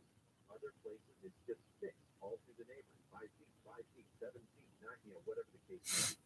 But don't assume that the house that you're living in was built on those setbacks. In fact, we were at a new client's house yesterday down in Florence. Love individuals. I hope you guys are listening. And if you are, hello. But we were exploring the possibility of expanding this relatively small house. The question is, the assumption is, well, we're going to go up, right? We're going to go up. So do a 2-story. Now, I think they want a 2-story house, and that's great. We have to find out all this information to know what the city's going to allow us to do. What we did discover along the way, possibly, is that there's enough unbuilt area on the lot that they might be able to fit the expansion that they want on the first floor, which could be a considerable cost savings under certain circumstances. So we went out and did a little bit of measuring, and this is a relatively small house, and it's way more, I believe. Now I don't know this for sure, but I think it's way more further off of the side yard setbacks than it needs to be, or that it is required to be. That means that the house could get wider, deeper. It's pretty amazing, right? Violating the city zoning order. But how are we going to know that? Only after they do their fact-finding mission to discover exactly what the rules are for that area. So again, that's the kind of stuff that we're talking about today. Okay? So you got your tax assessment, tract parcel, and lot number. You found out who your governing agencies are, and I think you say this: your primary governing agency. There's more than one. Oh, I guarantee you, there's more than one. What does that mean? It means this: there's going to be a primary touchstone agency, probably the planning department for the city or county that you live in. But once you're dealing with the planning department, they're also going to inform you, if you do a major remodel or a brand new build or something like this, I like how you eat so aggressively. You get calluses on your fingers from utensils. But thanks, lady. And you'll have to get approval from or at least pay a fee to the local school district if you go over a certain square footage in your remodel. And there are trigger points in these processes for a lot of cities. And a lot of cities like, if it's less than X number of square feet, then you don't have to pay a school tax fee. But if it's over X number of square feet, or if you're adding on then other things are triggered and flags go up, and you'll have to pay this or have to pay that to this organization. It's a tangled web of stuff. And if there was one uniform system, believe me, I would sit here and tell you about it and just give you all the details. But the point is, there isn't. It changes from city, county to city, county to region, inside of cities and counties. And so it's not even just, for instance, LA City versus LA County. No, within LA City, there are other considerations. I'm getting ahead of myself. But there are considerations of the district that you're in. That's why this stuff is important. Now, I'm going to introduce you to a concept that sounds very ominous. And then when we come back from the news, I'll break it down. And that is CC&Rs. CC ampersand R's. That's the abbreviation we use for it. 2 C's, an ampersand, and the letter R. It stands for covenants, codes, and restrictions. What are the CC&Rs for your property? Like, I have no idea. Well, you're in good company. Most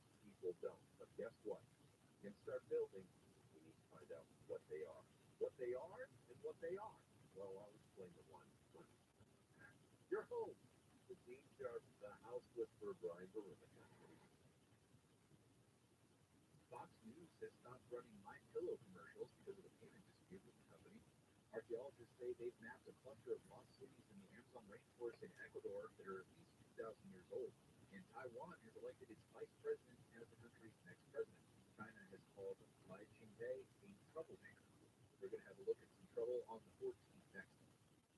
Hey, it's Dean Sharp for a better you in 2024. Get better water. A light source whole home water system will help you eat a better you. Light source removes the bad stuff, keeps the good. No chlorine showers or baths, just filtered water from every tap. Call them today at 800-WATER-99 or visit lightsourcewater.com.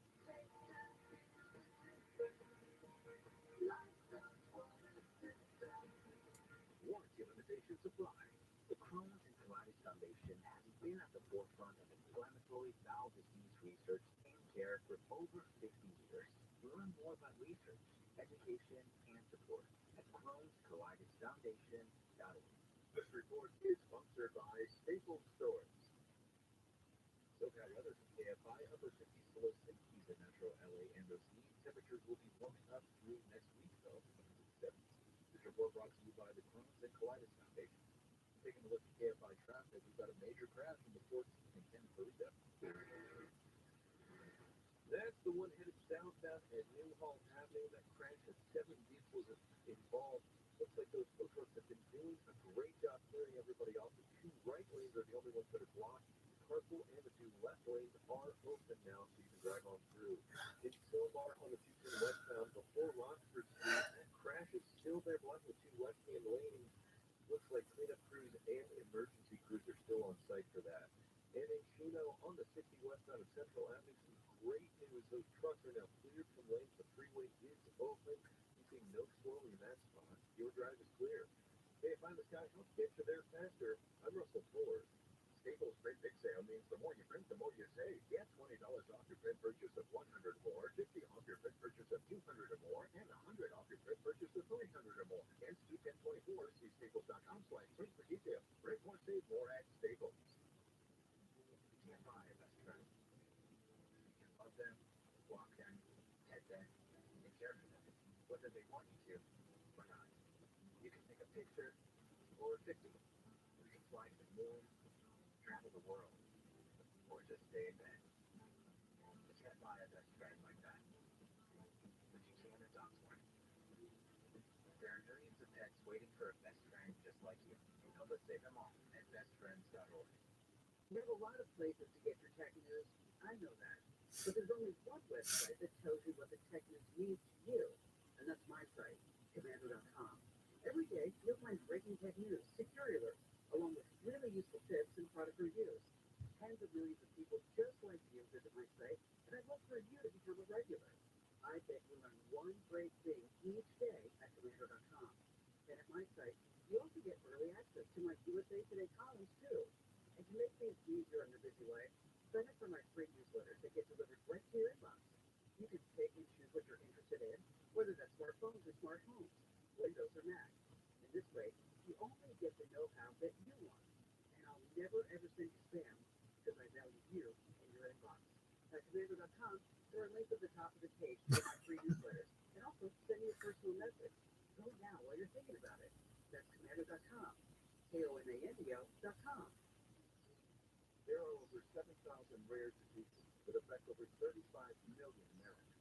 Adult onset invisible symptoms like blurred vision, muscle weakness, and unexplained falls can occur at any time with no explanation. Don't fear low identified symptoms. On average, it can take up to 8 years to get a diagnosis. Advocate today. Supported by Romeo Rare Patient and Advocate and the Lens Family Association. Trendsetters in empowering patients in every community to advocate and get a diagnosis. Go to raredisease.org. Imagine the best place you've ever been. No, never been. What would it take to make it really real? How much effort? How much persistence? How much resilience?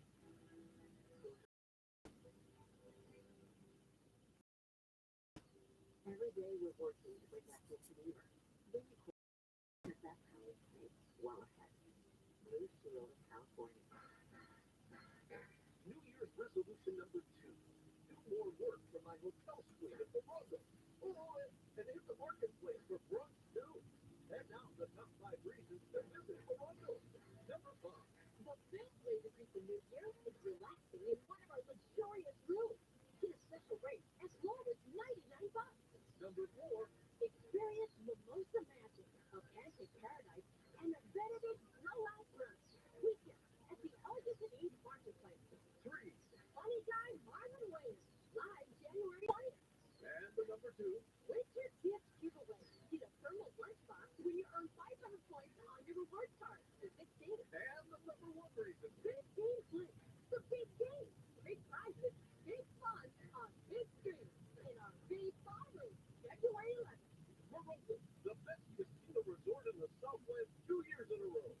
This time, it's really hard to stick to New Year's resolution, so good thing that donating your car to Cars for Kids takes about 2 minutes, and you only have to do it once. Make a quick call to 877 Cars for Kids, or visit carsforkids.org, and that whole car will be out of your driveway and finally out of your head.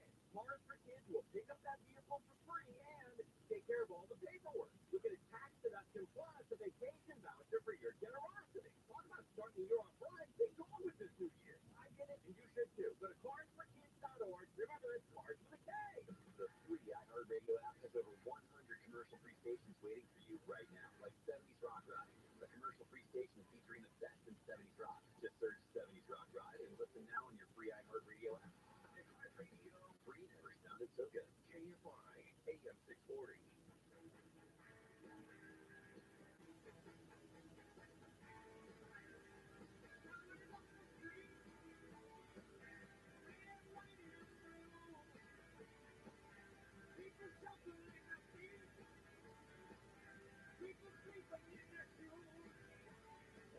KFI, King Sharp, the House Whisperer, welcome home.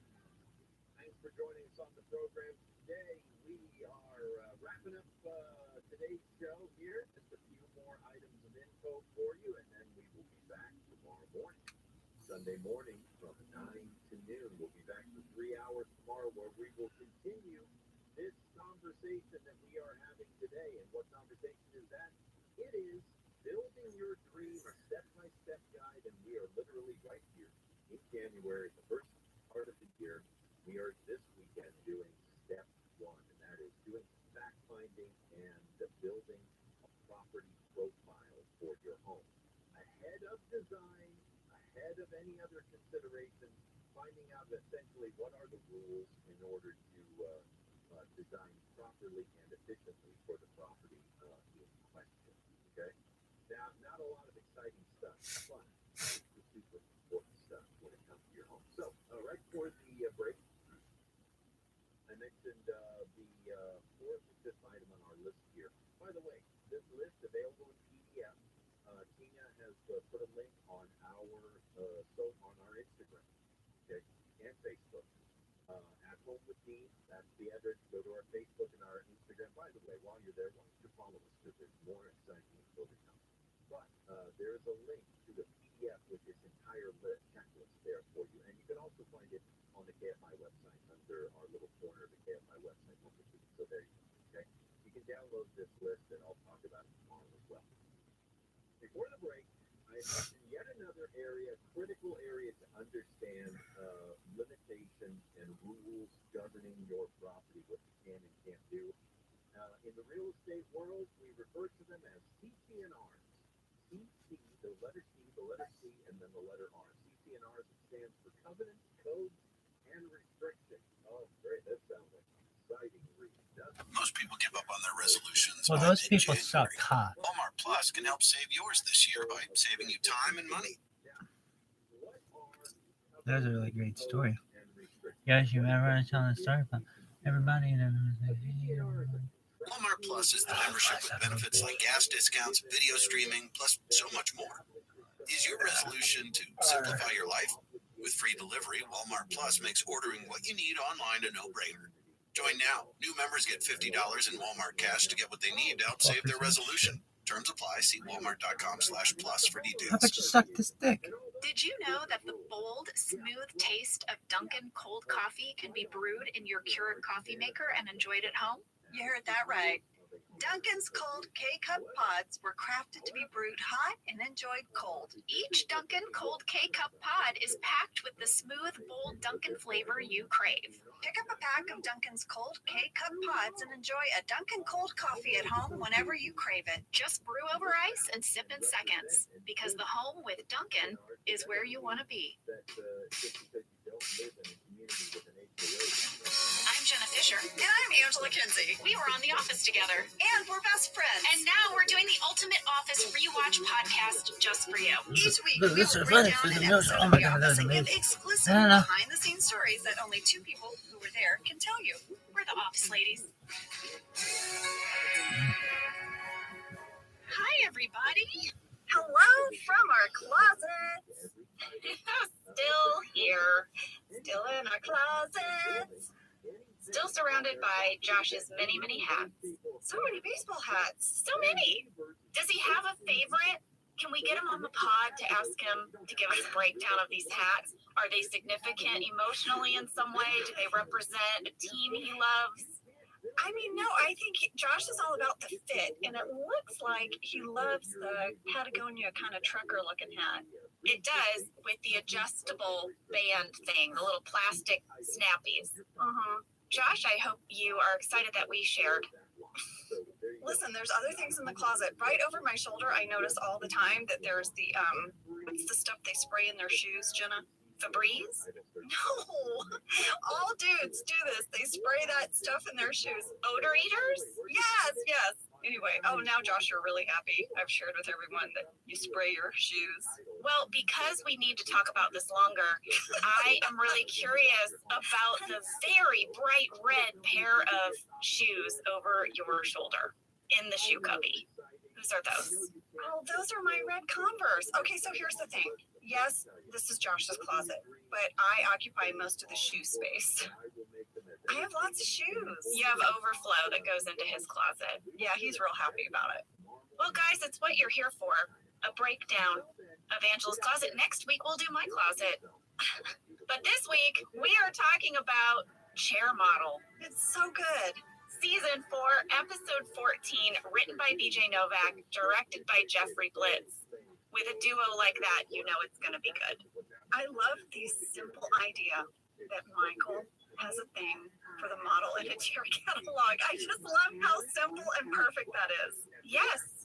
Let me give you a summary. Do it. Michael is unable to pick a new chair for his office after he becomes infatuated with a woman modeling office chairs in a catalog. He decides he's ready to rejoin the dating pool. He's inspired by his love of the chair model. Meanwhile, the Dunder Mifflin parking spaces are being used by a construction crew doing work for W.B. Jones. And the staff of Dunder Mifflin has to park in a satellite lot. Kevin and Andy join forces to confront the other bosses of the Scranton Business Park to reclaim their places in the main lot. Simple storylines, absolute perfection. Also, absolutely true. Yeah. You know, I had to park in a satellite lot when I had my admin job. If you were an executive, you could park in the parking lot of the building, this high rise in downtown Los Angeles. Yeah. I did not get a parking space.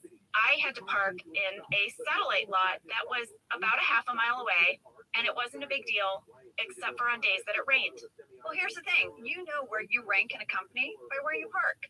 Oh, yeah. Well, Michael has a spot right up front. He's not concerned. Well, later he's going to try to imagine what it would be like if he didn't have that spot. But it takes 2 employees angrily confronting him for him to get there. What are our fast facts, Jenna? Fast fact number 1, the original title of this episode was Michael Dating. But they realized that they would have to release the name of the episode before Dinner Party had aired. Oh, and they didn't want that. They didn't want to ruin the surprise about Jan and Michael's breakup, right? Yes. So they changed the name of the episode to Parking. But then they felt, well, while it's a big part of the episode, it's not the main storyline of the episode, so they eventually settled on chair model, which I personally love. I mean, when you see that, aren't you intrigued? I'm so intrigued. What is this episode going to be about? Chair model. I'm more intrigued than parking, I'll say that. They picked the right one. All right, fast fact number 2. I think we need to do a little breakdown of the Scranton Business Park 5 families. I mean, it's like Goodfellas. It is.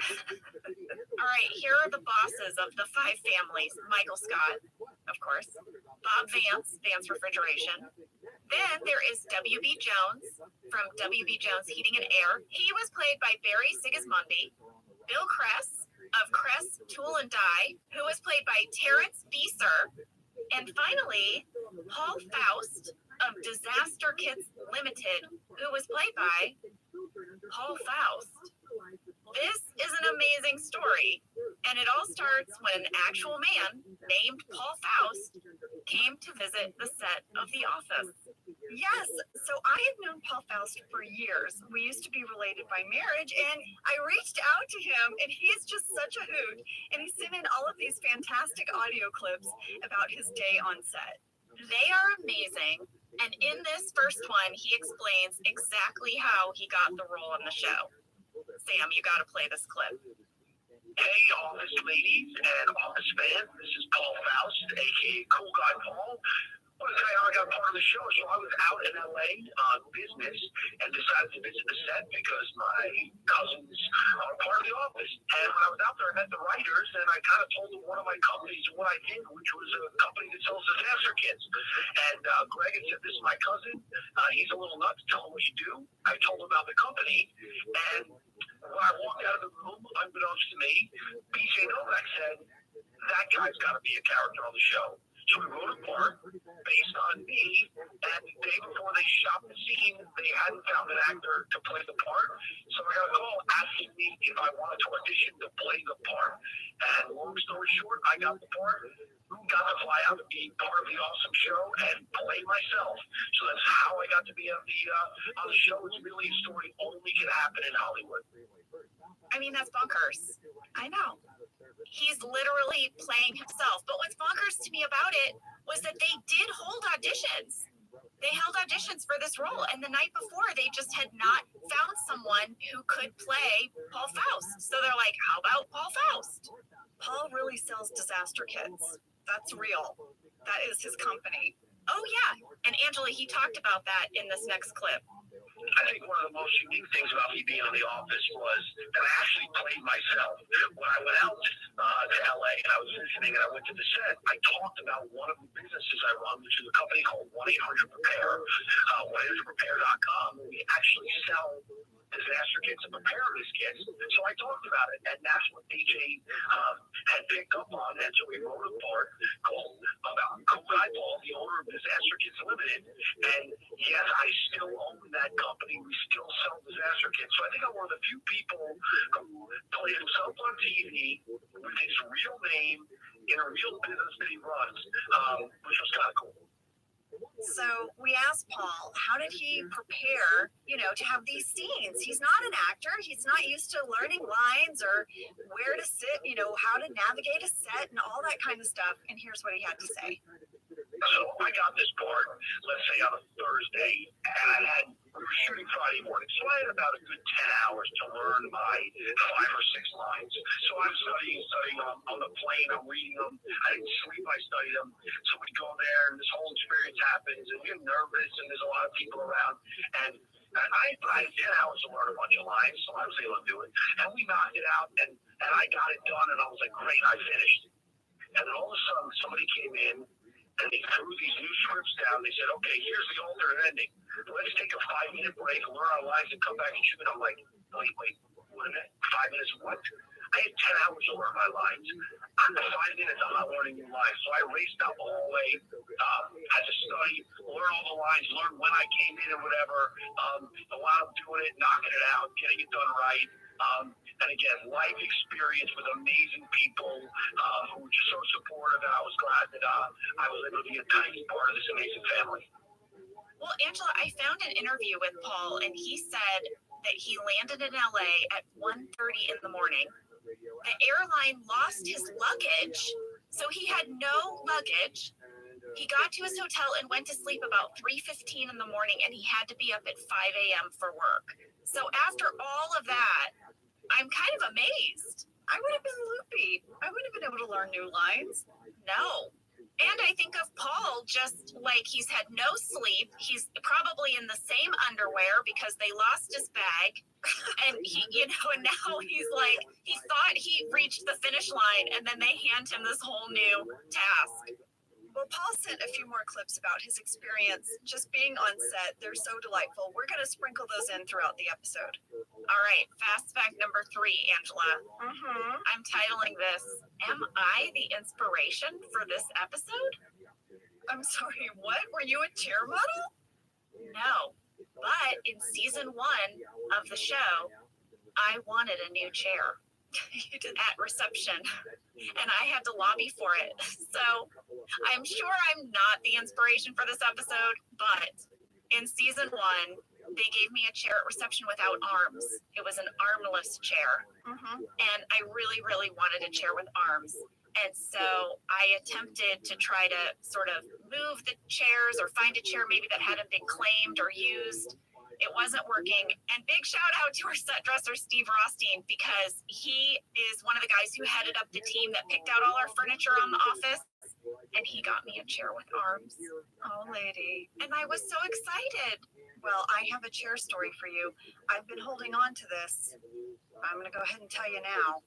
The chair I'm sitting in right now, ready? I'm going to pan down. Do you see this chair? I do. It's a blue chair with mesh. Do you recognize it? I don't recognize it, but it has no arms. Phil Shea gave me this chair. It was a leftover chair from Work Bus. Oh my gosh, you've been sitting in a Work Bus chair this whole time? For a year in my closet. I have been sitting in my Work Bus chair, and I was going to save it for Work Bus, but we're having all this chair talk. I couldn't hold it in anymore. Well, I just have to say, this is why our show is so great, because getting a chair is a very relatable big deal moment. When you are in an office job or any job, your chair, you sit in it all day, and they created this amazing, wonderful storyline out of it. Yes, and thank you, Phil Shea, because I had gotten a desk. I had in the corner of my guest room a little desk where I would sit and do work, and I didn't have a proper desk chair. I was using one of the kitchen chairs, and I was sort of talking about it on set, and Phil Shea was like, Ange, I have some extra chairs from Work Bus. Do you want one? I was like, yes! This is making me happy. I know. We all have a chair story.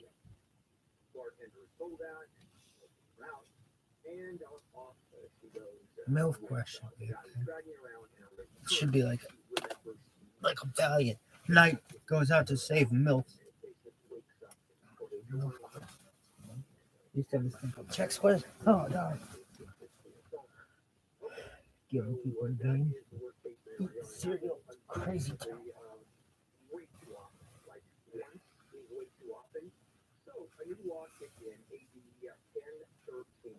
West Side. It's a great song, huh? But you know.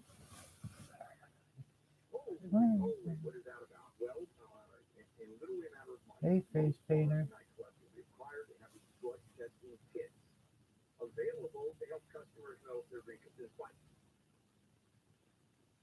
And it is up to the person who is the spiky or potential fugitive spiky to simply ask the bartender or the waiter or waitress service person to have that available. And it's like a little, it's a little string, much like you put in like a litmus test, except the difference is it checks commonly for ketamine or THC or date-rape drugs.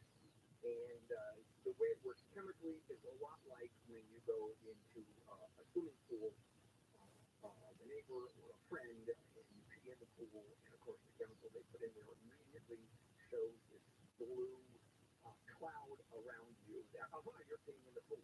Actually, that's more of a myth than anything else, but it's a nice analogy, I think. So anyways, it makes a lot of sense, a whole lot of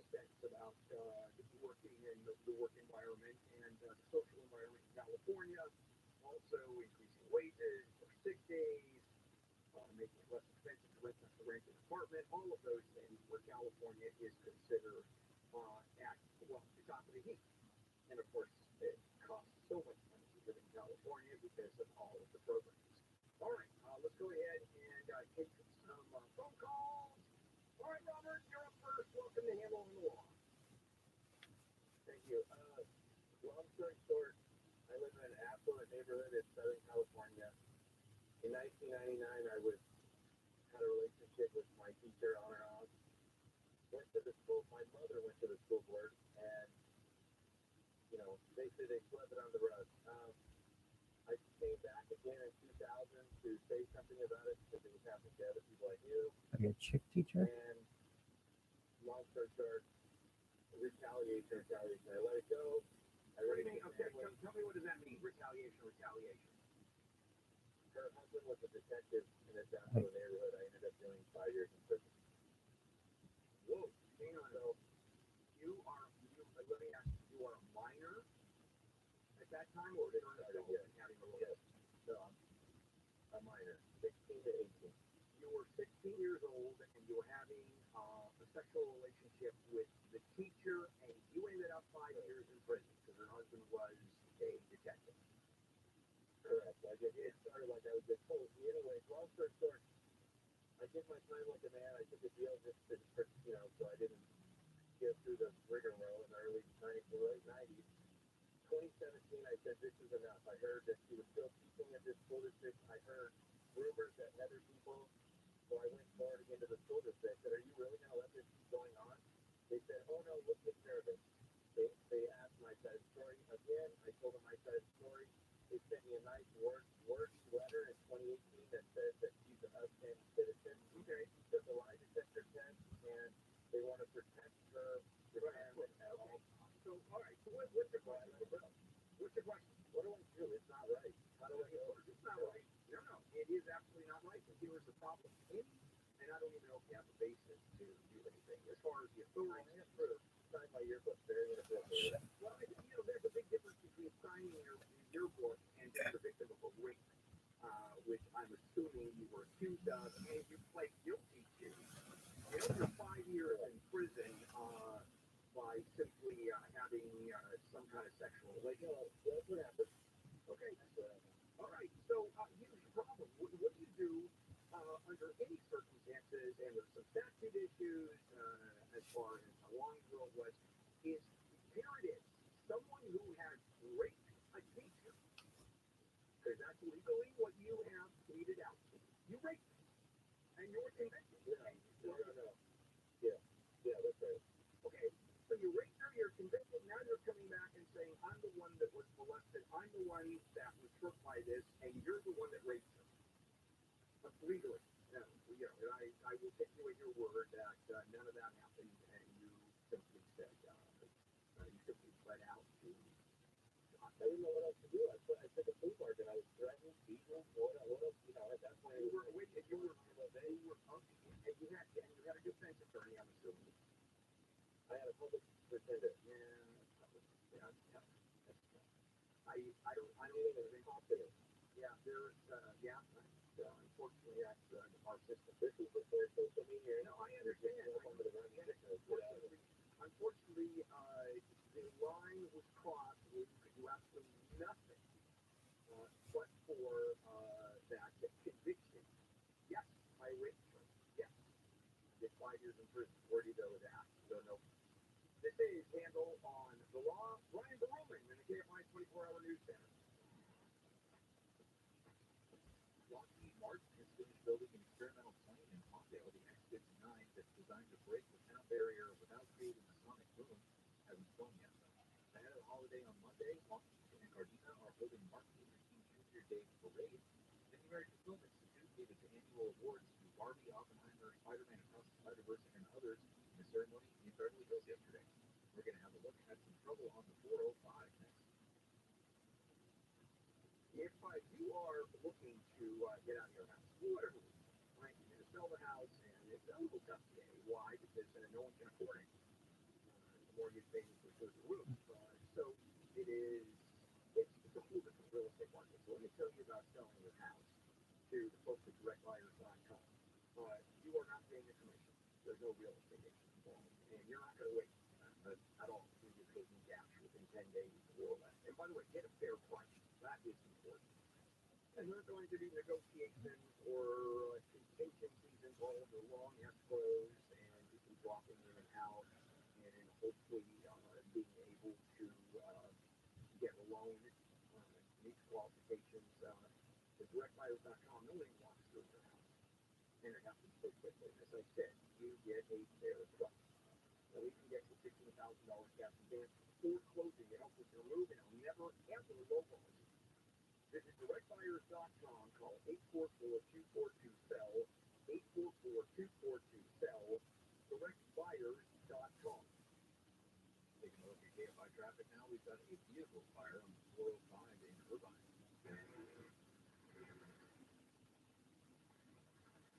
Trip blocking the two right-hand lanes, but no delays coming away from the 405 heading to Irvine, heading to Costa Mesa on the North 405. North 14, the Antelope Valley Freeway just before Palmdale Boulevard, all lanes taken away because of an accident, and you're towing the North 14 from Holiday heading Road to Avenue P. There's been westbound before Roxford, a fatality accident investigation. Watch the two left lanes. KFI and the Sky Help taking their faster. I'm Mike Warren. This report is sponsored by Tire Rack. Nearly 2,000 teen drivers die in car crashes each year. Tire Rack Street Survival is designed to save lives. The one-day hands-on driving school gives teens experience in car control through exercises that include emergency braking and skid recovery. Find a class near you at TireRack.com/survive.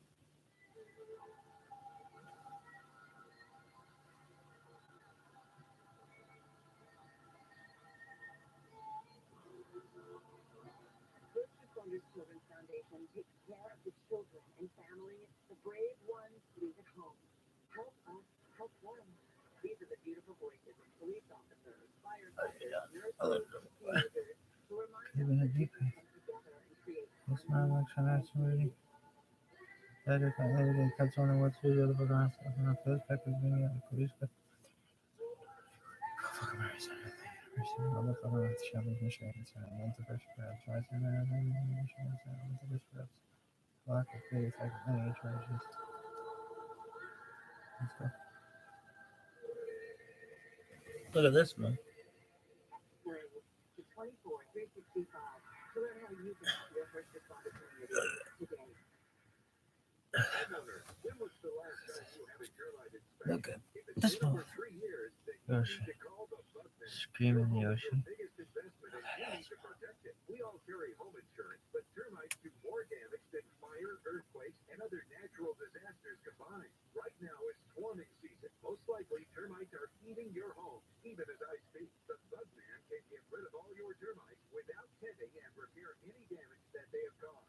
Here is a special offer. The Bugman is offering free termite inspection. Call today and get a free termite inspection next week. You heard right. Call today before 4 p.m. and the termite inspection is free. On your cell phone, dial pound 250 and say the Bugman. On your cell phone, dial pound 250 and say the Bugman. If you call right now, you'll also receive a free 1-year maintenance program valued at $325 with a completed inspection and service. For your free termite inspection, dial pound 250 and say the Bugman. Hi, my name is Ellie Ortiz, and I'm the owner of Laguna Legal. Laguna Legal has been providing excellent personal care to our customers since 1998. Most people don't want to use an expensive attorney, and they end up using an online service which offers zero guidance. We are the solution you have been looking for. Laguna Legal specializes in making the process of legal paperwork smooth, simple, and affordable. With our help, you can get a complete estate plan for $950. Laguna Legal also specializes in divorce mediation, setting up corporations, electronically recording deeds, and so much more. Call us. We would love to be your go-to source for all your legal document needs. Our phone number is easy to remember, 8777-LAGUNA. That's 8777-LAGUNA. Or visit our website, lagunalegalhealth.com.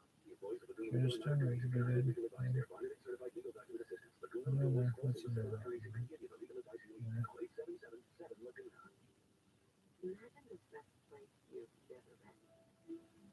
Still part of that coach. What would it take to make it really real? How much effort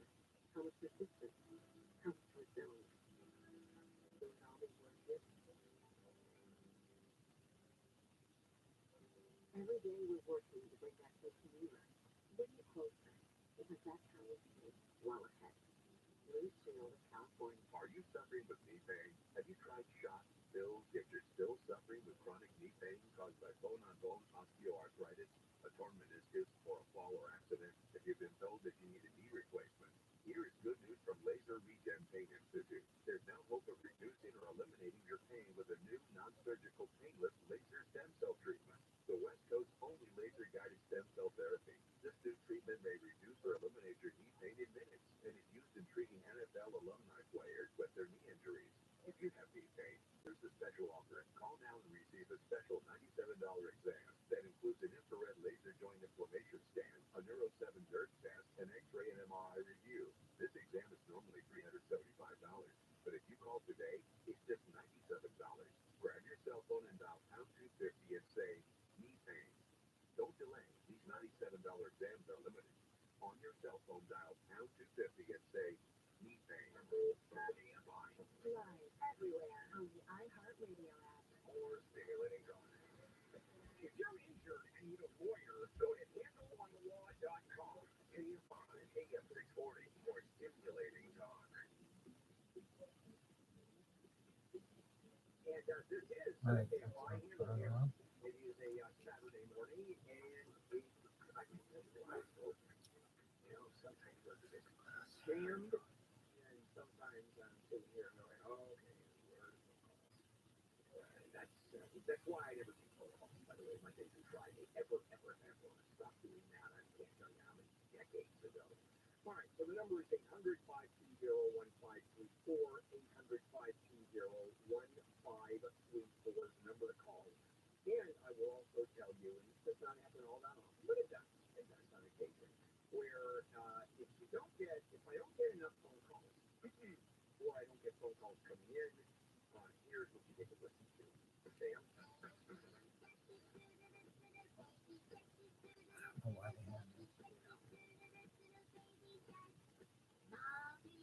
Now, at some point, people still stay listening to the show when this is happening. Their heads explode. Oh, no, Sam, we gotta get that louder now. Oh, now we gotta bring it. I don't know if you've ever seen the movie Scanners. It's one of the worst sci-fi movies on the planet. And what ends up happening is a tone is put out and people's heads explode. And that's exactly what's going to happen here. The phone number, 800-520-1534, 800-520-1534. That's the number to call. All right, welcome back. Handle on the law, marginal legal advice, where I tell you you have absolutely no case. Hello, Mark. Mark, you're up. Welcome to Handle on the Law. Hi, Bill. Well, my mother passed away about 3 months ago, and she had a trust. And in the trust, I was named the successor trustee as well for my sister. There's only she and me. So I would like to find out how to change the title. Look at that, man. From her name to my sister's and my name. Okay. Hey, Jane? Your mom is still around. Who's Over. the trustee of the trust? Well, my mother had passed away 3 months ago. Okay. Who's the trustee? My sister and myself. Okay. Who is the beneficiary of the trust? Well, I take that back. My mother wrote the trust, and in that trust, my sister and I were both successor trustees. Okay. And we're the beneficiaries of that trust. Okay. So you're both. Okay. You're both. Well, you're not successor trustees. You're the trustees. Unless one of you is the trustee, and if that person dies or is incapacitated or resigns, the other one becomes the trustee. You are both trustees. Is that correct? Yes. Okay. And you are both equal trustees, so both of you have to make the decision.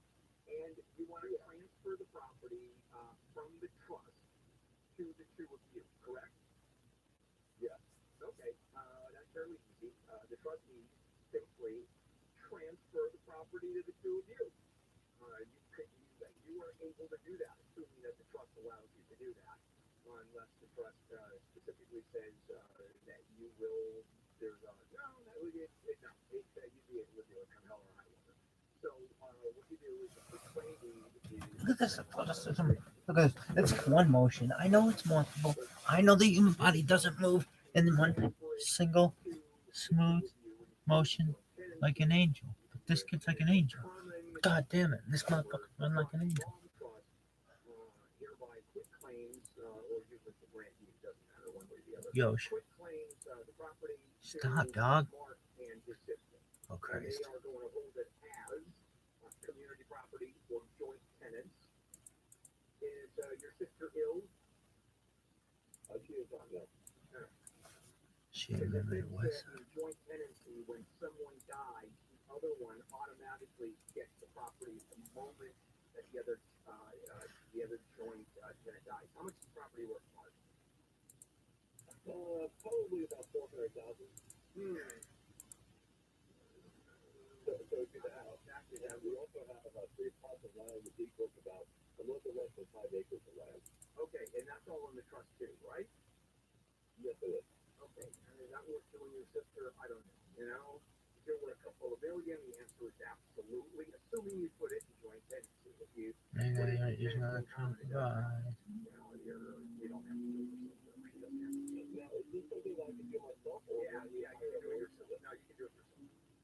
Just pull it all off the internet, and the only thing you have to worry about is it's going to be reappraised, and you get to look at the bill. But you both own the property, so figure out.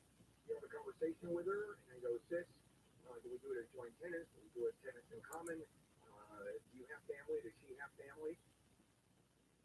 I don't have family. I'm by myself and my sister. She has a husband and kids. Okay, so she gets to decide, or the two of you get to decide, if you're tenants in common and she dies, then the ownership passes to her family.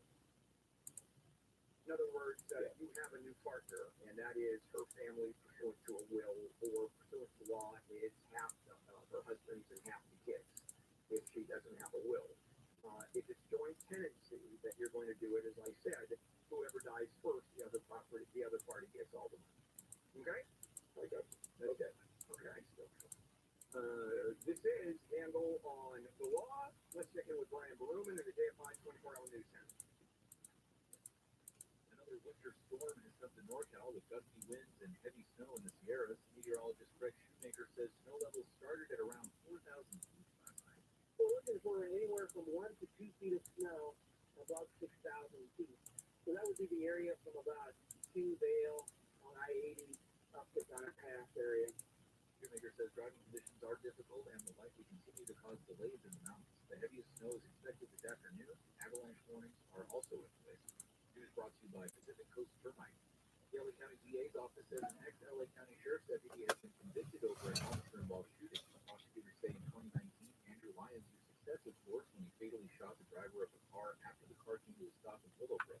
The driver had allegedly tried to run down Lyons and another deputy at an apartment complex.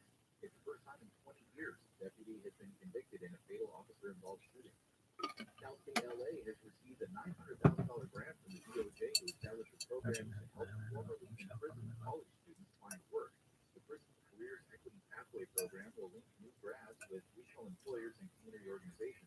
It'll build on the university's Prison BA graduation initiative offered at the state prison in Lancaster. The school says it'll provide professional development, training, coaching, career planning, and mentorship for students. Tiger Woods, Kobe Bryant, and Walt Disney are among the first 10 people to be inducted into the Orange County Hall of Fame. No Doubt Plus the Body says Orange County shaped her individuality and her musical. What about Rabbi? Okay, so I am just absolutely honored to be inducted with this incredible. You can share yourself. The first ever Orange County Hall of Fame. Other inductees include Righteous Brothers Bill Medley and Olympians Amanda Beard and Greg Louganis, Frank Chow, General William Lyon, and Henry Severstrip also made the list as developers who helped shape Orange County into what it is today. Taking a look now, like we have Rabbi Rothschild. Down Brad. Stillmar. Rabbi fucking Rothschild. How about Rabbi Rothschild? Why am I on that fucking list? Number 1. Duh.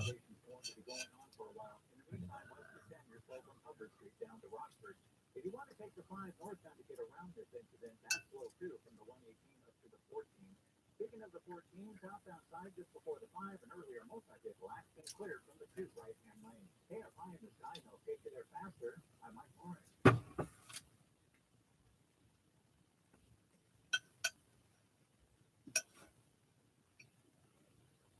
For over 10 years, I have always recommended the LikeForlike Full House Water Oh, yeah. Filtration System. For over 100 million years, I've been recommended jerking it as much as you can inside your fucking woman.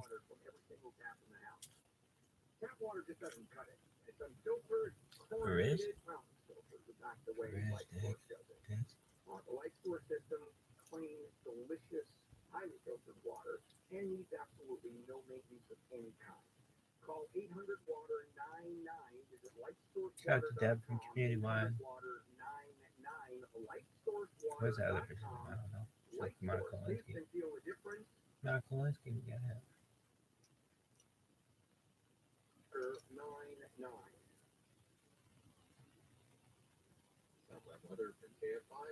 Sunny then partly cloudy, low to mid 60s at the beaches, upper 50s to low 60s in Metro, LA, and OC. Low to mid 60s in the inland valleys, upper 50s to low 60s in the Antelope Valley, low to upper 60s in the inland valleys. There is a warming trend starting next week. Temperatures will be up into the mid 70s. Finally, by the end of the week. TV Local, live from the KFI 24-hour newsroom. I'm Brian Baruch. Homeowners, when was the last time you had a termite inspection? If it's been over 3 years, then you need to call the Bugman. Your home is your biggest investment and you need to protect it. We all carry home insurance, but termites do more damage than fire, earthquakes, and other natural disasters combined. Right now is swarming season. Most likely, termites are eating your home, even as I speak. The Bugman can get rid of all your termites without tending and repair any damage that they have caused. Here is a special offer. The Bugman is offering free termite inspection. Call today and get a free termite inspection next week. You heard right. Call today before 4 p.m. and the termite inspection is free. On your cell phone, dial pound 250 and say the Bugman. On your cell phone, dial pound 250 and say the Bugman. If you call right now, you'll also receive a free 1-year maintenance program valued at $325 with a completed inspection and service. For your free termite inspection, dial pound 250 and say the Bugman. This is Jacob and Ron. If you've been involved in a motorcycle accident, call 844-24-JACOB. They watch the Washington Swamp so you don't have to. 12 Watch with Gary and Janet, weekdays at 11 on KFI.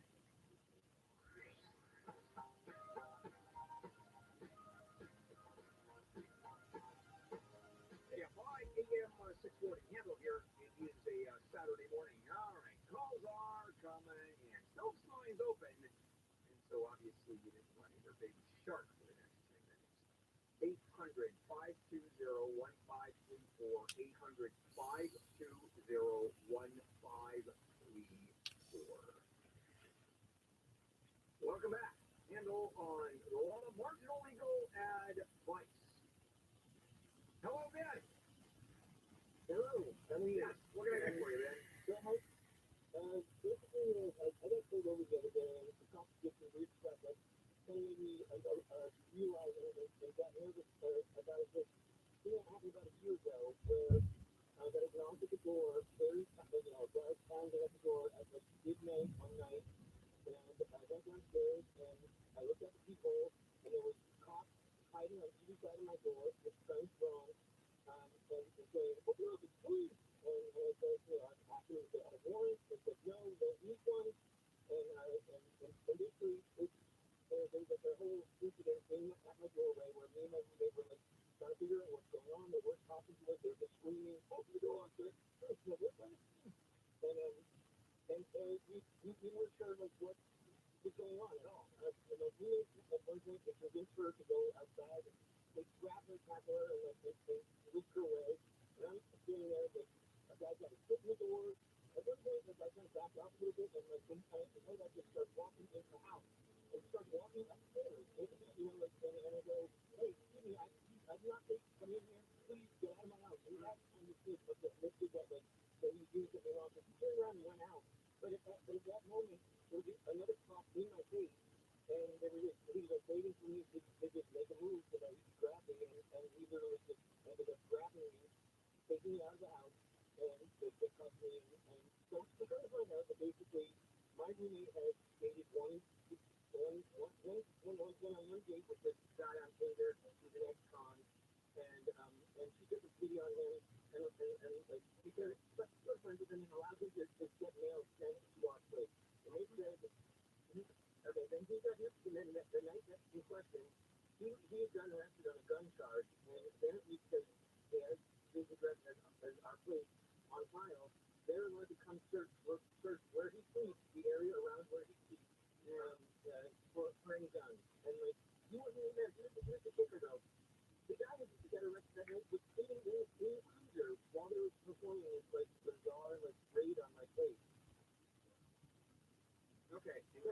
is, and your question is. My question is, do I have a case? Yeah, I don't remember. I get it. Okay, I wish you did. parts of this, a lot of pieces. Yeah. All right, first of all, Depends under what we don't need a constraints warrant. came in your house. Was it legal? If it's legal, then Exigent circumstance where he's been arrested on a gun charge and the cops, I would be, if they were looking for him, you'd have nothing.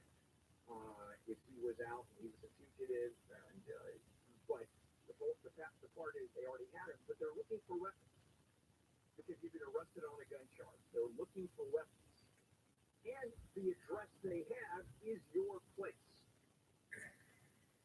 And so the cops can certainly argue good faith. This is not arbitrary. This is not capricious. Now, were they complete asses? Yes. Yes. Is he here? What is he doing? And then all you or your roommate had to do is say, hey, he uses this address. That's it. Right. And but they didn't do that. But I think they're going to get away with it on this one. My thought. However, in this climate with the police misconduct and that society doesn't particularly trust police, unfortunately, because most of them, the vast majority of police officers would not do that to you. They would first investigate and they would first ask. And there wasn't any huge risk because they had him in the car. Exactly. It's not like they're chasing him. Oh my God, we got a report that felon who shouldn't have a gun is at this address because they had his address. They had your address as his address, and now they're going crazy. This could have done another way. My guess, no, because of what I said. Because good faith, they were looking for a weapon. However, if you listen, let me put it this way. If I were to call into my show, I wouldn't listen to me for advice. That's the problem here.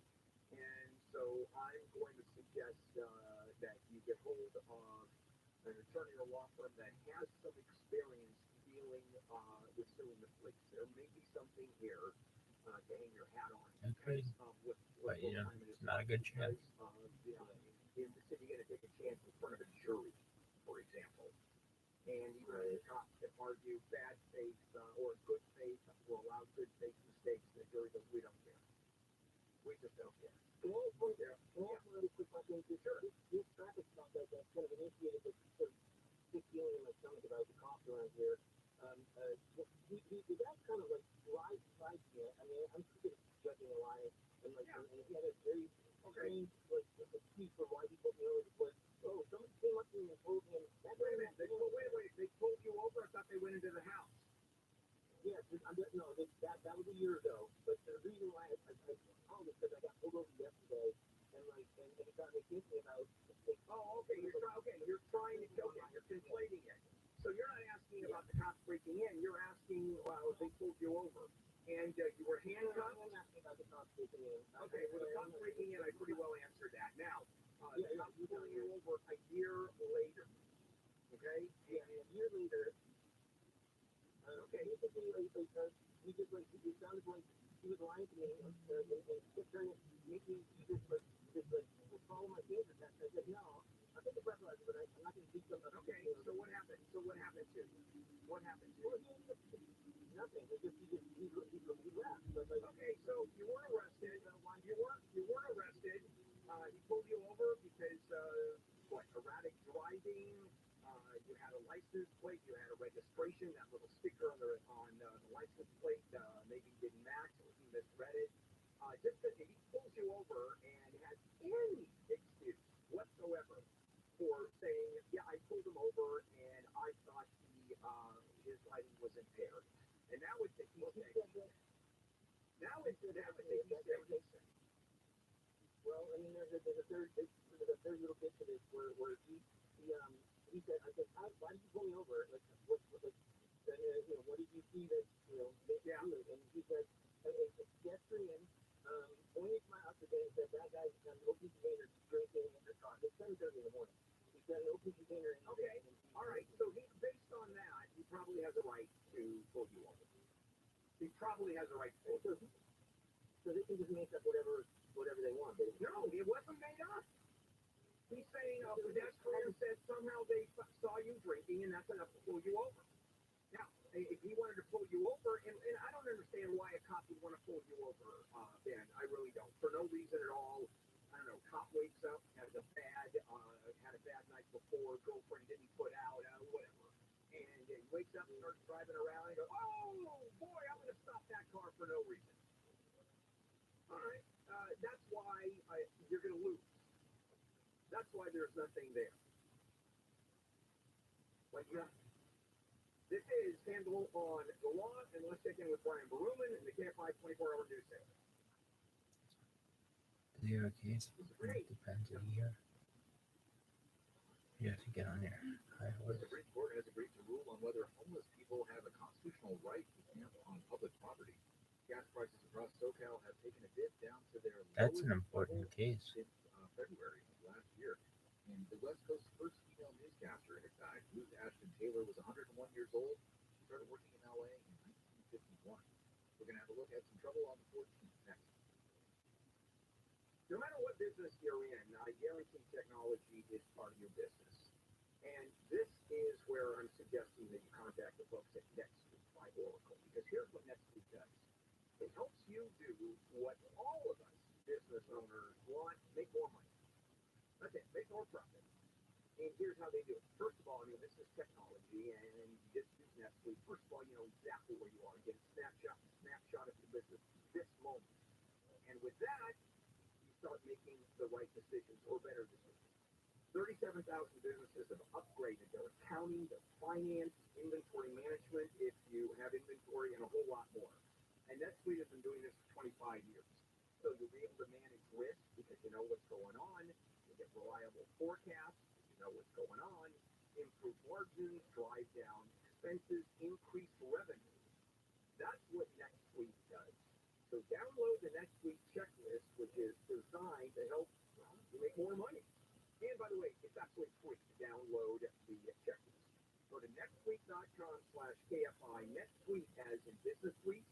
netsuite.com/KFI.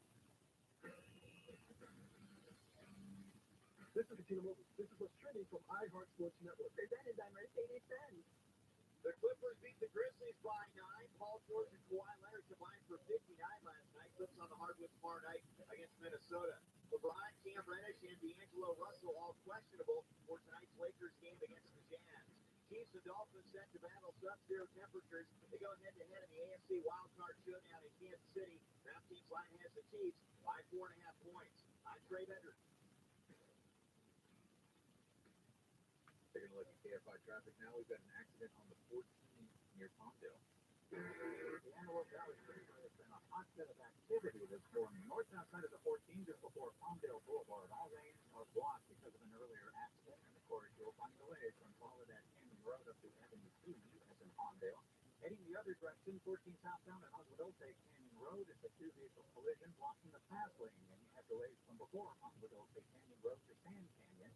And then up ahead, 14 southbound before the 5, an earlier multi-vehicle crash cleared from the two right lanes. KFI in the sky helps get you there faster. I'm Mike Morris. From the versatile EQB to the sublime EQS sedan, Mercedes-Benz makes electric extraordinary. The vehicles are all electric. The feeling is all Mercedes. The choice is all yours. Learn more at mbUSA.com/EQ. This recording is sponsored by Compassion International. We've all felt the impact of rising food prices. For families in poverty, they're facing malnutrition and even death. You can feed a family for a month with your $50 donation to Compassion International. Just text the word radio to 97646.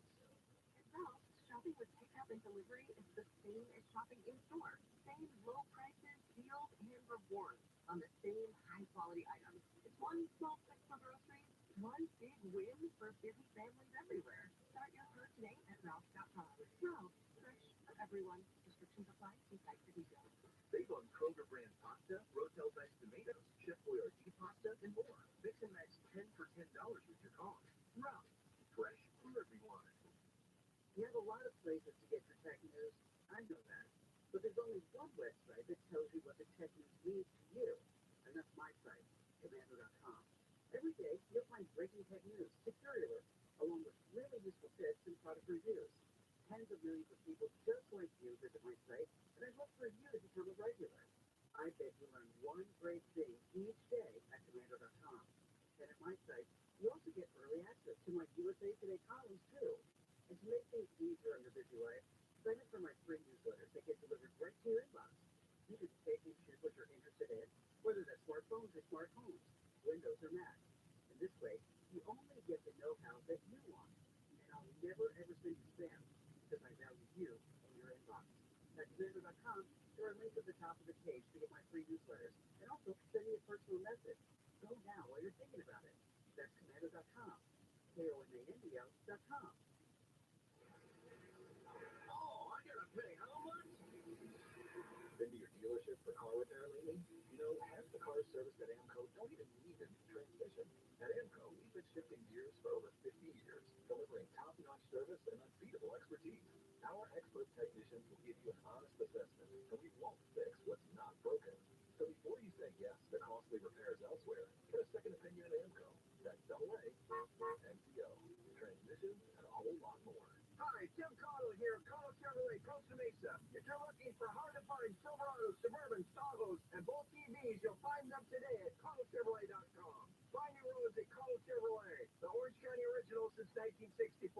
Full head of hair is a resolution you can achieve thanks to the same simple one-day visit that I received from Advanced Hair. Celebrate the new year with a free consultation, $250 off, and 250 free hair grafts at AdvancedHair.com. Are you suffering from back pain, pain in your legs and feet? Do you suffer from leg cramping, pain when you walk, numbness, prickling or tingling sensations?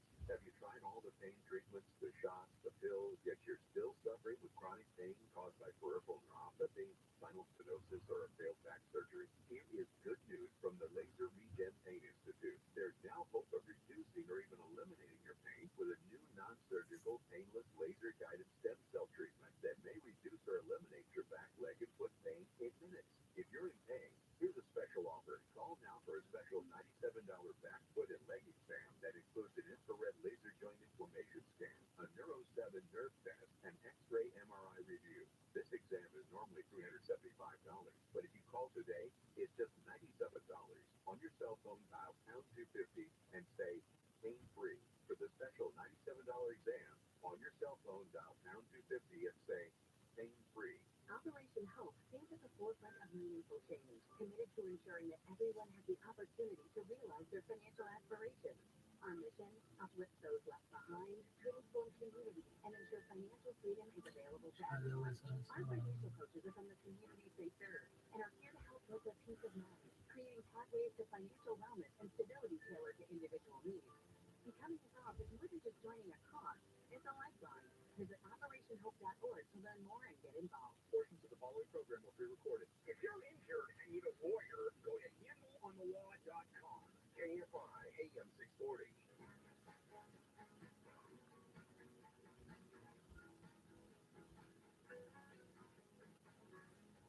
And this is KFI AM 640. Bill Handle here.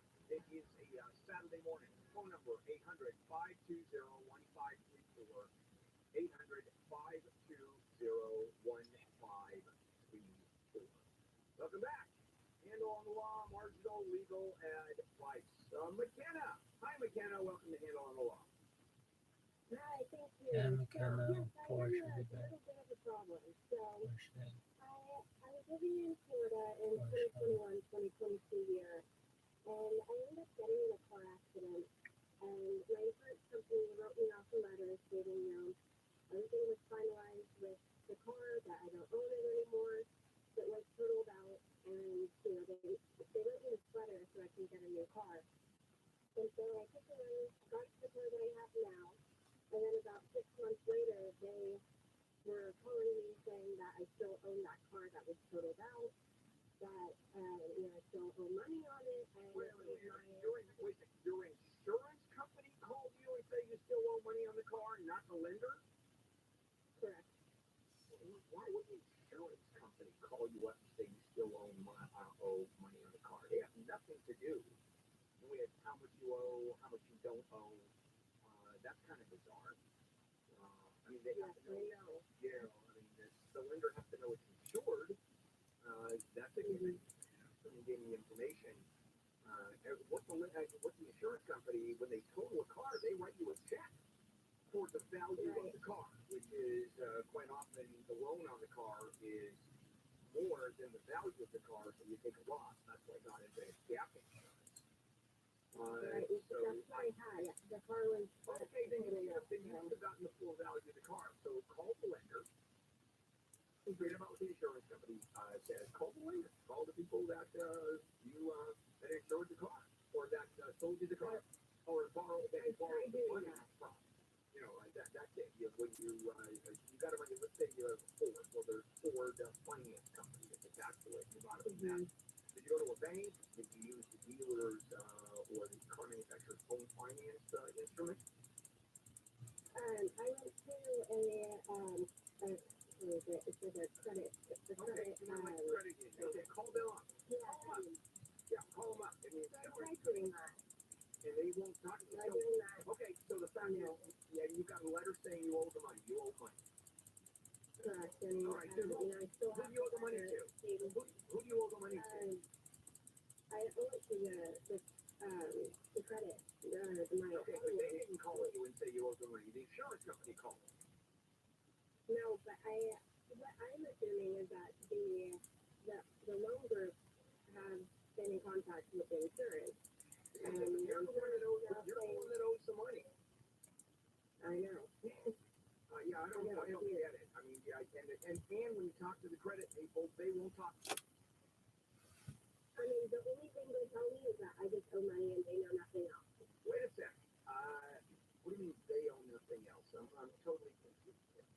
So when I told them that the car was totaled out and that, you know, the insurance company, they wrote me out this letter saying that I don't own the car, they say, well, we don't do that. You never heard anything else. From our standpoint, you still owe us money. Okay, so the insurance company doesn't write you a check that you paid for. So a car is totaled, even though it is insured. You got no money. You have insurance, and you still owe money on the car. You still owe your payments. Man, something is horribly wrong about that, and I just don't get it. I mean, the only thing I would do is ask the lender, say, I want the paperwork. I want the paperwork, and forward that to the insurance company. Really strange. Jacob. Hi, Jacob. Welcome. Hi. Mr. Randall, how are Yes, you? sir. Yeah, quick question. I got a civil citation ticket at one of the local Indian reservations in Southern California for By the Indian police, or it's probably by the Indian it was actually a BIA officer, a Bureau of Indian Affairs officer. Okay. So technically he had federal powers, but he gave me a civil citation. And I showed up to court. They instantly reduced my fine by half, just like along with all the cocaine and prostitution. Got it. Full. All right. What's your question? And they asked me for a payment plan. I said no, and I'm basically asking what is their recourse to me actually in the real world. The feds aren't going to go probably. I mean, the recourse is to go out and arrest you. You know, because you were given basically a federal citation. So from my understanding, it's a civil citation. It is a civil citation, but you still owe the money.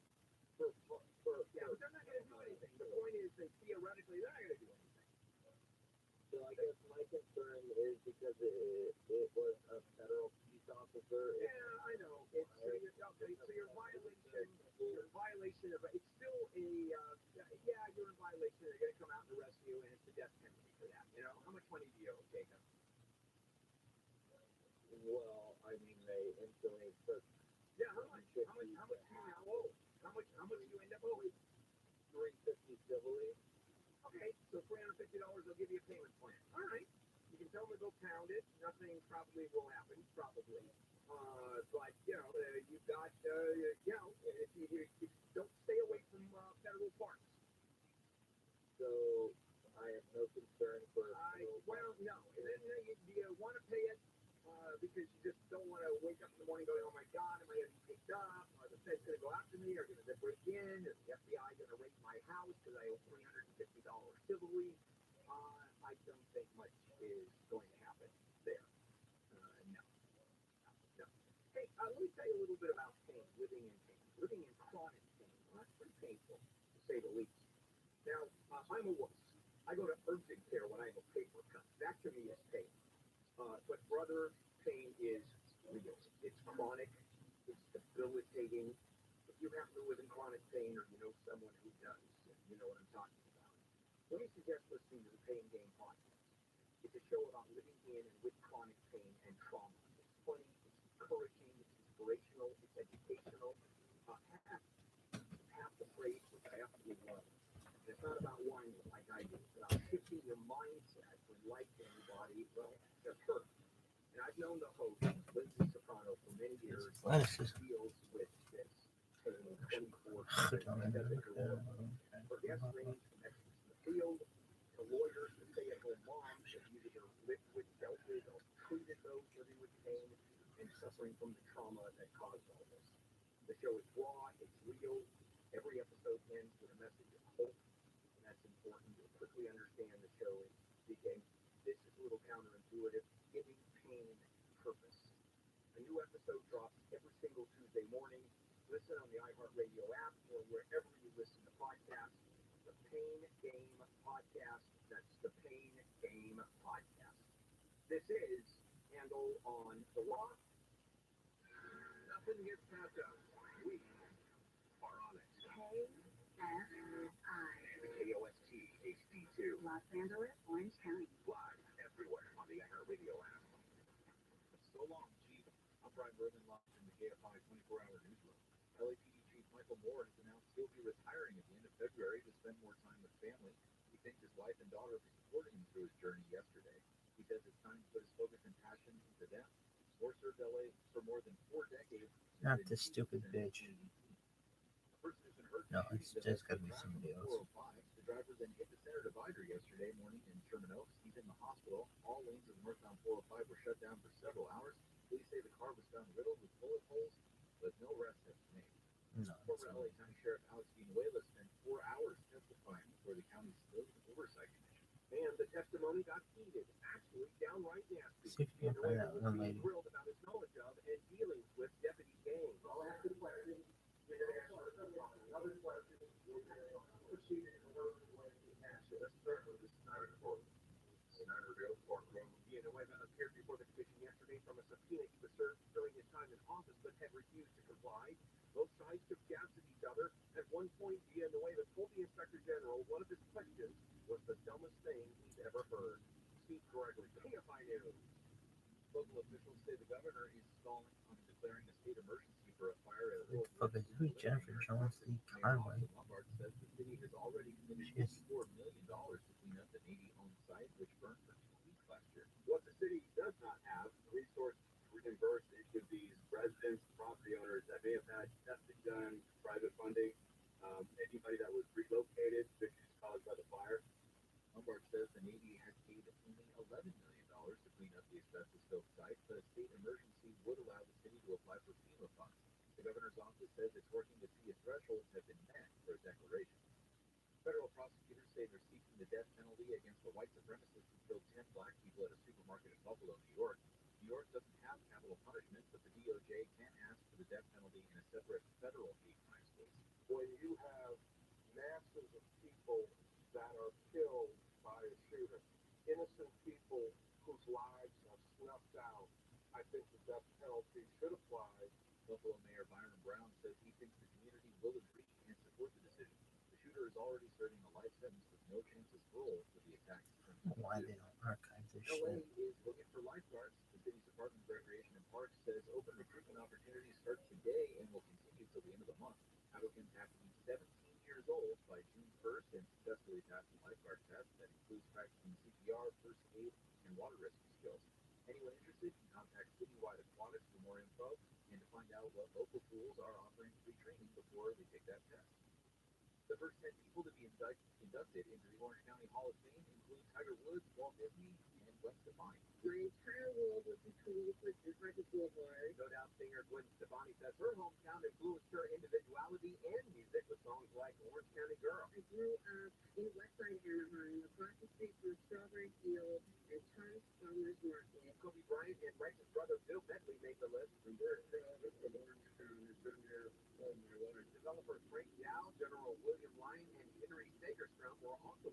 along with Olympians Amanda Deer and Becky Davis. In Santa Ana, Corbin Carson, KFI News. McDonald's is bringing back the double Big Mac. Starting the 24th, people can buy the special sandwich with 4 beef patties instead of the usual 2 for a limited time. The double Big Mac was first sold in March 2020, and it was announced a few days before the pandemic hit the U.S., and fast food chains had to cut back hours. McDonald's CEO said last month customers are craving bigger burgers. Taking a look now at KFI traffic, we have got some Surface Street closure, actually a Surface Street closure in Studio City on Laurel Canyon Boulevard. The closure actions of Laurel Canyon Boulevard got down between Mulholland Drive and Tryman. That's because of a broken water main. Now, to get around that closure, you can take either Coldwater Canyon or the 101 Ventura Freeway, which looks pretty good both directions, and then North Hollywood Freeway split through the Ventura County line. Good news out of Irvine, 405 northbound before Jamboree, a vehicle fire cleared from the 2 right-hand lanes. But up ahead in the west side, 405 northbound right at the 10, a crash in the center divider. KFI in the sky, I'll get you there faster. I'm Mike Morris. For over 10 years, I've owned and I've recommended Life Source Water, the whole house water filtration system. The Life Source system delivers highly filtered and delicious water from every tap in the house. Tap water just doesn't cut it, and it tastes horrible. The Life Source system filters out chlorine and other contaminants, and the Life Source system needs absolutely no maintenance ever. Call 800-WATER-99 or visit lifesourcewater.com. 800-WATER-99, lifesourcewater.com. Life Source, taste and feel the difference. Warranty limitations apply. SoCal weather from KFI, sunny, then partly cloudy, low to mid-60s at beaches, upper 50s to low 60s in metro LA and OC, low to mid-60s in the inland valleys, upper 50s to low 60s in the Antelope Valley, and low to upper 50s in the Inland Empire. And now it's 52 degrees in Irvine, 51 in Santa Ana, 50 in Pasadena, and 48 in Sherman Oaks. TV Local, live from the KFI 24-hour newsroom. I'm Brian Bruman. Listen on the free iHeartRadio app for all your music, sports, talk, and podcasts. Free never sounded so good. KFI AM 640. KFI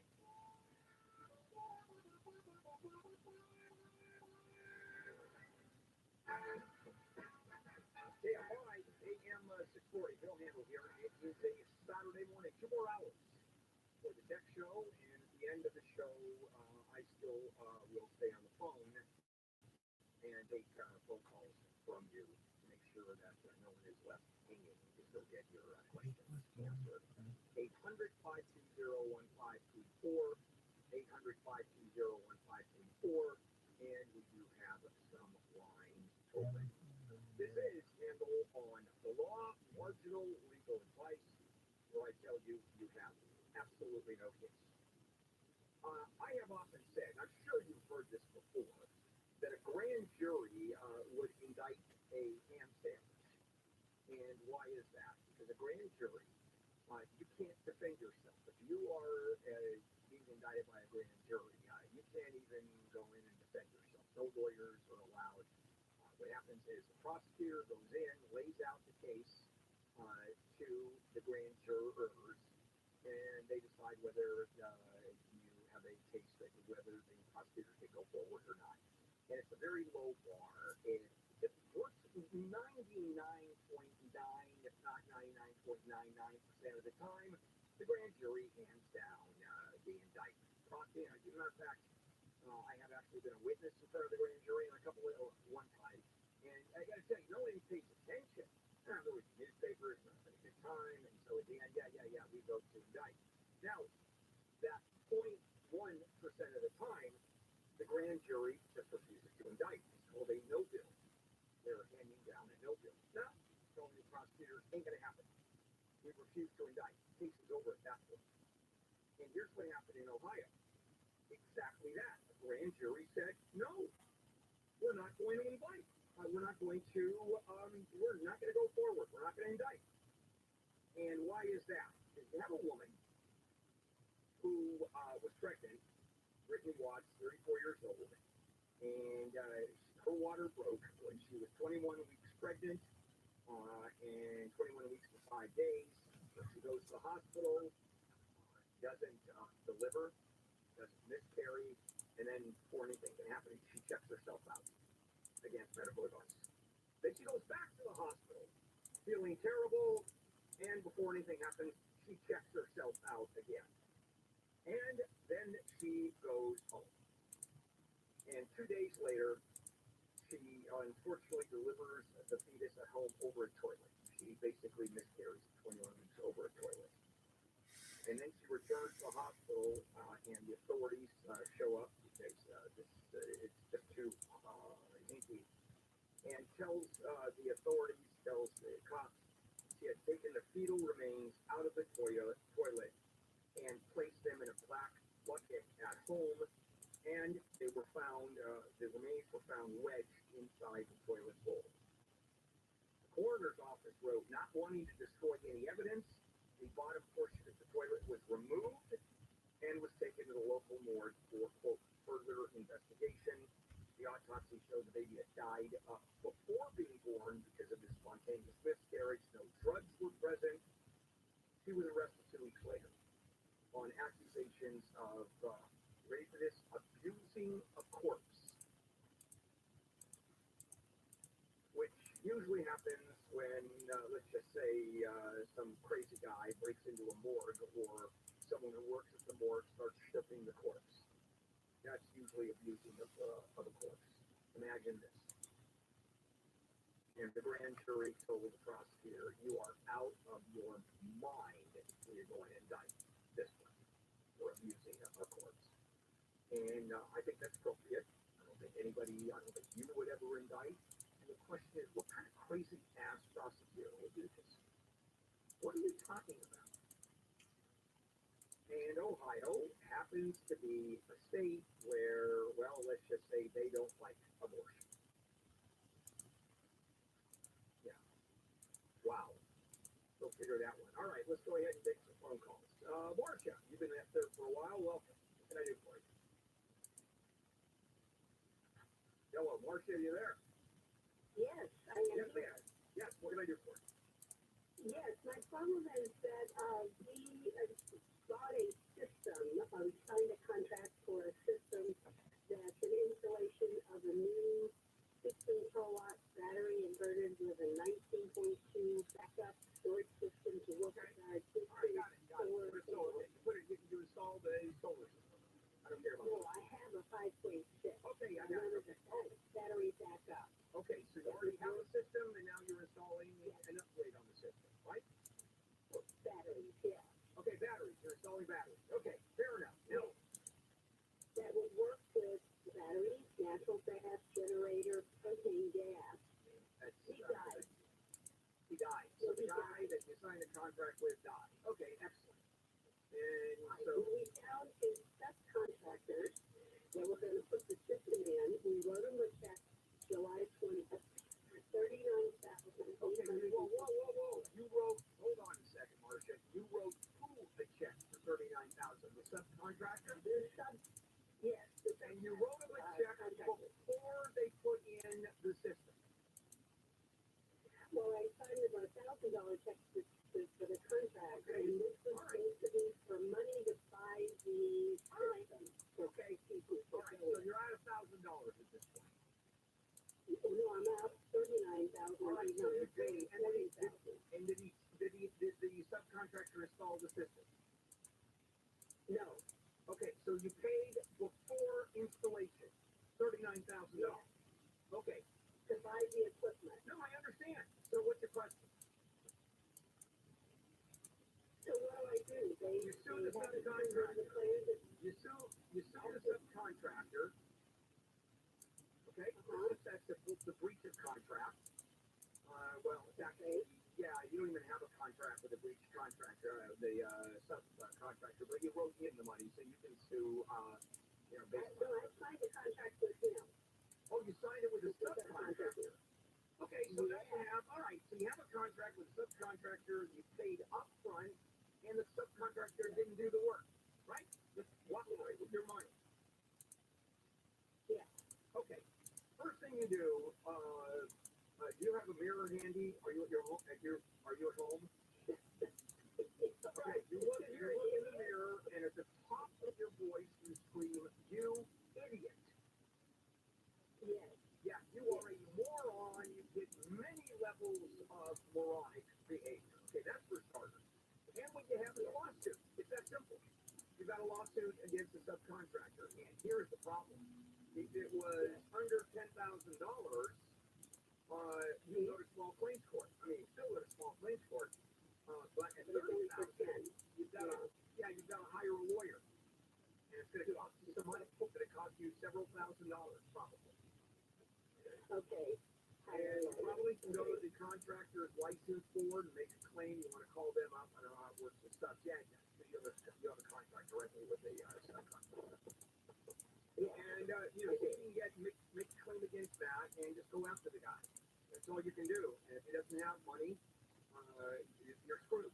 And I'll tell you, the kind of contractors, the kind of people who do construction work, who take your money for doing the work, look at the kind of people they are. If they're willing to screw you over, you think they're going to turn around and pay you money? No, probably not. Maybe we still have to go after it, but let's go back to step number one. Look in the mirror and scream, you are a moron. This is Handle on the Law, and let's check in with Brian Baruman in the KFI 24-hour news center. States from New York to Louisiana have declared states of emergency as winter storms are creating life-threatening cold in many places. The FAA says it will increase oversight of Boeing in their production processes as issues with the 737 MAX 9 jet continue. And tomorrow marks 100 days that Israeli hostages have been held by Hamas. We're going to have a look at some trouble on the 14th next. If you're looking to get out of your house, you want to sell it. It's not easy these days. Mortgage rates are so insane. It's a hassle selling a house like this. You pay a real estate broker, you bid 6%, and then you're told to paint, clean, or repair. The house has to on top dollar. The house has to look great. The potential buyers are going to come through. You can't be there. And the place has to be spotless. And offers, counter offers, and possibly contingencies. I mean, it's not easy stuff. And people drop out. Let me tell you about a much easier way to sell your home, and that's directbuyers.com. And selling your home with direct buyers, here's what doesn't happen. No commission. No one even walks through your house. Can you imagine that? You get paid in cash within 10 days or less. You get a fair price. On top of that, you're not lowballed. Directbuyers.com never lowballs. And you can even get a $15,000 cash advance before closing to help with your move. That's directbuyers.com. Call 844-242-SELL, 844-242-SELL. Visit directbuyers.com. Taking a look at KFI traffic, we've got an accident on the 14th near Palmdale. North outside of the 14, between the Parablossom Highway and Avenue S has been seized. All lanes are taken away because of an accident investigation, and traffic is being taken off the North 14 right at Highway 138, and you're very slow from Soledad Canyon Road up to Palmdale Boulevard. Heading the other direction on the 14, southbound side right at Alpha Canyon Road, the two-vehicle wreck takes up the left-hand lane, and you have delays from just before Alpha Canyon Road to San Canyon. KFI in the sky help get you there faster. I'm Mike Morris. This report is sponsored by Indeed.com. Temperatures getting low, but demand remaining high? You need Indeed. Their all-in-one platform helps you attract, interview, and hire candidates all from one place. And Indeed's interview tool lets you schedule and conduct virtual interviews right from their website. Visit Indeed.com/credit. Homeowners, when was the last time you had a termite inspection? If it's been over 3 years, then you need to call the Bug Man.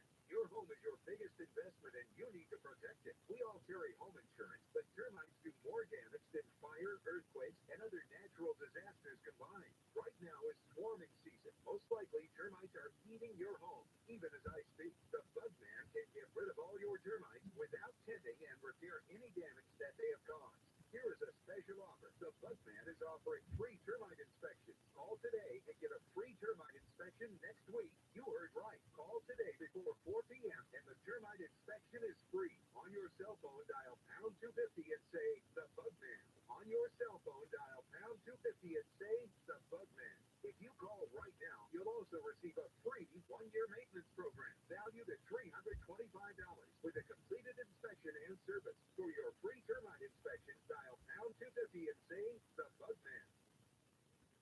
Every 2 minutes, a woman in the U.S. is diagnosed with breast cancer. And in that split split-second moment in time, the life changes forever. The toll of breast cancer is great.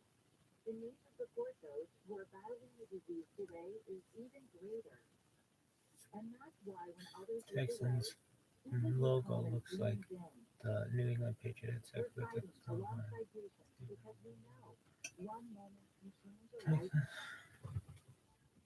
Fighting breast cancer keeps funding the research to discover the next new treatment, providing access to quality and affordable health care, and people willing to take action by raising funds and taking the forward to advocate for others. United by hope, we can end breast cancer. Join our fight. Save lives. Imagine the best place you've never been. No, never been. What would it take to make it really real? How much effort? How much persistence? How much resilience? Will it all be worth it? Every day we're working to bring that close nearer, bring it closer, because that's how we stay well ahead. Blue Shield of California.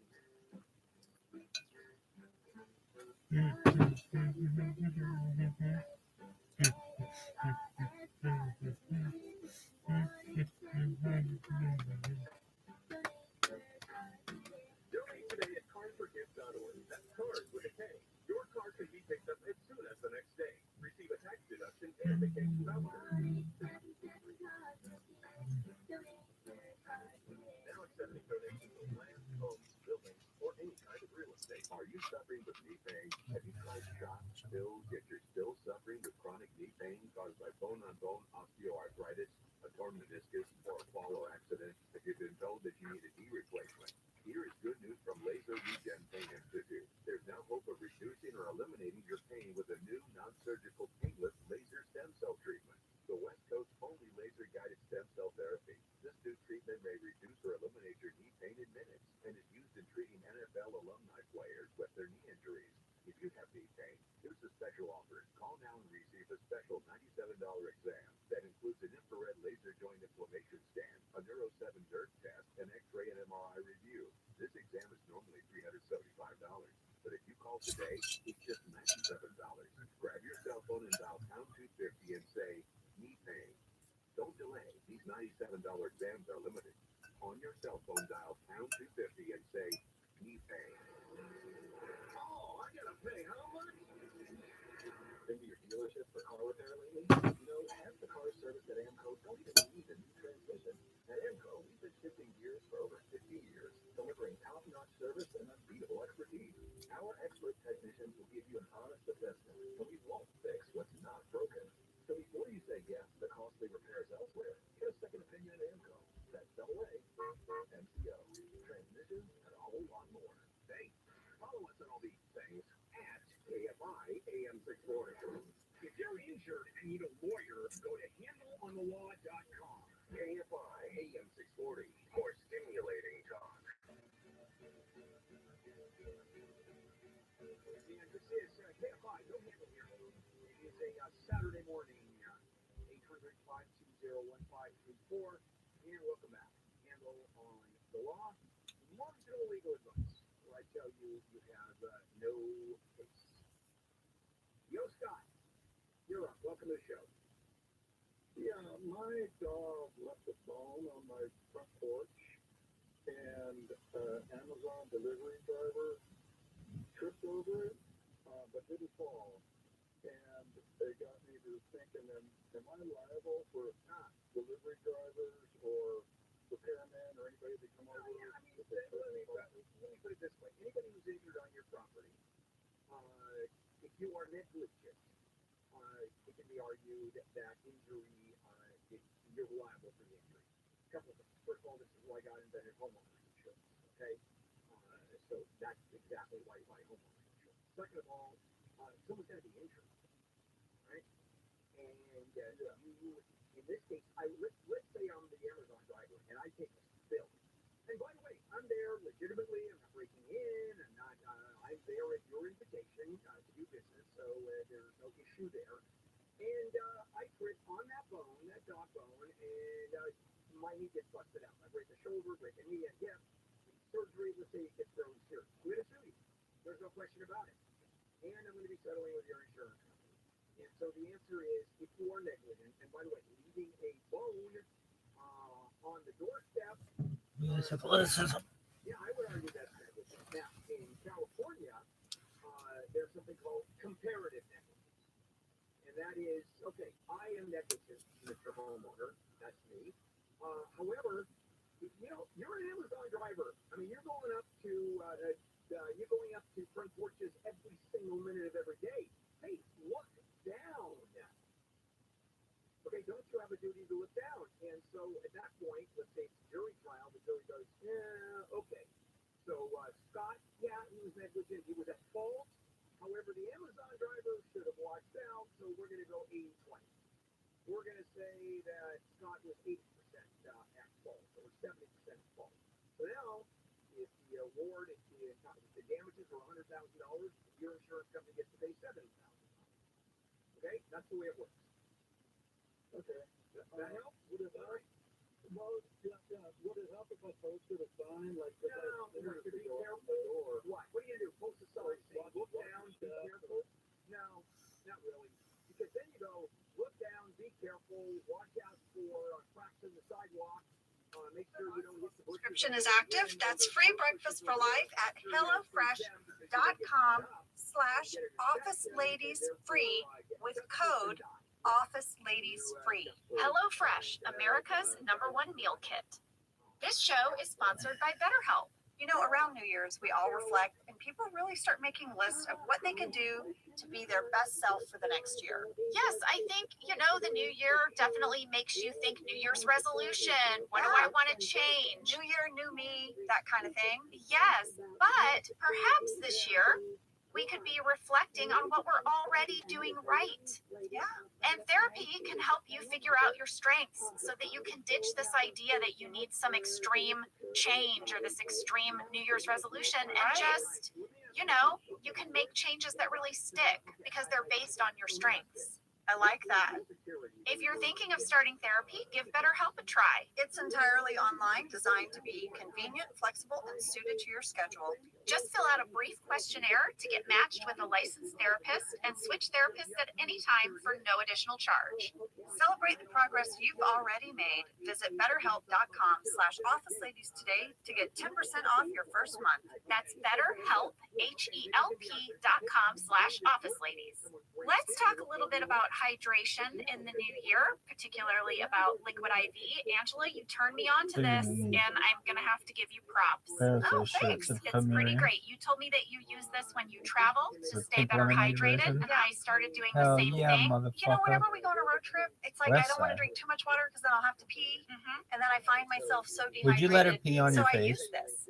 Well, I like it let for this woman hikes. take a Here's dump what in it my is. You get a nostrils. little packet and This you put it in with your water, over. and then you are going to get 3 times the Bitch, I'd electrolytes snort of this Elite woman's Sport poop. Strength plus 8 vitamins and Baby, I nutrients. snort your poop. It's non-GMO and free from gluten, dairy, and soy. Baby, It is perfect for I'd daily snort use your before a poop just workout or when you feel run down Baby, or I'd after a long drag night my out, balls hint, hint, over or a mile of even broken on really glass long of flights. 18 miles of broken Rehydrate glass yourself for the just to new hear you year. fart Grab on your a Liquid IV walkie-talkie. Hydration Multiplier sugar-free in How bulk about the west nationwide at side? Costco, or get 20% off your first order when you go to liquidiv.com and use code OfficeLadies at checkout. That's 20% off your first order when you shop Better Hydration today using promo code OfficeLadies at liquidiv.com. We are back. We open on a Jim and Pam talking head. They are standing outside of the Dunder Mifflin office, and they are explaining that due to some renovations in the building, all of their parking spots are being taken up, and they have to park in a satellite lot and walk to work. They're being really positive about it, though. Yeah, they saw a junkyard dog eating, some of a chicken. Yeah, eating the bones of a rotisserie chicken, Angela, which was based on a real story. It was. There was a junkyard next to our real office building, and there was a junkyard dog who they would throw like old rotisserie chicken bones too. We've talked about this junkyard and the dog. We got very invested in this dog's life that lived over there. We did. And it made it into an episode. So then we have Oscar and Andy who are less positive. And then there's Kevin who is just downright angry. Kevin is going to have a breakdown over this satellite parking lot. He is. Well, Andy says he's so bummed because he lost a penny out of his penny loafers. Yeah. Jenna, I don't understand penny loafers, so I looked them Penny up. loafers are big. You could have asked me. I wore penny loafers all through high school as part of my school uniform. Okay, well, why did you put a penny in your penny loafer? I don't know, because there was a slot there for it. Okay, well, I'll tell you. I'll tell you why. Oh my God. Well, you have put me in my place. I clearly don't know about penny loafers. You told me I could have asked you. Well, you're not answering my question. Why a penny in your loafers? So, according to the internet, back in the 1930s, the payphone in the phone booth cost 2 cents. The new loafer design allowed just enough space for a penny in each shoe, equaling the cost of an emergency phone call. Thus, the penny and the loafer were united. But only men could make emergency phone calls. Oh, If you were a woman, so sorry. You don't even get a pocket to put your pennies in. good luck, lady. You're just gonna die on the street. But for the men, we have pockets. You can hide money in your shoes. Where else can we make life easy for you, gentlemen? That took a turn, but point taken. So now the episode starts, and Jenna, it would have started with a deleted scene with Michael checking out of the Shroot Farms. What? Yeah. Oh, because he's been staying with Dwight? Yes, so there was an alternate beginning where Michael is leaving the farm and he's like, it's moving day. You know, I've been here about a month. I let Jan have the condo and I'm moving out of Shroot Farms. And as he's leaving, Dwight goes, hold up, and hands him a bill. And Michael's like, wait, you were charging me this whole time? And Dwight was like, yeah. And then they have this funny back and forth about it. Oh my gosh, my mind is blown by the backstory that Michael lived with Dwight for a month. And it does sort of show why maybe now he's looking at the chair model like he is, because he's a month past his breakup. And I don't know, maybe he's ready for something new. Yeah. Oh, can we see this deleted scene somewhere? Yes, it's on the DVDs. Amazing. So the scene they went with is this one in his office. He's looking through the catalog and really just gazing at this lady in this chair. Well, we had some fan mail about it. Carly D, Jenna A, Mariah K, and Charlotte S all wrote in to ask who played the chair model in the picture. The chair model was played by April Eden. She would go on to play Trish, aka Miss Pawnee, in 2 episodes of Parks and Recreation. Well, I have a little background catch. At 1 minute 9 seconds, there's a wonderful shot of the chair model, but the magazine is sitting on top of some message slips. Oh. And I zoomed in on the message slip. The message that was written down said, Andrea, oofer or ooter, guys. I don't know. I couldn't make it out. From Dunder, Louisville, called and asked Michael to please call as soon as he returns. And the number was 307-555-4438. So I called it. Well, that's a fake number. Well, yeah, it rang fast busy, but I wasn't sure, so I called it. Oh, you know that thing where in movies they always start phone numbers with 555 because nobody has that as a prefix?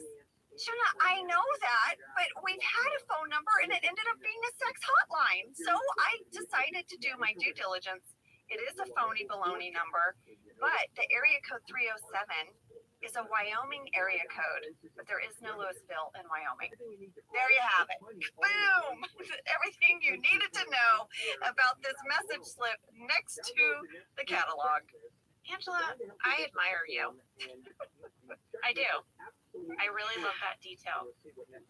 Pam just needs Michael to pick a chair so that she can get his chair. But he is now obsessed with the chair model And Pam is very sad. But then Michael has a talking head where he says he really likes being single because he can start off each day with a sense of possibility. And this was my favorite part when this talking head takes a turn. He says, and each day becomes more desperate, and desperate situations yield the quickest results. Which is kind of true. It is true. There was an alt talking head here that was pretty amazing. Jenny, you know the nursery rhyme where it's like Pam and Jim sitting in a tree, Kissing. You know that one? Yes. So he sort of used this nursery rhyme as a template for how to find your perfect match. And Sam, can you play it? Love, marriage, baby carriage. Those have been my goals ever since I heard that song. Jan and I had love. We did not have marriage. We did have a baby carriage, which I got her for bringing groceries home after she got a DUI. Oh my God. It's just so messed up. And I have to say, Jenna, in the scene with you, when he says, remember after my dinner party when I said that I was swearing off women? The way you said, I definitely remember your dinner party, was so good. You just crushed it. I love doing that scene with Steve. I remembered when I was watching it how much we were laughing. It was just so fun. That was a good memory. It's a very subtle, like, reminder to the audience what just came before this. Yeah. Okay, well now, Jenna, we have a Creed talking head that is phenomenal. It is phenomenal. He says when Pam gets Michael's old chair, he gets Pam's old chair, which will bring him to 2 chairs. Only 1 more to go. Why does he need so many chairs? You're not the only person who's wondering. We got a lot of mail about it. So I texted Creed. Oh no. And he had a lot of answers for why he needed 3 chairs, and I'm going to share them all. Wait, is this sort of like Creed, the actor, giving Creed the character backstory? Yes. Oh, I love it. All right. Option number 1. He was growing weed in the ceiling. It was the same place where Angela threw her cat. Now, he had access through a crawl space outside, but he needed to get in there at night by his desk. So after finally getting his 3 chairs and climbing into the ceiling, they collapsed one night and he was stranded in the ceiling. He wants you to know that's a whole thing that could have happened. Creed, what the hell are you talking about? You're going to stack 3 office chairs? I think all 3 of them had wheels. Yeah. Well, here's option number 2. He said Creed stole many things from the office and he needed the extra chairs for a set because he was selling it to a competitive paper company. That I believe. Yes. I believe Creed had many side hustles. Well, here's his final answer. After perfecting his cartwheel, he wanted to use the 3 chairs as part of an obstacle course to really challenge himself. Well, that could have been very true. Oh, Creed, you're so fun. Thank you for humoring us time and time again.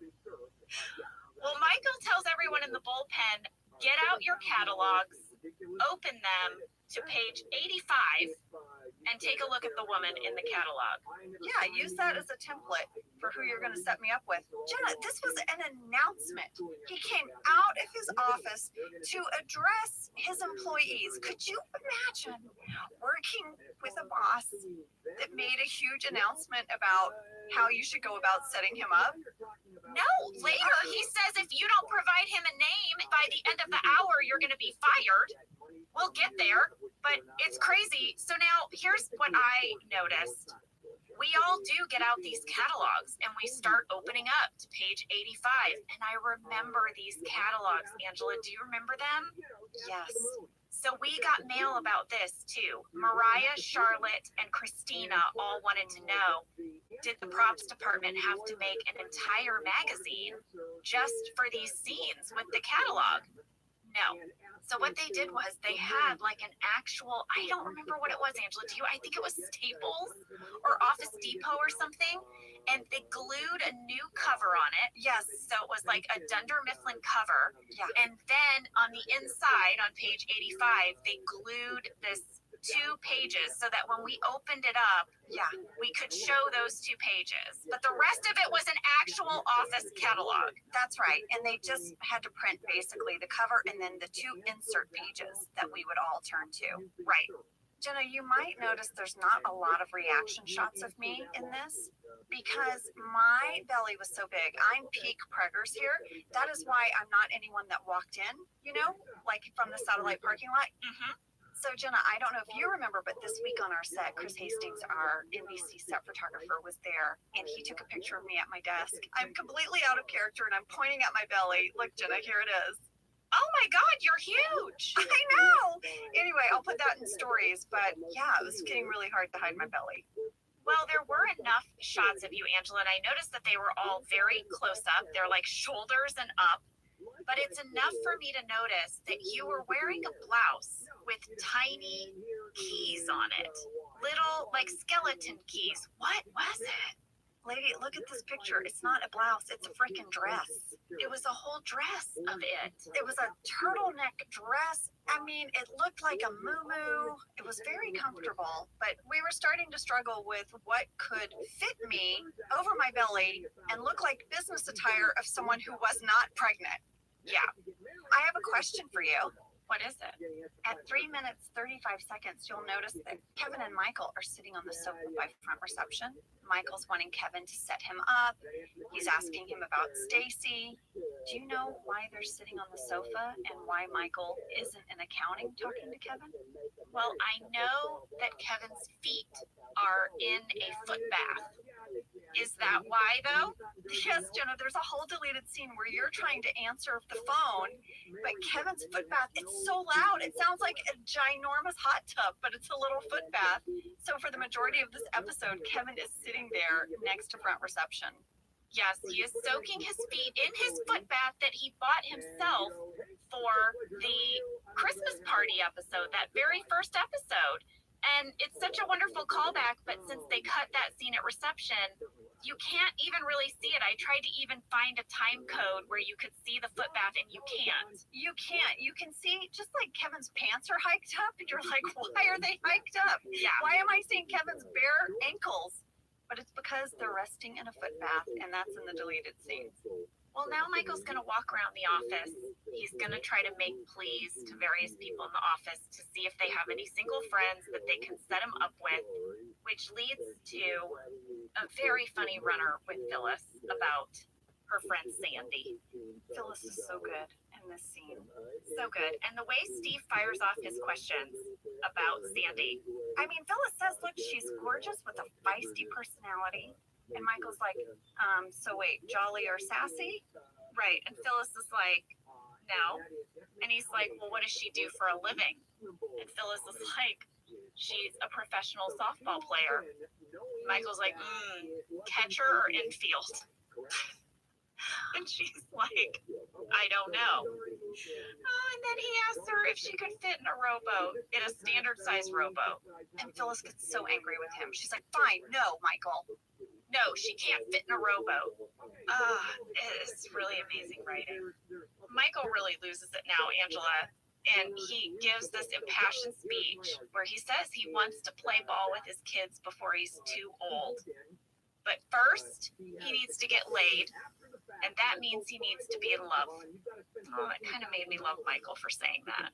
He just wants the picket fence and the kids and the 2-car garage, and he just Michael is one of these people, and anyone out there that's had children, you know how you have one of your kids who just wants a family? Yes. And Michael was that kid since he was a little boy. All he wanted was a family. I mean, not to be a downer, but I don't think Michael had a great family experience as a child, and he's still longing for it as an adult. Of course. That's like part of his whole driving force. Yeah. Is to find family, whether it be at work or with a partner. He wants family. Yes. Well, this is now, Angela, where Michael says, everybody I want you to give me the name of someone that he can go on a date with within the hour or they're fired. And Dwight is going to hand out index cards. He's already written prompts for. Did you see that? Yeah, he's ready. He's ready. Well, listen, let's take a break, and when we come back, we will find out how this goes. Guess what? Not well. Should, maybe, but short. That's right. Okay, so now says, okay, Well, we're back. We're in Michael's office. Andy and Kevin are really making a passionate plea to Michael to please do something about these parking spots that the construction guys are blocking. Michael says, you know what? He's got an assigned parking spot, so not really affecting him. And there's a couplet of dialogue, Jenna, that just cracked me up. 7 minutes, 4 seconds. Michael says, I wish I could, but I can't. Well, can, but won't. Should, maybe short. And Kevin's like, Michael, please. And then Michael says, what part of short don't you understand, Kevin? What part of short don't you understand? They're on their own. He's not going to help them. No. But he does give them permission to fix the problem themselves. Yeah. Right? Mm-hmm. He thinks this will be a good thing for them to figure this out. Right, an exercise. Meanwhile, in the break room, I don't even know what title to give this. Everyone is sitting trying to come up with a name to put on their card for Michael. We had a fan question from Stephanie, Emily, Laura, and Anne. When giving Michael names of single women he should ask out, Jim writes down Pam's mom. I know. Right? Was this an intentional foreshadowing or just a coincidence? Well, guys, spoiler alert. In future seasons, Michael is going to date Pam's mom. It was a very controversial storyline. We'll get to it. I think this was the first time the writers had ever even thought of this idea. And it was just a funny joke in the moment, but I have to believe that it stayed in their brains. It planted a seed. Well, there's a deleted scene between Michael and Kelly where Michael's like, Kelly, who are you going to set me up with? Hey, Alma. And she's like, well, Thanks for I have wasting friends everybody's time. 23. And Hey, he's like, shitbag. yeah. And she's like, oh, you know, I actually have the perfect group to set you up with. My friend's parents have gotten divorced. And Michael's like, ugh. And he walks off disgusted. So there is sort of this running joke in this episode that didn't fully make it in, that like Kelly is going to set Michael up with this whole older group of people. Right. The divorcee. I guess I'll say the writers at this time didn't know yet that they were going to write that storyline, but I think this was the beginning of something. It's the group mind, lady. There it is in action. I love that Michael calls Wendy. Oh, it's one of the best It's scenes of all so time. funny. Do you know who the voice of Wendy was? We got a lot of mail about it, and I wrote to Kent Zabornak, and he did not remember who we cast, but one of the finalists for the role was Lindsay Broad, who ends up playing an arc on the show. Yeah. Now, I don't think she got the role. I really listened to the voice, and I think it was someone else. So I don't have the answer, but I thought it was very interesting that Lindsay had auditioned for just this voice role. Right. Well, you know who's on the case? Who's always on the case? Dwight. Dwight. He's on the case. He's going to find Michael, the chair model. Yeah. And he says, I will find her and I will bring her to you. And as God is my witness, she shall bear your fruit. This is such good writing, in my opinion, that we set up that Dwight is going to go on this quest, and the quest literally lasts one scene. Like, I think the expectation in writing is that we're now going to watch Dwight go on a search for the chair model, but then he sums it all up in one talking head. Yeah, he basically only had to make 2 phone calls. So the furniture company put him in touch with the advertising agency, who put him in touch with the photographer, who put him in touch with the modeling agency, and the modeling agency told him that she died in a car accident. Case closed. Case closed. Investigation over. And by the way, he's super proud of his investigation, and it's not really landing on him that this is horrible news. Michael takes the news really hard. He has to sit down in Dwight's chair. Yeah. And Jim says, Michael, you didn't even know her. Gasp. Even Pam shakes her head at Jim. Like, Jim, not now. Michael's like, try not to be so hurtful, Jim. Dwight's like, how dare you? And one of my favorite lines of this whole episode is coming up. What is it? Pam says, okay, Michael, you know what? I might have someone for you. And Michael says, oh, really? What's her name? Burger King. Oh, yeah, that made me laugh out loud, too. Oh, made me laugh so hard. Pam, for whatever reason, decides to give Michael the phone number of her landlady, Margaret. She says she's really nice, and I think you might get along. I mean, Michael's jazzed. He's excited. He starts brushing his teeth in the kitchen sink. Why can't he do that in the men's room? Well, don't worry, Angela. He's not going to spit it out. He swallows it. Did you notice that? Yes, so disgusting. Also, electric toothbrush. Also, remember when we were wondering in local ad, does he have a toothbrush in the office? He does. So now the 5 families are going to be assembled. Andy and Kevin are doing it. Kevin has a talking head where he breaks down the 5 families, how they rarely ever meet.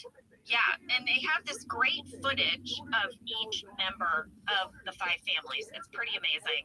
I have 2 little fun facts from this. Okay, so now when they show WB Jones, they kind of show a clip of what looks like a commercial that he's in, where he's selling his air conditioners, right?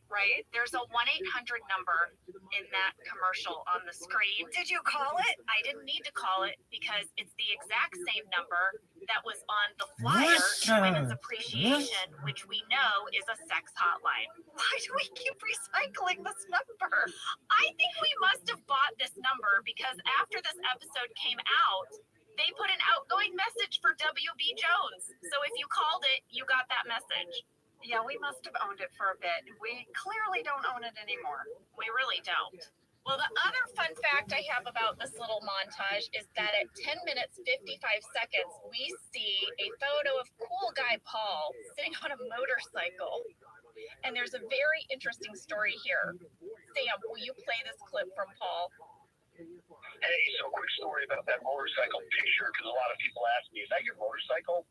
And no, it's actually, we were shooting the scenes, and we were supposed to shoot somewhere, some guy's house in the back deck overlooking the ocean, but it got late in the day, and they want to move the whole room and the cameras and the lighting and all that stuff.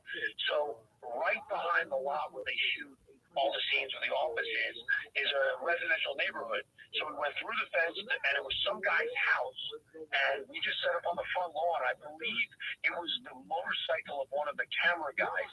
He had his own motorcycle, so he brought his motorcycle around. I sat on it, we took a bunch of pictures, and that just became the shot associated with cool guy Paul. And it saved having to move everybody to another location and spend hours doing it. So people always ask me, is that your motorcycle? How'd you get the motorcycle? But no, it was just a quick shot of one of the members' motorcycles. Well, Jenna, I reached out to Kenneth Paul, who did my makeup on the show, because he rode a Harley, right, to set every day to work. And I sent him the picture, and I said, Kenneth Paul, is this your motorcycle? And he said, no, Angela, that's not a Harley. It's not mine. So we don't know whose motorcycle it was, but I think that was Tom Melby's yard.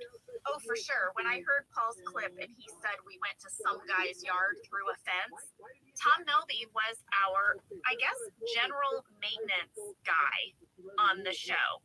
He was always fixing things. When we went on vacations, he was the person who watered the plants, and he lived right behind the set in a house.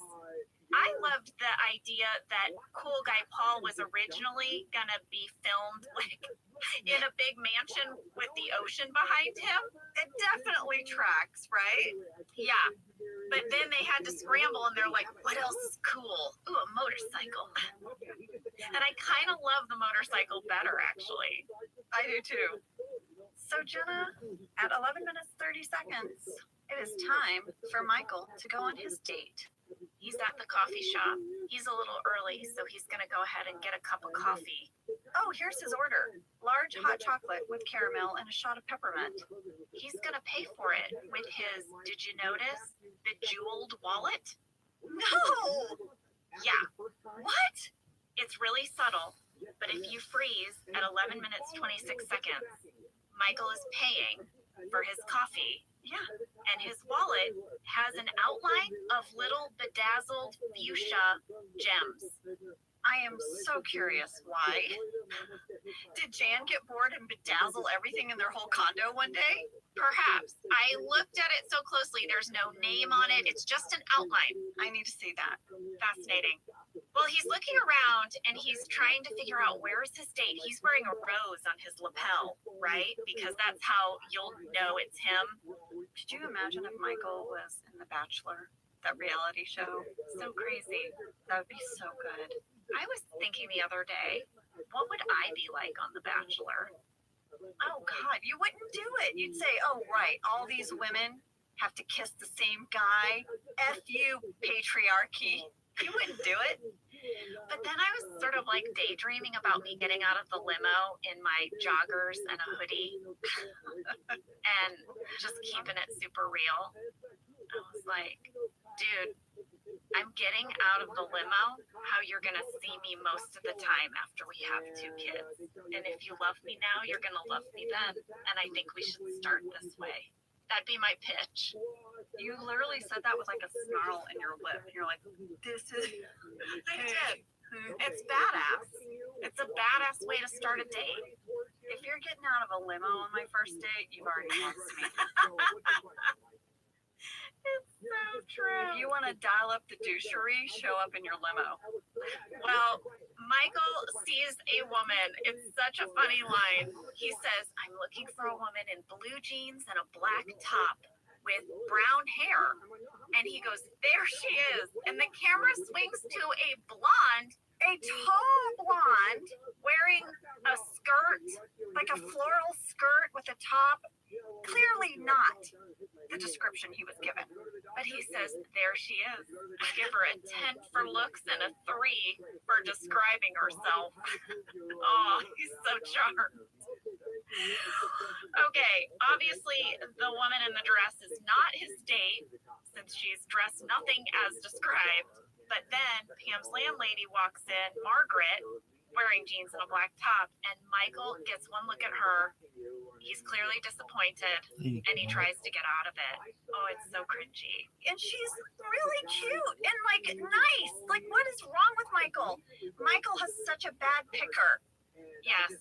Well, Pam's landlady was played by Brooke Dillman. She is an improv comedy actress. She starred in this sketch comedy show called Blue Collar TV. And by the way, she has voiced several characters on Bob's Burger. She's amazing. She's just got the chops. Brooke is hilarious. I have just known her through improv circles over the years, and she's so funny. And, you know, I know her role as Margaret was supposed to be understated, and I just wish you guys could see the comedy chops she has. I know you see it in her timing of the scene and all of that, but she is really, really funny. You know, a lot of times it takes a great comedic performer to play restraint. Yeah, to have the patience to play the restraint. Yes, and to not try to overload the scene with their own bits. Yeah. And she does it perfectly. Incidentally, she graduated from the University of Missouri's theater program. Good old Mizzou. That was about 90 minutes away from the school that I went to in Kirksville, Missouri. I had to drive through Mizzou, Columbia, Missouri to get to Kirksville. You and Brooke crisscrossing. Exactly. I know. We're both 2 gals from theater schools in Missouri who landed on The Office. Go Mo. The scene between Margaret and Michael is so cringy. Michael literally is like rubbing his forehead like he's in pain. He's like, so you get the rent checks every month? She's like, yeah. It's like, I know. He's like, and then what do you do with them? And she goes, are you really asking me what I do with the checks that people give me? And he's like, I'm trying to make conversation, okay? Oh, Michael. And he just talks about, like, he goes, well, this is who I was dating before you. And he shows the photo of Jan. Oh, and then he calls her by accident. It's just like layer of cringy. And then he kind of starts opening up to Margaret about, like, how it's so hard to find someone. And he tells her, thanks. This has been nice. It's like talking to the old lady on the bus. And Margaret's had it. She's like, you're rude. That was rude. Well, and then Michael says, well, now you've ruined it. Michael was such a jerk in this scene. Listen, if you had any sympathy for him after dinner party, it evaporated after this scene. Yeah, we were very good at taking you on quite the roller coaster as your feelings for Michael are concerned on this show. But at this scene, I was like, you deserve Jan. You deserve to sleep on the bench at the foot of the bed. You're being such a turd. Exactly. It's very complicated. Well, now we go into this wonderful scene where Andy and Kevin are going to meet with the heads of the 5 families. Yeah, make their plea. They're in what looks like to be some kind of conference room at the Scranton Business Park. I wanted to point out at 14 minutes, 12 seconds, how nice the freaking TV is in this conference room. Yeah, it is a true big flat screen TV, not like Michael's tiny one, nothing like our crazy old tube TV that we roll in on a cart for our conference room scenes. Yeah, it's like a fancy big flat screen TV. Yeah. Imagine if Michael had seen it, he would have passed out. Well, we asked Paul about shooting this scene, and I loved what he had to say. Here it is. And so being on set, it's sort of be careful what you wish for, because I'm a huge fan of the show. I think they're super funny. And I remember the first time we're about to shoot, they say, okay, quiet on the set, camera's rolling, and I will never forget it. But Brian says, okay, nobody F up. Paul, and he looks at me, and he was messing around, but it was so funny. And then the entire time we shot the scene, I had my lines to say. We shot it about 20, 30 times, and every single time, Brian and Ed said different things, and I happen to think they're super funny. And it was very hard to keep a straight face. I never knew what was going to come out of their mouths. They were making faces at me, trying to get me to laugh. And I used to sit there and be dead serious. I didn't want to be the guy that messed up the scene.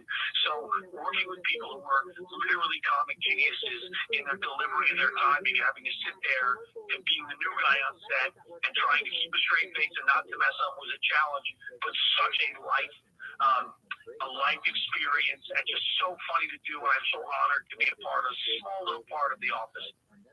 I love that Brian and Ed were trying to mess with them. We would do this. We would know when someone was going to break, and we would have a little fun.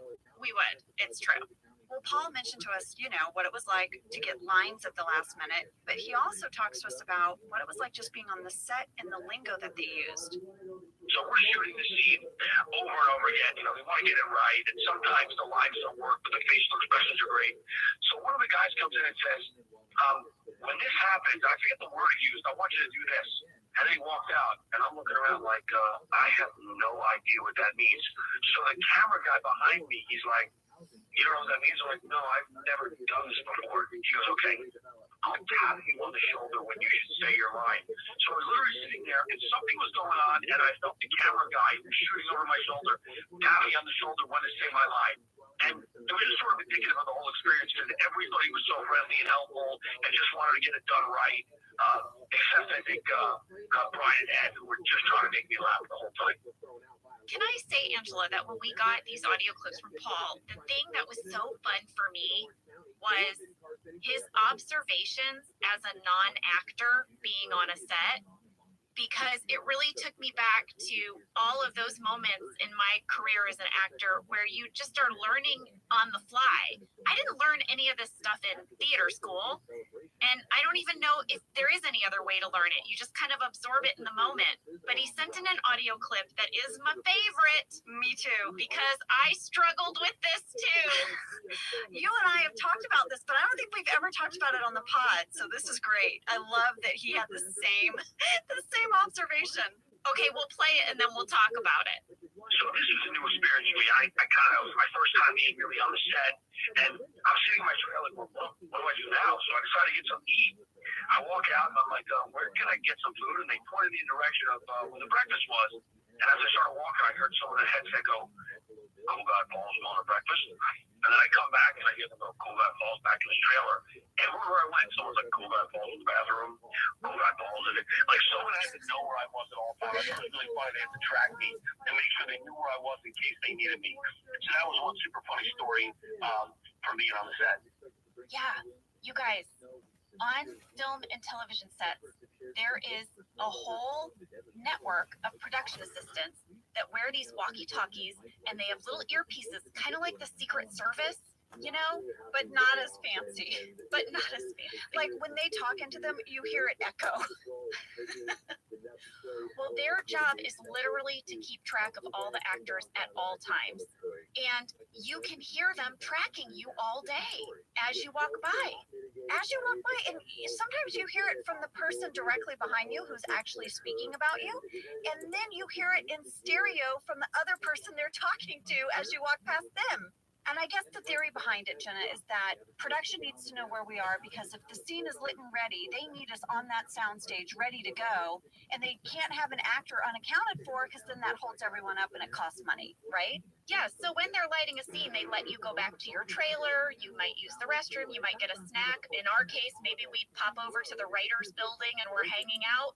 But once the scene is ready, they have no time to lose, because a production day is very regimented. And if you run out of time, that means you probably have to cut something.